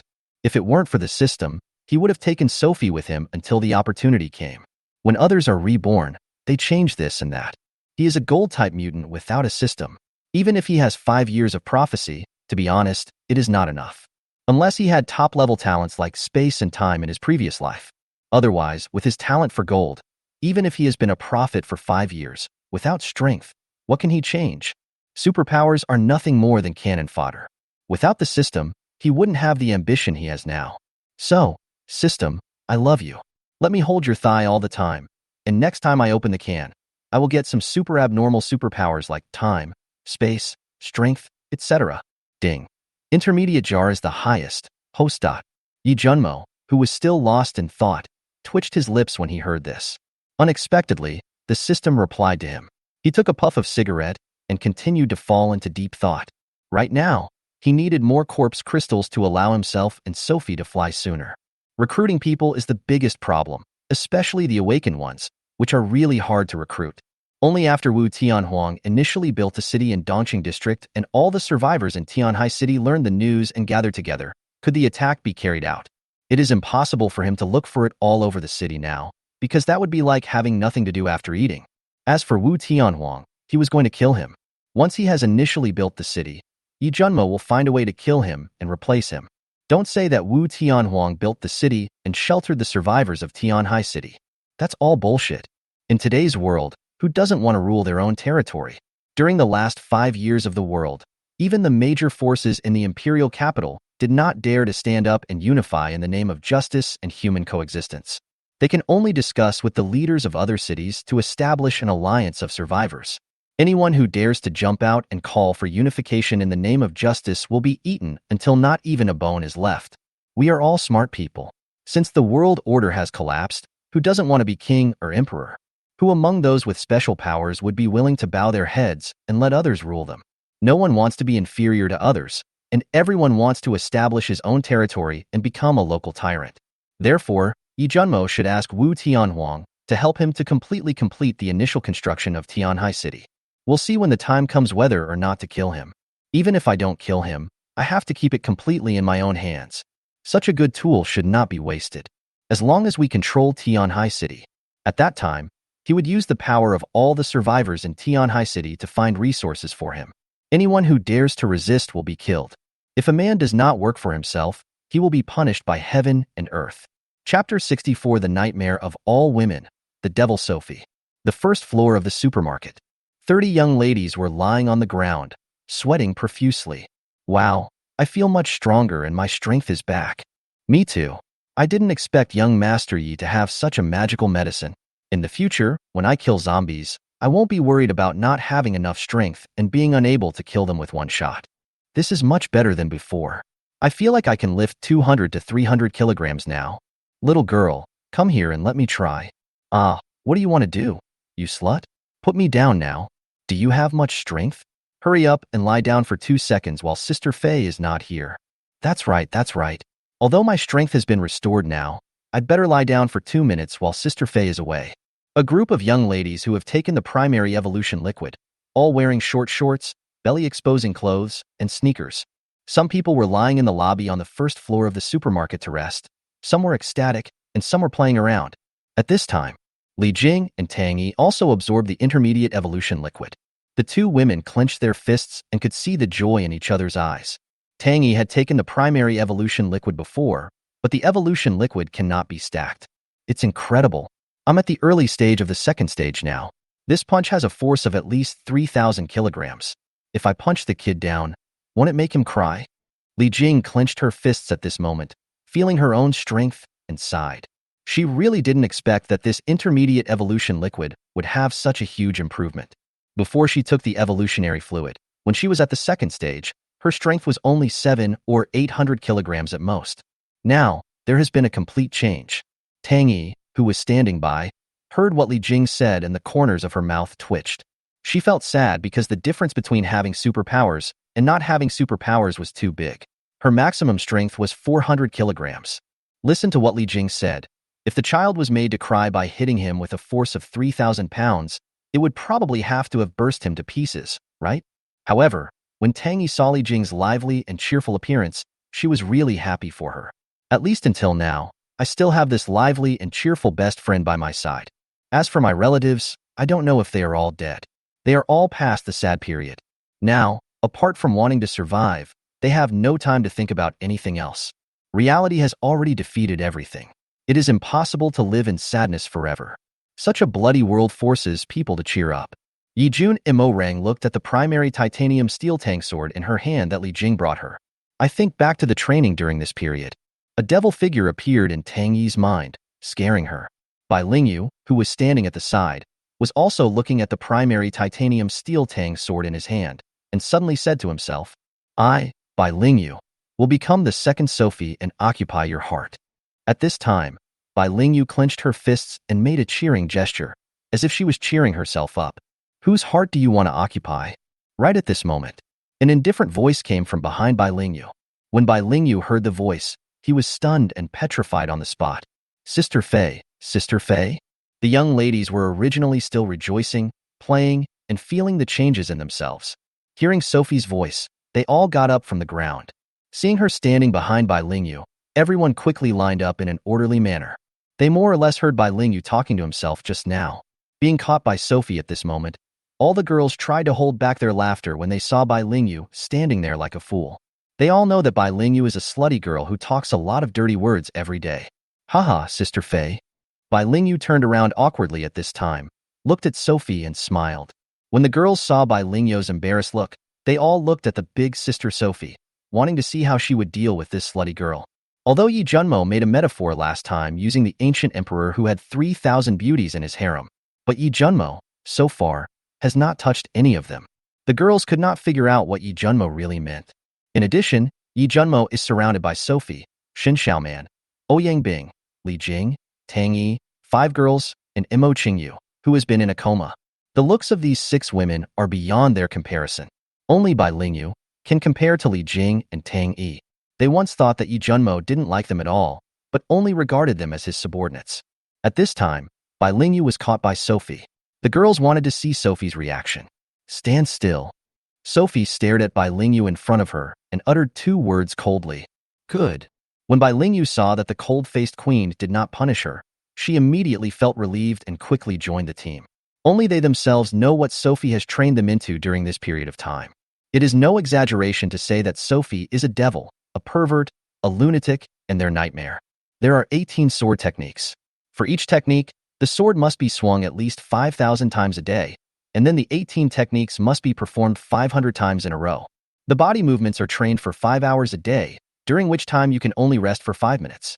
I had to run around this supermarket, which was only 500 square meters on one floor for 2 hours, and I could only rest for 5 minutes.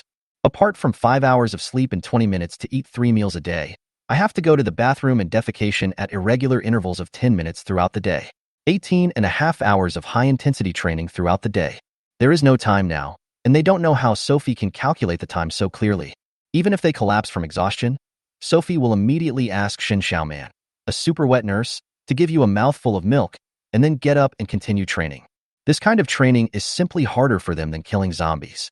They were all girls who loved to be clean, but now it was a hot day. After training every day, their bodies were full of sweat. Sometimes they didn't want to move their fingers, let alone take a shower.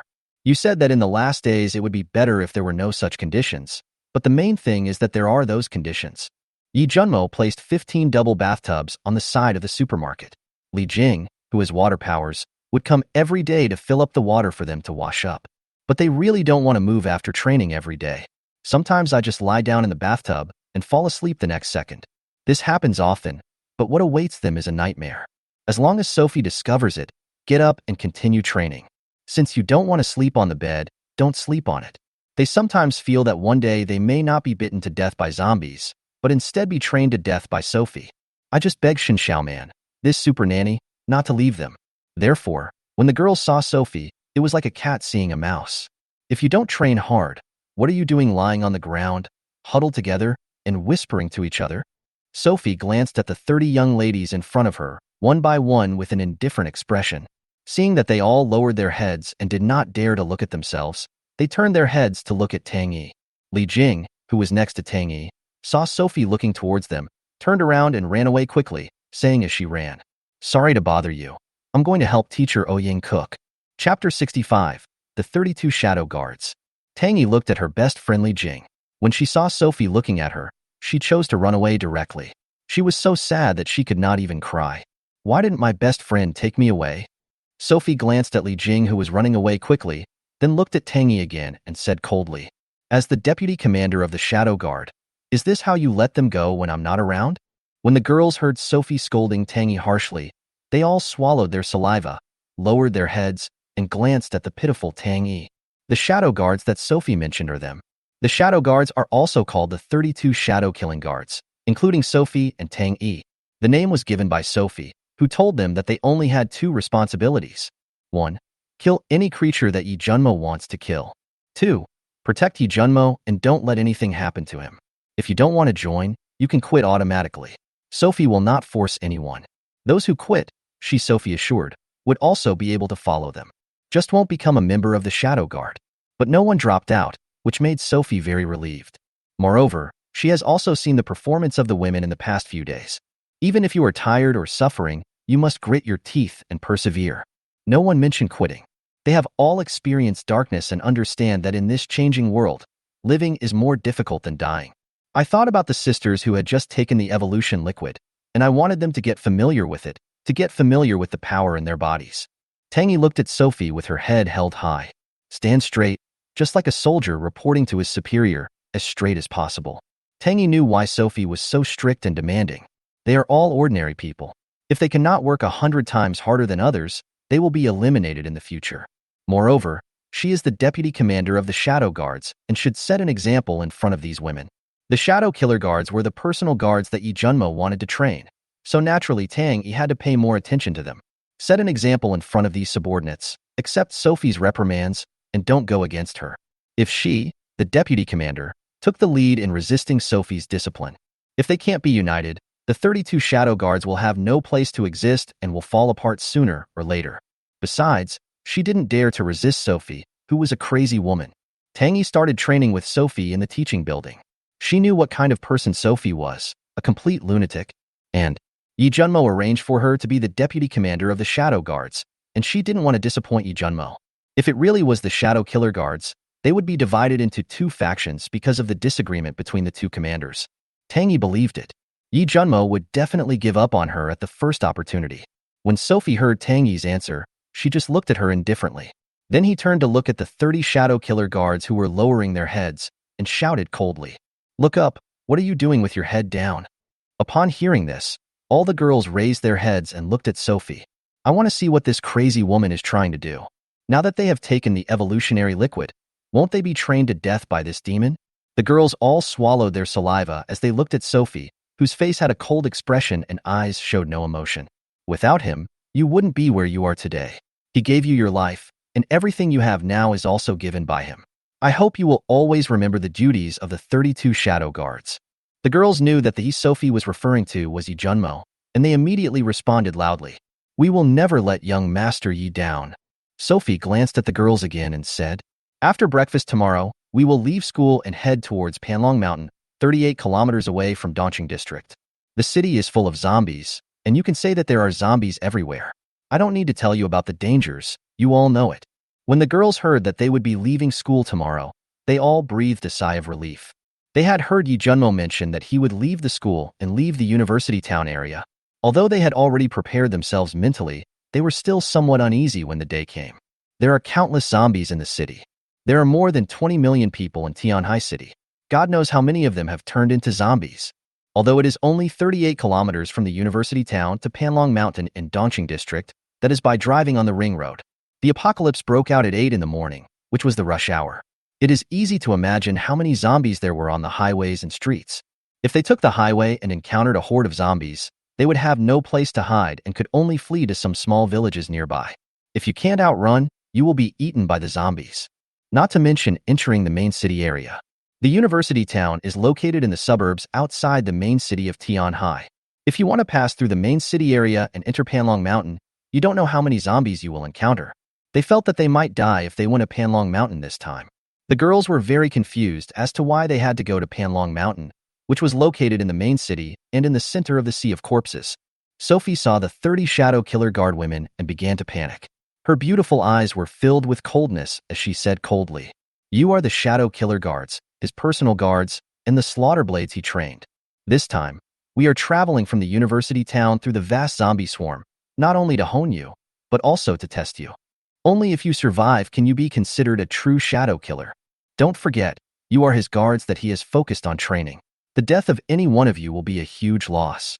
Don't forget, there is a nurse in the team who can cure corpse poison." When the girls heard Sophie say this, the panic that had begun to appear in their eyes was slowly suppressed.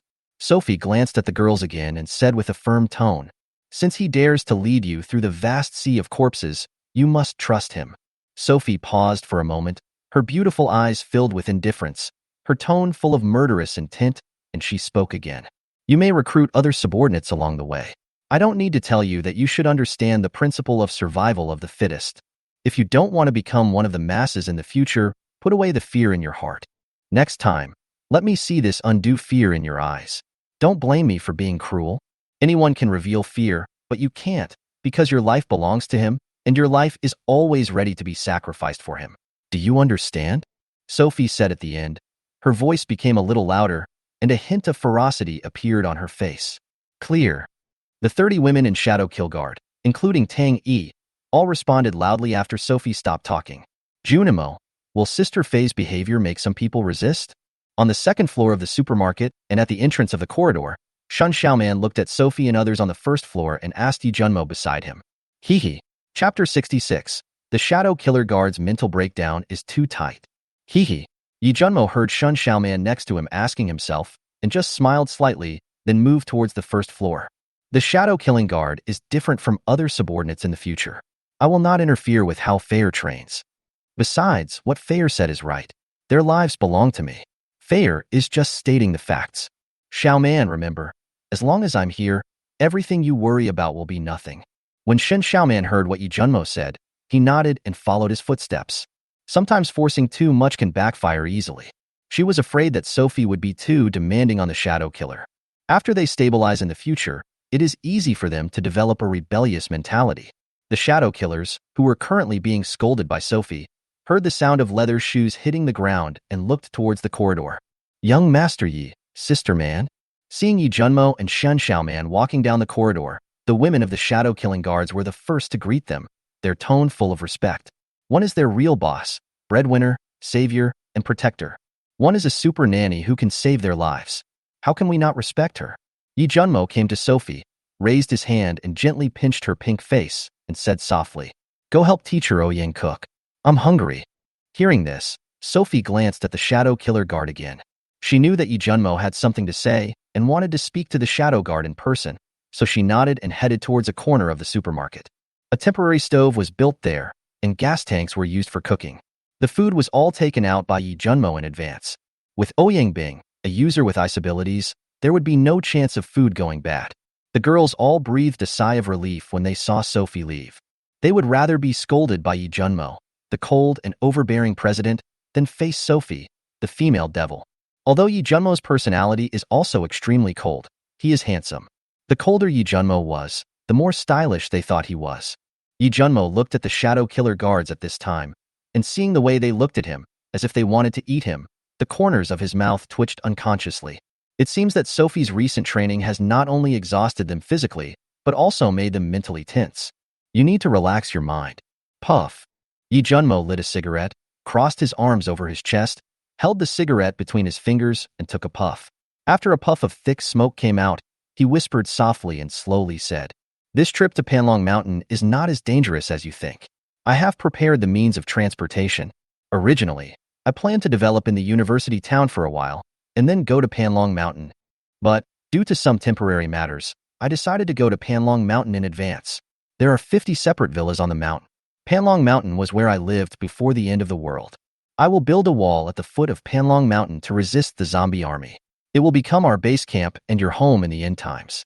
The Shadow Killer Guards were all staring at the man not far from them. I heard him talking to them in a soft voice, without the coldness of the past. For a moment, the girls were a little uncomfortable. At the same time, they also didn't understand why Yi Junmo told them these things. There was absolutely no need to let them know about this kind of thing, and there was no need for him to explain to them anything he did. The Shadow Killer Guards thought that Yi Junmo was explaining to them why they had to leave the university town. At this time, Bai Lingyu said to Yi Junmo, Young Master Yi, you don't need to explain anything. Wherever you go, we will follow you. We can't survive without you. Besides, we are your descendants. Bai Lingyu suddenly shut up, glanced secretly at the corner of the supermarket kitchen, and spoke again. Besides, we are your guards. She originally wanted to say that we are all his concubines, but when she thought of the devil Sophie, she gave up. A woman's heart is as unpredictable as a needle in the sea. Sophie won't say anything openly, but it's inevitable that she must be thinking something in her mind. She was caught mumbling by Sophie just now. If she said something to displease Sophie again, she was afraid that Sophie would hear it and make things difficult for her when she trained her in the future. Bai Lingyu is right. Young Master Yi, you don't have to explain anything. We will follow you wherever you go. Without you, there would be no us. We are your guards, so naturally we have to stay by your side all the time. We will do whatever you say. Our lives are given by you. Yi Junmo was speechless when he saw the Shadow Guards vying to show their loyalty. He just said it casually because he saw that these young ladies were too tired from training recently, so that they can relax and know in advance that Panlong Mountain will be their future base and their future home. If you don't follow me, who will you follow? Unexpectedly, he was just speaking casually, but a group of young ladies thought that he was explaining something to them. Yi Junmo raised his hand, and the loyal shadow guards instantly quieted down. They once again looked at him with bright, hungry eyes. Don't train today. Let's train when we get to Panlong Mountain. After dinner, I will take you to the girls' dormitory to collect all the usable clothes, as well as some music books and equipment. If you don't want to wear these clothes in the future, you have to give them to other subordinates. In this world, no one will produce clothes for you. All materials are scarce resources. When the girls heard that they were going to train at Panlong Mountain, they all smiled. When they heard that they were going to collect clothes from the girls' dormitory, they all nodded silently. The clothes they were wearing were some shorts and short-sleeved shirts for hot weather in the supermarket, which were all given by Yi Junmo for them to change into, 3 sets per person. All the supplies in the supermarket and the cafeteria were collected by Yi Junmo. Yi Junmo didn't go to the cafeteria to find the supplies until several days after the apocalypse broke out. They only collected some cooking oil, various seasonings, rice, flour, and dried noodles, which are easy to preserve. All in all, they only weighed 2,000 or 3,000 kilograms. Other supplies, such as fruits, vegetables, and meat, had already gone bad and become smelly. As for why a university cafeteria with thousands of people only has such limited supplies, what he thought of was that maybe they hadn't received the goods. Chapter 67. Old Maid, Ouyang Bing. At this time, Yi Junmo took out a few boxes of special items and placed them aside. After a quick glance by Ling Yu, who showed shock and joy in his eyes, instructed her. You go and distribute them. Make sure each of them takes one for self-defense. I need to think about your safety. After you take them, go wash up and eat later. Use the things on the table tonight, relax your mind and body, and get some sleep. You have been too stressed out recently, which is not conducive to your journey tomorrow. After Yi Junmo finished speaking, he turned around and left. Bai Lingyu saw Yi Junmo leaving, looked at his back, then looked at the boxes of artifacts, and swallowed the liquid in his mouth. Junimo, why did you suddenly remember to take out that thing? And you still said that everyone in the Shadow Guards must have one? Shin Xiaoman asked quietly to Yi Junmo beside him. Yi Junmo thought for a moment and replied. In these last days, people are under great mental pressure. That thing can help them relax their mind and spirit. It is a good anti-stress tool. The corners of Shan Xiaoman's mouth twitched, and then she felt that Yi Junmo was right and nodded silently. Yi Junmo walked towards the second floor. Call me for dinner later. Today, I'll eat with them on the first floor. I'll go see Mo Qingyu. On the second floor of the supermarket, on a mattress. Yi Junmo crossed his arms and looked at Mo Qingyu, whose eyes were closed and his breathing was weak. There was even a hint of ridicule at the corner of his mouth. Ever since Mo Qingyu fell into coma, he had been holding her breath. Thinking of Mo Qingyu's favorability, Yi Junmo's eyes showed coldness again. It's time to eat. It's time to eat. Ouyang Bing wore an apron in front of him, carrying a large pot of braised beef and placing it on a large folding table that could seat 50 people. He shouted to the girls of the shadow-killing guard who were washing in the bathtub. Sophie, Shin Xiaoman, Li Jing, Tang Yi, and the 4 girls also kept carrying various large bowls of food and placing them on the table. The girls had already finished washing up and were resting in the bathtub. When they heard Ouyang Bing calling for dinner, they all stood up, wiped off the water on their bodies, put on a thin, arm-covering skirt, stepped on a pair of flip-flops, and went to help get the bowls and serve the food. So much beef, lobster, and bisque. Today we have my favorite braised pork.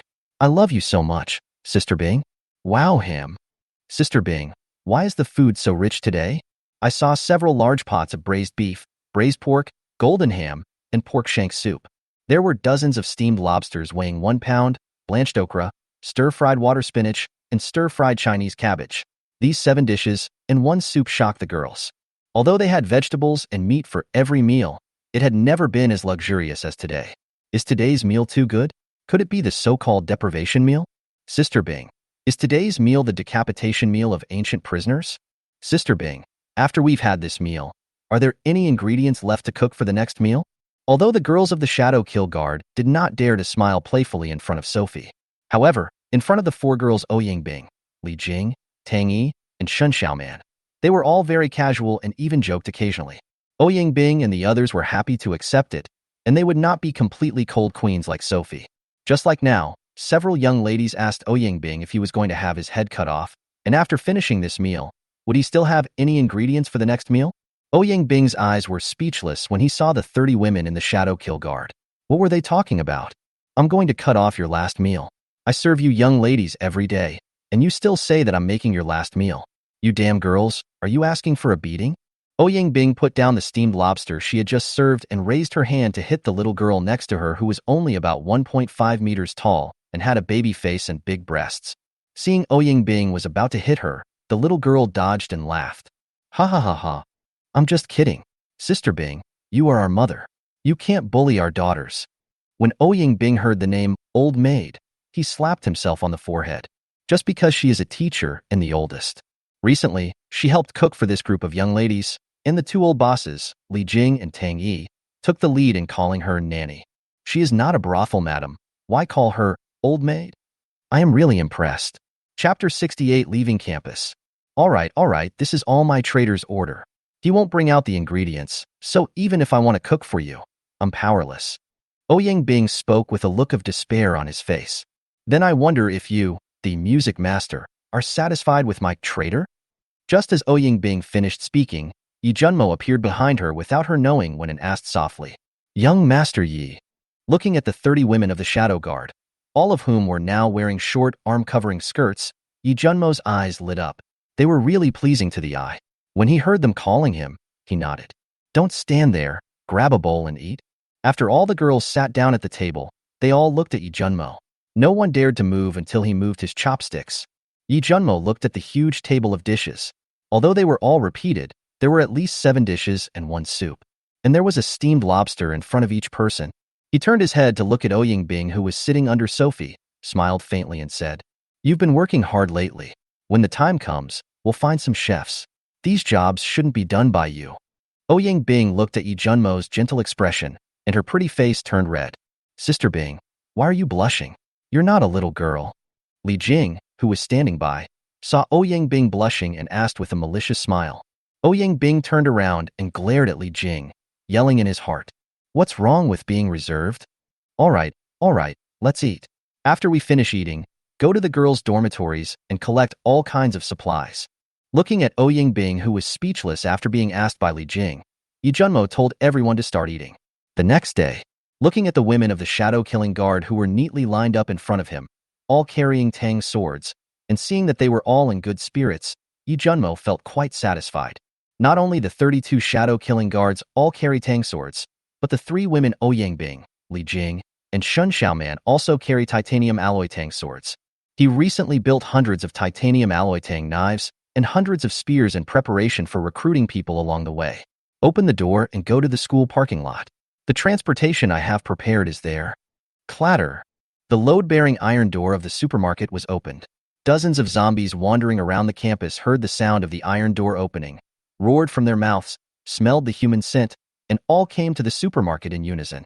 These dozens of zombies wandered into the campus from the streets last night. Originally, there were more than 100 zombies on campus, but they had already been cleaned up when they went to collect supplies for the girls' dormitory last night. Without waiting for Yi Junmo's orders, Chi Tong saw the zombies rushing towards him from a distance and turned into a black shadow and rushed out. Puff, puff, puff. The cat's claws, like steel knives, kept cutting through the zombies' heads, and the zombie heads fell to the ground one by one. The Shadow Killer Guard has recently become very aware of Akaji's power. Among the thousands of zombies in this campus, more than half were killed by it. Seeing Chi Tong like a wolf among a flock of sheep, constantly harvesting these zombies, my heart was still trembling. This ferocious beast turned out to be Yi Junmo's pet. They really didn't know how Yi Junmo made it so obedient. Everyone stood at the entrance of the supermarket and watched Chi Tong killing everyone. After a while, Chi Tong came to Yi Junmo with the corpse crystal in his mouth. After receiving dozens of corpse crystals handed over by Chi Tong, Yi Junmo glanced at the dozens of corpses on the campus playground. He turned his head to look at the unconscious Mo Qingyu who was carried on his back by a shadow assassin. He walked towards the parking lot and thought to himself, Wake up Mo Qingyu on the way and let her see the scenery and people along the way. These dozens of zombies and corpses are gifts for Yi Bufan.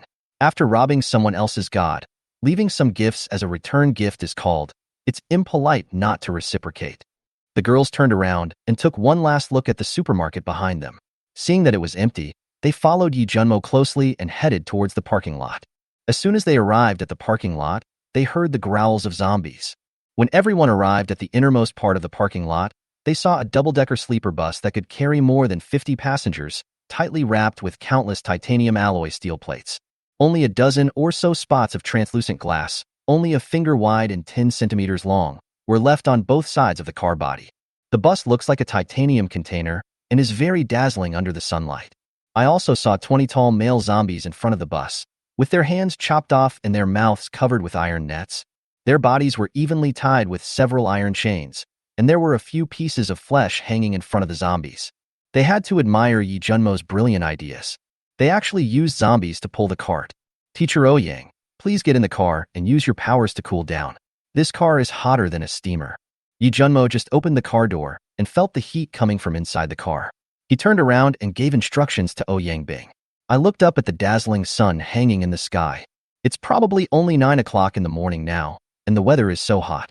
I wonder how hot it will be inside the bus wrapped in titanium alloy iron plates at noon when the scorching sun shines on it. Fortunately, there is Ouyang Bing, and there are a lot of ice cubes in his system. When he was collecting the 7 billion supplies, he collected thousands of large ice blocks that were more than 1 meter long and dozens of centimeters thick in several cold storages. Recently, he asked Ouyang Bing to continuously create ice cubes. Currently, there are 5,000 large ice cubes more than 1 meter long and 40 to 50 centimeters thick in the system space. It's better to travel under such scorching sun than to be besieged by a swarm of zombies at night. Zombies are also afraid of heat. In this kind of weather, at noon, the zombies basically wander around in cool places. After Ouyang Bing cooled down the car, he saw the women getting in. Yi Junmo took out zombies and corpses from the system space. The few remaining poisonous black blood in the zombies' bodies were sprinkled all over the bus to completely isolate the human smell. This zombie is getting stronger day by day. The same is true for their sense of smell and hearing. I was hiding in the room a few days ago, and the zombies couldn't smell me. Recently, they were in a closed supermarket of more than 1,000 square meters. When they were sleeping at night, some zombies could smell the human scent and came over and kept banging against the walls and doors. I estimate that within a few days, a group of second-level zombies will appear. Maybe some mutants have reached the stage of second-order zombies, and those special mutants may have reached the third level. The Shadow Guards were the cornerstone of his team that he had carefully cultivated, and they were fed and well-nourished every day. But we can't have an accident and die in the middle of the journey. Chapter 69. What happened to these zombies? Chitong, take good care of your 20 brothers. The master is keeping an eye on you. Yi Junmo put a chain around Chitong's neck, tied a piece of flesh and blood to its tail, and rewarded it with a dozen corpse crystals. Let it be at the front of the bus, with 20 zombies, pulling the bus according to his instructions. If the zombies don't move or walk around randomly, let it swing its tail into the zombie's face, using blood, flesh, and close range to seduce them. Chitong raised his head and looked pitifully at Yi Junmo in front of him, his huge, gem-blood eyes filled with mist. It seemed to be saying, "Master, please let me go." Ever since it followed Yi Junmo, it has been either working or on its way to work. He looks like the king of shit, a total working cat. Once, because it ate corpse crystal for the first time, it was so ecstatic that after selling itself, the scene of it acting like a kitten in front of Yi Junmo was labeled as shame by Chitong. Come on, the master is very optimistic about you. Yi Junmo saw Chitong's pitiful look, patted its head, said a few words of encouragement, and got on the bus directly. Bump. The heavy titanium alloy door was closed, and Yi Junmo sat on the single bed in the cab that he had modified. He took out a dozen blocks of thick ice from the system space and asked the Shadow Guards to spread a layer of ice in the aisle of the car. Ouyang Bing's supernatural power is not unlimited, so he still needs to use ice to cool down. When the ice is about to melt, just let Ouyang Bing use his special ability to do something about it. He also brought out various snacks for them to pass the time. Don't go to the second floor, just squeeze in here on the lower floor. Seeing that Ouyang Bing wanted to go to the top floor of the bus, Yi Junmo told her not to go. There are a total of 26 beds on the bottom floor. Just squeeze in and you'll have enough space. The upper and lower floors together provide a large space, and Ouyang Bing's consumption is also large. Through the glass window more than 20 centimeters in front, a mental message was sent to Chitong, and he released the handbrake of the bus and let it move. Clatter! The chain was straightened, and Akaji took the lead in exerting all her strength. 20 zombies were pushing forward, trying to eat the flesh and blood 1 meter in front of them. When the bus released the handbrake, they also started to move. This speed is okay. Seeing the bus being pulled and the speed of someone pedaling the three wheels, Yi Junmo nodded with satisfaction. When we get on the highway, if there are no roadblocks, it may be even faster, which is already very good. He lowered his eyes to look at Sophie, who was leaning on his shoulder. I saw her beautiful eyes fixed on the window in front of her, with the corpse butcher tightly held in her hand. On his back was the 100 steel tang sword that he had given him, and his whole body was tense and alert.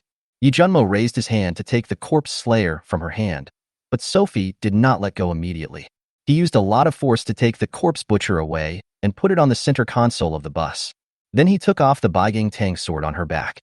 Looking at Sophie's beautiful eyes full of tenderness, he said softly, "Fair, although the corpse butcher is good, don't rely on him too much. Now that you have just learned the sword technique, use that ordinary 100 steel tang sword to kill ordinary zombies. You can't think of yourself as my bodyguard, do you understand?"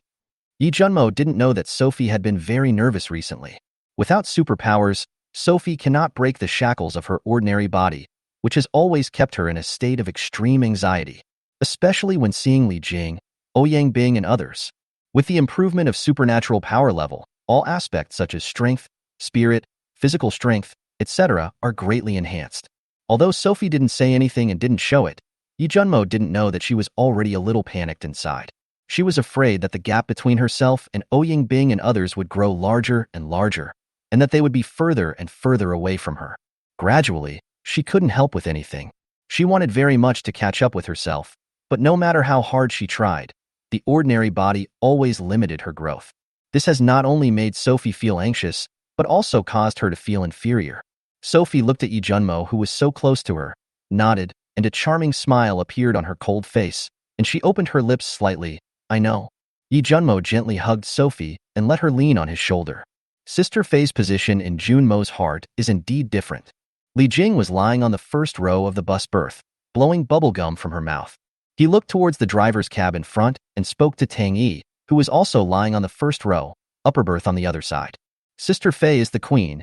You'd better not make Sister Fei angry, otherwise the consequences will be serious." Tang Yi lay on the bed, eating melon seeds, her eyes fixed on the cab, responding to Li Jing. Akaji and 20 zombies pulled the bus like this. It slowly drove away from the campus and moved on the deserted streets where deformed vehicles could be seen everywhere. During this period, when the vehicle passed by some scattered zombies on the street, before the zombies on the street could smell the flesh and blood that Yi Junmo used to seduce the cart-pulling zombies and pounce on them to grab it, Chi Tong chopped off their heads with one claw. In this way, the bus drove slowly on the street for more than an hour. Just as the vehicle drove to a shopping mall, Yi Junmo glanced ahead through the window and gave a mental command to Chi Tong. "Akagami, stop." Puff. A cigarette was lit. Yi Junmo looked through the car window in front of him at a large shopping mall about 300 meters away from them. Hundreds of zombies gathered at the entrance square of the mall, all with their backs to the mall and facing outside. "Junimo, why are these zombies?" Sophie, who was leaning on Yi Junmo's shoulder, saw the hundreds of zombies in the distance, frowned, and didn't know how to start for a moment. "What's wrong with this group of zombies?" Yi Junmo asked. Sophie tilted her head slightly, thought for 2 seconds, and said uncertainly, I just can't explain it. Why do I feel like they are? It seems like he's on guard, right?" Yi Junmo said it for Sophie. Chapter 70. Chi Tong was almost snapped. "Well, this group of zombies are like they are standing guard. They all have their backs to the inside of the mall and are facing outside. Besides, the sun is shining brightly outside. It's the hottest time of the day, and this group of zombies are standing motionless in the square in front of the mall exit. It's really weird." Sophie nodded and expressed her inner doubts. Those zombies were not like this when they were on campus, either wandering around or on the way to wandering. And recently, when the sun is high in the sky, I know to go to the shade and hide on the upper floors. But now the group of zombies in front of the mall look like real dead bodies, standing in the shopping mall exit square, motionless under the scorching sun. If Sophie hadn't seen it, some zombies' bodies would occasionally twitch involuntarily. She really thought it was a group of standing dead bodies. Ouyang Bing, Shen Xiaoman, and the other girls heard the conversation between Sophie and Yi Junmo, and they all stepped forward and looked ahead through the 20-centimeter wide window. Seeing the group of zombies motionless under the scorching sun, curiosity was revealed in their eyes. Yi Junmo stared at the shopping mall in front of him with narrowed eyes. He always felt that there was a pair of eyes in the dark staring at them. He slowly stood up and ordered to everyone, You guys wait in the car. I'll go down and untie Qidong's neck and let him explore the way to the shopping mall ahead. Along the way, he kept observing the surrounding streets. After coming out of the campus, Qidong pulled them forward for almost an hour. Because there were many abandoned vehicles on the streets, we only traveled a distance of more than 1 kilometer at most. Along this 1 kilometer long journey, there are only a few scattered zombies near the music conservatory. He had already noticed something was wrong because he didn't see any zombies anywhere else. There may be a third-level mutant here, commanding the zombies in this area. Mutants are not like ordinary zombies. When they reach the third level, they can emit a frequency similar to brain waves and command the zombies in an area. Ordinary zombies must be at least level 6 if they want to command all the zombies in an area. It has only been a dozen days since the apocalypse broke out, and the third-level zombies are basically the strongest. Yi Junmo opened the car door and got out. As soon as Yi Junmo got off the car, he felt like he was being stared at by something. Suddenly, he looked in the direction he sensed. At the same time, just as he looked in the direction he sensed, the gaze in the dark disappeared. Yi Junmo narrowed his eyes and looked at the top floor of the shopping mall, which was more than 100 meters high. At this time, on the top floor of the shopping mall, a tall figure slowly disappeared beside the water tower. Go! Yi Junmo came to Red Eyes and untied the chain around its neck. Qitong transformed into a black shadow and rushed towards the mall at a high speed. Yi Junmo put his hands behind his back and looked at Qitong. It passed by the group of zombies in the square without being stopped and entered the mall unimpeded. He turned his head and glanced at the 20 zombie drivers behind him who were yelling at him. He lit a cigarette, walked to the shade of the trees on the side of the road, leaned against the tree trunk and began to wait. Just when Yi Junmo had smoked several sticks of huazi and was getting a little impatient, a dark shadow rushed down directly from the top floor of the shopping mall. Roar! At the same time, a terrifying beast roar echoed and permeated in the air. Red pupil. Yi Junmo saw the dark shadow rushing down from the top floor of the shopping mall and dropped the Chinese medicine in his hand. The body leaning against the tree instantly stood upright, eyes fixed on the roof of the mall. I saw Qitong rushing down from the top floor of the shopping mall, which was over 100 meters high. The body jumped onto the outer wall of another high-rise building several dozen meters away from the shopping mall building. Then, Qitong, using the distance between the two buildings, kept jumping back and forth. After a few seconds, she landed on the ground and ran towards him. Roar! Roar! Qitong ran all the way, constantly emitting terrifying and painful beast roars from his mouth. When Qitong came to a distance of more than 100 meters from him, Yi Junmo saw its appearance at this moment and his eyes suddenly fixed. Qitong was covered in blood, with several wounds dozens of centimeters long and deep enough to see his internal organs. And there was a wound several centimeters deep on Akado's neck. The most important thing is that all these wounds were covered with black smoke, which dyed the flesh and blood in Qitong's wounds black. Roar! Qitong had already come in front of Yi Junmo and was lying on the ground, rolling around. The cat's face was distorted and painful roars continued to emanate from its mouth. The wounds on its body continued to ooze black blood. Yi Junmo narrowed his eyes slightly and stared at Qitong's wound. What a terrible corpse poison. What on earth could possibly break through your defenses and poison you like this? Even Akaji's super regeneration couldn't heal it in time, and it was also poisoned to death by the corpse poison. Red Eyes are extremely poisonous and are not afraid of toxins. Not to mention that it has unparalleled defense. What the hell is in that mall? Seeing Qitong rolling on the ground, Yi Junmo looked up at the mall. I saw that the zombies there were still standing quietly and no zombies rushed over. That's amazing. After murmuring, he grabbed one of Qitong's cat legs and dragged it to the bus door. Shin Xiaoman got off the bus and gave Qitong treatment. Although Yi Junmo knew that Qitong would not die, he still couldn't bear to see it dying in pain. After all, this is my own cat, who works hard every day without complaining. If he is injured like this, he can't help relieve his pain immediately. As soon as she opened the car door, Shen Xiaoman was startled when she saw Qitong lying on the ground in agony with wounds all over her body. Although they heard Qitong's beastly roar in the car just now, they could not see Qitong's appearance through the 20 centimeters of glass in the front window. At this time, Sophie, Ouyingbing, Li Jing, Tang Yi, and Shadow Killer all came to the car door. Everyone stared in disbelief at this beast that once killed thousands of zombies in all directions, coming and going freely. In their perception, this beast should be invincible, but now it was actually injured so badly. For a while, everyone became solemn. Xiaoman, help Qitong get some treatment. Yi Junmo glanced at the women and ordered Shin Xiaoman. Shin Xiaoman nodded when he heard the words and came to Qidong's side. A golden light appeared in his hand, and he was about to reach out to Qidong's wound. As a result, Qitong was in excruciating pain, and her body kept moving, making it impossible for her to treat her. Don't move. Let's see what potential you have.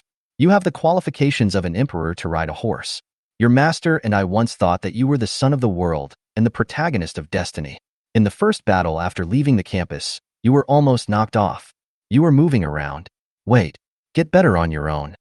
Yi Junmo saw Qitong rolling around and almost hurt Shin Xiaoman, so he gave it a severe reprimand. Qitong, who was still rolling around on the ground, stopped moving when he heard Yi Junmo's scolding voice. He lay on the ground and stared at him with an aggrieved face. But my body would twitch from time to time. Chapter 71. The Special Mutant Zombie with Red Eyes. Detour. Rest in the car. I have to say that Shin Xiaoman, this super nanny, is really amazing. Qitong's serious injuries, coupled with the terrifying corpse poison, healed at a speed visible to the naked eye due to her special ability. Of course, it is also inseparable from Qitong's super regeneration. It can be inferred from this. The creature that hurts Qitong is the kind of creature that possesses super abnormal talents, and its realm is either at the peak of the second level or at the early stage of the third level. Because Qitong is already at the second level, and Qitong is also blessed with abnormal abilities. If it weren't for that kind of special mutant zombie with extremely good talents, it wouldn't be possible to injure it like this. Shin Xiaoman is currently in the early stage of the second level. Her special ability can remove toxins that are a level higher than hers. Therefore, Yi Junmo concluded that the creature that hurt Qitong was either at the peak of the second level or at the early stage of the third level and had extremely good talents. At this time, Yi Junmo stared at Qitong, who had recovered from his injury, rubbed its huge cat head, and began to communicate with it mentally. Oh, you were attacked after you entered? Are the malls full of zombies? And the high-rise buildings around the mall are all full of zombies? There are more than a dozen mutant zombies in that shopping mall? The zombie that almost knocked you off just now was the same creature that sneaked up on you when you mutated into a super beast? Meow. The red-eyed cat rubbed its head against Yi Junmo's hand, making a cat's meow and staring at him pitifully. Looking at Qitong's pitiful appearance, Yi Junmo raised his head and looked at the top floor of the shopping mall in the distance again. He knew that when Red Eyes mutated into a super ferocious beast, it was attacked by a special mutant zombie, which caused it to mutate for the second time. Special mutant zombies are not like ordinary zombies or mutant zombies.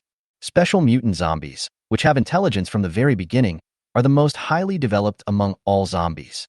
Just like human psychics, they not only have high talents, but also very high growth rates. When they can reach the level of Emperor Corpse, their strength is naturally the strongest. A special mutant with extraordinary talents? Yi Junmo stroked Qitong's cat's head hard, his eyes fixed on the top floor of the shopping mall. He noticed that there was another pair of eyes on the top floor of the mall, watching them secretly. Xiaoman and I are both psychics, and our flesh and blood should be very attractive to this zombie. Not to mention the dead Emo Qingyu. Why didn't this special mutant zombie allow the zombie army to attack it immediately? Even after Qitong entered and was seriously injured, he did not immediately pursue the zombie. What on earth did this zombie want to do? Retracting his gaze, Yi Junmo looked at Sophie and others standing beside the car and saw that they were all staring at him. He took the cat-stroking hand away from Qitong's head.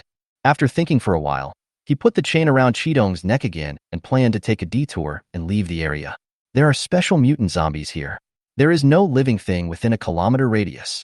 I originally wanted to take this road, collect some supplies along the way, recruit some psychic subordinates, kill some zombies and get some corpse crystals, and then get on the ring road. I didn't expect to meet a special mutant with great talent, less than 2 kilometers away.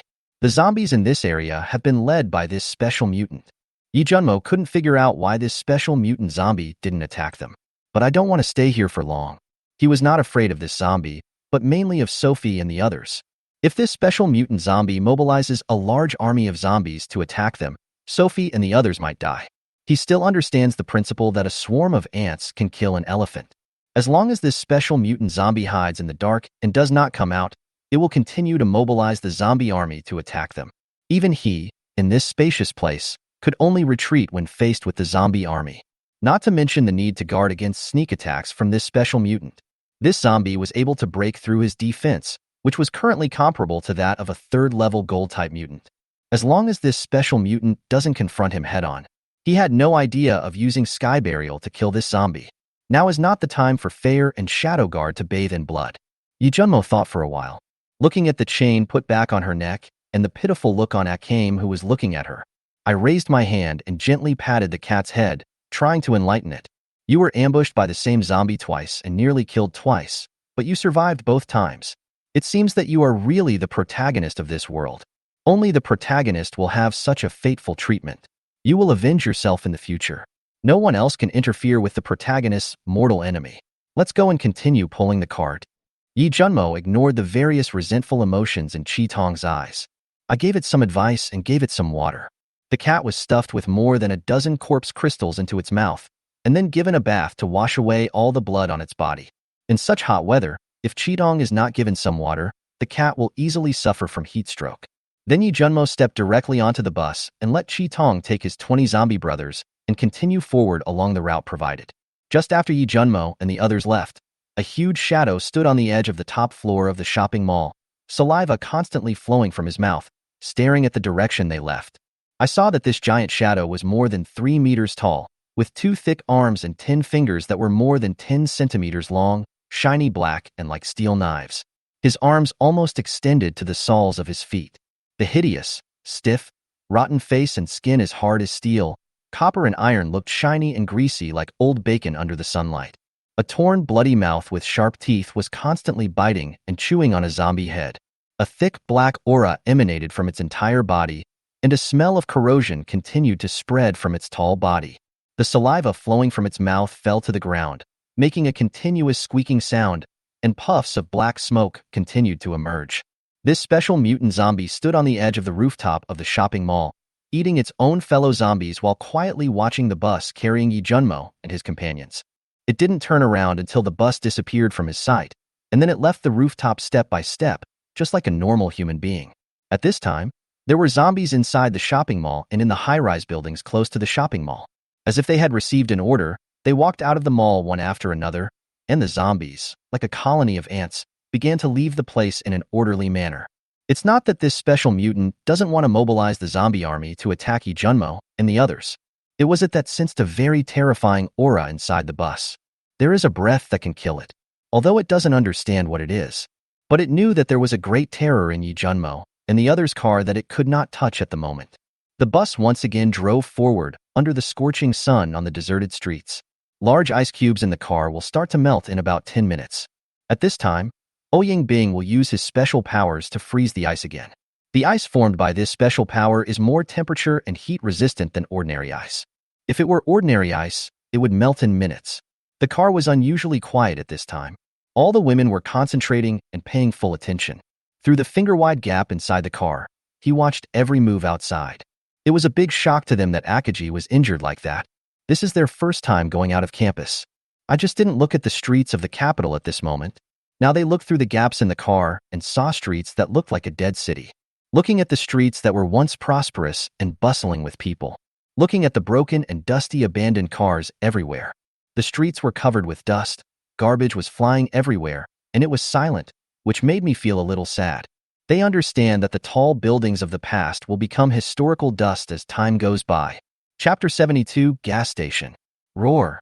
A beast roar emanated from the mouth of Red Eyes, and an invisible wave of air spread out. On an asphalt road, dozens of zombies who wanted to devour the flesh and blood hanging in front of the vehicles were chopped into countless pieces by the claws of Red Eyes that were like steel knives. And low roars continued to come out of its mouth. It seems that Red Eye is angry. That's right. He was ambushed by the same zombie twice and almost died both times. Who wouldn't be angry? Yi Junmo looked through the window and saw that Chi Tong was not satisfied with killing the zombies that rushed towards him, and he wanted to chop them into pieces. He sighed inwardly. Then he looked around through the window. This is an asphalt road with no buildings. Apart from the flower beds and shrubs on both sides, there are a few scrapped cars and some scattered zombies wandering in some shady areas. Yi Junmo didn't know that they had already left the territory ruled by the special mutant. He turned his head to Sophie and asked, "Fair, is the new school in front finished?" Sophie shook her head when she heard this, indicating that she didn't know. She was with Yi Junmo every day and was not familiar with the university town. It was completed at the end of last year. This is Cine Avenue. After passing the gas station in front, Turn left and go forward for more than 1 kilometer. You will reach University Town New Street, where Tian High Performing Arts College and Academy of Fine Arts are located. The two colleges are next to each other. They were just moved from the main urban area at the beginning of this year. And more than 1 kilometer ahead from Xinjia, you can get on the Ring Road Expressway toll station. Ouying Bing walked over at this time, bent down beside Yi Junmo, looked at the surrounding environment through the window in front and said. Yi Junmo nodded upon hearing this. Stop. Just as he passed the gas station, Yi Junmo gave an order to Qi Tong. Glancing at the unconscious Mo Qingyu, he ordered to shun Xiaoman. Xiaoman, let that woman wake up. Just wake up.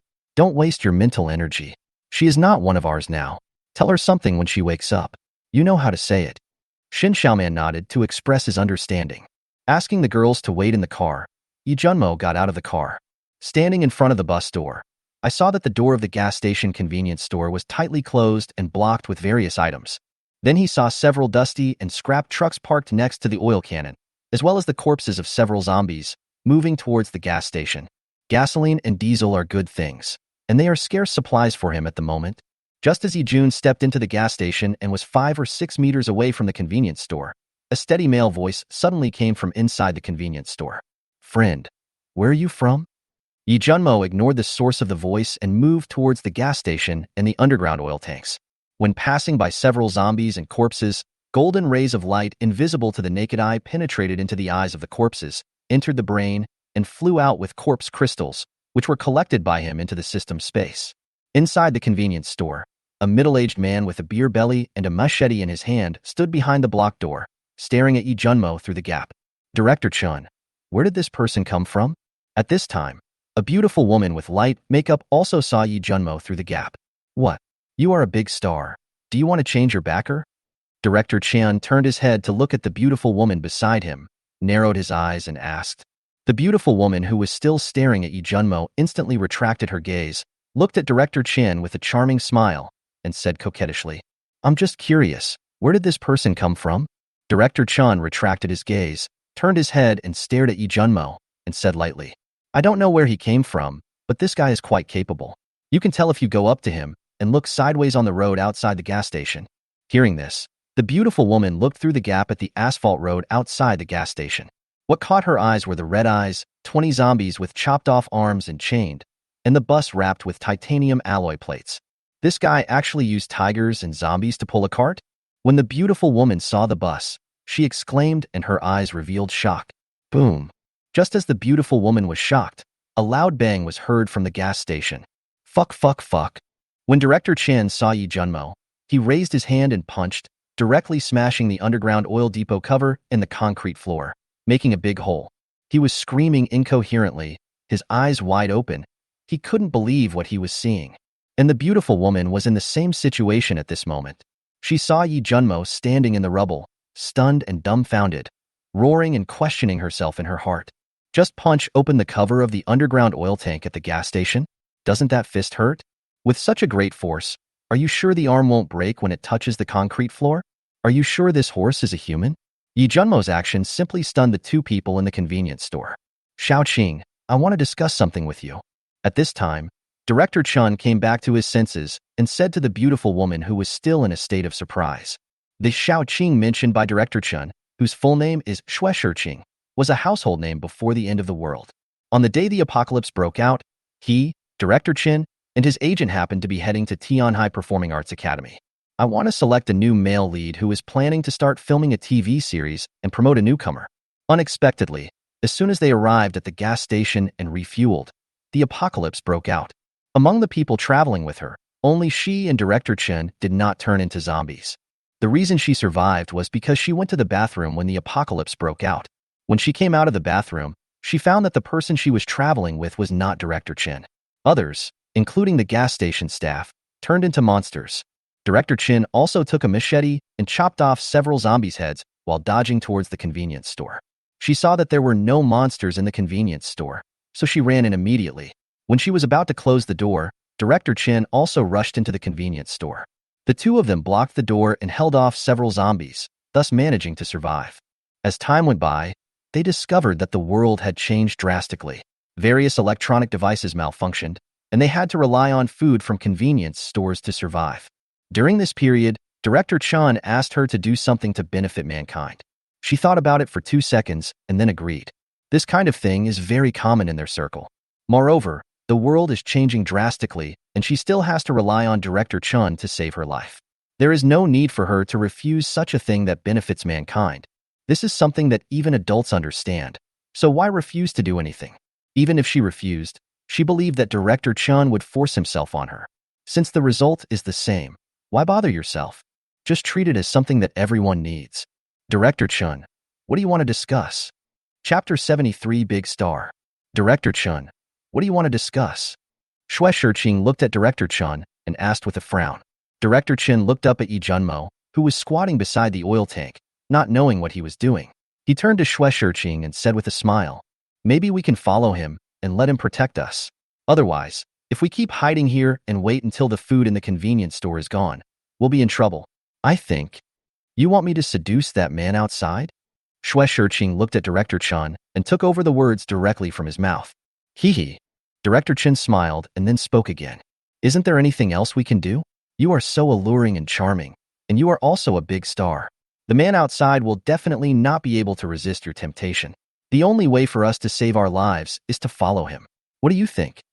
Without waiting for Shui Shiqing to reply, Fatty Director Chun spoke again. Besides, that man is a young handsome boy with such strong strength.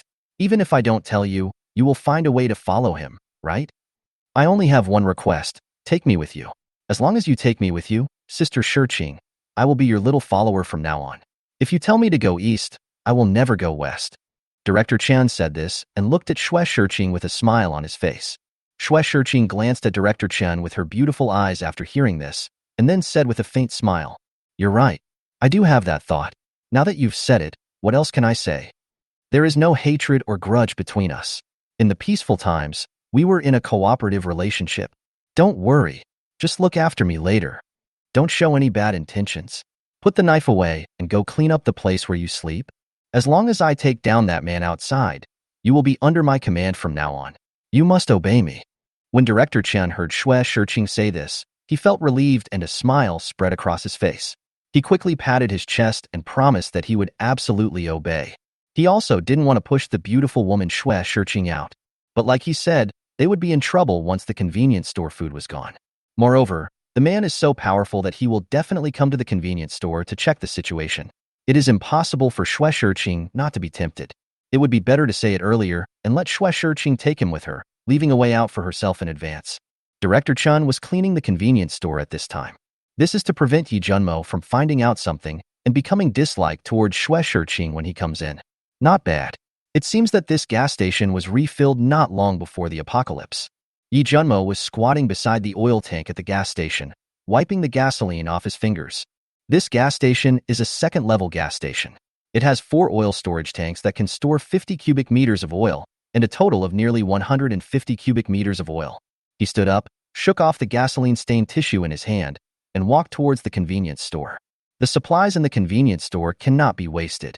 Although he is not short of supplies now, even the smallest bit of food is still meat. Wherever he passed, he took away everything he could. I just arrived at the convenience store before he could violently break the door. The door of the convenience store opened, and with it came a beautiful scenery. What caught Yi Junmo's eyes was a beautiful young woman wearing an off-white velvet dress with a letter collar.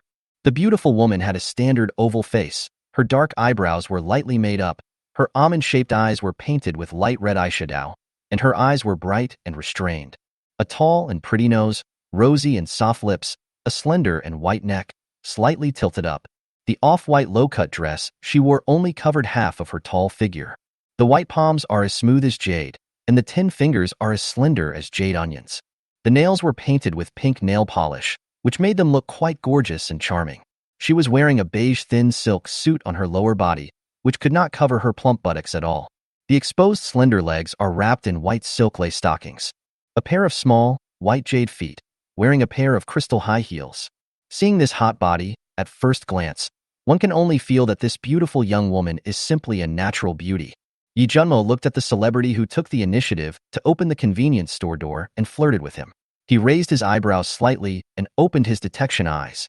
Character, Shui Shiqing, 32 years old, a seductive and beautiful woman. The picture is from the internet. If there is any infringement, please contact us to delete it. Height, 1. Realm, ordinary people. Superpower, none. Appearance 90. Favorability, 58.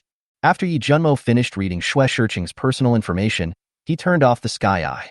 Xue Shiqing stared at Yi Junmo with a charming smile and said coquettishly and temptingly, "Brother, can you take me away from here? Those zombies outside are so scary." Xue Shiqing pouted and deliberately patted the collar with her hand.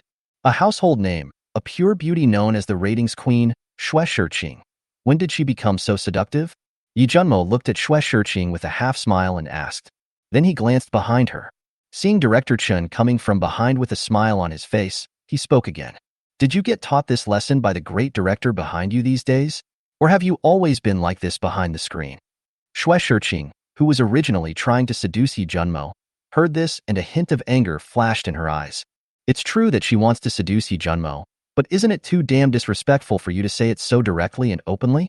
Director Chen, who had just walked over, frowned slightly when he heard what Yi Junmo said, but soon relaxed his brows and said with a smile, "Young man, you know us." That's right, that's right. After all, Miss Xue is a household name and I'm a well-known director. Little brother, you may have misunderstood. Shiqing and I are good friends. The reason why she treated you like that just now was because she wanted you to take us with you. There are zombies and monsters everywhere outside. We can't hide here forever. Miss Xue is forced to seduce you. Miss Xue is a self-disciplined woman, not like what my little brother said. Director Chen thought that Yi Junmo was unhappy about Xue Shiqing seducing him, so he quickly explained. Hee. Yi Junmo glanced at Director Chen, who was grinning at him, and just smiled faintly. Then he looked at Xue Shiqing again, and seeing a hint of anger in her eyes, he suddenly raised his hand and pinched her neck. "You? What are you doing?" Fear was revealed in Xue Shiqing's beautiful eyes, and she even made a sound of panic. This man can punch a gas cap off. Now that he was pinching her, she would be wiped out on the spot if he applied even a little force. Chapter 74 Big Star Kills Director Chen. Hey, little brother, you've almost made Miss Xue cry. Director Chen saw Yi Junmo actually raised his hand to pinch Xue Shiqing, and with a smile on his face, he kindly reminded her. Xue Shiqing is such a beautiful girl. Doesn't this man know how to be gentle and considerate to women? He raised his hand and pinched her neck. If he used even a little force, Xue Shiqing's neck would probably be broken. Yi Junmo ignored Director Chen and looked down at Xue Shiqing. Seeing that her face was red from being pinched by him, he lowered his head and whispered softly in her ear. "You don't have the ability to seduce me. If you want me to take you away, kill this fatty Director Chen." Xue Shiqing, who was still struggling wildly, trembled slightly and stopped struggling when she heard what Yi Junmo said in her ear. Suddenly, Xue Shiqing felt a cold object in her hand. At this moment, Yi Junmo's indifferent voice came into her ears again. "Use this dagger to kill him. If you don't make a move before I collect all the supplies from the convenience store, I will kill fatty Director Chen and leave immediately, leaving you to fend for yourself. The world has become like this. If you don't even dare to kill people, you will die sooner or later. As long as you kill fatty Chen, I can let you be my maid." After Yi Junmo finished speaking, he let go of Xue Shiqing's neck. "She is a great beauty. I'll take her home to feast my eyes on her." Raising his eyes and glancing at fat Director Chen, who had been smiling at him, Yi Junmo stepped into the convenience store. "Director Chen, are there only 2 of you in this convenience store?" When Yi Junmo passed by Director Chen, he did not stop and asked. Then he raised his hand and picked up a 5-kilogram bag of rice and put it into the system space. Looking around the convenience store, there are quite a few bags of rice and barrels of rapeseed oil. There are 50 or 60 bags of rice and 70 or 80 barrels of rapeseed oil. It should be that before the end of the world, gas stations held some activities like recharging oil carts, giving away oil and rice. There weren't many cooked foods, and it was obvious that they had been eaten by Xue Shiqing and Fatty Chen during this period. There are about 800 or 900 bottles of various beverages and mineral water, hundreds of cigarettes of various kinds, candies, chocolates, instant noodles, biscuits, coffee, etc., in varying amounts. Another considerable income. This free stuff is really comfortable to hold. Yi Junmo sighed inwardly after looking around the convenience store. At this time, Fatty Chen turned around and looked at Yi Junmo, with his back to Xue Shiqing.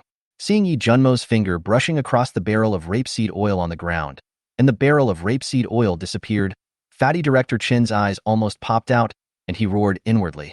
"What kind of magical trick is this?" Then he quickly said, Yes, there are only Miss Xue and I in this convenience store. At this time, Fatty Director Chin's worldview was completely destroyed. Not only did he blow open the underground oil tank with one punch, but now he even made objects disappear out of thin air.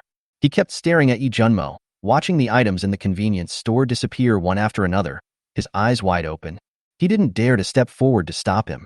The punch that Yi Junmo had just delivered that blasted open the concrete floor and the iron cover of the oil tank was still echoing in his mind.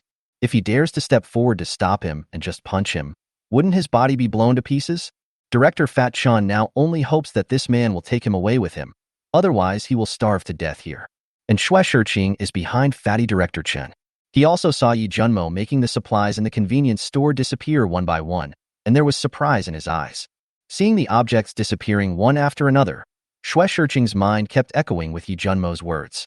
Then she looked at the back of Fatty Chun, who was less than 2 meters away from her.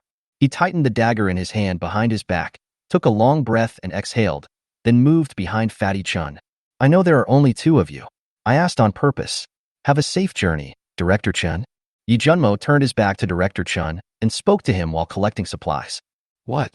When Director Chun heard what Yi Junmo said, he didn't understand what he meant by have a safe journey. However, the next second, he felt a piercing pain that started from his back and spread all the way to his heart. Puff. A dagger pierced his heart from behind.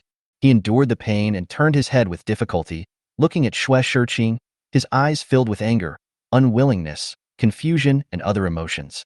He trembled and asked, Why? Why? Xue Shiqing saw Director Chun had started to spit blood from his mouth, but she did not respond to him and her eyes turned cold. Puff. The dagger in his hand stabbed deeply into Director Chin's heart and then pulled out. Bump. Director Chun fell to the ground, spitting blood from his mouth, his body twitching, and it was obvious that he was not going to survive. Call. Xue Shiqing held the blood-covered dagger in her hand, looked at Director Chen who was lying on the ground twitching, and took a breath and exhaled again. Then she looked up at Yi Junmo, who was still collecting supplies with his back to her. Well done. Go collect your belongings and I'll take you away in a moment. Yi Junmo turned his head to glance at Xue Shiqing and saw that she did not show any fear. There is no feeling of vomiting or trembling after killing someone. It has been more than half a month since the end of the world, and people's immunity and acceptance abilities are still improving rapidly. Xue Shiqing nodded and turned to pack her things. She understood that if she wanted to survive, she had to follow the man in front of her. Following such a powerful and mysterious man is better than following Fatty Chun. Moreover, Yi Junmo is young and handsome. If she had to choose between Director Chin and Yi Junmo, she would definitely choose the latter, there is no doubt about it. She was just being reserved just now. Certainly. If the seduction just now was successful and Yi Junmo fell under her spell, it would be best if he would listen to her in the future. But judging from what Yi Junmo just said, this man will not listen to other people because of the temptation of beauty. It was probably wishful thinking to expect him to obey her, a big star. Instead, she could only obey Yi Junmo obediently. As for killing Fatty Director Chun, she had no choice. In that situation, she had no choice but to kill him. It took her a lot of courage to kill Fatty Chun. She kept telling herself in her heart that if she didn't kill Fatty Chun, she would not be able to leave with this man and would only be waiting for death, so she took action.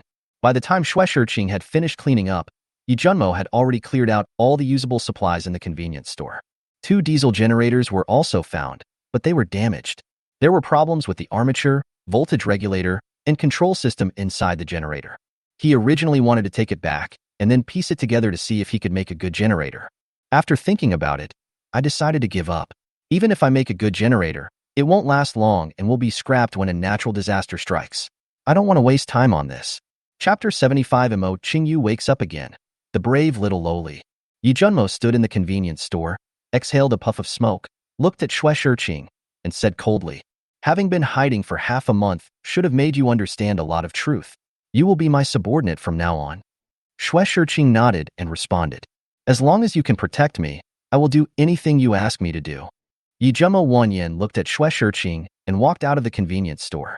Xue Shiqing looked at Yi Junmo's back, exhaled a breath of fragrance, and quickly followed. Inside the bus, Mo Qingyu woke up in a daze after Shan Xiaoman's simple treatment. As soon as she woke up a little, she felt the smell of Chinese medicine in her mouth. Her beautiful eyebrows wrinkled slightly, her fragrant tongue licked her jade lips, and there was a trace of doubt in her eyes. Shin Xiaoman on the side saw Mo Qingyu's appearance, saw her spitting out her sweet tongue, and there was a smile hidden in her eyes. It was the Chinese medicine she gave Imo Qingyu that kept her breathless. Seeing Imo Qingyu's look at this time, he smiled lightly and said, "You're awake?" After hearing this, Imo Qingyu turned her head with difficulty and looked at Shen Xiaoman, who was sitting next to the berth on the other side. She just wanted to get up, but she was too weak. "You are weak. It is best to lie down and rest." Hearing Shen Xiaoman's voice again, Imo Qingyu looked at her. "Yes. Imo Qingyu, I wanted to ask you who saved me." But as soon as she opened her mouth, she only felt a little pain in her throat. Her mouth was dry, and her lips were dry and cracked. She remembered that she was scared to death by the cat in the classroom.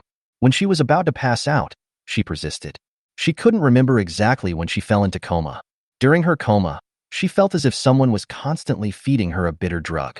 Shen Xiaoman took out an open bottle of mineral water and put it near Imo Qingyu's mouth. After Imo Qingyu looked at Shen Xiaoman, he drank heavily. Shen Xiaoman slowly spoke at this time. "You have been in a coma for more than 10 days. Drink some water to moisten your throat. I will tell you what happened these days." Ahem.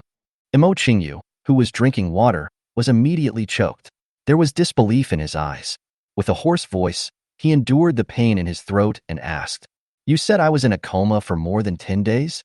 Shen Xiaoman nodded to Imo Qingyu, who looked in disbelief, and then told her what happened these days.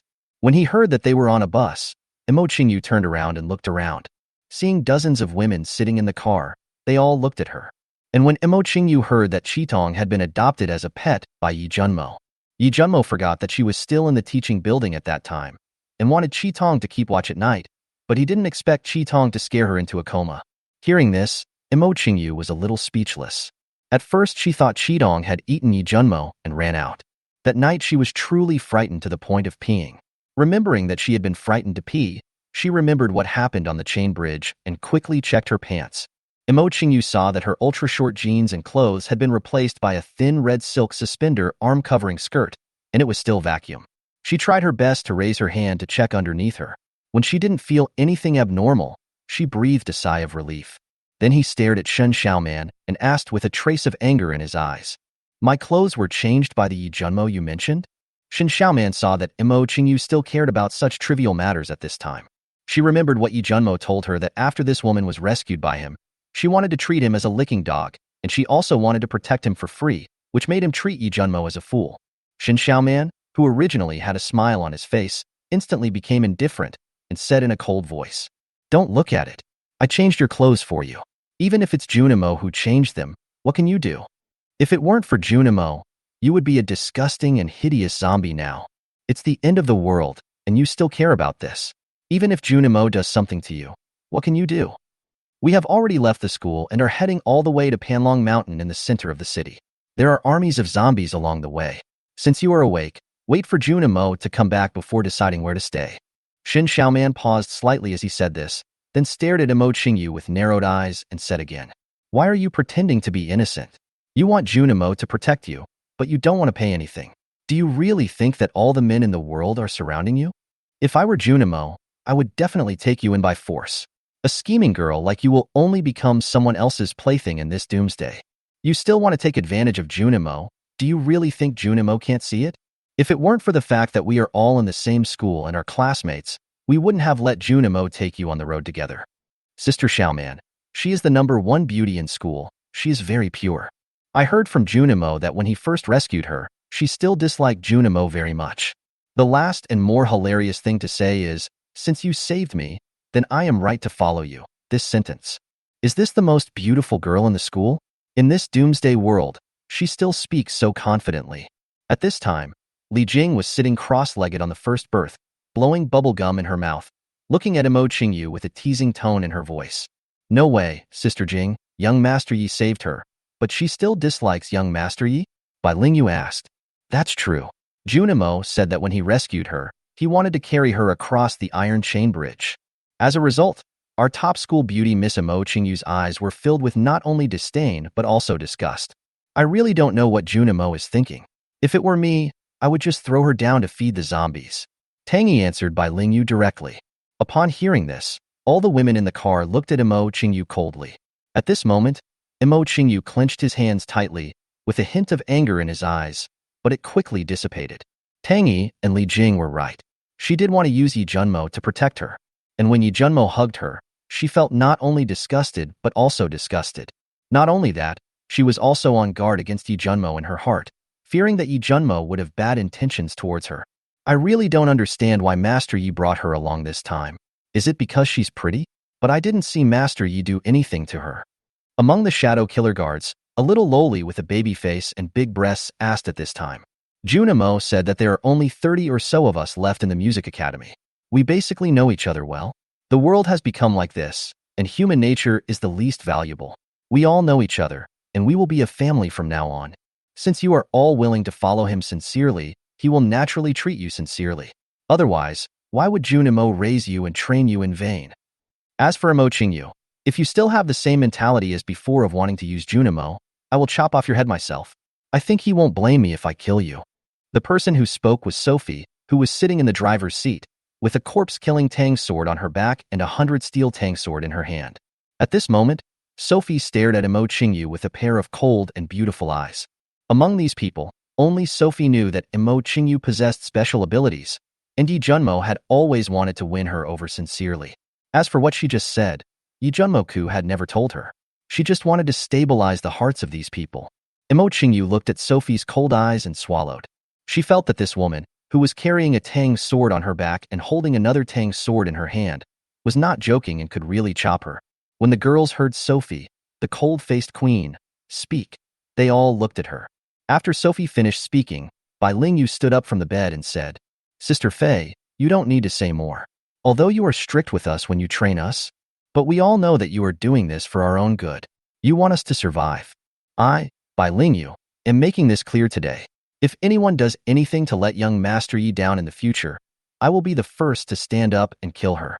At this time, a little girl with a baby face and big breasts among the Shadow Killer guards spoke up.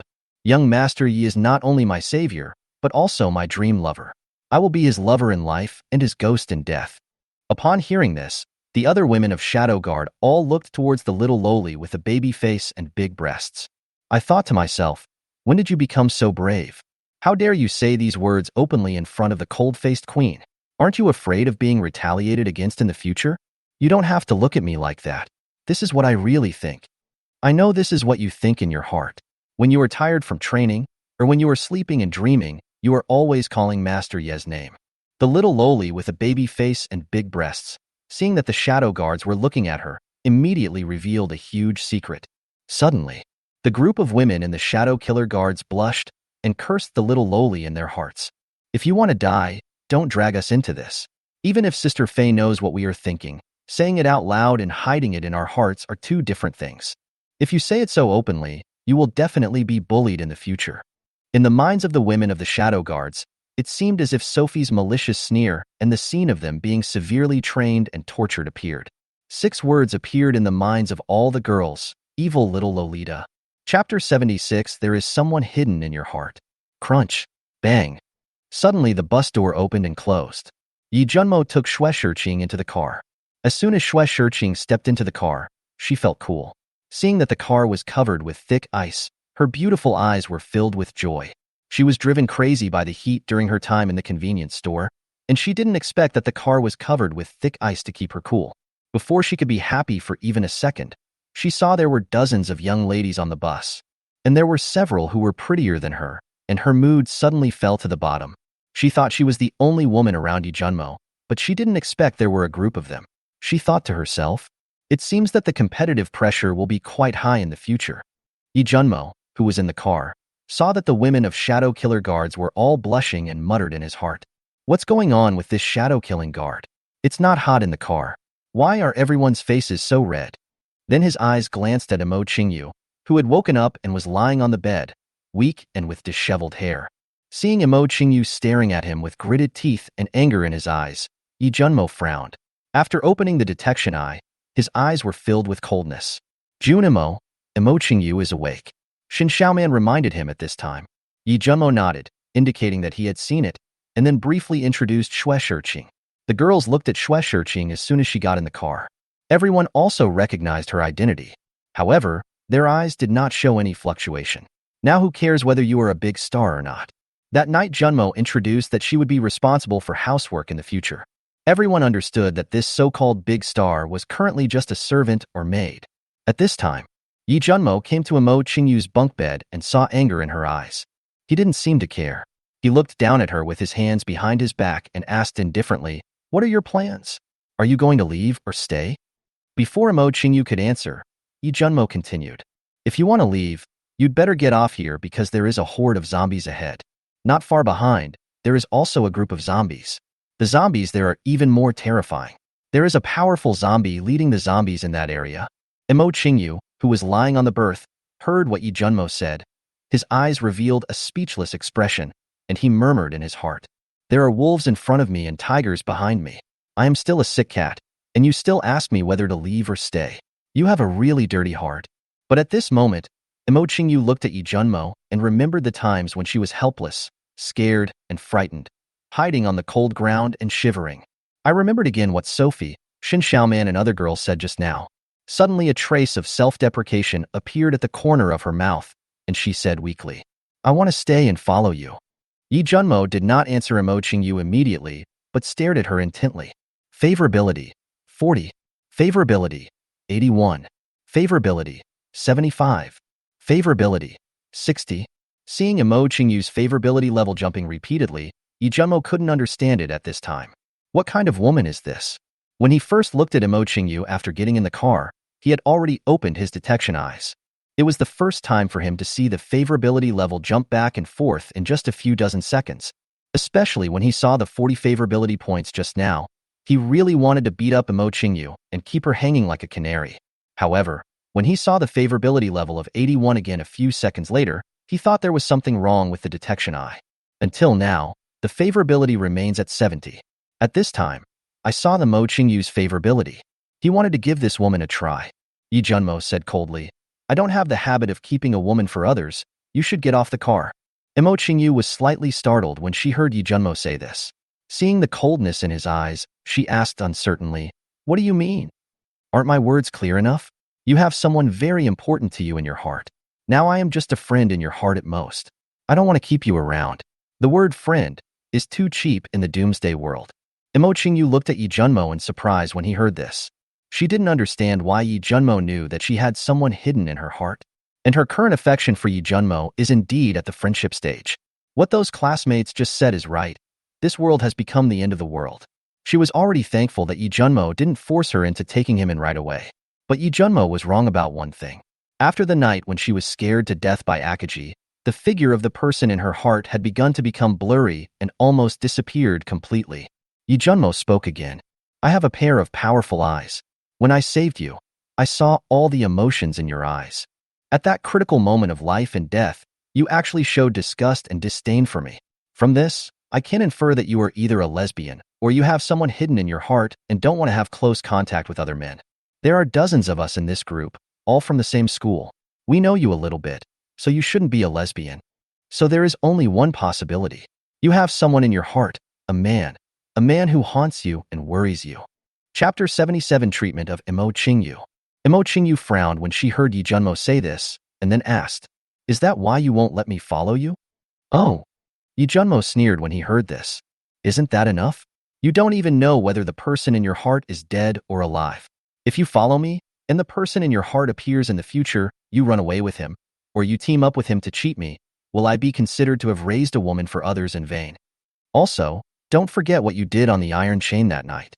I think if the person in your heart is not dead, he would want to kill me after knowing it." Imo Qingyu just found it funny when he heard this. What was this? It was just Yi Junmo being too suspicious. He said very seriously, "You are too suspicious. You saved me twice. I won't repay kindness with hatred. Besides, there was nothing between us about the iron chain that night." When talking about the iron chains, Imo Qingyu's voice became noticeably softer and a blush began to appear on his face. Yi Junmo sneered at this time. "Have you forgotten that you actually wanted to use me to protect you that night? How can I trust you? Is the person in your heart who you don't know whether he is dead or alive more important than your life?" Yi Junmo finished speaking, leaned over and stared at Imo Qingyu coldly, then spoke again.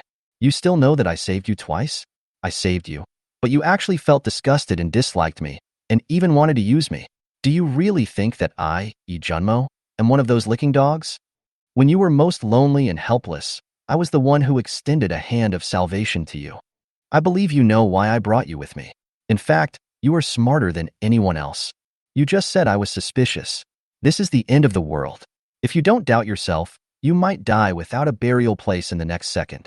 Imo Qingyu looked at Yi Junmo, who was so close to him at this time, and did not push him away immediately. First, she was weak and had no strength at the moment. Second, looking at Yi Junmo, who was so close to her, she had a different feeling in her heart. Looking at his handsome face and his eyes as deep as the starry sky, smelling the hot breath he exhaled, her mind kept recalling the scene of that night on the iron chains, and her pretty face instantly turned red. The picture is from the internet. If there is any infringement, please contact us to delete it. Looking at Yi Junmo, who was close at hand, seeing that his eyes were already full of heat, Imo Qingyu raised his head with difficulty, leaned close to his ear, and whispered, "Did you do anything bad to me while I was unconscious?" Yi Junmo's eyes narrowed when he heard this, and he was about to answer, "So what if he did something bad?" Before Yi Junmo could speak, Imo Qingyu's voice came into his ears again. "You just said so much. Do you really think I can't see that you want me to follow you?" Yi Junmo turned his head and met Imo Qingyu's eyes. He saw her pair of blue contact lenses, staring at him quietly. At this moment, Imo Qingyu's pretty face covered with red clouds was like a steam engine, constantly emitting smoke, and she spoke softly. "I'm very weak. Xiaoman." Yi Junmo saw Imo Qingyu's weak look and shouted Xin Xiaoman. Especially when he saw Imo Qingyu's favorability score reaching 84 for no reason, Yi Junmo was even more excited. The Ice God Queen, one of the top 10 masters in the previous life, finally returned home. It's not in vain that he just talked nonsense. With the addition of Imo Qingyu, his team now has high-end combat capabilities. Only those with top talents like Imo Qingyu sincerely follow him. Will his power not be afraid of other big powers in the future? However, the amount of corpse crystals and other resources that everyone needs to upgrade their abilities is also an astronomical amount. When Imo Qingyu returns home, he will first upgrade her to the second level and fight all the way back to Panlong Mountain from the University City, collecting resources along the way. Xin Xiaoman came closer, raised his hand, golden light filled his palm, and placed it on one of Imo Qingyu's palms. Imo Qingyu saw surprise in Shun Xiaoman's eyes when he saw that Shun Xiaoman's palms were actually glowing. It was a crime to say that Imo Qingyu still didn't know that he had supernatural powers. From the time he awakens his superpower, he is either in coma or on the way to coma. At this time, she was really surprised to see Shun Xiaoman's palms glowing golden. When Shun Xiaoman held her hand, she felt a warm energy pouring into her body. Her body, which was originally powerless and weak, slowly began to become full of strength. Before she could recover from this magical surprise, she suddenly felt her other hand being grasped by Yi Junmo, and a surge of energy poured into her soul, and she suddenly felt that her soul was about to be torn apart. Her pretty face was full of pain, and one hand firmly grasped Shun Xiaoman's hand that was treating her and emitting golden light. The other hand firmly grasped Yi Junmo, who had activated the gold power, constantly moving on the bed.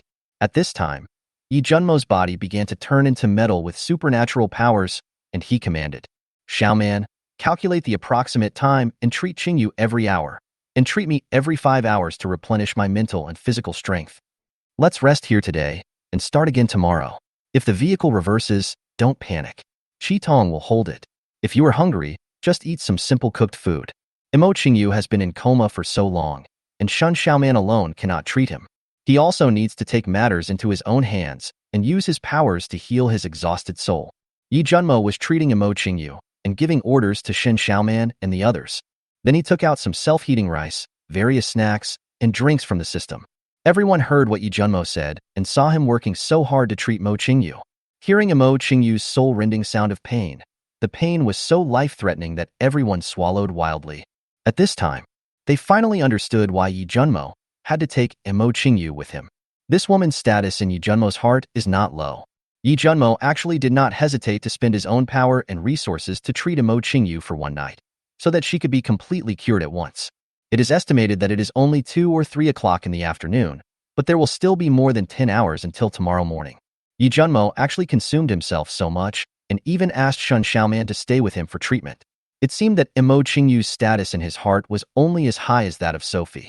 An hour later, Imo Qingyu no longer felt the soul-rending pain he felt when he first started treatment, but instead looked like he was enjoying himself.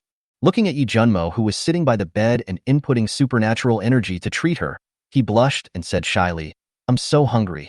Yi Junmo quickly took out the last bottle of intermediate evolutionary fluid and asked her to drink it. Although Shin Xiaoman can restore people's health, it cannot satisfy their hunger. Imo Qingyu hasn't eaten a grain of rice for more than 10 days, so it's normal to be hungry.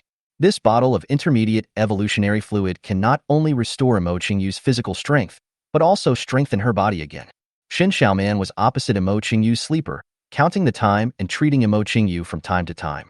But seeing Yi Junmo desperately helping Imo Qingyu with his treatment, Shin Xiaoman was filled with jealousy and worry at the same time. Everyone in the car looked at Yi Junmo and Imo Qingyu, feeling worried for Imo Qingyu. I was really afraid that she wouldn't be able to handle it and die. After all, Imo Qingyu had been in a coma for so long. Fortunately, after Imo Qingyu took the intermediate evolutionary fluid, not only did his body strengthen, but his hunger also disappeared, and he began to cooperate with Yi Junmo's treatment. Qitong, who was chained and lying on the ground in front of the bus, suddenly felt the bus retreating. At the same time, it received Yi Junmo's spiritual message. It must stop the car, otherwise the consequences will be serious. Qitong quickly got up from the ground, using all her strength to hold on to the 10-ton bus with the chain around her neck. Just now, it heard the voice of its master Yi Junmo filled with extreme excitement. This was the first time it heard its owner so excited. It knew that the matter was very serious and dared not be distracted in the slightest. The 10 claws, like steel knives, were deeply inserted into the concrete ground on the asphalt road. Qitong's veins bulged as he held on tightly to the reversing bus behind him. It wants to buy time for its owner so that he can finish what he wants to do. Sophie sitting in the driver's seat. I saw that there was no problem with the bus's handbrake, but the bus was moving backwards. After taking a glance at Qitong, whose body was stretched straight and whose veins were bulging, he got out of the car, picked up a few large cement stones, and placed them under the tires of the vehicle. Otherwise, she was really afraid that Qitong would be strangled to death by the chain around her neck. Chapter 78. The 4th level superpower Yi Bufan. Brother Bufan is on his way. Just when Yi Junmo completely conquered Imo Qingyu and transformed her from a young girl into a charming woman. It is 1,100 kilometers away from Tianhai City, a small mountain village not far from the highway. A group of 500 fully armed psychics who set out from the imperial capital for Tianhai City 3 days ago are now heading towards the small mountain village. This fully armed team of 500 psychics is led by a handsome man with green hair and a delicate appearance. This handsome man with green hair is Imo Qingyu's childhood sweetheart, Yi Bufan. Yi Bufan, from the imperial capital, was a member of the Yi family. He was left behind 21 years ago and is the only male of this generation. 21 years ago, a riot occurred in the Yi family in the imperial capital. Yi Bufan, who had just been born, was taken away from the hospital by his biological mother and was left outside, and his whereabouts have been unknown since then. He was picked up by Yi Wei, who was going to the imperial capital to discuss business, and then he brought Yi Bufan back to Tianhai City. Yi Bufan's biological parents also died in the Yi family turmoil. On the night before the apocalypse, Yi Bufan was in the Yi family and his identity as the eldest son of the Yi family was completely confirmed. When Yi Bufan learned that he was actually the eldest son of the Yi family in the imperial capital, he was so happy that he almost died on the spot. The Yi family has a fortune of trillions and is one of the most powerful families in the imperial capital. How could he not be happy? From a second-generation negative income person, Yi Bufan suddenly became the successor of a trillion-dollar family. He would laugh even in his dreams. Originally, after confirming his identity as the eldest son of the Yi family, Yi Bufan wanted to call and inform Imo Qingyu as soon as possible. However, when Yi Bufan thought that Imo Qingyu's father wanted to cancel the engagement, he felt a surge of anger in his heart. He held back and did not tell Imo Qingyu about his joy right away. He wanted to return to Tianhai City from the imperial capital the next day with the identity of the eldest son of the Yi family, a large family in the imperial capital. He wanted to take people directly to Imo Qingyu's home. He wanted to show off and slap Imo Qingyu's father in the face. This time he came as the eldest son of the Yi family in the imperial capital. He wanted to see how Imo Qingyu's family tried to curry favor with him and how they acted frivolously in front of him. But when he woke up the next day, before he could lead people to Tianhai City, the apocalypse broke out. The end of the world breaks out. The imperial capital has a population of 30 million, and there are 6 million survivors to date. 2 days before the apocalypse, the imperial capital was also a living hell and in utter chaos. However, starting from the 3rd day, a group of fully armed troops began to sweep through the zombie army. All electronics failed though, but the guns were still usable, and with the help of guns, a survivor base was quickly established in the imperial capital. At the same time, major forces were selected to jointly preside over the overall situation in the imperial capital. That's not all. As they killed more zombies, the four major forces discovered that the corpse crystals in the zombies' heads could enhance their own superpowers. While they were clearing out the zombies in the imperial capital, they were also gathering people with special abilities. As more and more psychics of various levels gathered, they began to sort them into 9 levels based on the strength of their abilities. They also began to divide the 9 realms from the energy crystals, such as corpse crystals that the psychics could absorb, into 9 levels of superpowers, from the first level to the emperor level. Certainly, these 9 realms require them to explore and dig slowly. Let's see if the psychics can really reach the final step they have divided. After all, the realms are just the 9 realms they divided according to the 9 levels of superpowers. So far, no one has been able to reach that level, and it takes them time to explore. In today's imperial capital, it is not the case that the zombies can be cleared out just by having a large number of gun troops. At this time, the imperial capital only gathered together the few survivors. They gathered in a tall city base built using earth-related psychics and surrounded by cement high-rise buildings.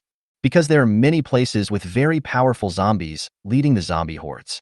Guns and explosives are completely useless against these zombies that lead the hordes, and the zombies are getting stronger day by day. Nowadays, it is difficult to kill even ordinary zombies with one shot using guns. Not to mention, they wanted to liberate the imperial capital in just over half a month. It would be good enough if we could keep the newly built city from being conquered by the zombie army. The reason why Yi Bufan was able to bring these 500 psychics here at this time was to go to Tianhai City. First, he is a unique person with spatial abilities. Second, the Yi family is one of the 4 major forces that currently control the imperial capital. Third, the imperial capital has now built a city of survivors and has become somewhat stable.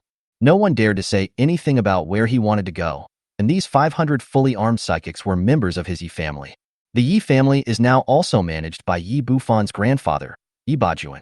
When Yi Bajuan learned that his grandson was going to Tianhai City, he asked him the reason.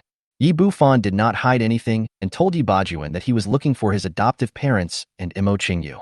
When Yi Bajuan heard Imo Qingyu's words, he told Yi Bufan that it was still unknown whether this woman was dead or alive, so he shouldn't take it too seriously. His identity is different now. He is a unique and powerful man. Yi Bajuan has already found a woman for him, Yi Bufan. Yi Bufan told Yi Bajuan that he had to go to Tianhai City.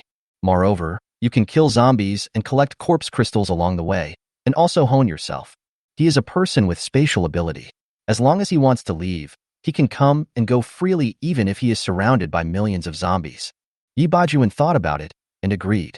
He also knew how powerful Yi Bufan's spatial ability was. However, he still directly mobilized half of the Yi family's elites to protect Yi Bufan along the way. Yi Bufan must return to the imperial capital within 1 month. Not only does the imperial city need him, but the Yi family also needs him to take the lead. Yi Bufan nodded when he heard this. He understood Yi Bajuan's concerns. There are too many powerful people in the imperial capital.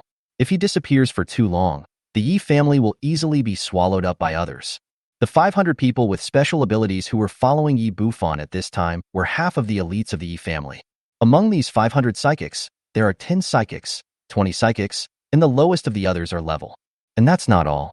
Yi Bajuan also took out 100,000 first-level corpse crystals, allowing Yi Bufan's supernatural power realm to be raised to the 4th level.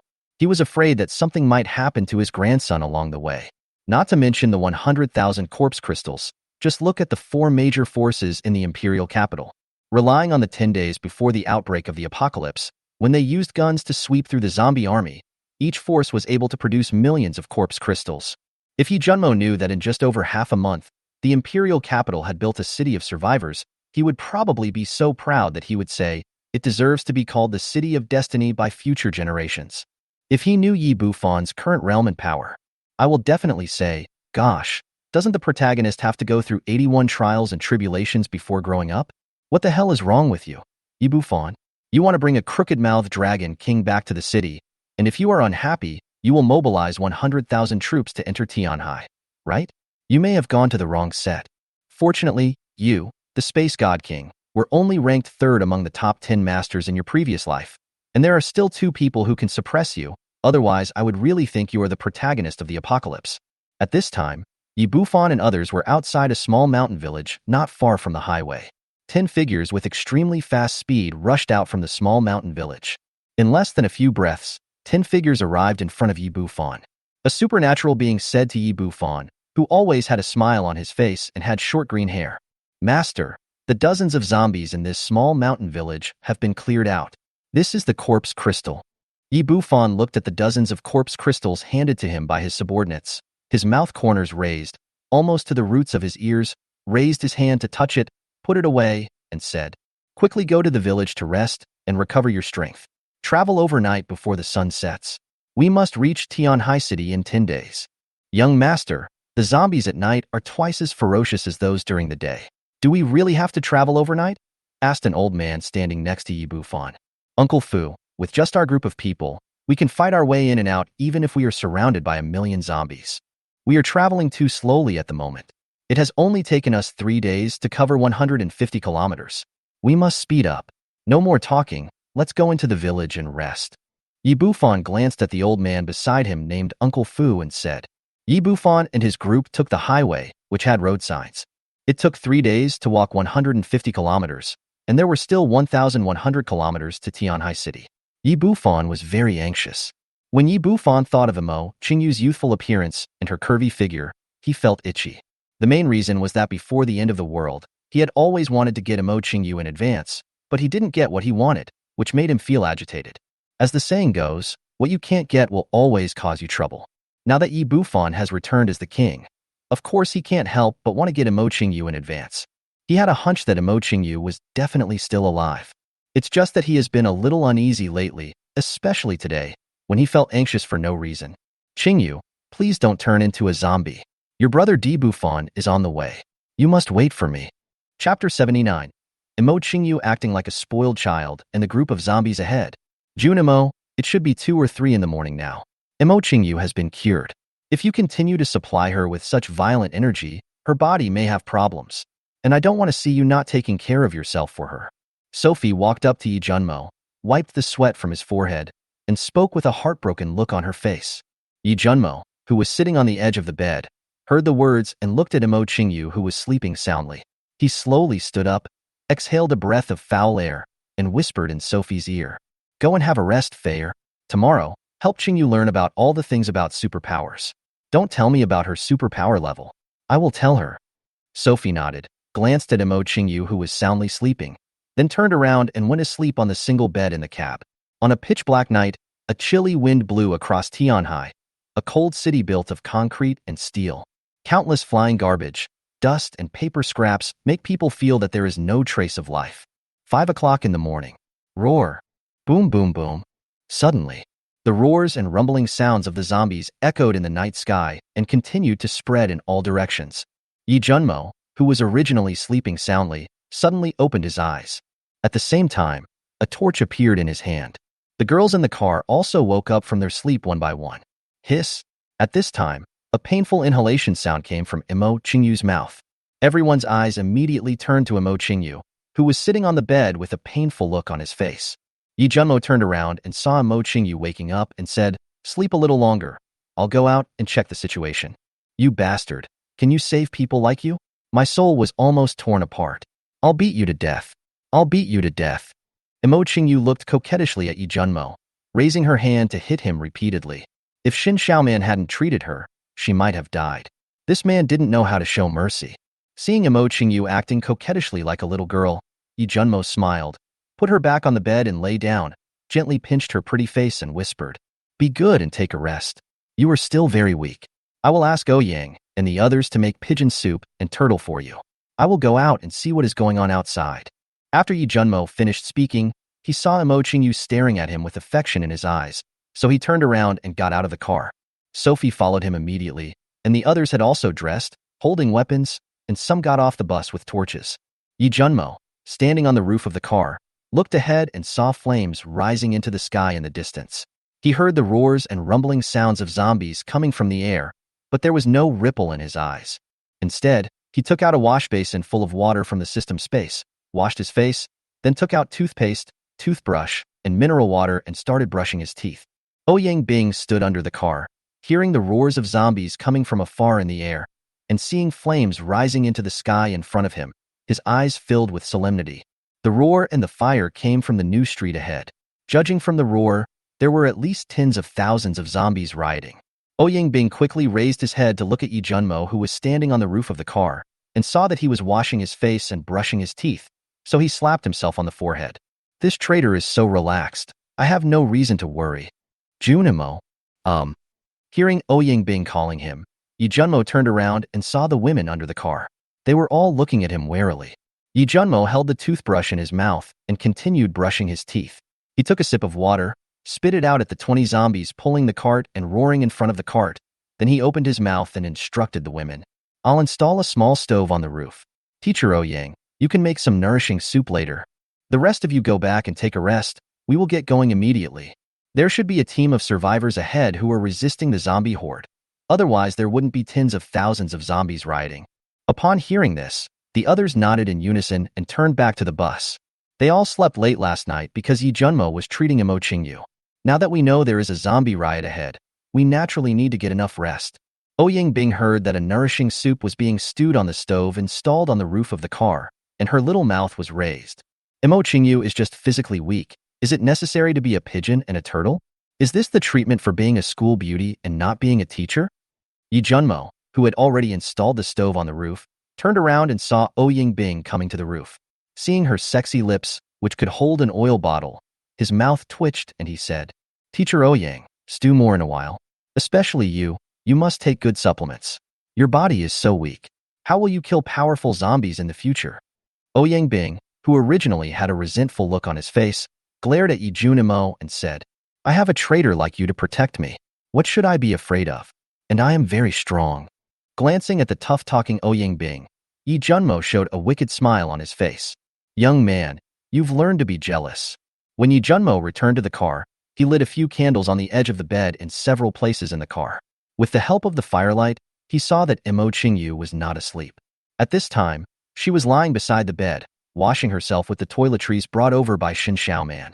At this moment, Shen Xiaoman's beautiful eyes looked at a handkerchief folded into a square shape and embroidered with peach blossom marks in her hand, and she fell into a state of confusion. Imo Qingyu, who was still washing up, saw Yi Junmo get into the car and shouted several times to the fascinated Shen Xiaoman, asking her to return the items in her hands. It took Shen Xiaoman a few seconds to wake up and put the handkerchief in Imo Qingyu's hand. Imo Qingyu took the handkerchief and put it under the pillow on the bed with a shy look. Seeing Imo Qingyu's handkerchief, Yi Junmo remembered that in the system space, Sophie had put away her own handkerchief. As well as the two women Li Jing and Tang Yi, they are also in the system space. He would give an embroidered peach blossom mark handkerchief to any young lady he liked. Shen Xiaoman also has a handkerchief, but it is not embroidered. As for why not, Yi Junmo didn't ask, and Shen Xiaoman didn't say anything either. However, he believed in the system's evaluation of Shen Xiaoman. At this time, Sophie was sitting on the edge of Imo Qingyu's bed, educating her on all kinds of knowledge about people with supernatural powers. Imo Qingyu nodded from time to time, asked some questions, blushed with embarrassment, and kept glancing at Yi Junmo. And Imo Qingyu seemed to have just noticed the change in her appearance at this time, and kept stroking a strand of waist-length blue hair with her delicate hands. Yi Junmo clicked a shot of Huazi, crossed his arms, stood on the side of the cab, and stared at Imo Qingyu quietly. Only when Imo Qingyu joined the team did he feel relieved. Sophie is in charge of the dark side, Shen Xiaoman is in charge of the inside, and Imo Qingyu is in charge of the outside. He controls the overall situation. This cornerstone team can be truly formed only by the base and personnel. Chapter 80. The apocalyptic Tyrannosaurus, Ma Yi, and Ma Baogua who almost beat to death the SSS superpower Wu Tianhuang. Quick, quick, quick. Those with powers who can control Earth, quickly reinforce and heighten the school gates, walls, and rock walls. Others must concentrate on preventing zombies that can climb the walls. Fuck. These zombies have been quiet for the past 2 days, but why did they change today? They actually learned how to build human ladders and pile up like a pyramid, and they have gathered in such large numbers. 2 Earth-controlling psychics. Hurry up to the west wall. The zombies here are coming up. Watch the opportunity and kill them ruthlessly. Don't let these zombies get in, or we'll all die. Why hasn't Master Ma come yet? Go and call Master Ma quickly. Everyone, don't panic. Check the rock walls. Don't let the zombies pile up like a pyramid. If you find a group of zombies piled up like a pyramid, use your supernatural powers to destroy them. At this time, Flames shot up into the sky in Xinjie Street of University Town, Tianhai Academy of Performing Arts, and around the campus. A group of low-level psychics were standing on a tall rock wall, looking at the densely packed swarms of zombies below who were trying to climb up by forming human ladders and stacking themselves up, and they were shouting in panic. In the dormitories and flower beds on campus, a group of ordinary people with pale faces and thin bodies looked at the thick rock wall with expressions of horror. There were too many zombies today, and they were crowded everywhere. It was the first time they had encountered them, and they were a little panicked. At this time, Tianhai Performing Arts Academy was like a small fortress. Rock walls 5 or 6 meters high and 1 meter wide and thick can be seen everywhere. A rock wall surrounds the huge Performing Arts Academy to isolate the zombie army. Master Ma is here. Master Ma is here. A low-level psychic, Ant Dinosaur, shouted. Just see. A tall middle-aged man, about 2 meters and 1 meter tall, yawned. His body was like an iron tower, his skin was dark, and his muscles were bulging, as if they contained infinite energy. A pair of hands as big as shovels, carrying a 6-meter-long steel bar as thick as a small bowl on his shoulders, walked out of the Tianhai Performing Arts Academy supermarket. When this tall man walked, it seemed as if the earth was shaking. This person is the Master Ma, Ma Baogua, as these people call him. The reason why Tianhai Performing Arts Academy was able to build this small shelter based on the school building was all thanks to Ma Baogua. There are now more than 300 survivors in Tianhai Performing Arts Academy, all of whom are people living near Xinjie where Ma Baogua gathered. There are dozens of people with special abilities, both male and female, with different levels of special abilities. Fuck, what are these bastards doing today? It's almost dawn, but they've gathered together to disturb my rest. I said I'd go to the gas station and the University Town Business District today, but these bastards are restless. Ma Baogua walked towards the edge of the nearby wall, cursing in a rough, thick voice. Master Ma, come quickly. These zombies have now learned how to form pyramids and human ladders, and there are too many of them. A psychic shouted to Ma Baogua. Why are you panicking? Ma Baogua came to the rock wall and glared at the panicked psychic. Then, using the firelight, he looked at the dense, roaring zombies below. There was no panic in his tiger eyes. Instead, he turned to a psychic with excitement and said, have people pay more attention to the zombies that can climb walls and rock floors. If they come in, notify me immediately. Let those useless ordinary people take up their weapons and come to the rock wall to kill zombies for me. After killing all the zombies today, each of them will be given half a box of compressed biscuits with salt and a glass of clean water. Anyone who doesn't kill them will be thrown down to feed the zombies. Tell my wives to close the supermarket door and keep an eye on the supplies inside. Don't let anyone sneak into the supermarket in the dark and steal my food. If anyone goes in, let my wives kill them immediately. Okay, Master Ma, I'll go right away. Ma Baogua stood on the rock wall, holding a bowl-sized steel bar in one hand and sticking it on the ground. He stared at the dense swarm of zombies around him with a smile on his face and murmured, as long as I kill all these zombies, I will be much stronger. Come on, I will kill as many as you want. On a tall building less than 100 meters away from Tianhai Performing Arts Academy, Yi Junmo looked at Ma Baogua standing on the rock wall, and his personal information appeared in his eyes. Character, Ma Baogua. Height, 2. Realm, Level 3. Early stage. Superpower, Strength. Abilities, Iron Bones, Brute Force, Human Tank, Ultimate Defense. It's this person. At this time, Yi Junmo quickly closed his detection eye, focused his gaze, and secretly stared at Ma Baogua, who was like an iron tower. This person was extremely famous in Tianhai City in his previous life. It would be difficult for Yi Junmo not to know. Ma Baogua, nicknamed the Tyrannosaurus of the End of the World. In the previous life, after Wu Tianhuang established Tianhuang City, he was dissatisfied with Wu Tianhuang's discipline and wanted to replace him. He fought a life-and-death duel with Wu Tianhuang. This Ma Baogua almost beat to death Wu Tianhuang, who had light-related abilities and was 2 levels higher than him. In the end, Wu Tianhuang, despite his serious injuries, used his ultimate light-based ability, the Guangyang Brilliant Flame, to refine Ma Baogua to death. The reason why it is called refining to death is because Wu Tianhuang's Guangyang Brilliant Flame is an ability with the characteristics of a blazing flame. It can cause severe damage by regulating itself, its internal abilities and energy to produce a blazing flame. It can slowly refine the energy in the target's body, causing both mental and physical damage. Ma Baogua was unable to resist the spiritual burning of the Guangyang Brilliant Flame. When his spiritual power was exhausted, His body fell into a weak state, and he was forcibly refined to death by Wu Tianhuang. Even if Ma Baogua died at the hands of Wu Tianhuang, one can imagine how terrifying power-related abilities are. Yi Junmo stood on a tall building, lit a cigarette, and secretly observed Ma Baogua. To be honest, this person is really capable. He is the real human tank and battlefield killing machine. If he weren't a special mutant zombie that possessed enormous strength and extreme sharpness, these two abilities combined at the same time, other zombies at the same level would have no chance of breaking through his defense. The sharp claws, pointed teeth, and fangs of other zombies couldn't even leave faint white marks on his skin. Even the power system is so abnormal. I didn't know the power system could be that scary. Ma Baogua, who was originally standing on the rock wall, suddenly looked up at the tall building where Yi Junmo was standing. Did I sense it wrongly? Ma Baogua didn't see any living creature on the tall building in the light of the flames. He frowned and murmured something. Haha, what a great perception. Even though I was concentrating my gaze, he was able to find me in just a few seconds. He is indeed the legendary figure who almost killed Wu Tianhuang. Among the zombies below, there is not a single second-level zombie or mutant found. It seems that they are hiding together with the leader of this group of zombies. This university town is really interesting. I encountered two zombie leaders who commanded tens of thousands of people.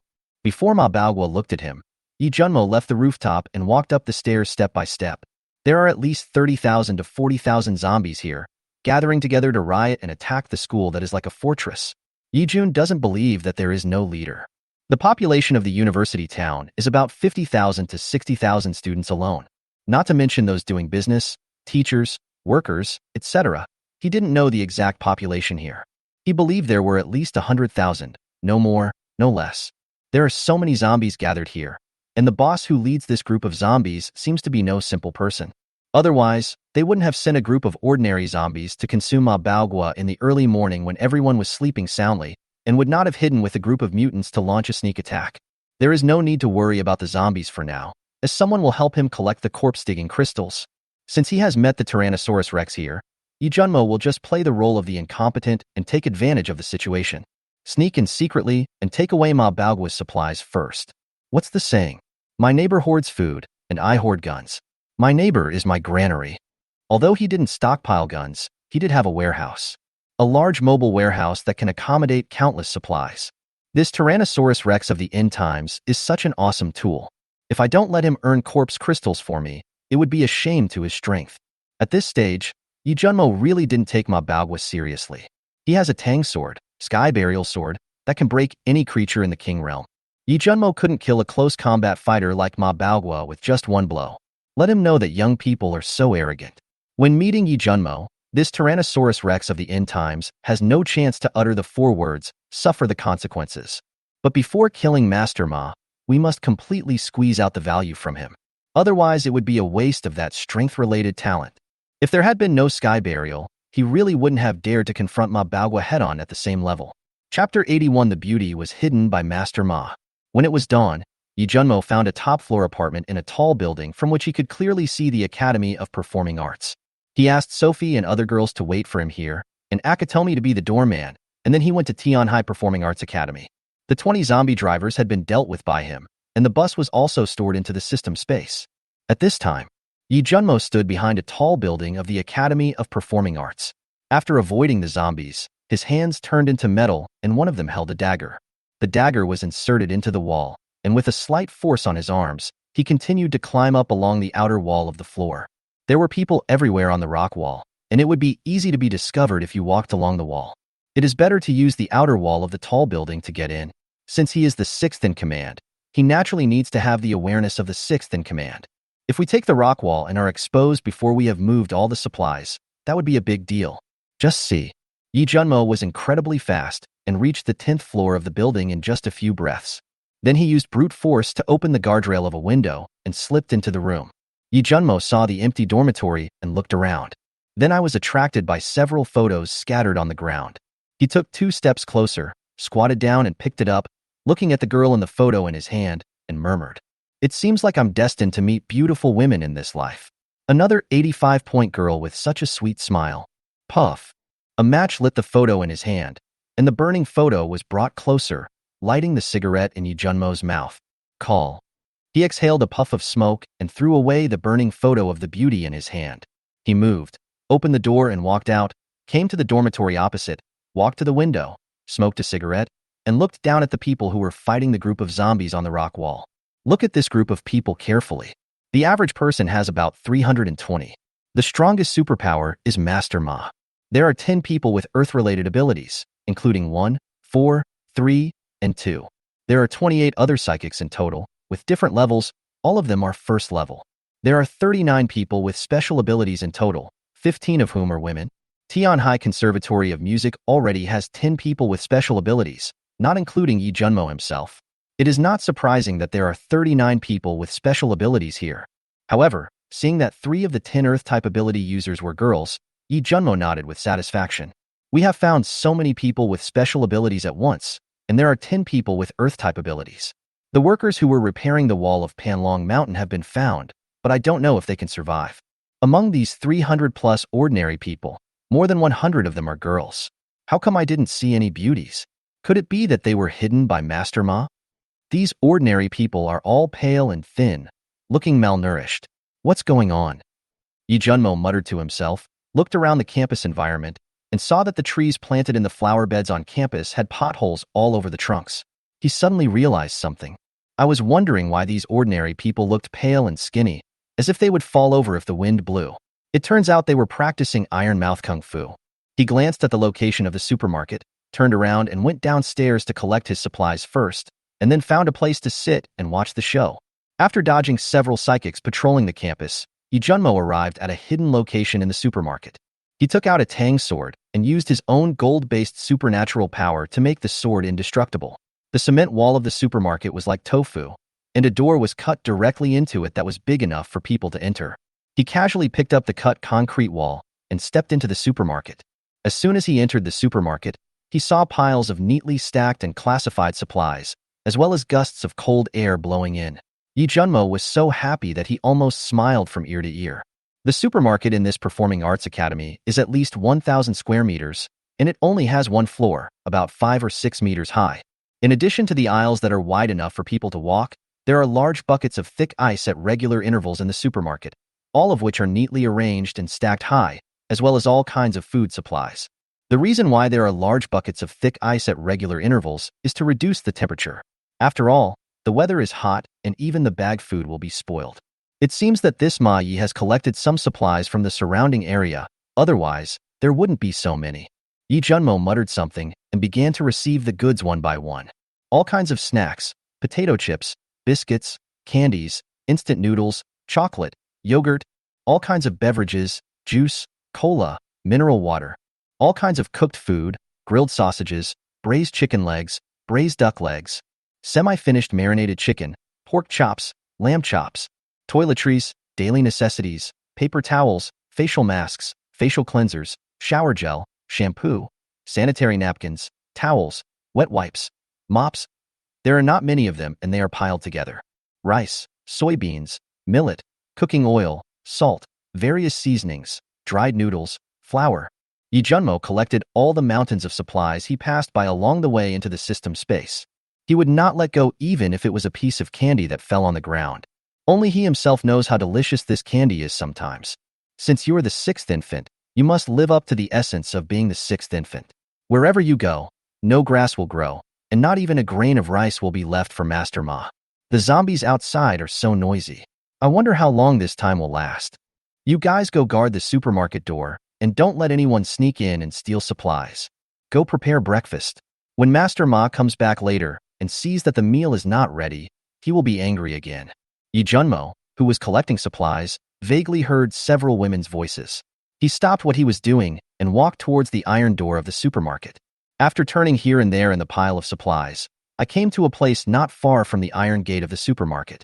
I saw an open space of several dozen square meters next to the iron gate and several large beds put together. The beauty is indeed hidden by Master Ma. This old guy is just as dishonest as me. Then he looked at the group of girls in the supermarket. There are 27 girls in total. A school beauty with a score of over 90. A department flower with a score of 85 or above. A 75-point girl who is good-looking. So many campus beauties? After all, this is a performing arts school and an art school. These 6 campus beauties can only be said to be too few, not too many. Not bad, there are still 6 psychics. Yi Junmo looked at the group of girls. What if we don't take these beauties away and raise them?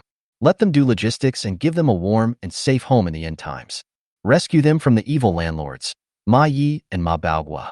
He will become a sinner despised by mankind forever. There are already fewer people now, and even fewer beautiful women. There were 27 beauties appearing before him at once.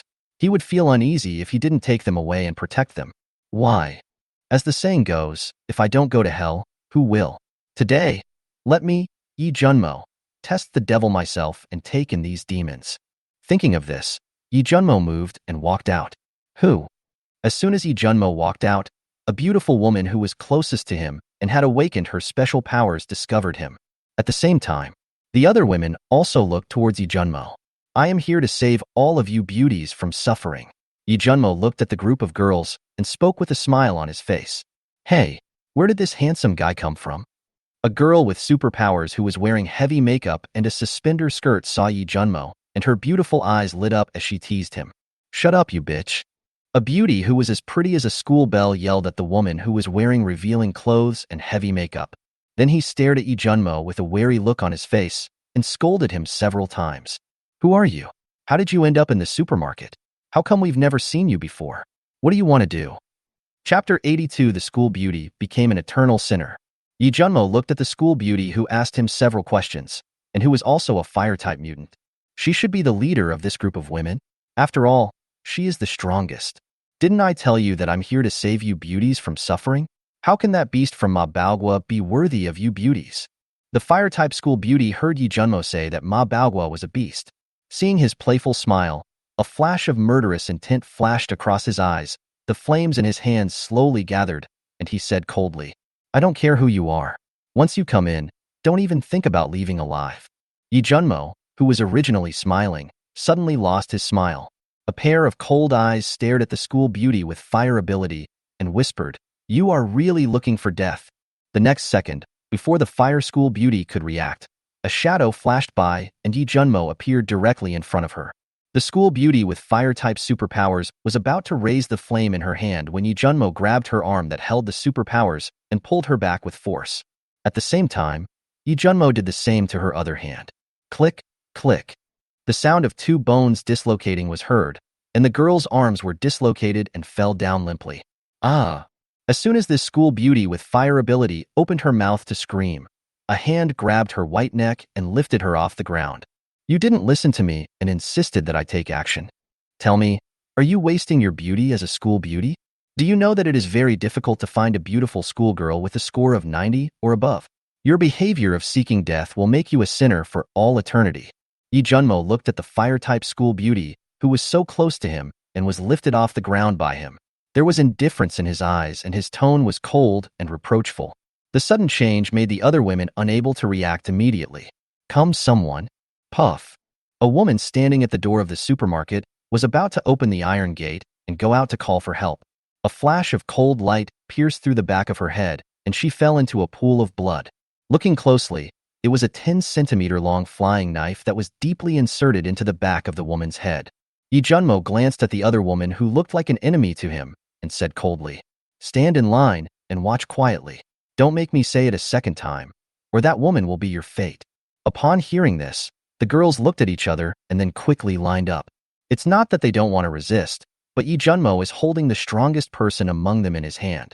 They didn't even see how Yi Junmo appeared in front of the fire school beauty, so how could they resist? And this man has no mercy on beautiful women. Look at the fire-type school beauty in his hands, whose arms were directly removed and whose face was pinched blue and black by him. The girl who just had a flying knife pierce her head knows it. Seeing a group of girls standing in neat rows, all looking at him with horror, Yi Junmo nodded with satisfaction. Sometimes people are just cheap. He doesn't listen to nice words and has to wait for blood to show him how serious the consequences are. He retracted his gaze and looked at the woman who was pinched in the air by him. Because her arms were dislocated, she was sweating profusely from the pain. She was almost unable to breathe, and a look of pain and hideousness began to appear on her pretty face. Seeing that the woman seemed to be strangled to death by him, Yi Junmo loosened his hand that was pinching her neck. However, as soon as Yi Junmo let go, The woman started screaming. But before she could scream out loud, Yi Junmo grabbed her neck again. Does it hurt so much? I'm not going to cut off your arms. Don't scream. Okay? I don't want to hear you scream.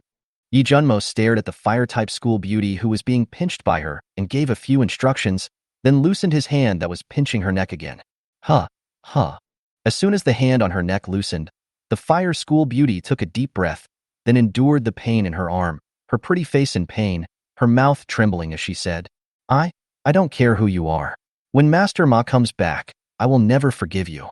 Upon hearing this, Yi Junmo carefully looked at the fire-type school beauty and began to apply a little force on the hand that was pinching her neck. Then he turned to the beautiful woman who had just called him handsome brother, who was wearing heavy makeup and revealing clothes, and asked, Miss, has this guy always been so fierce? He is still threatening me now.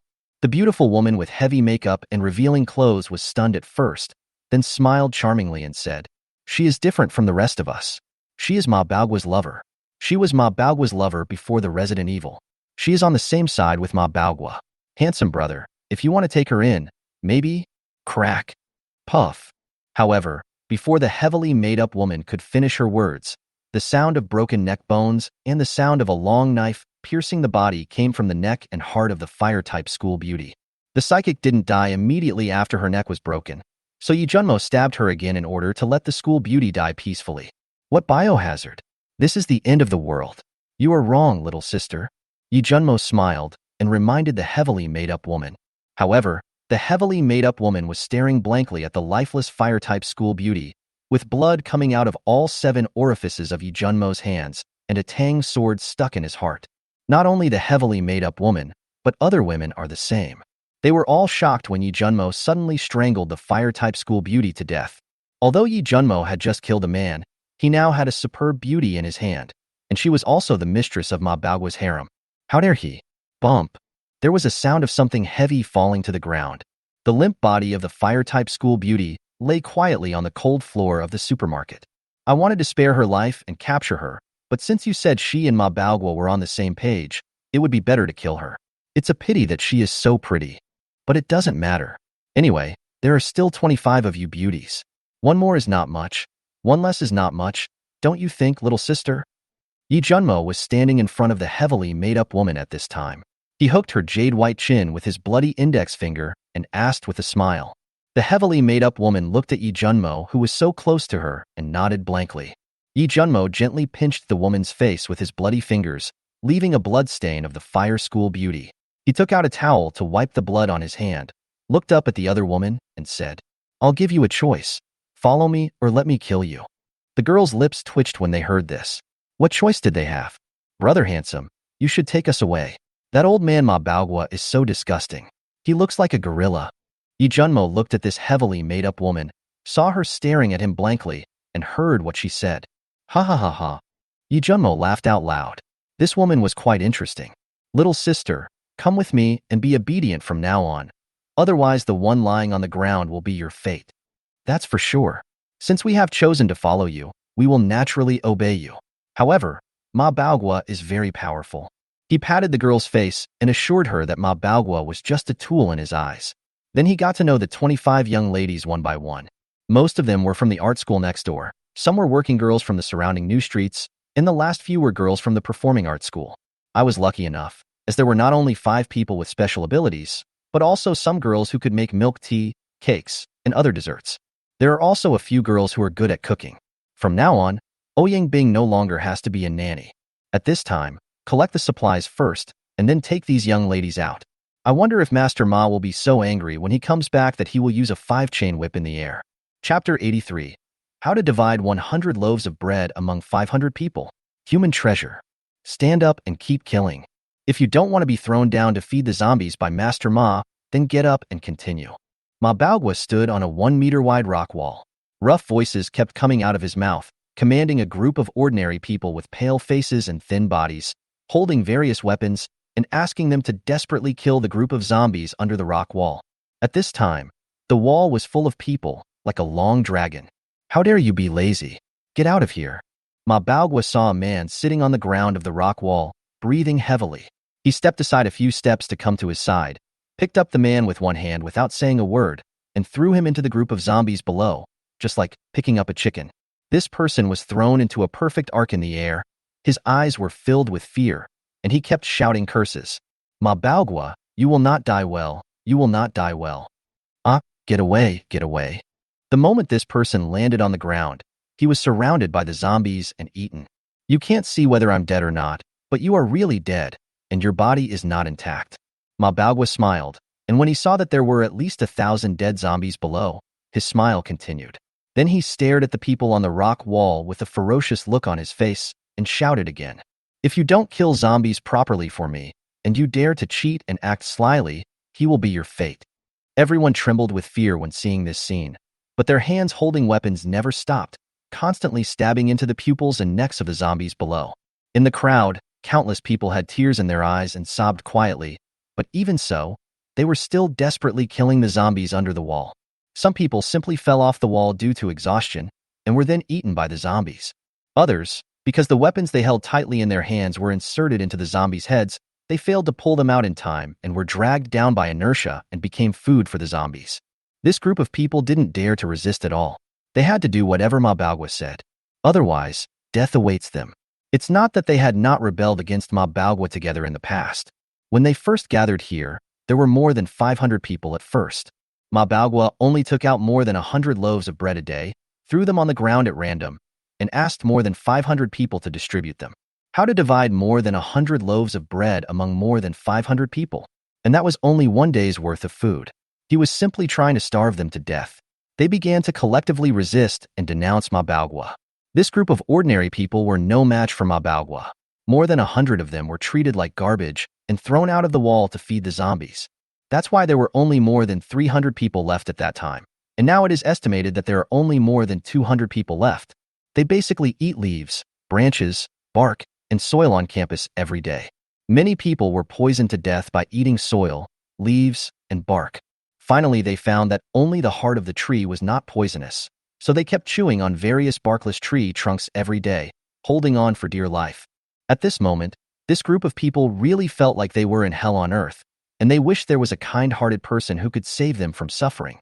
When other psychics saw this scene, some showed reluctance in their eyes, some had no expression on their faces, and some smiled, but they didn't say anything.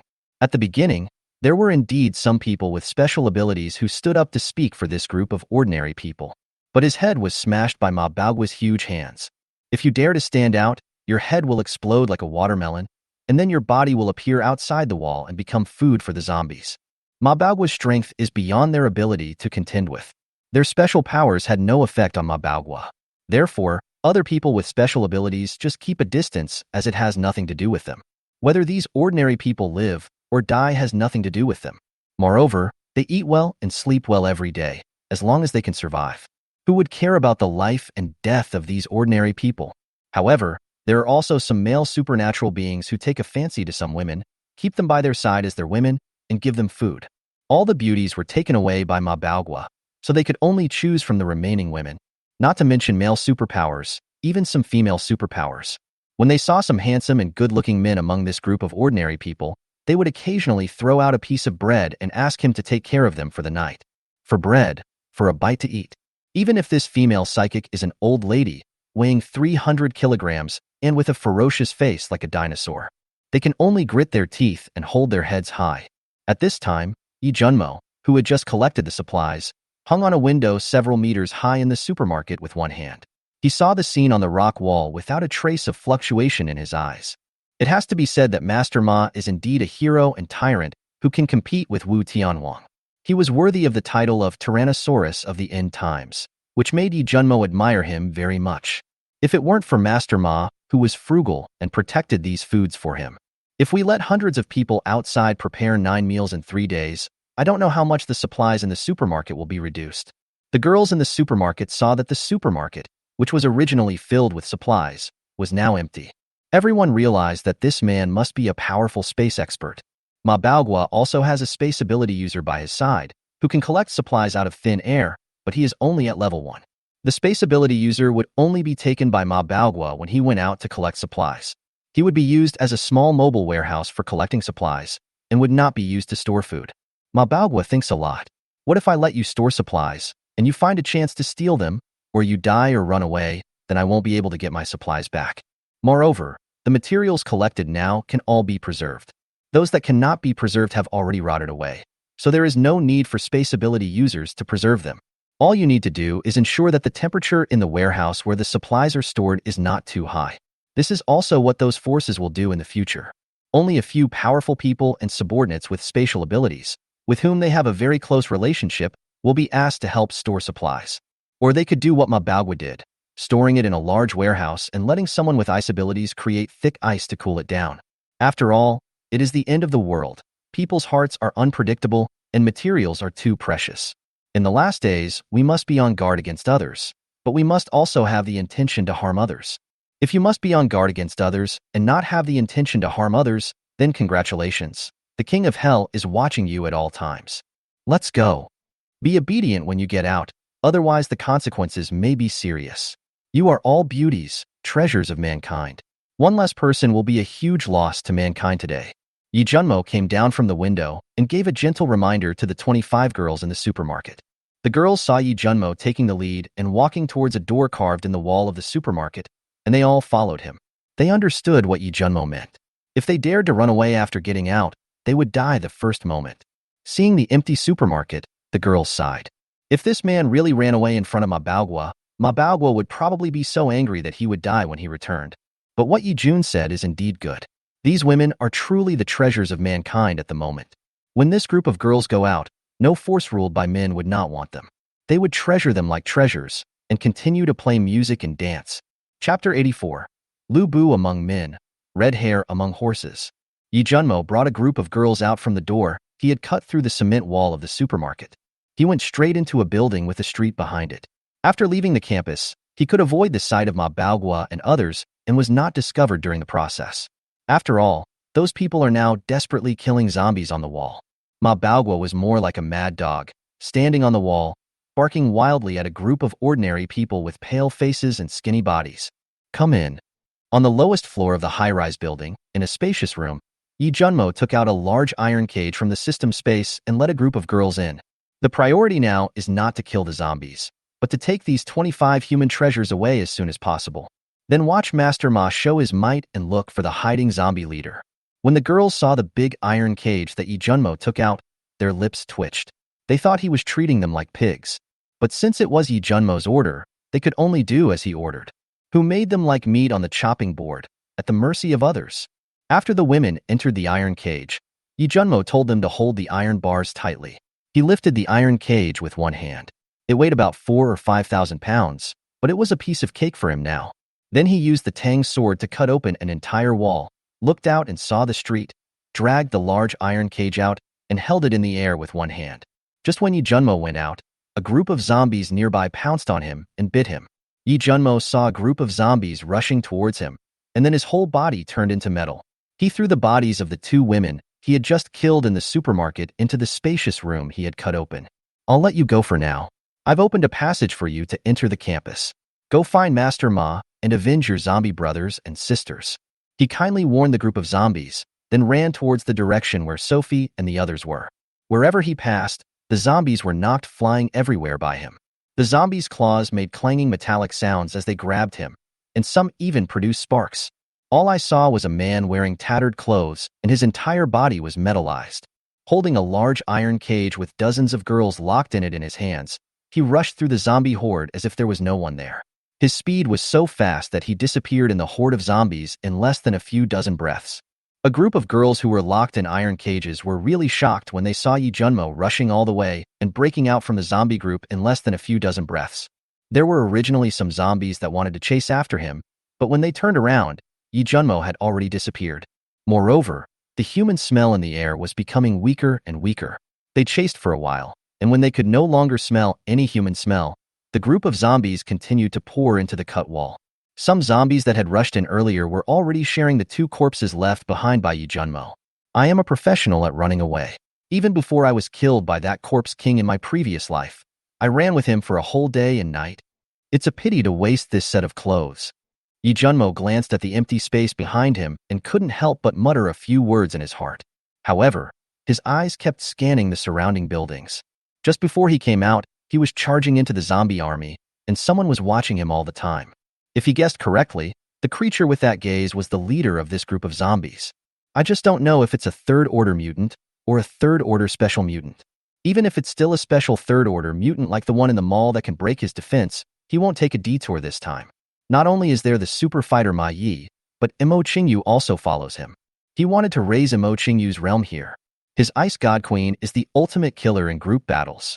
He glanced at the tattered clothes, then put down the iron cage in his hand. Come out. You will be my private property from now on. As long as you obey me, there may be great opportunities in the future. The women came out of the iron cages one by one, staring at Yi Junmo with wide eyes. This man is also a super macho man. Like Ma Baogua, he can be like a human tank. He can rush around in the zombie army as if there is no one around, without getting hurt. Let's go. Follow me, and I'll keep you safe. Even though these girls have become sluts now, does Yi Junmo care? He's just a subordinate anyway, doing odd jobs, housework, and the like.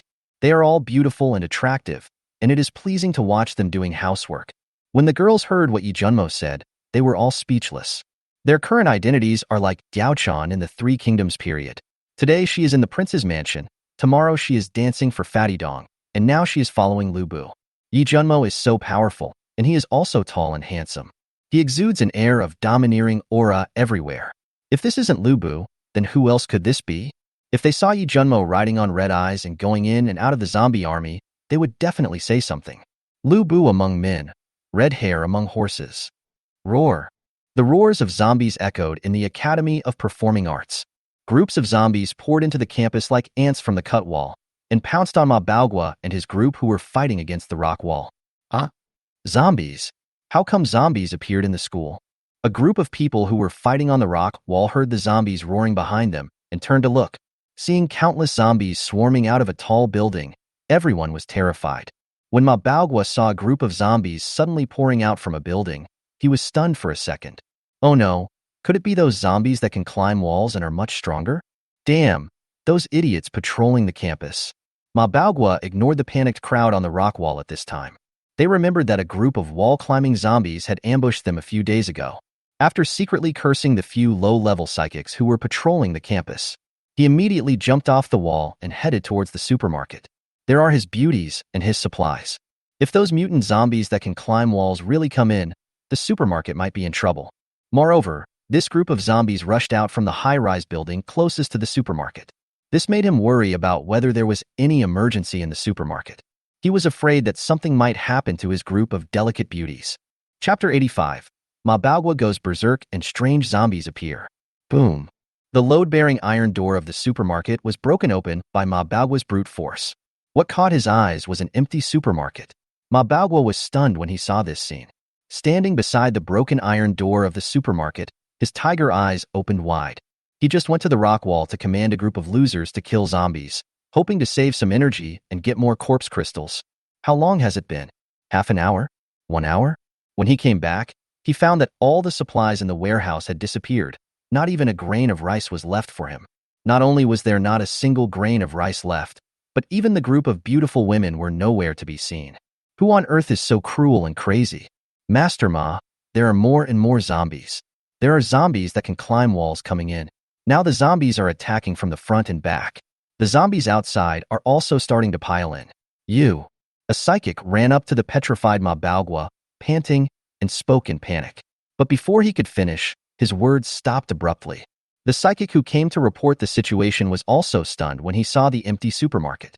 A violent roar came from Ma Baogua's mouth.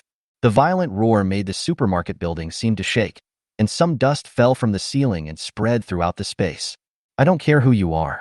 I, Ma Baogua, will catch you and make you die from endless torture. At this moment, Ma Baogua came back to his senses and howled to the sky, his face distorted and hideous. He knew without thinking that his home had been robbed by other people with special abilities. Would zombies do something like stealing supplies? Obviously impossible. If this couldn't be done by some other psychic, who else could it be? The supplies in this supermarket were collected by him from other nearby supermarkets, accommodation buildings, storefronts, convenience stores, etc. Now all of them have become someone else's wedding dress. That's not all. Even the group of top beauties he had carefully selected disappeared without a trace. How can Ma Baogua not go berserk? Shockingly, Because of Ma Baogua's deafening roar to the sky, it attracted a group of zombies in the campus who pounced towards him and bit him. Master Ma, the zombies are coming. The zombies are coming. The psychic who was reporting the situation was so shocked by Ma Baogua's roar that he covered his ears with his hands.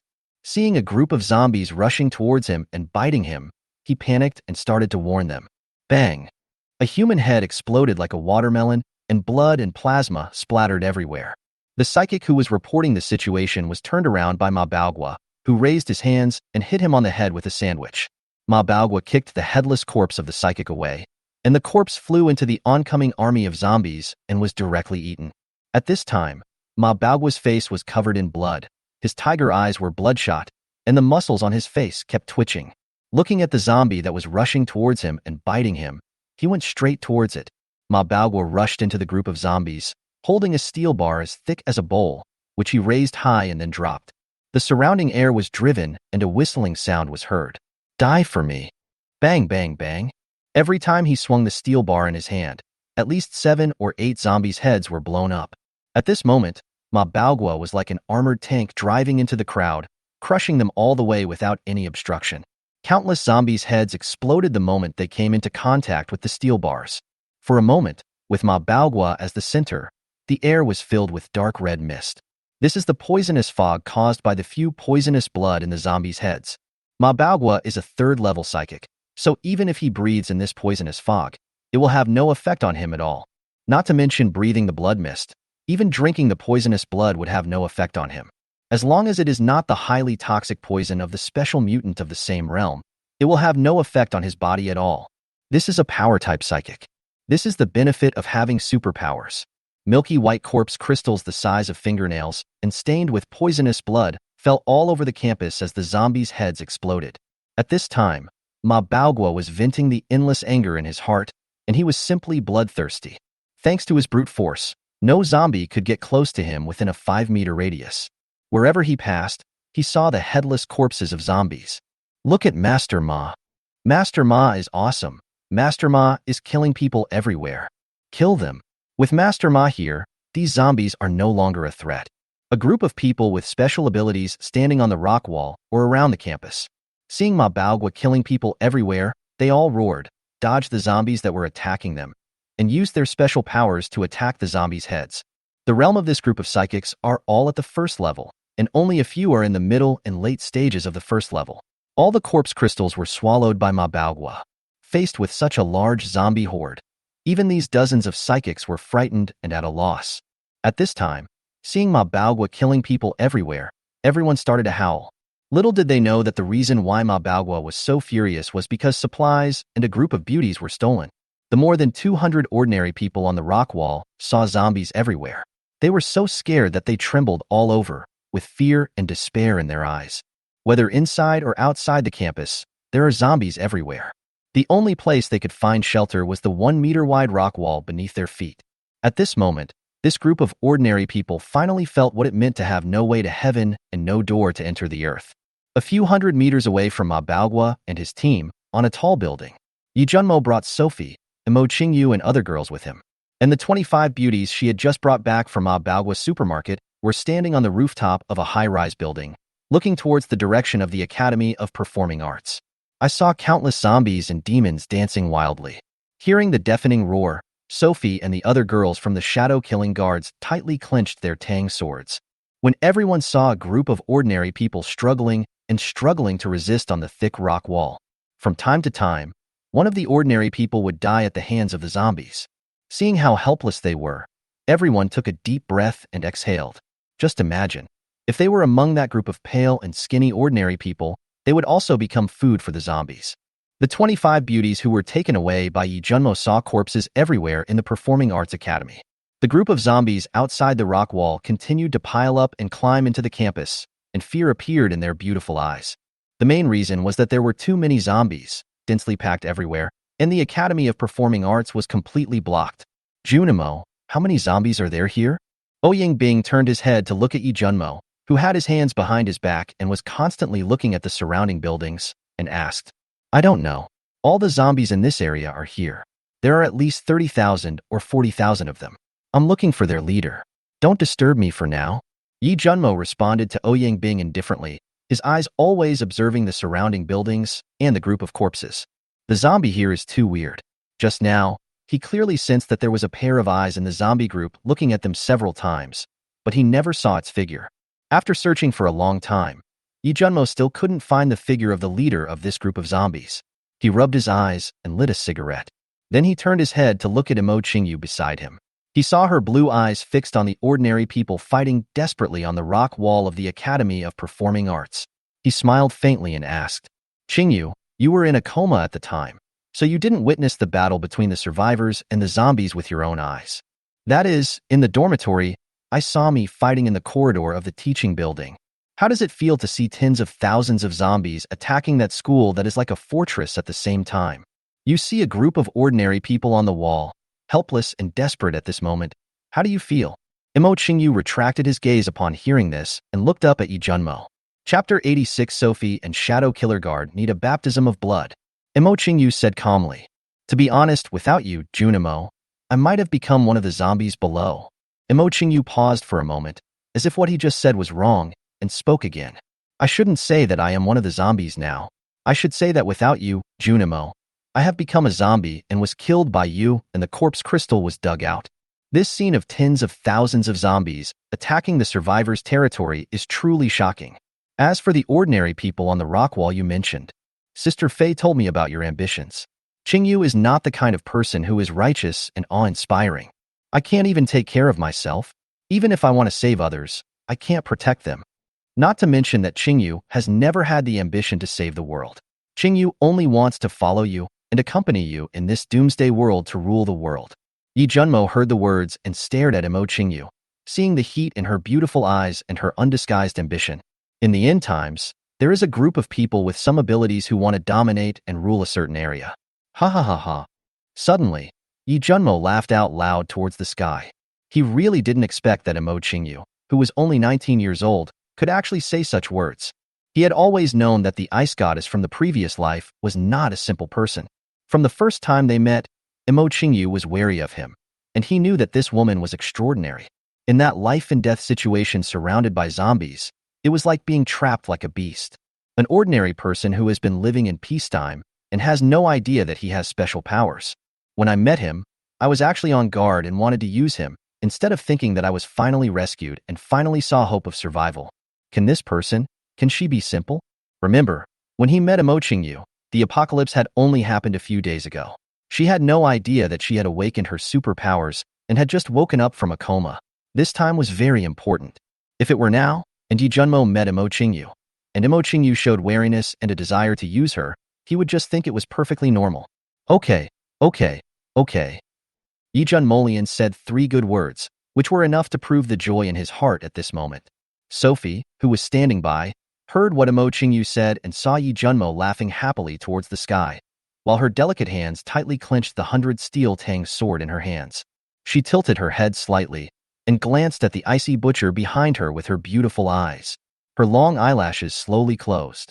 All the girls were looking at Yi Junmo and Imo Qingyu at this time, and were happy to see Yi Junmo so happy. All the girls looked at this beautiful woman with waist-length blue hair and blue eyes. Yi Junmo slowly lowered his head at this time, looked at Imo Qingyu, and spoke softly. "Qingyu, in troubled times, the only way to stop killing is to kill. The current doomsday world is a time of troubled times, a time when heroes emerge in large numbers.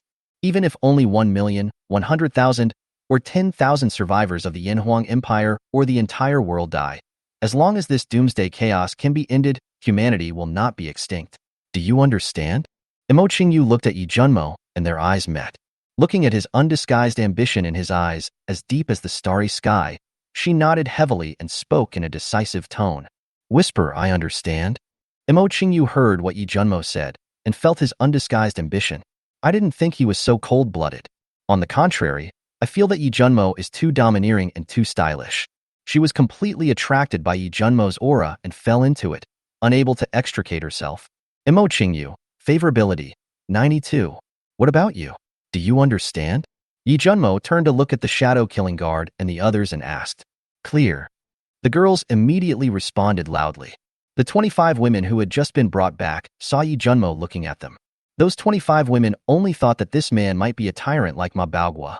He glanced at the 25 women and said to Imo Qing, "You will take charge of the 5 superpowers among them from now on, and teacher Ouyang will assist you." Then he looked at Xin Xiaoman and Li Jing and said, "The remaining 20 women are led by Xiaoman and Li Jing and are in charge of all internal affairs." After Yi Junmo finished speaking, he looked at the big star Xue Shiqing. "You, a big star, are responsible for serving me, such as eating and washing." Xue Shiqing nodded vigorously upon hearing this, with a look of delight on her face. Don't think that this is a job for servants. You have to look at who the person is serving. Serving Yi Junmo is a good job. Xue Shiqing now also understands what a person with superpowers is. While I yearn for him in my heart, I also hope that Yi Junmo is that kind of super talent.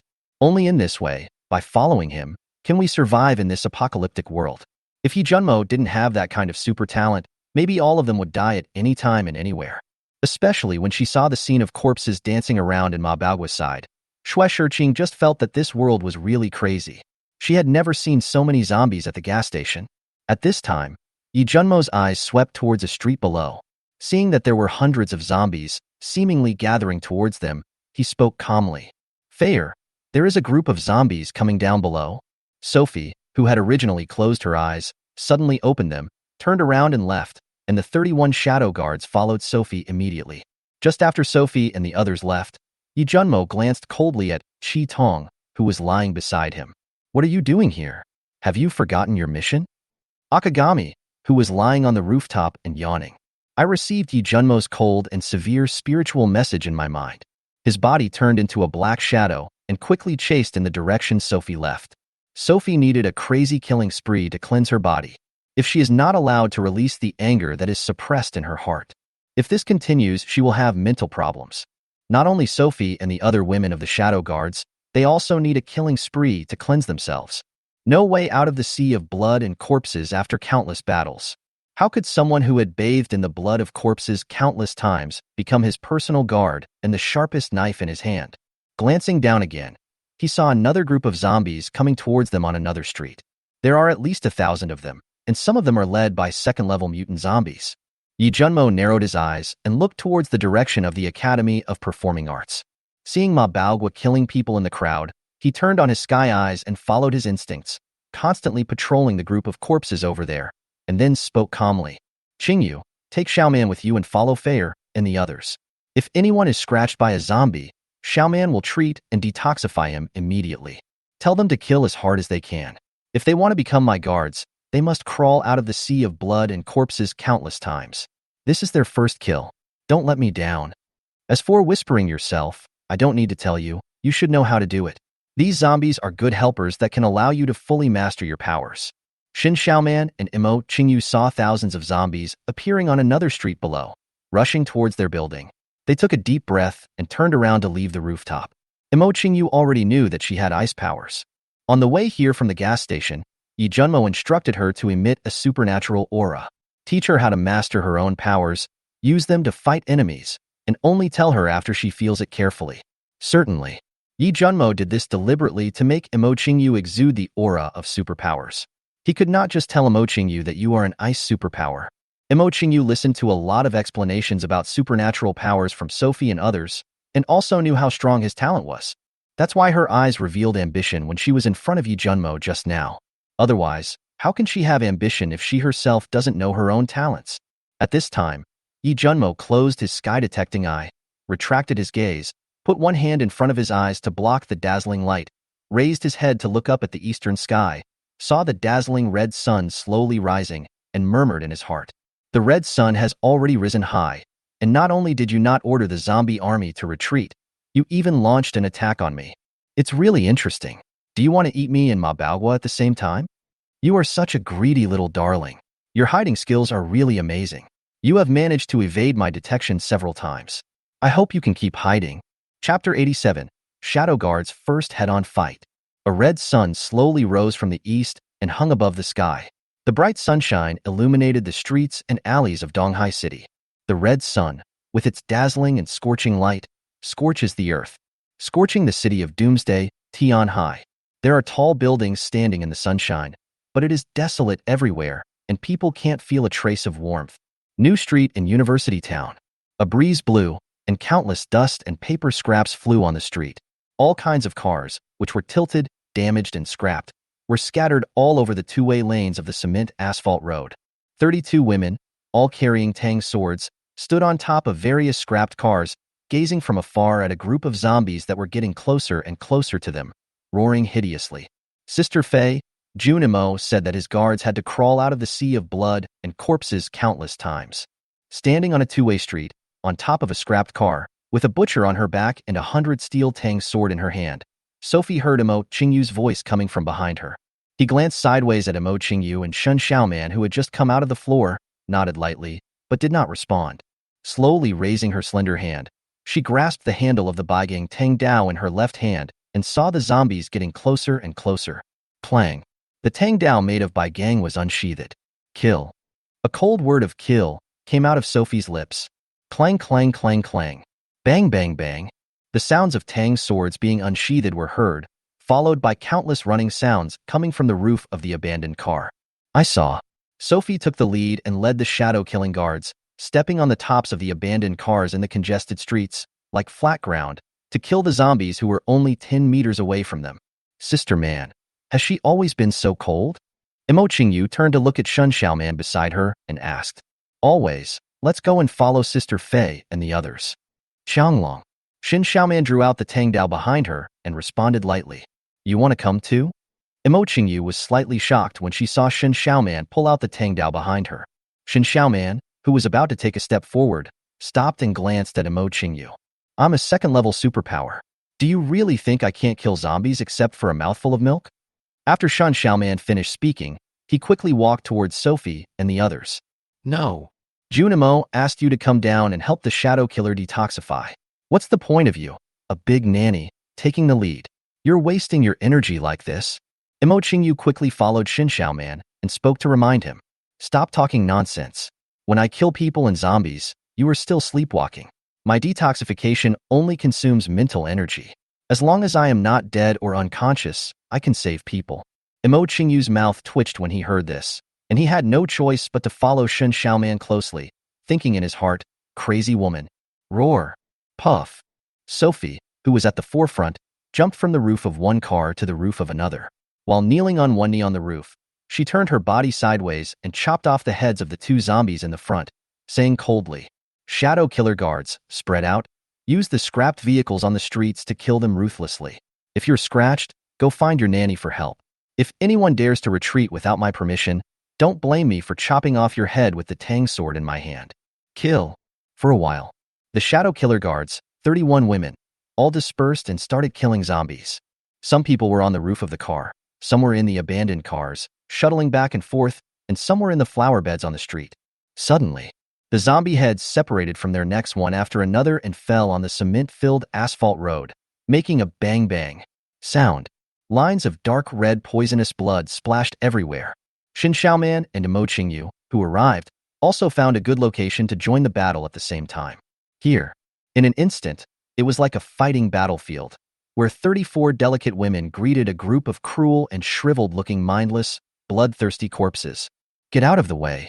Imo Qingyu stood on the roof of a bus and yelled at a shadow killer 5 meters in front of her. The shadow killer who was killing the enemy chopped off the head of a zombie with one knife. When she turned around, her beautiful eyes opened wide, and she leaped into the box of a small truck 2 meters away from her. Puff, puff, puff. The next second, an ice arrow about 10 centimeters long and as thick as a chopstick flew out from where the shadow killer guard had just stood, like a sharp sword, and directly froze through more than a dozen zombies. Crack. Bang. The dozen or so zombies pierced by Imo Qingyu's ice arrows turned into ice sculptures in the blink of an eye. But in the next second, their bodies suddenly cracked like broken ice and exploded into countless pieces. Hiss. So strong. The shadow killer guard saw Imo Qingyu kill more than a dozen zombies with one strike. Moreover, after the zombies' bodies exploded, they were all wrapped in ice and turned into fist-sized pieces without even a trace of blood splattering out. All the female shadow killer guards opened their beautiful eyes wide and couldn't help but gasp. However, they were only slightly surprised for less than a second, and then continued to hack and kill the zombies that were rushing towards them. Are you going to attack the ice-type ability user now? She is only in the early stage of the first level. Compared with hers, My level ice type ability is like that of a newborn baby. Ouyang Bing, who was on the edge of the rooftop, saw Mo Qingyu's attack on the street with horror in his eyes. Yi Junmo, who was beside Ouyang Bing, lowered his eyes and looked at Mo Qingyu's attack on the street, with a faint smile in his eyes. When Sophie saw the Mo Qingyu's attack, a hint of shock appeared in her beautiful eyes. However, the next second, her beautiful eyes were filled with coldness. She dodged the zombies that pounced on her with her delicate body, and the Tang's sword in her hand, with countless cold blade beams, ruthlessly harvested the zombies around her. Sophie's delicate body was seen shuttling between the surrounding vehicles, her sword techniques dancing back and forth in her slender hands as she kept changing her moves, and cold rays of light flashed across the necks of the zombies. Sister Faye's swordsmanship is so strong. Careful. A shadow guard who was amazed by Sophie's swordsmanship was distracted and didn't notice a zombie rushing towards her and was almost knocked to the ground. Tang Yi, who was not far from her, put one foot on the hood of a car for leverage. His body leaped 3 meters out and landed steadily next to the distracted shadow guard. One hand grabbed her collar and pulled her back to avoid it, while the Tang sword held tightly in the right hand directly chopped off the zombie's head and outstretched arm. Why should we be distracted? He is watching us from above. I will record 10,000 consecutive swings of the knife for you. Tang Yi angrily scolded the distracted shadow killer guard, and then continued to kill the surrounding zombies. The distracted shadow guard exhaled deeply, looked up at Yi Junmo's tall building, and then joined the battlefield again. Ah, let me die. Suddenly, a shadow guard, after chopping 2 zombies, was grabbed by a zombie that pounced from above the cart and was injured by its claws. A sound of pain emanated from his mouth, and he quickly swung the Tang sword in his hand to chop off the zombie's head. If she hadn't dodged quickly, the zombie would have pierced her body with one claw. He lowered his eyes and looked at the claw marks on his chest, which were 2 to 3 centimeters deep and more than 10 centimeters long. The wound began to ooze dark red blood, and the shadow killer guard did not dare to delay. He endured the pain while hacking and killing the zombies that were rushing towards him, while quickly heading towards Shun Xiaoman, who was 20 meters away from her. Sister Man. 10 meters away from Shun Xiaoman, the injured shadow killer shouted at Shen Xiaoman. Shen Xiaoman chopped off a zombie with one knife and turned her head to see the shadow killer running towards her with a pained face. Seeing the claw marks on her chest, he quickly moved towards her, shouting as he ran, Mo Qingyu. Mo Qingyu, who had been only 2 or 3 meters away from Shen Xiaoman, heard Shen Xiaoman calling her and turned around to see the injured shadow killer running towards him. She immediately followed Shen Xiaoman, condensing ice picks several centimeters long in her hands, and kept flying towards the surrounding zombies to clear the way for her. Chapter 88, Absolute Zero. Ice Barrier. The shadow killer who had a claw wound on his chest looked pained, and numerous large and small black blood vessels began to appear on his neck. The black blood vessels were like crawling earthworms, starting from her neck and spreading towards her face and top of her head. Sister Man. The shadow-killing woman's delicate body began to become unstable at this moment. Her face was twisted and ferocious, her face was in pain, and she struggled to cry for help. Obviously, this shadow killer was currently suffering from the corrosion of corpse poison, transforming from a human into a bloodthirsty zombie. It's okay. Shin Xiaoman hugged the woman and comforted her. At the same time, her left hand, glowing with golden light, slowly brushed against the claw mark on the injured woman's chest from top to bottom. When the golden light came into contact with the claw mark wound, the wound not only healed at a speed visible to the naked eye, and the corpse poison dissipated directly between the heaven and the earth as if it had encountered a natural enemy. The black blood vessels on the woman's neck, like earthworms crawling along a rock, are also fading rapidly. A few seconds later, Shun Xiaoman helped the injured shadow killer up. Seeing that her face was pale, she said lightly, "It's fine now. I just lost too much blood. I'll give you a lot of replenishment when I get back."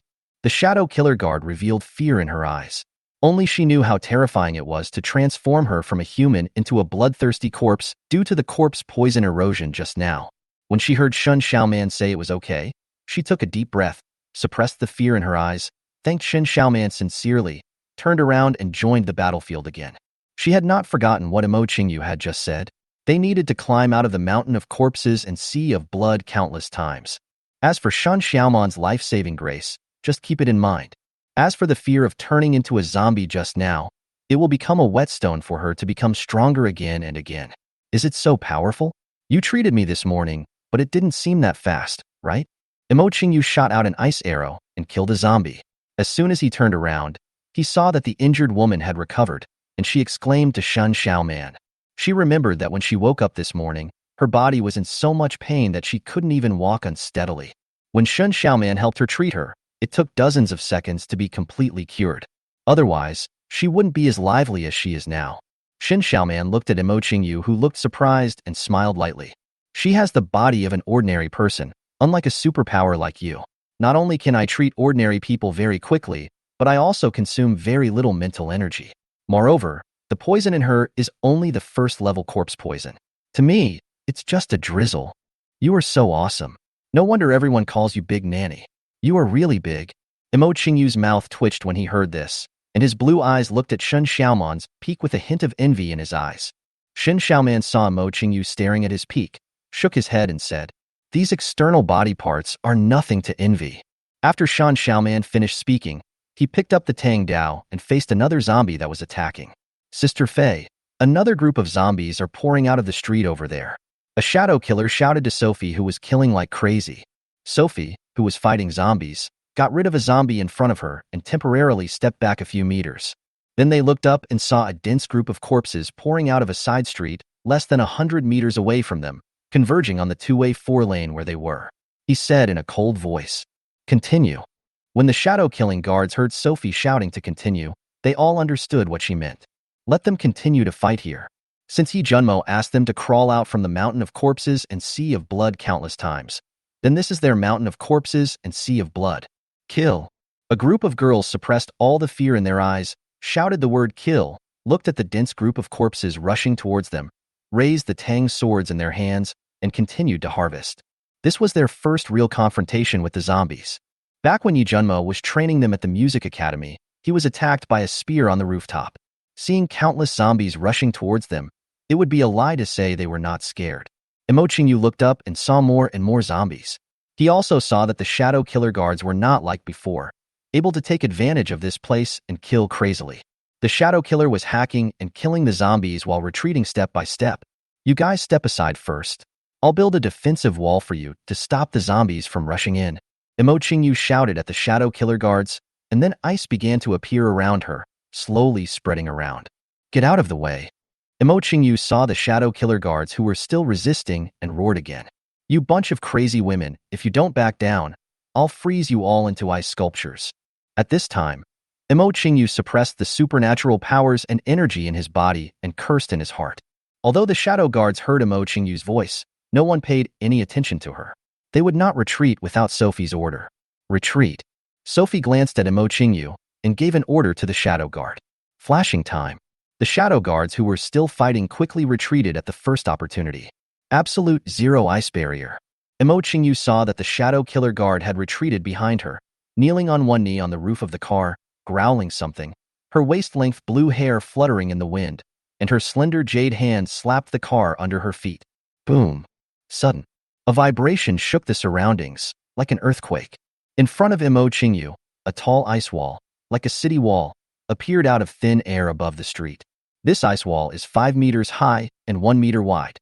It directly runs horizontally across the two-way lane that is several dozen meters wide, keeping the zombie army outside the ice wall.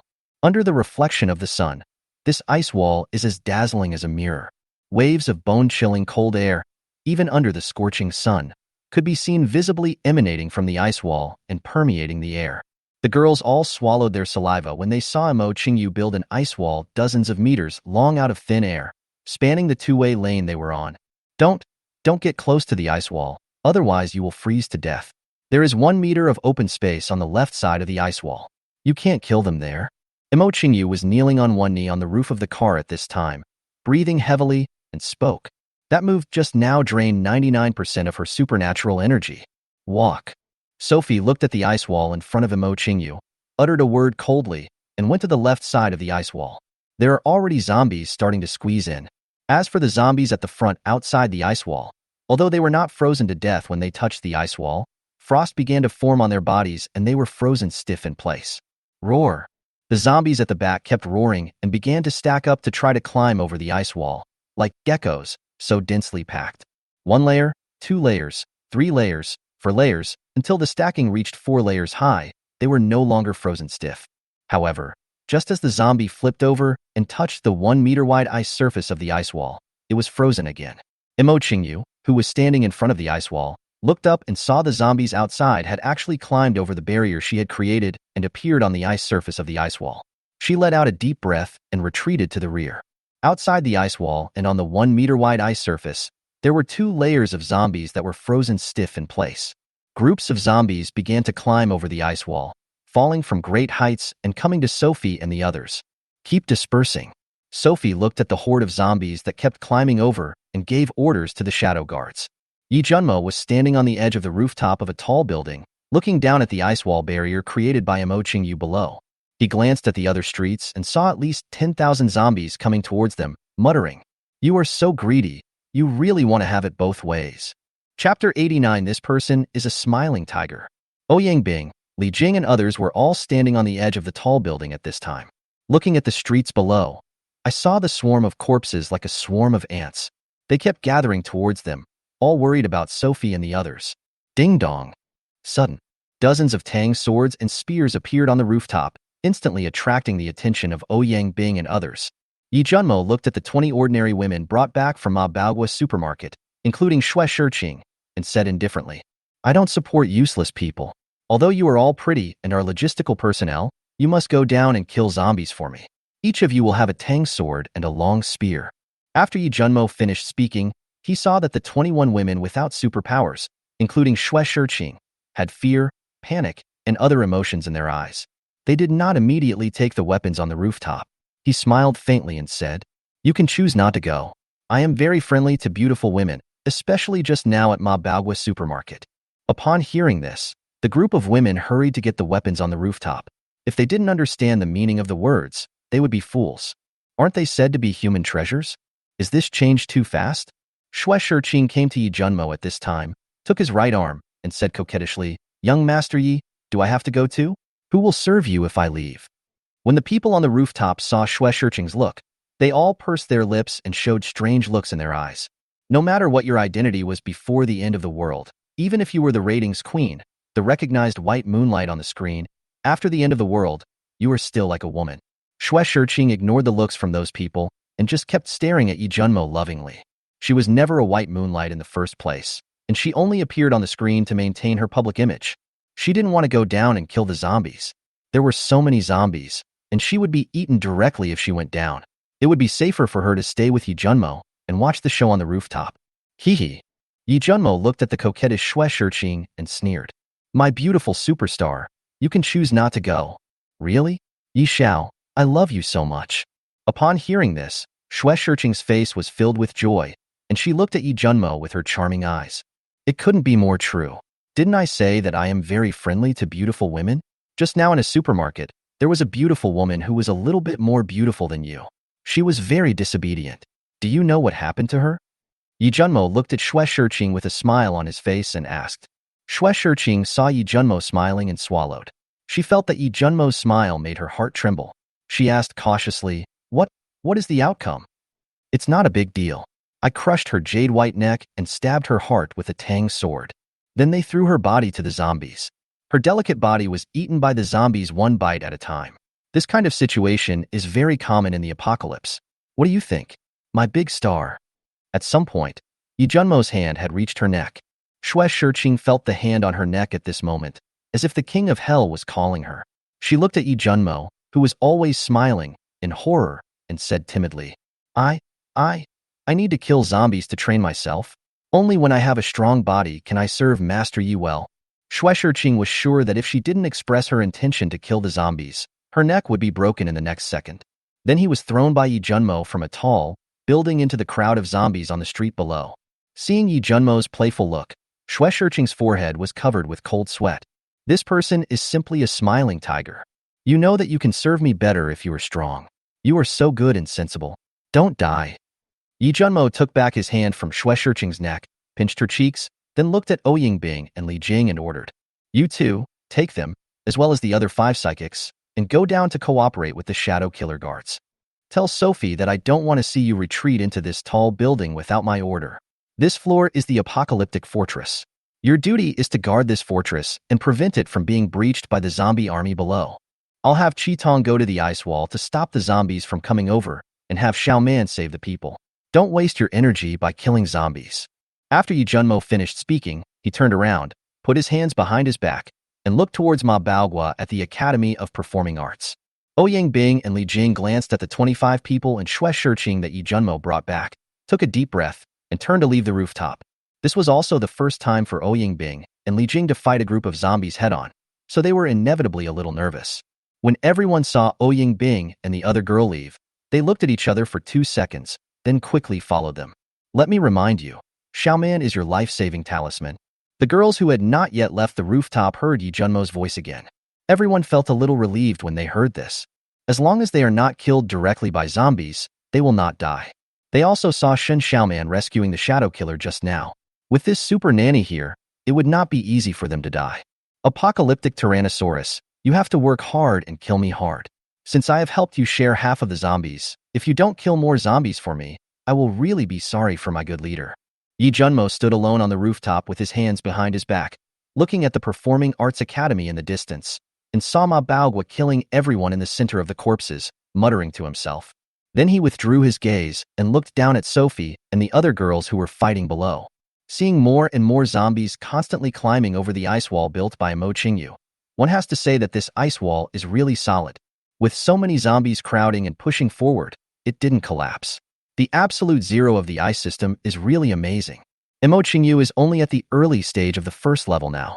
If he reaches the 3rd level, he will be a real expert in group combat. After a while, he saw Ouyang Bing and Li Jing had joined the battlefield. However, the women who were brought back from Ma Baogua's supermarket and the superstar Xue Shiqing hid in the back and dared not come forward. A number of titanium alloy spears suddenly appeared in Yi Junmo's hands. Swish, swish, swish. Titanium alloy spears, accompanied by strong winds, continuously shot out from tall buildings toward the streets below. Boom, boom, boom. Ah, ah. Titanium alloy spears were constantly inserted in front of the women who dared not to come forward. The spear penetrated deeply into the asphalt road, causing a group of women to scream. Everyone saw the titanium spear falling from the sky that almost took their lives. Everyone was so scared that they broke out in cold sweats, and they all looked up towards the place where Yi Junmo was standing on the tall building. They only saw a figure standing on the edge of the tall building, although they couldn't see Yi Junmo's face clearly. However, they could feel that Yi Junmo was staring at them with a pair of cold and murderous eyes. If they don't dare to go forward and kill the zombies, the next bullet may go directly into the top of their heads. Nail them to the spot and kill them completely. Dare not delay. These women, who originally did not dare to kill zombies, were forced to do so by Yi Junmo's tyranny. I can only hold on to the weapon in my hand and start to fight for my life. Chapter 90. 2nd level mutant zombies and sneak attack on Sophie. Sister Man. A piece of flesh and blood was torn off my arm by a zombie. Sister Man, my face was scratched. Sister Man, my back. Man. Sister Man, I have no energy left. Please give me a quick feed. Countless young ladies who were covered in blood and were scratched and bitten by zombies, as well as some who were exhausted, shouted at Shen Xiaoman that they wanted to be sucked. At this time, the healing light in Shen Xiaoman's hand has never been restrained. Either the young ladies took the initiative to run to her, or she took the initiative to run to the other girls. Shen Xiaoman is still staying at the rear, as if among the corpses, constantly shuttling around everyone, and her figure can be seen everywhere. And Mo Qingyu, who originally consumed 99 powers and energy, was working as a bodyguard for Shen Xiaoman throughout the whole process. She was given a mouthful of milk by Shen Xiaoman, which restored some of her mental strength. Shen Xiaoman did not consume a lot of mental energy in milk, but it only made her slightly better. With a talent like Mo Qingyu's, if she really had to give her enough milk, it would consume a lot of her mental energy. So she just encouraged Mo Qingyu a little and asked her to follow her. When she was rescuing people, she only needed to stop the zombies from attacking. She didn't need to kill them. When Mo Qingyu heard this, he nodded to express his understanding. She also did the same thing. Facing the zombies that were attacking, she just froze one of their feet and made them stand there, waiting for the ladies to harvest them. As long as Shen Xiaoman's mental strength is not exhausted, Sophie and the others will not die. You can let them kill until the sky is dark and the earth is dark. This is the importance of a super wet nurse. After all, this is the battlefield of Sophie and the others, and this battle is prepared by Yi Junmo for Sophie and the others. She just needs to play supporting role on the side and hone herself at the same time. Ouyang Bing and Li Jing, two girls, with 5 people with special abilities, were scattered all over the place. These 5 psychics all have superpowers. 2 are ice type and 3 are wood type. They did not kill the zombies, but also used their own special abilities to restrain the zombies. Either make the zombies move slowly or freeze them, waiting to be killed by the shadow guards, or by Xue Shirqing's 21 ordinary young ladies. This will not only reduce casualties and coordinate fighting, but also greatly reduce the consumption of their own abilities and energy. As long as they can hold the zombies back for a while, the others can kill them with one blow to the head. Imo Qingyu's ice wall blocked the attack and prevented a large number of zombies from rushing forward at the same time. The small group of zombies that climbed over the ice wall were not able to devour these women. Not to mention, Akaji, who had been inactive, was now going crazy on the ice wall. Akaji was furious because she was ambushed in the mall. It was originally protecting Sophie secretly, and it would only take action when Sophie's life was in danger. Looking at so many corpses, it could no longer suppress the anger in its heart. He just received Yi Junmo's order and started killing like crazy. Chi Tong's tall body stepped on the frozen zombie bodies on the ice wall, shuttling back and forth continuously. Countless zombies that climbed up in a pile had their heads chopped off by its steel-like claws and fell on 2 sides of the ice wall. The shriveled, headless corpses here were piled up like a mountain, spread out on several levels. Now Sophie and the others were killing and retreating at the same time. Otherwise, you can only step on the corpses spread out several layers and continue to fight the zombies. Moreover, there were too many zombies killed at this time, and the poisonous blood mist began to fill the air. Even if the sun shines brightly, the poisonous fog does not dissipate between the sky and the earth immediately, so they can only retreat while killing. Otherwise, the girls would have breathed in the poisonous mist formed by the poisonous blood of these zombies. I have to run to let Shin Xiaoman detoxify again. Isn't this a waste of the big nanny's mental energy? As for the zombies and corpses on the ice wall, they are countless. Viewed from a high place, countless corpses were piled up like a city wall along Imo Qingyu's ice wall, making the streets airtight. The little poisonous blood in the zombie's head flowed out from the mountain of corpses like a stream, flowing slowly along the asphalt road. However, just as the women were killing crazily, a short zombie, different from those who only knew how to bite mindlessly, mixed in with the group of zombies. There was a hint of humanity in its pair of white pupils. This is a second-level mutant zombie. Not only is it several times stronger than an ordinary zombie, it also possesses semi-intelligence. This type of semi-intelligent mutant zombie is very scary at this stage when it is ruled and led by special mutant zombies with full intelligence. Not only do they know how to launch sneak attacks, they also know how to hide in the zombie horde, identify targets they think they can kill, and choose the right moment to catch the enemy by surprise and kill with one strike. Of course, if there were no special mutant zombies leading them, these semi-intelligent mutant zombies would not be so humane even when they launched a sneak attack. They would not learn to identify the target and wait for the opportunity like an assassin, unless they reached the king realm and their intelligence was fully awakened. At this time, this second-level mutant zombie was hiding in the crowd of zombies and was slowly approaching Sophie's side. It could see that this woman was stronger than other ordinary people and was also the leader of the others. This second-level mutant zombie originally wanted to kill the 5 first-level psychics. However, when she saw Sophie's smooth sword skills and her occasional orders to the shadow guards around her, this second-level mutant zombie changed its mind and wanted to kill Sophie first. Just when it was 5 meters away from Sophie's side, the zombie saw Sophie turning around to deal with several zombie minions. Seeing such a good opportunity, the second-level mutant zombie immediately flew over and bit. Bai Lingyu, who was not far from Sophie, chopped down a zombie and just looked up to see the second-level mutant zombie that was pouncing and biting Sophie from behind. She was about to shout at Sophie to alert her behind her. However, the next second, Bai Lingyu saw Sophie soaring more than 2 meters into the air as if she had eyes on her back, and her delicate body rotated 360 degrees in the air. Not to mention she dodged the second-level mutant zombie that attacked her. At the same time, the Tang sword in his hand slashed across the neck of the second-level mutant zombie, leaving a trail of sparks. Bang bang. The sounds of 2 heavy objects falling one after another on the roof of the scrapped car. At this time, Sophie was standing on the roof of the car, her beautiful eyes staring at the second-order mutant zombie on the roof of another car 3 meters away from her, with a hoarse growl from its mouth. The second-level mutant zombie that attacked Sophie was not dead. When the bisteel Tang knife in Sophie's hand just passed through its neck, it did not cause any harm to it, making her feel as if she had struck a piece of steel.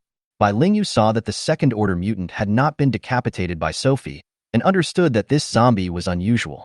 Sister Fei, use my knife. Bai Lingyu's Tang Dao can break through the defense of ordinary third-level zombies.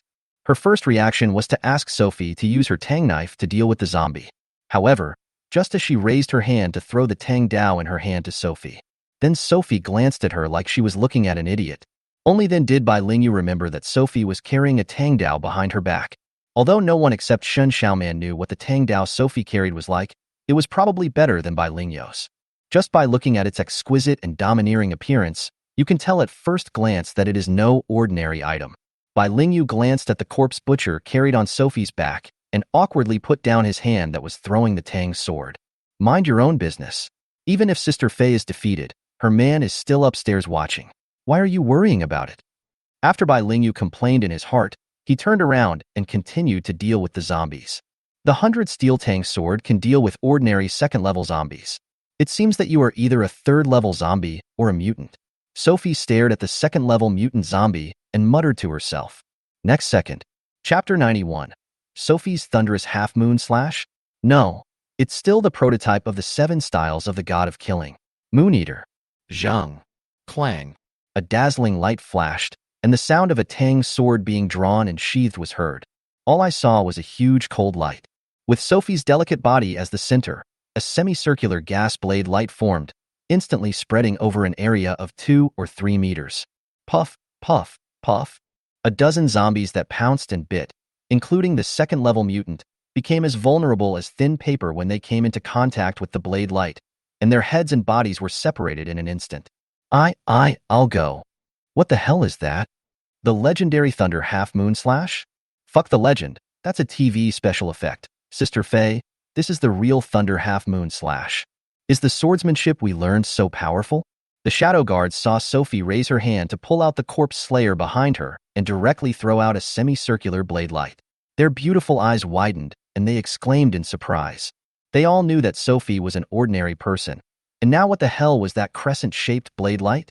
Yi Junmo, who was on the high building, took back the titanium spear in his hand with a smile in his eyes. It is impossible to create a sword beam through the air with elementary swordsmanship without the support of a magical weapon like Corpse Slaughterer. Unless you have mastered the intermediate swordsmanship, you will not be able to use the sword to attack the enemy from a distance without the help of magic weapons.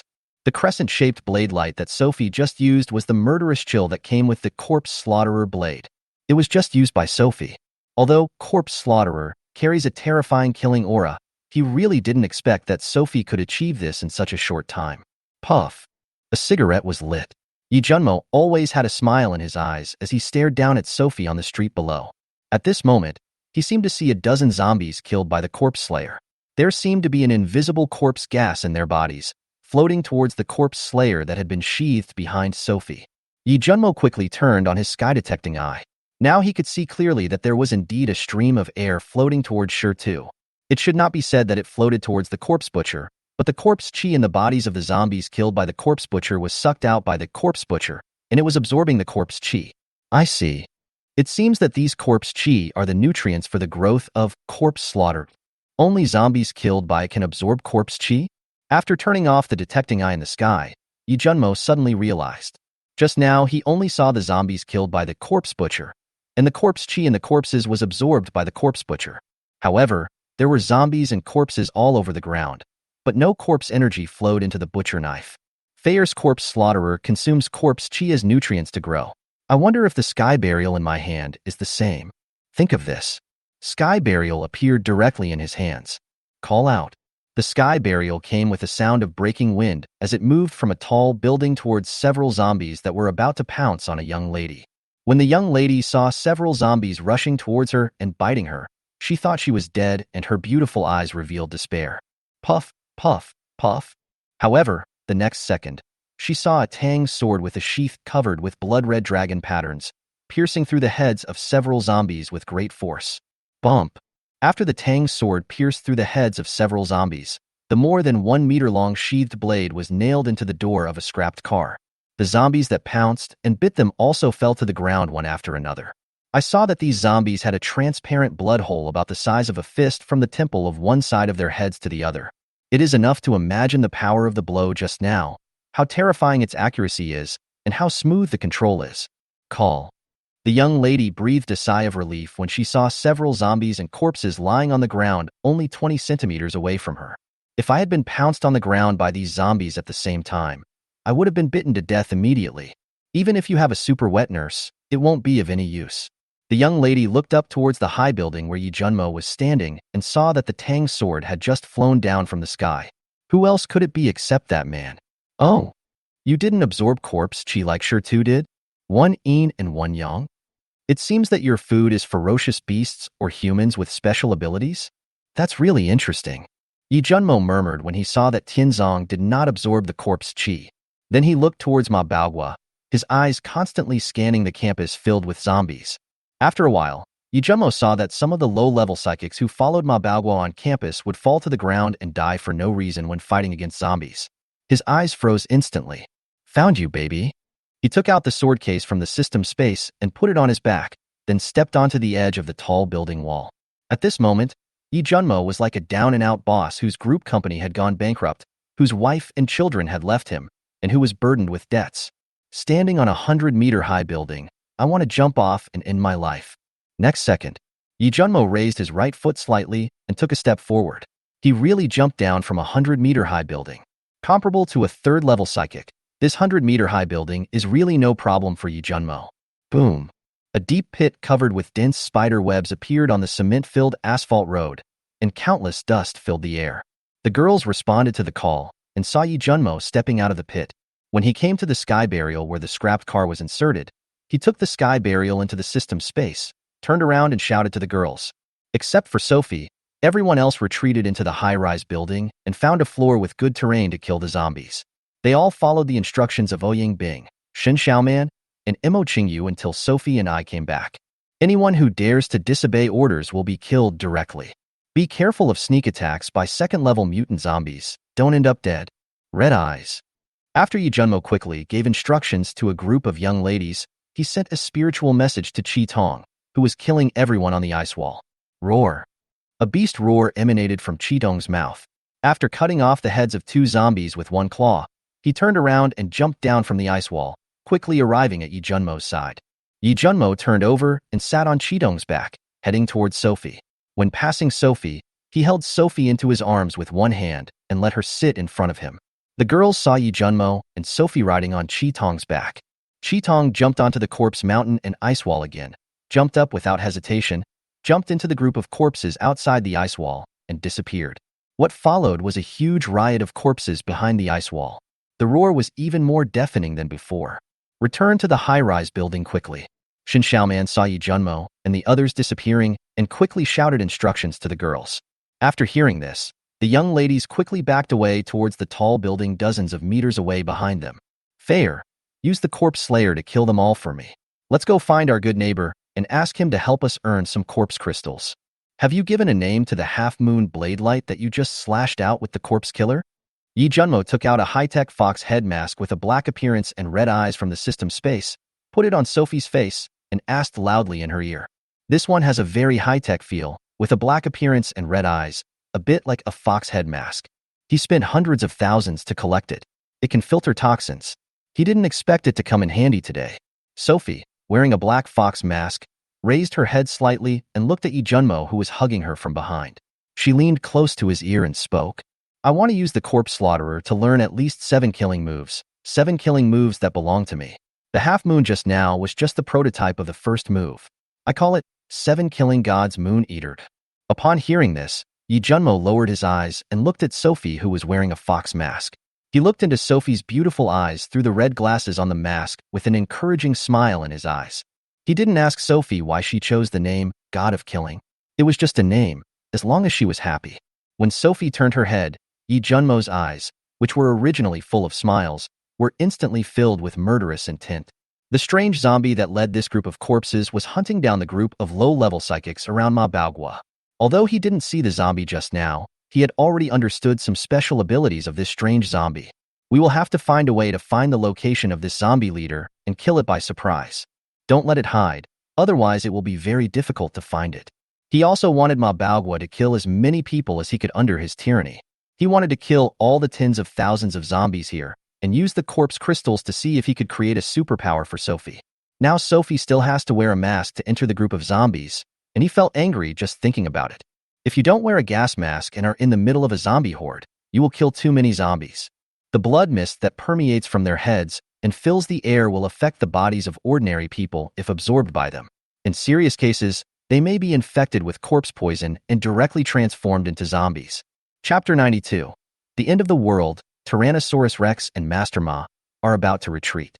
On the two-way lane, there were tens of thousands of zombies like a swarm of ants. After Yi Junmo brought Sophie and rode on Qitong into the sea of corpses, the corpses rioted. At the edge of the ice wall, the zombies that were piled up in groups and forming human ladders fell down one after another, crowding madly towards Yi Junmo and the others. You are wishful thinking if you want to stop me from supporting our good neighbor, Master Ma. Yi Junmo saw the mad zombies and pounced on them. The sword box mechanism behind him was opened, and 100 golden threads and 100 flying knives flew out at the same time, continuously harvesting the surrounding zombies. Sophie in his arms stared at the huge crowd of corpses in front of her with her cold, beautiful eyes, without a trace of fear on her face. He kept waving the sword in his hand, and blade beams like a waning moon kept flying into the group of corpses. The red eyes under the crotch of the two men did not actively attack, but just steadily fulfilled the duty of a mount. It was conserving its strength and just had to protect Sophie. If you look down from the sky at this moment, you will see a man and a woman riding on a tiger, killing many people among the corpses that fill the two-way street. Wherever they passed, it was like a lawn mower, with zombies and corpses falling to the ground one after another. In this dense group of zombies like an ant colony, it is like a small passage has been opened, and then the passage will be filled up again by the surrounding zombies. On the rock wall of the Academy of Performing Arts. Go away, you disgusting bastards. Master Ma, please save me. Oh God, please open your eyes and take a look. This world has become a hell on earth. It is a hell on earth. Why don't you do anything about it? Ma Baogwa, you bastard, you devil. I will not let you go even if I become a ghost. Ma Baogwa, I will fuck your ancestors for 18 generations. Save me, I don't want to die. On the rocky wall of the Academy of Performing Arts, there is a group of ordinary people with pale faces and skinny bodies. They would either die in the mouths of the zombies that climbed up like a pyramid, or be squeezed and fall into the group of zombies below. Some people were asking for help, some were cursing, and some were begging God to open his eyes. They didn't want to die, so they felt so happy even if they had to chew trees to survive and eat a bite of bread every 3 days. Even if they starve to death, they will be poisoned by eating soil, leaves, and bark. They also don't want to be torn apart alive by zombies bit by bit like they are doing now. He died in pain watching pieces of his flesh being torn apart. No one wants to die, so who wants to die? Who is willing to die? But the reality is that they have no choice. No strong man stepped forward to offer protection. There was no peacetime when the soldiers who silently guarded the border shed tears and blood for them. At this moment, they are the lambs to be slaughtered and the fish on the chopping board. You will become blood food in the zombies' stomachs at any time and anywhere. Sudden. A low-level psychic who stands on a tree several meters high and kills zombies. I saw a psychic standing on a school bus and killing zombies, and his head fell off for no reason. His eyes narrowed, and he shouted in fear at Ma Baogwa, who was not far away from him. Master Ma, there is a ghost over there. There is a ghost. The brother who was standing on the school bus just now had his head dropped for no reason. At this time, Ma Baogwa had recovered from his furious state. I heard the voice of the psychic in the trees and looked up at him. Ma Baogwa followed the direction of his finger and moved his eyes to the school bus. What he saw was the headless body of a psychic lying quietly on the roof of the school bus. What surprised Ma Baogwa was that the headless body of the psychic was lying on the roof of the school bus. But the zombies under the car not only did not climb up and eat it. Instead, some zombies that were about to climb onto the roof of the car retreated directly. They seemed not to have seen the headless body of the psychic, as if they were not interested in the body. Puff, puff, puff. Ma Baogwa withdrew his gaze and frowned. The steel bar in his hand, as thick as a bowl, is like a magical weapon. He simply raised his hand and swept it across, knocking down several zombies not far in front of him with one blow. What happened today? Why did the zombies in this area gather together at the same time and act so crazy? Is there a zombie leading them? Ma Baogwa thought quickly in his mind, turned his head again and glanced at the roof of the school bus. He didn't find anything except the headless body of the mutant. Moreover, he always felt that there were a pair of eyes watching him in the dark somewhere in the school playground. While killing the zombies around him, Ma Baogwa kept looking around the campus. Looking at the group of ordinary people fighting desperately on the rock wall, a few of them would die in the mouths of zombies from time to time, and his tiger eyes did not fluctuate at all. However, when he saw the group of second-level mutant zombies attacking a group of psychics, Ma Baogwa frowned. It doesn't matter whether ordinary people die or not, but the subordinates of these superpowers must not all die. If all these people with special abilities were to die, wouldn't he be left alone? Ma Baogwa looked at his subordinates with special abilities and found that more than a dozen of them had died. If this continues, everyone will die. Moreover, the dense swarms of zombies outside are still pouring in. If he fails to kill all the zombies by the time his strength is exhausted, he can only escape. At that time, not only were all his men killed, but there was also no time to collect the corpse crystals on the ground. Damn it! Ma Baogwa thought of this and let out a low roar, then yelled at his group of psychic subordinates. All of you gather together, come closer to me, fight together with me, and we will leave this place. Upon hearing this, those people with special abilities hurriedly moved closer to Ma Baogwa. They were also very scared at this time. Not only do you have to deal with the zombie hordes, but you also have to be on guard against sneak attacks from mutant zombies. Seeing other psychics being killed one after another, they would have run away long ago if this place had not been completely surrounded by the zombie army. Now that I heard Ma Baogwa say to fight our way out, I had to quickly follow him. 10 of you take off your clothes and quickly pick up the corpse crystals on the ground. The rest of you will follow me to clear the way and kill your way to the wall. After you climb over the wall and get out, follow me closely. If you fail to catch up and die, don't blame me. Ma Baogwa saw that among the 20 or so surviving superpowers, the super space superpower who moved the warehouse was not there, and he knew that he was dead. Let this group of psychics quickly take off their clothes and pick up the scattered corpse crystals to wrap them up. Upon hearing this, everyone did not dare to delay and immediately assigned 10 people with low abilities to be responsible for collecting the corpse crystals on the ground, while the others cooperated with Ma Baogwa to kill the zombies. After those 10 people collected most of the corpse crystals scattered in one place, they moved to another place, and after collecting all the items, they continued to move. In this way, Ma Baogwa, with a group of psychic subordinates, slowly moved towards the rock wall while collecting the corpse crystals scattered on the ground. Roar! Right at this moment, more than a dozen second-level mutant zombies shuttled through the zombie group closest to Ma Baogwa and his group and flew towards them at the same time. I thought you guys wouldn't come out. I've been waiting for you for a long time. Go to hell with me. Chapter 93 Good Neighbor, Lao Wang Next Door. Ma Baogwa roared angrily. He held the bowl-thick steel bar tightly in his hands. The body is spinning in place like a top. He attacked the dozen or so mutant second-level zombies flying in the air with accuracy and ferocity. Huff, huff, huff. Bang, bang, bang. Wherever the steel bars as thick as a bowl passed, a whistling wind was created. Then there was the sound of heads exploding. Look at the dozen or so second-level mutant zombies rushing over. Before they even hit the ground, all of them were smashed in the head by the steel bars in Ma Baogwa's hand. Suddenly, the poisonous blood splattered everywhere and the body fell to the ground.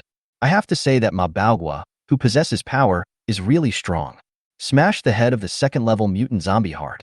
If the steel bar in his hand, which was covered with poisonous blood and brain matter, was not as thick as a bowl, then no matter how strong he was, the steel bar would have been severely deformed long ago. You bastard! You really think that Master Ma is easy to bully, and you're even trying to sneak attack him? Ma Baogwa cursed at the corpses of the second-level mutants. Seeing the corpse crystals falling out of the heads of the dozen or so second-order mutant zombies, he quickly ordered his men. Quickly collect those dozen corpse crystals and give them to me, then rush out with me. Ma Baogwa knows that the corpse crystals of these second-level mutants are the real stuff. He had killed several mutant zombies that had attacked them and eaten their corpse crystals. The energy contained in it is incomparable to the corpse crystals in the heads of ordinary zombies. The corpse crystals in the head of this mutant zombie are hundreds more than those in an ordinary zombie. Just as Ma Baogwa blew up a dozen second-level mutant zombies with a steel bar, a pair of eyes on the school bus looked towards him. But the strange thing was that there was nothing on the school bus except the headless body of that low-level psychic. What's even more bizarre is that the flesh and blood on the headless body of the psychic is disappearing bit by bit.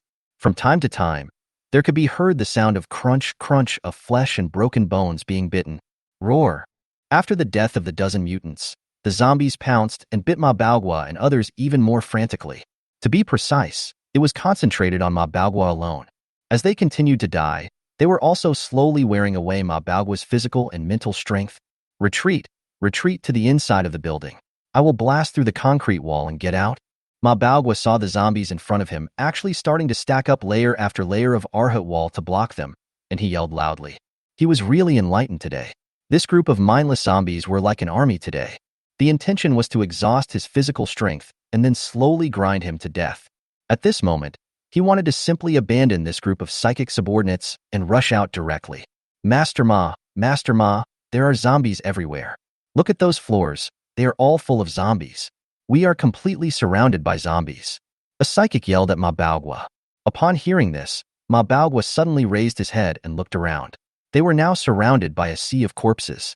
Countless zombies had gathered on the ground floors of the high-rise buildings of the school without anyone knowing when.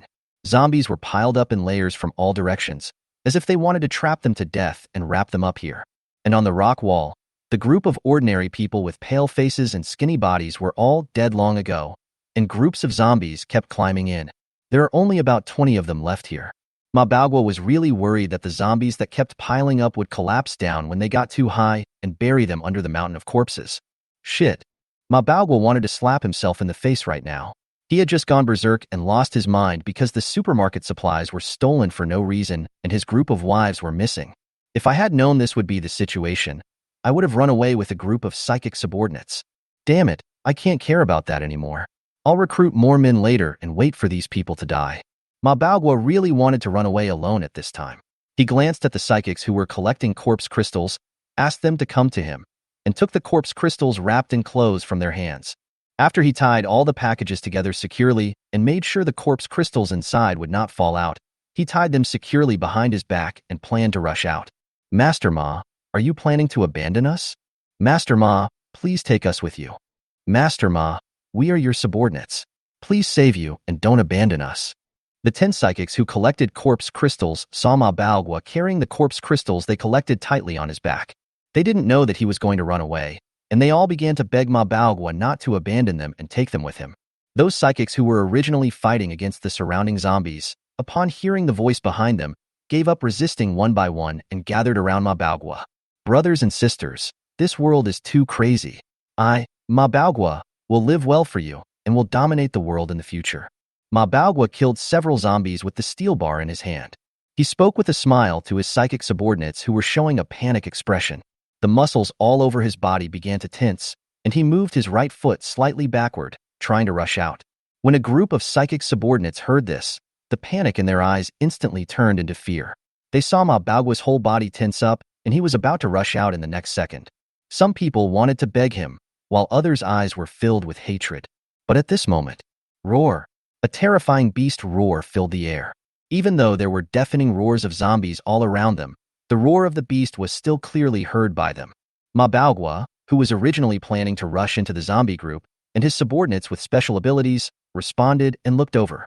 All I saw was a man who could kill a group of female zombies with his good looks, and a woman who, even with a black mask on, is easily seen to be an extremely beautiful woman.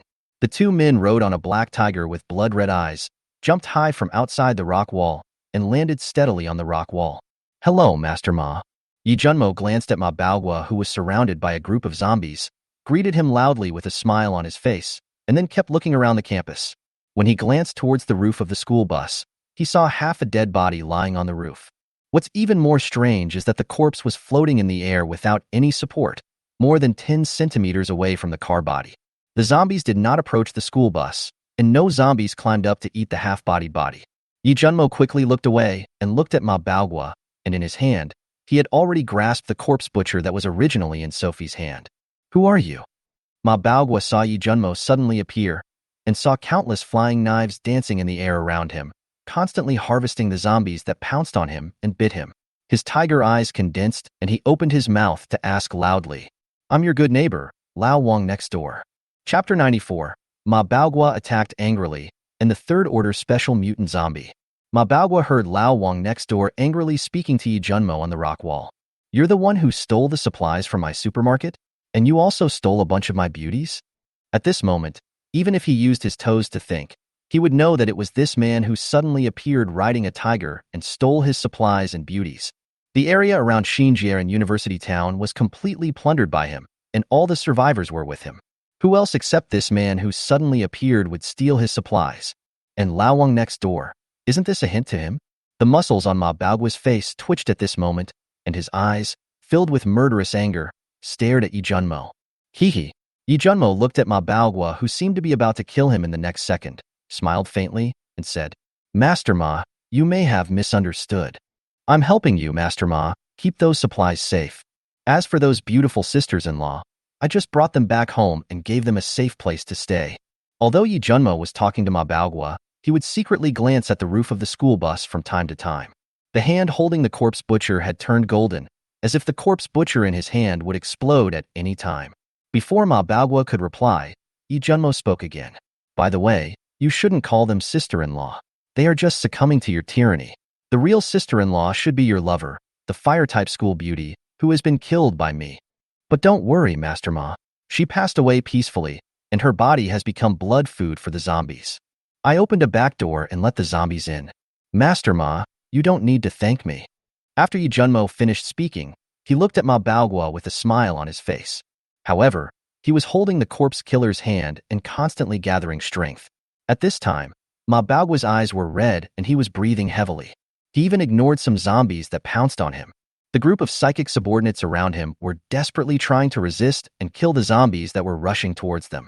They also heard the conversation between Yi Junmo and Ma Baogua. The voices of the two people were not drowned out by the deafening roars of the zombies, and they could be heard clearly. Now they no longer care about so many things and just want to escape from here. Otherwise, once Ma Baogua leaves, they will be besieged and killed by the zombie army. This group of psychics not only dealt with the zombies that were pouncing on them, but also bit them. He was also deliberately retreating towards Ma Baogua, wanting to use Ma Baogua's strength to kill the zombies and create a way of survival for them. You're looking for death. Ma Baogua suddenly let out a roar like a wild beast. He raised his hand and directly blew up several of his men who were approaching him and rushed towards Yi Junmo. Boom, boom, boom. Wherever he passed, the corpses that were stacked up in layers in front of him were like little chicks, either collapsing or flying everywhere. Every time he took a step, the ground seemed to shake, which was enough to show how terrifying the power contained in this man's body was. Just as Ma Baogua moved, Qitong also moved. Qitong stepped on the heads of the corpses and rushed straight towards Ma Baogua, who was running towards him. Yi Junmo, who was riding on Qitong, was holding the Tang sword Shi Tu in his hand, but he was not holding it in his hand. Instead, he held it like he was holding a javelin, ready to throw.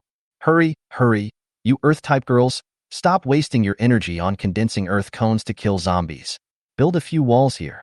We will use the walls to resist the zombie swarm first. When Ma Baogua was rushing towards Yi Junmo, a few quick-reacting psychics yelled at the Earth-type psychic girls around them. Ma Baogua, who was running recklessly among the corpses, looked up at Qitong, who was charging at him, and roared again at Yi Junmo, who was riding on him.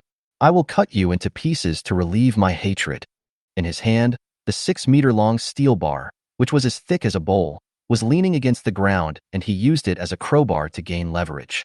His body leaped up 7 or 8 meters high, and a steel bar as thick as a bowl was dragged behind him with both hands, and it was filled with his own supernatural energy. With a violent momentum of clearing a path through the mountains, he smashed towards Yi Junmo, Qitong, and Sophie, who were facing him head-on. Just as the steel bars were about to hit, Akaji, who was rushing towards him, suddenly turned at high speed and headed towards the school bus.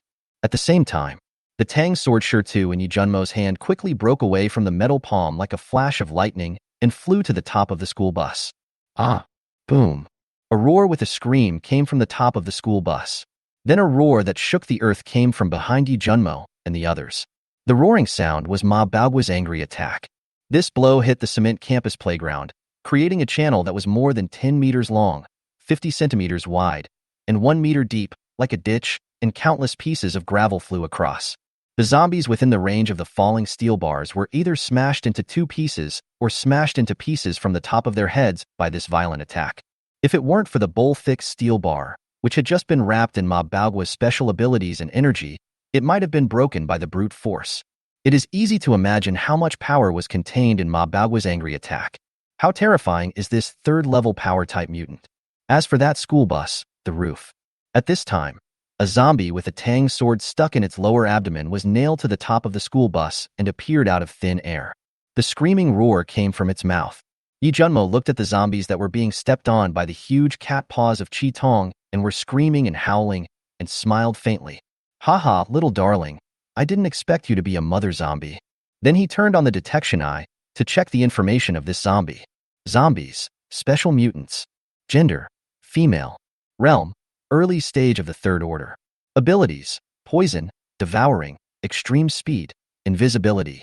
Yi Junmo closed his sky eye and thought to himself, no wonder this special mutant has been hiding in the dark and unleashing the zombie army. It turns out to be so incompetent. The poison of this zombie is not as extremely toxic as some special mutants, but is similar to the poison of mutant zombies. It's not surprising that every zombie has the abilities of poison and devouring. Apart from its good stealth and extreme speed abilities, its abilities are completely useless against talented and defensive psychics like Ma Baogua or Yi Junmo. He couldn't even break through the defenses of Ma Baogua, Yi Junmo, and others. If it dares to launch a sneak attack on Ma Baogua, it will be difficult for it to protect itself, let alone kill Ma Baogua. If it didn't run away immediately, Ma Baogua would have punched it hard and it would have been completely defeated. The ability of this special mutant is only to kill those psychics with weak defenses or poor talents. If it had an extremely sharp ability, combined with its invisibility and extreme speed, this zombie would be a terrifying assassin. Even Ma Baogua, Yi Junmo, and the others could easily be sent away if they were not careful. Special mutant zombies also have different strengths and weaknesses. Just like human mutants, he has top-notch talents such as strength, time, and space. Have above-average talents in the 5 elements. In a nutshell, this special mutant zombie is not very good. Compared with the special mutant zombie that almost killed Akaji in the mall, one is in heaven and the other is underground, not even worth mentioning. Yi Junmo now knows what the special mutant zombie that attacked Chi Tong is capable of. Extremely poisonous, tremendous strength, devouring, ultimate defense, and extreme sharpness. The words devour and eat here are 2 different concepts.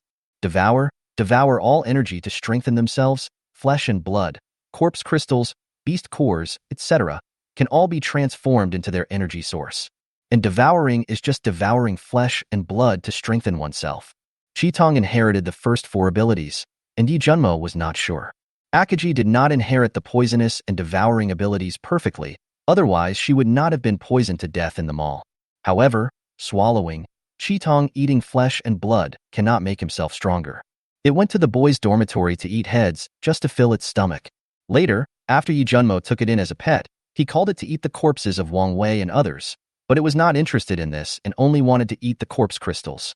From this, it can be inferred that devouring was not a perfect inheritance either. You are not very capable, and you mobilized the zombie army, trying to eat me and Ma Baogua at the same time.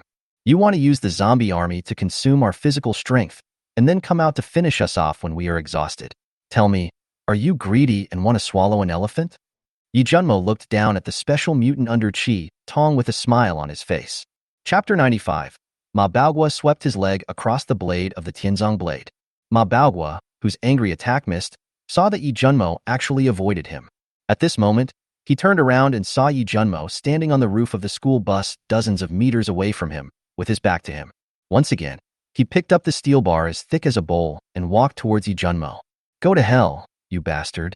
Ma Baogua doesn't care about the special mutant zombie that appeared out of nowhere under Chi Tong. At this moment, he only wanted to kill Yi Junmo. Puff. Hearing Ma Baogua's roar behind him, Yi Junmo drew out his corpse killer and directly chopped off the head of this special mutant zombie. A corpse crystal with 3 lines on it fell out and was put into the system space by him. The energy source contained in this 3rd-level special mutant corpse crystal is equivalent to thousands of ordinary 1st-level corpse crystals. This special mutant is fully intelligent and can communicate with her mentally. If you want to subdue her or use her to command the zombie army, that is simply a pipe dream. Unless they reach the king realm, they can speak human language. Their intelligence reaches the level of an adult, and they understand the word interest. As long as you are strong enough and not afraid of death, you can make a deal with them. After the death of this special mutant zombie, the zombie army was like headless flies. They attacked Ma Baogua's men, Ma Baogua himself, Yi Junmo, and the others in a disorderly manner. Master Ma, why are you so angry? The end of the world has come. We are all the few survivors of humanity. We should help each other, support each other in friendship, and unite. Although you should be on guard against others, you must not have the intention to harm others. You are harming me now. Isn't this wrong? Yi Junmo got off Qitong, turned around and looked at Ma Baogua, who had a ferocious and furious face and was charging towards him among the zombie army. He spoke indifferently and began to educate him. The moment Yi Junmo came down, Qitong took Sophie on its back and jumped towards a nearby high-rise building and reached the top of the building with the help of the window. Screw the mutual help, screw the friendly support, screw the unity. I just want to kill you, you bastard. Ma Baogua came to a distance of 7 or 8 meters from Yi Junmo, jumped up from the crowd of zombies again, roared angrily, and the steel bar as thick as a bowl hit him again. Hee hee. Yi Junmo chuckled and was not angry at Ma Baogua's rude words. The sky burial appeared out of thin air in his hand, and he stared at Ma Baogua, who was getting closer and closer with a faint smile on his face. Die. Ma Baogua, who was in the air, saw Yi Junmo not dodging or evading, and the word death came out of his mouth. Just as the steel bar in Ma Baogua's hand was about to fall, Yi Junmo's entire body instantly turned into metal. He exerted a little force with his right foot that was stepping on the roof of the car. His body turned into an afterimage, and he appeared behind Ma Baogua, stepping on the heads of the zombies under the school bus. Not good. When Ma Baogua saw Yi Junmo suddenly disappear, he felt a great crisis behind him and felt very uneasy. The steel bar as thick as a bowl that was about to fall on the school bus was tilted by him, and at the same time, he exerted force and stuck it diagonally on the roof of the school bus. Then he used his hands to gain leverage on the steel bars and turned his body sideways in the air. At the same time, he raised his muscular thigh, which was like the roots of an old tree, and swept it behind him. Yi Junmo saw that Ma Baogua sensed a great crisis behind him and instantly completed his actions and counterattacked him. He held the sky burial in his hand and moved it towards Ma Baogua's calf, causing his leg to sweep onto the blade of the sky burial. Puff. Ah. The sound of a calf being chopped off came from Ma Baogua's leg, followed by Ma Baogua's ear-splitting scream. Boom. Ma Baogua did not fall to the ground after one of his calves was chopped off. Instead, he used the steel bar in his hand to stick on the roof and stepped heavily on the roof with one foot, causing the roof to be severely deformed. Roar. A bloody calf of a third-level mutant fell among the corpses. The nearby zombies swarmed over instantly, fighting for the severed leg. Some zombies just lay on the ground, licking the blood that spilled from the broken legs. The zombies lying on the ground, even if being trampled by the zombie swarm, could not stop them from licking the blood of the third-level psychic. I believe that it won't be long before several second-level zombies will appear here. At this time, Ma Baogua was sweating profusely. With one hand, he held the steel weapon, and with the other hand, he tightly grasped the broken leg. His pair of tiger eyes were looking in horror at Yi Junmo, who was 7 or 8 meters away from him, with his feet firmly on both sides of a zombie's shoulders. Then he moved his eyes downward and stared at the sky burial sword in Yi Junmo's hand. He was very clear about his own defense, which could be said to be invulnerable to swords and guns, immune to water and fire, and not afraid of thunder. Ma Baogua couldn't believe his eyes. Not only was his defense broken by a tang sword, but his leg was also chopped off. To be honest, without this knife, even with my experience, as long as I don't fight you head-on, I will definitely have no problem killing you as you are now. Yi Junmo looked at Ma Baogua, who was standing with one foot on the roof of the school bus, and spoke lightly.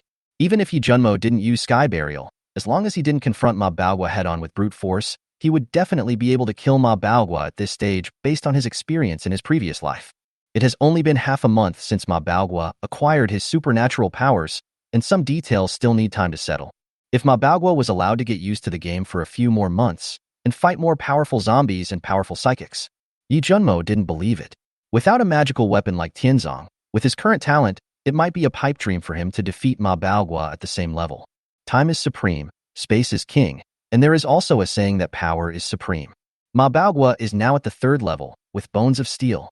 When he reaches the 4th, 5th, or 6th level, he may have bones of bronze. Skin of steel and bones is just a metaphor, meaning that after he reaches level 4, 5, or 6, his defense will be greatly improved. And his ability to defeat 10 skills with one force may have reached the King realm, the Emperor realm, and the Monarch realm, which means that one force can defeat 10 skills, 100 skills, and even omnipotence. This Nung refers to superpower. As long as Ma Baogua, who possesses the power, does not die and his realm reaches a certain level, he can compete with those with special abilities such as time and space at the same level. This is it, power supreme. Ma Baogwa heard what Yi Junmo said and endured the pain from his broken leg. With the steel bar in his hand, he killed several zombies that were about to climb onto the school bus with one blow. Looking at Yi Junmo with a look of fear on his face, he asked, "You? Who are you? We have no grudges against each other. Why do you want to harm me?" Yi Junmo smiled when he heard this and said lightly, "Ma Baogwa, Master Ma. How can you say such words? We have no grudges against each other. You were the one who wanted to kill me first. Just now, when we met for the first time, I greeted you very friendly. Have you forgotten that?" Ma Baogwa looked at Yi Junmo, who was smiling and seemed amiable, and there was nothing in his eyes except Ji-chan, and he let out a deep breath. "Let me go. As long as you let me go, I, Ma Baogwa, will work like a slave for you in the future." Yi Junmo looked at Ma Baogwa, who was no longer in his furious state, and began to beg for mercy. He lit a cigarette and killed a few zombies that rushed towards him. He stepped on both of his shoulders and made him stand there as punishment. He pointed at his metal calves, grabbed the zombies under him randomly, chopped off his hands, and then exhaled a puff of smoke and said to Ma Baogwa indifferently, "I didn't say I would kill you, and I don't have the intention to kill you now. As for what you said about being treated like a slave, why do you have to do it later? Isn't it better now?" Chapter 96. Boss Chow is a man with unappreciated talent. Upon hearing this, Ma Baogwa didn't know how to respond for a moment. He just wanted to find an excuse to ask Yi Junmo not to kill him. The so-called working like a horse or an ox is nothing but a joke. He didn't expect Yi Junmo to actually ask him to work like a slave now. But thinking that Yi Junmo would not kill him, Ma Baogwa glanced at his right leg. I saw that the calf below the knee was chopped off neatly, and blood was dripping from the wound. Waves of piercing pain kept coming, but he had to endure it. The hatred in his eyes was hidden very well. He looked up at Yi Junmo and asked, "You really won't kill me?" Yi Junmo kept looking at Ma Baogwa with a smile on his face. When he heard him ask him, he nodded and spoke very seriously. "I really don't have the intention to kill you now, otherwise the knife I just stabbed wouldn't have cut your calf. What do you think?" Hearing this, Ma Baogwa took a deep breath and exhaled. At this moment, he kept reminding himself in his heart. He must endure the humiliation and bear the heavy burden, no matter what Yi Junmo asked him to do. As long as he could save his life, he would find a chance to kill the person in front of him later. "What do you want to do?" Yi Junmo glanced at the campus, which was in disarray, like a group of zombies flying around without a head. He looked at Ma Baogwa's men again and saw that only a dozen of them were still alive. At this time, they were standing back to back on several walls of moderate height built by the Earth-type mutants, desperately resisting the swarm of zombies, and said to Ma Baogwa, "The clothes and clothes behind you should be carrying corpse crystals, right? Throw them over, and then accompany me to kill all the corpses here." Ma Baogwa frowned, thinking that he was being treated as a thug. "Call." Ma Baogwa, who was originally in deep thought, suddenly raised his hand, caught a torch flying towards him, and glanced at the torch in his hand. "You should use the torch in your hand to stop the bleeding of your broken leg first, and then consider what I say." "Master Ma, do you have any extra options now? Either help me kill the zombies, or I'll chop off your head. You have no choice but to obey me." "Certainly. You can resist. As long as you are not afraid of death, I will help Master Ma. It's just a pity that Master Ma has so much talent and strength. With Master Ma's talent, as long as he survives, he will be able to carve out a territory wherever he goes in the future. It's a pity to die." Yi Junmo talked to Ma Baogwa with threats and temptations. We need to make him understand that he should not act blindly and impulsively now, as staying alive is the most important thing. Ma Baogwa threw the torch in his hand onto the roof of the car. His body sank slightly, and the bleeding cut of his broken leg was placed directly on the torch. The pain from the burning of his broken leg made his face twisted. He stared at Yi Junmo with gritted teeth and asked with a trembling mouth, You treat me as a tool? If he lets Yi Junmo kill all the zombies here, isn't that treating him, Ma Baogwa, as a tool? What if in a while, they kill all the zombies here and Yi Junmo kills him again? That means you can't survive either." Ma Baogwa wanted to escape at this time, but he thought of Yi Junmo's swift movement just now, and seeing the speed of his black tiger, he instantly gave up the idea of escaping. As for fighting to the death, he is now a cripple, and Yi Junmo's Tang sword can easily cut through his defense, so fighting to the death is just seeking death. Ma Baogwa just wanted to survive at this time, but he still wanted to test Yi Junmo, see if it is what he thinks. After killing the zombies, Yi Junmo will use a knife on him. Yi Junmo saw Ma Baogwa, whose broken leg was being roasted on the torch, but he didn't even utter a sound.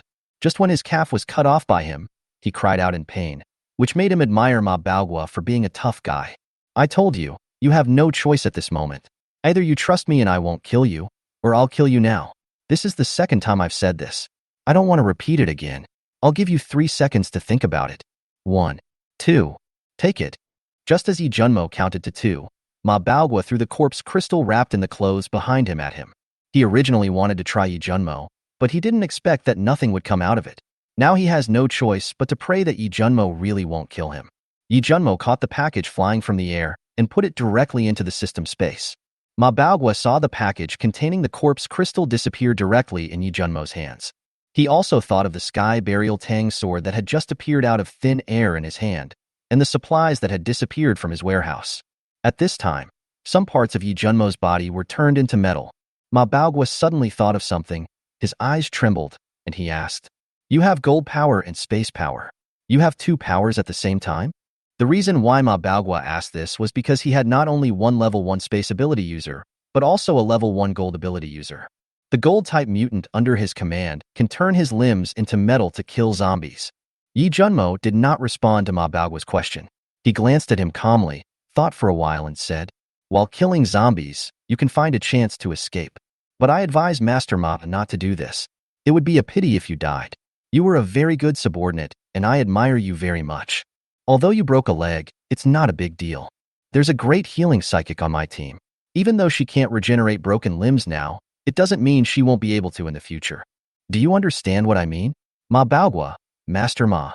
Ma Baogwa had been staring at Yi Junmo, and seeing that there was nothing else in his eyes except indifference and a look of superiority, he asked, "You want to subdue me? Make me your subordinate? You can think of it this way." Yi Junmo nodded. "Aren't you afraid that I will kill you one day?"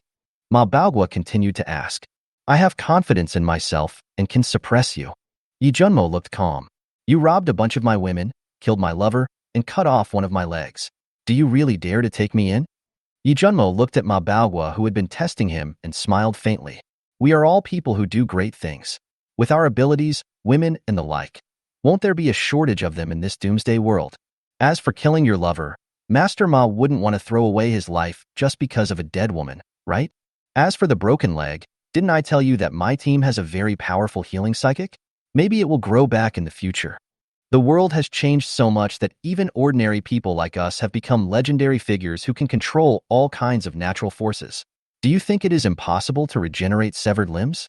In my heart, Master Ma is like Master Guan, who fought through many difficulties and healed his wounds. I am Boss Chow, who is talented but not appreciated. I really hope to gain the sincere support of a strong man like Master Ma. You have tested me, and I have spoken my mind. Master Ma, can you now sincerely accompany me to kill zombies? If Master Ma still doesn't believe it, we can first attack the temporary base where my team is stationed.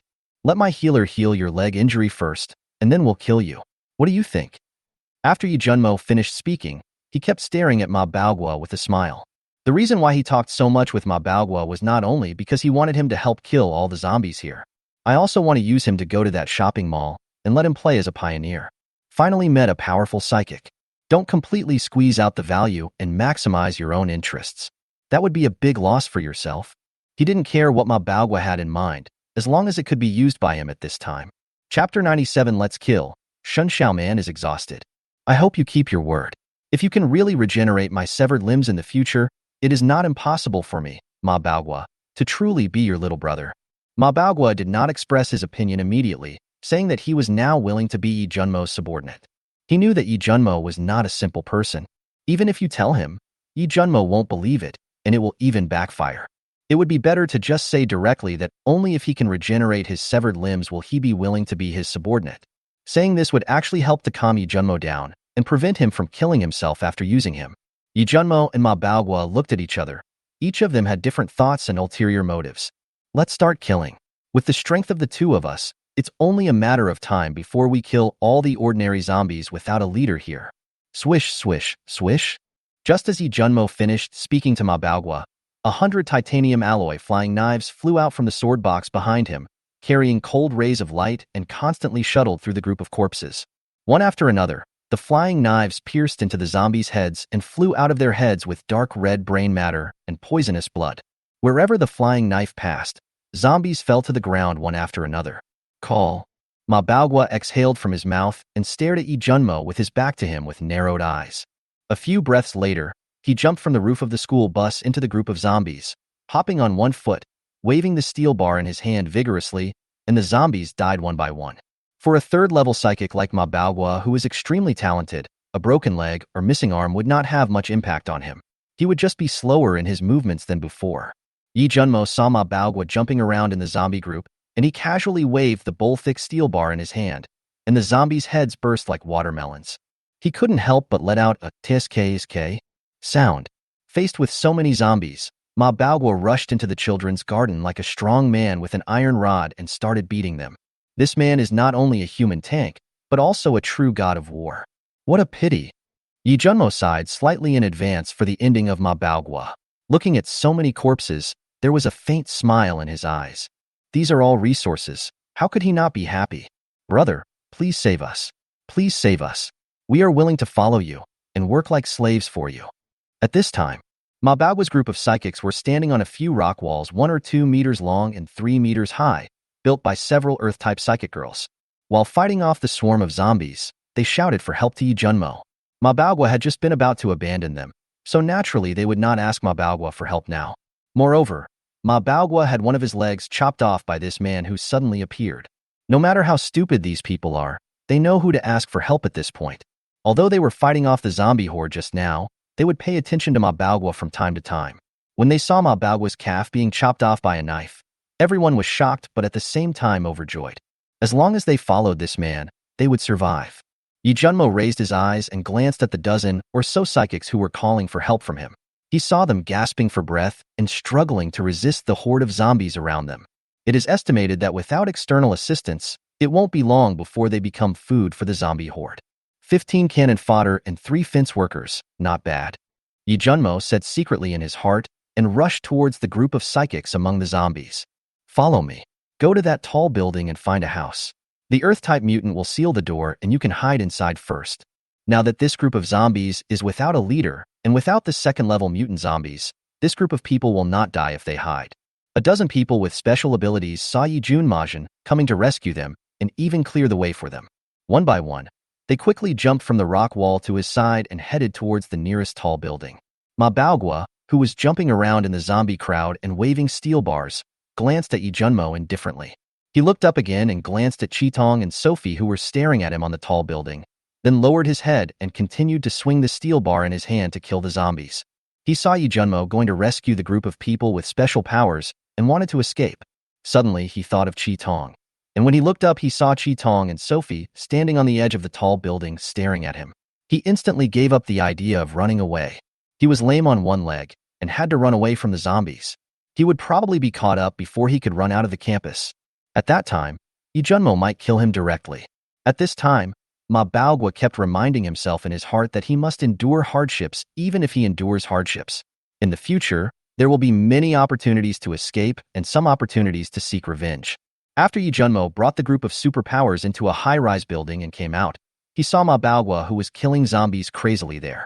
He smiled faintly, then killed him not far away and shouted, "Follow me and fight towards my team's temporary base. I'll help you heal your broken leg first." As soon as Yi Junmo finished speaking, Chitong rushed to his side from the tall building. He turned over and rode on Chitong's back, hugging Sophie's slender waist with one hand and twisting, leading Ma Baogwa towards Mo Qingyu, Shin Xiaoman, and the others.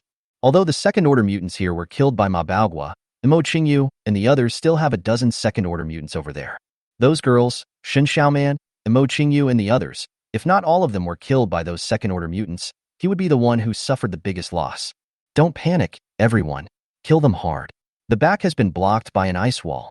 Don't let the corpses of Arhats come up. I found that kind of zombie that can climb the wall alone and hide among the piles of Arhat corpses. I'm going to report quickly. It's a second-order mutant zombie. It's not something you can deal with. At this time, Ouyang shouted instructions to a group of girls in front of him who were holding tang knives and paying full attention. Ouyang and the others retreated into the high-rise building after Yi Junmo left, and Shen Xiaoman gave Mo Qingyu a mouthful of milk. Ask her to use the ice wall to seal all the entrances and exits of the 8th floor. They were divided into several small teams to deal with the corpses climbing up from the stack of Arhats in the corridor on the 8th floor. As long as the stacked zombies are within the distance of the weapons in their hands, they will be killed directly.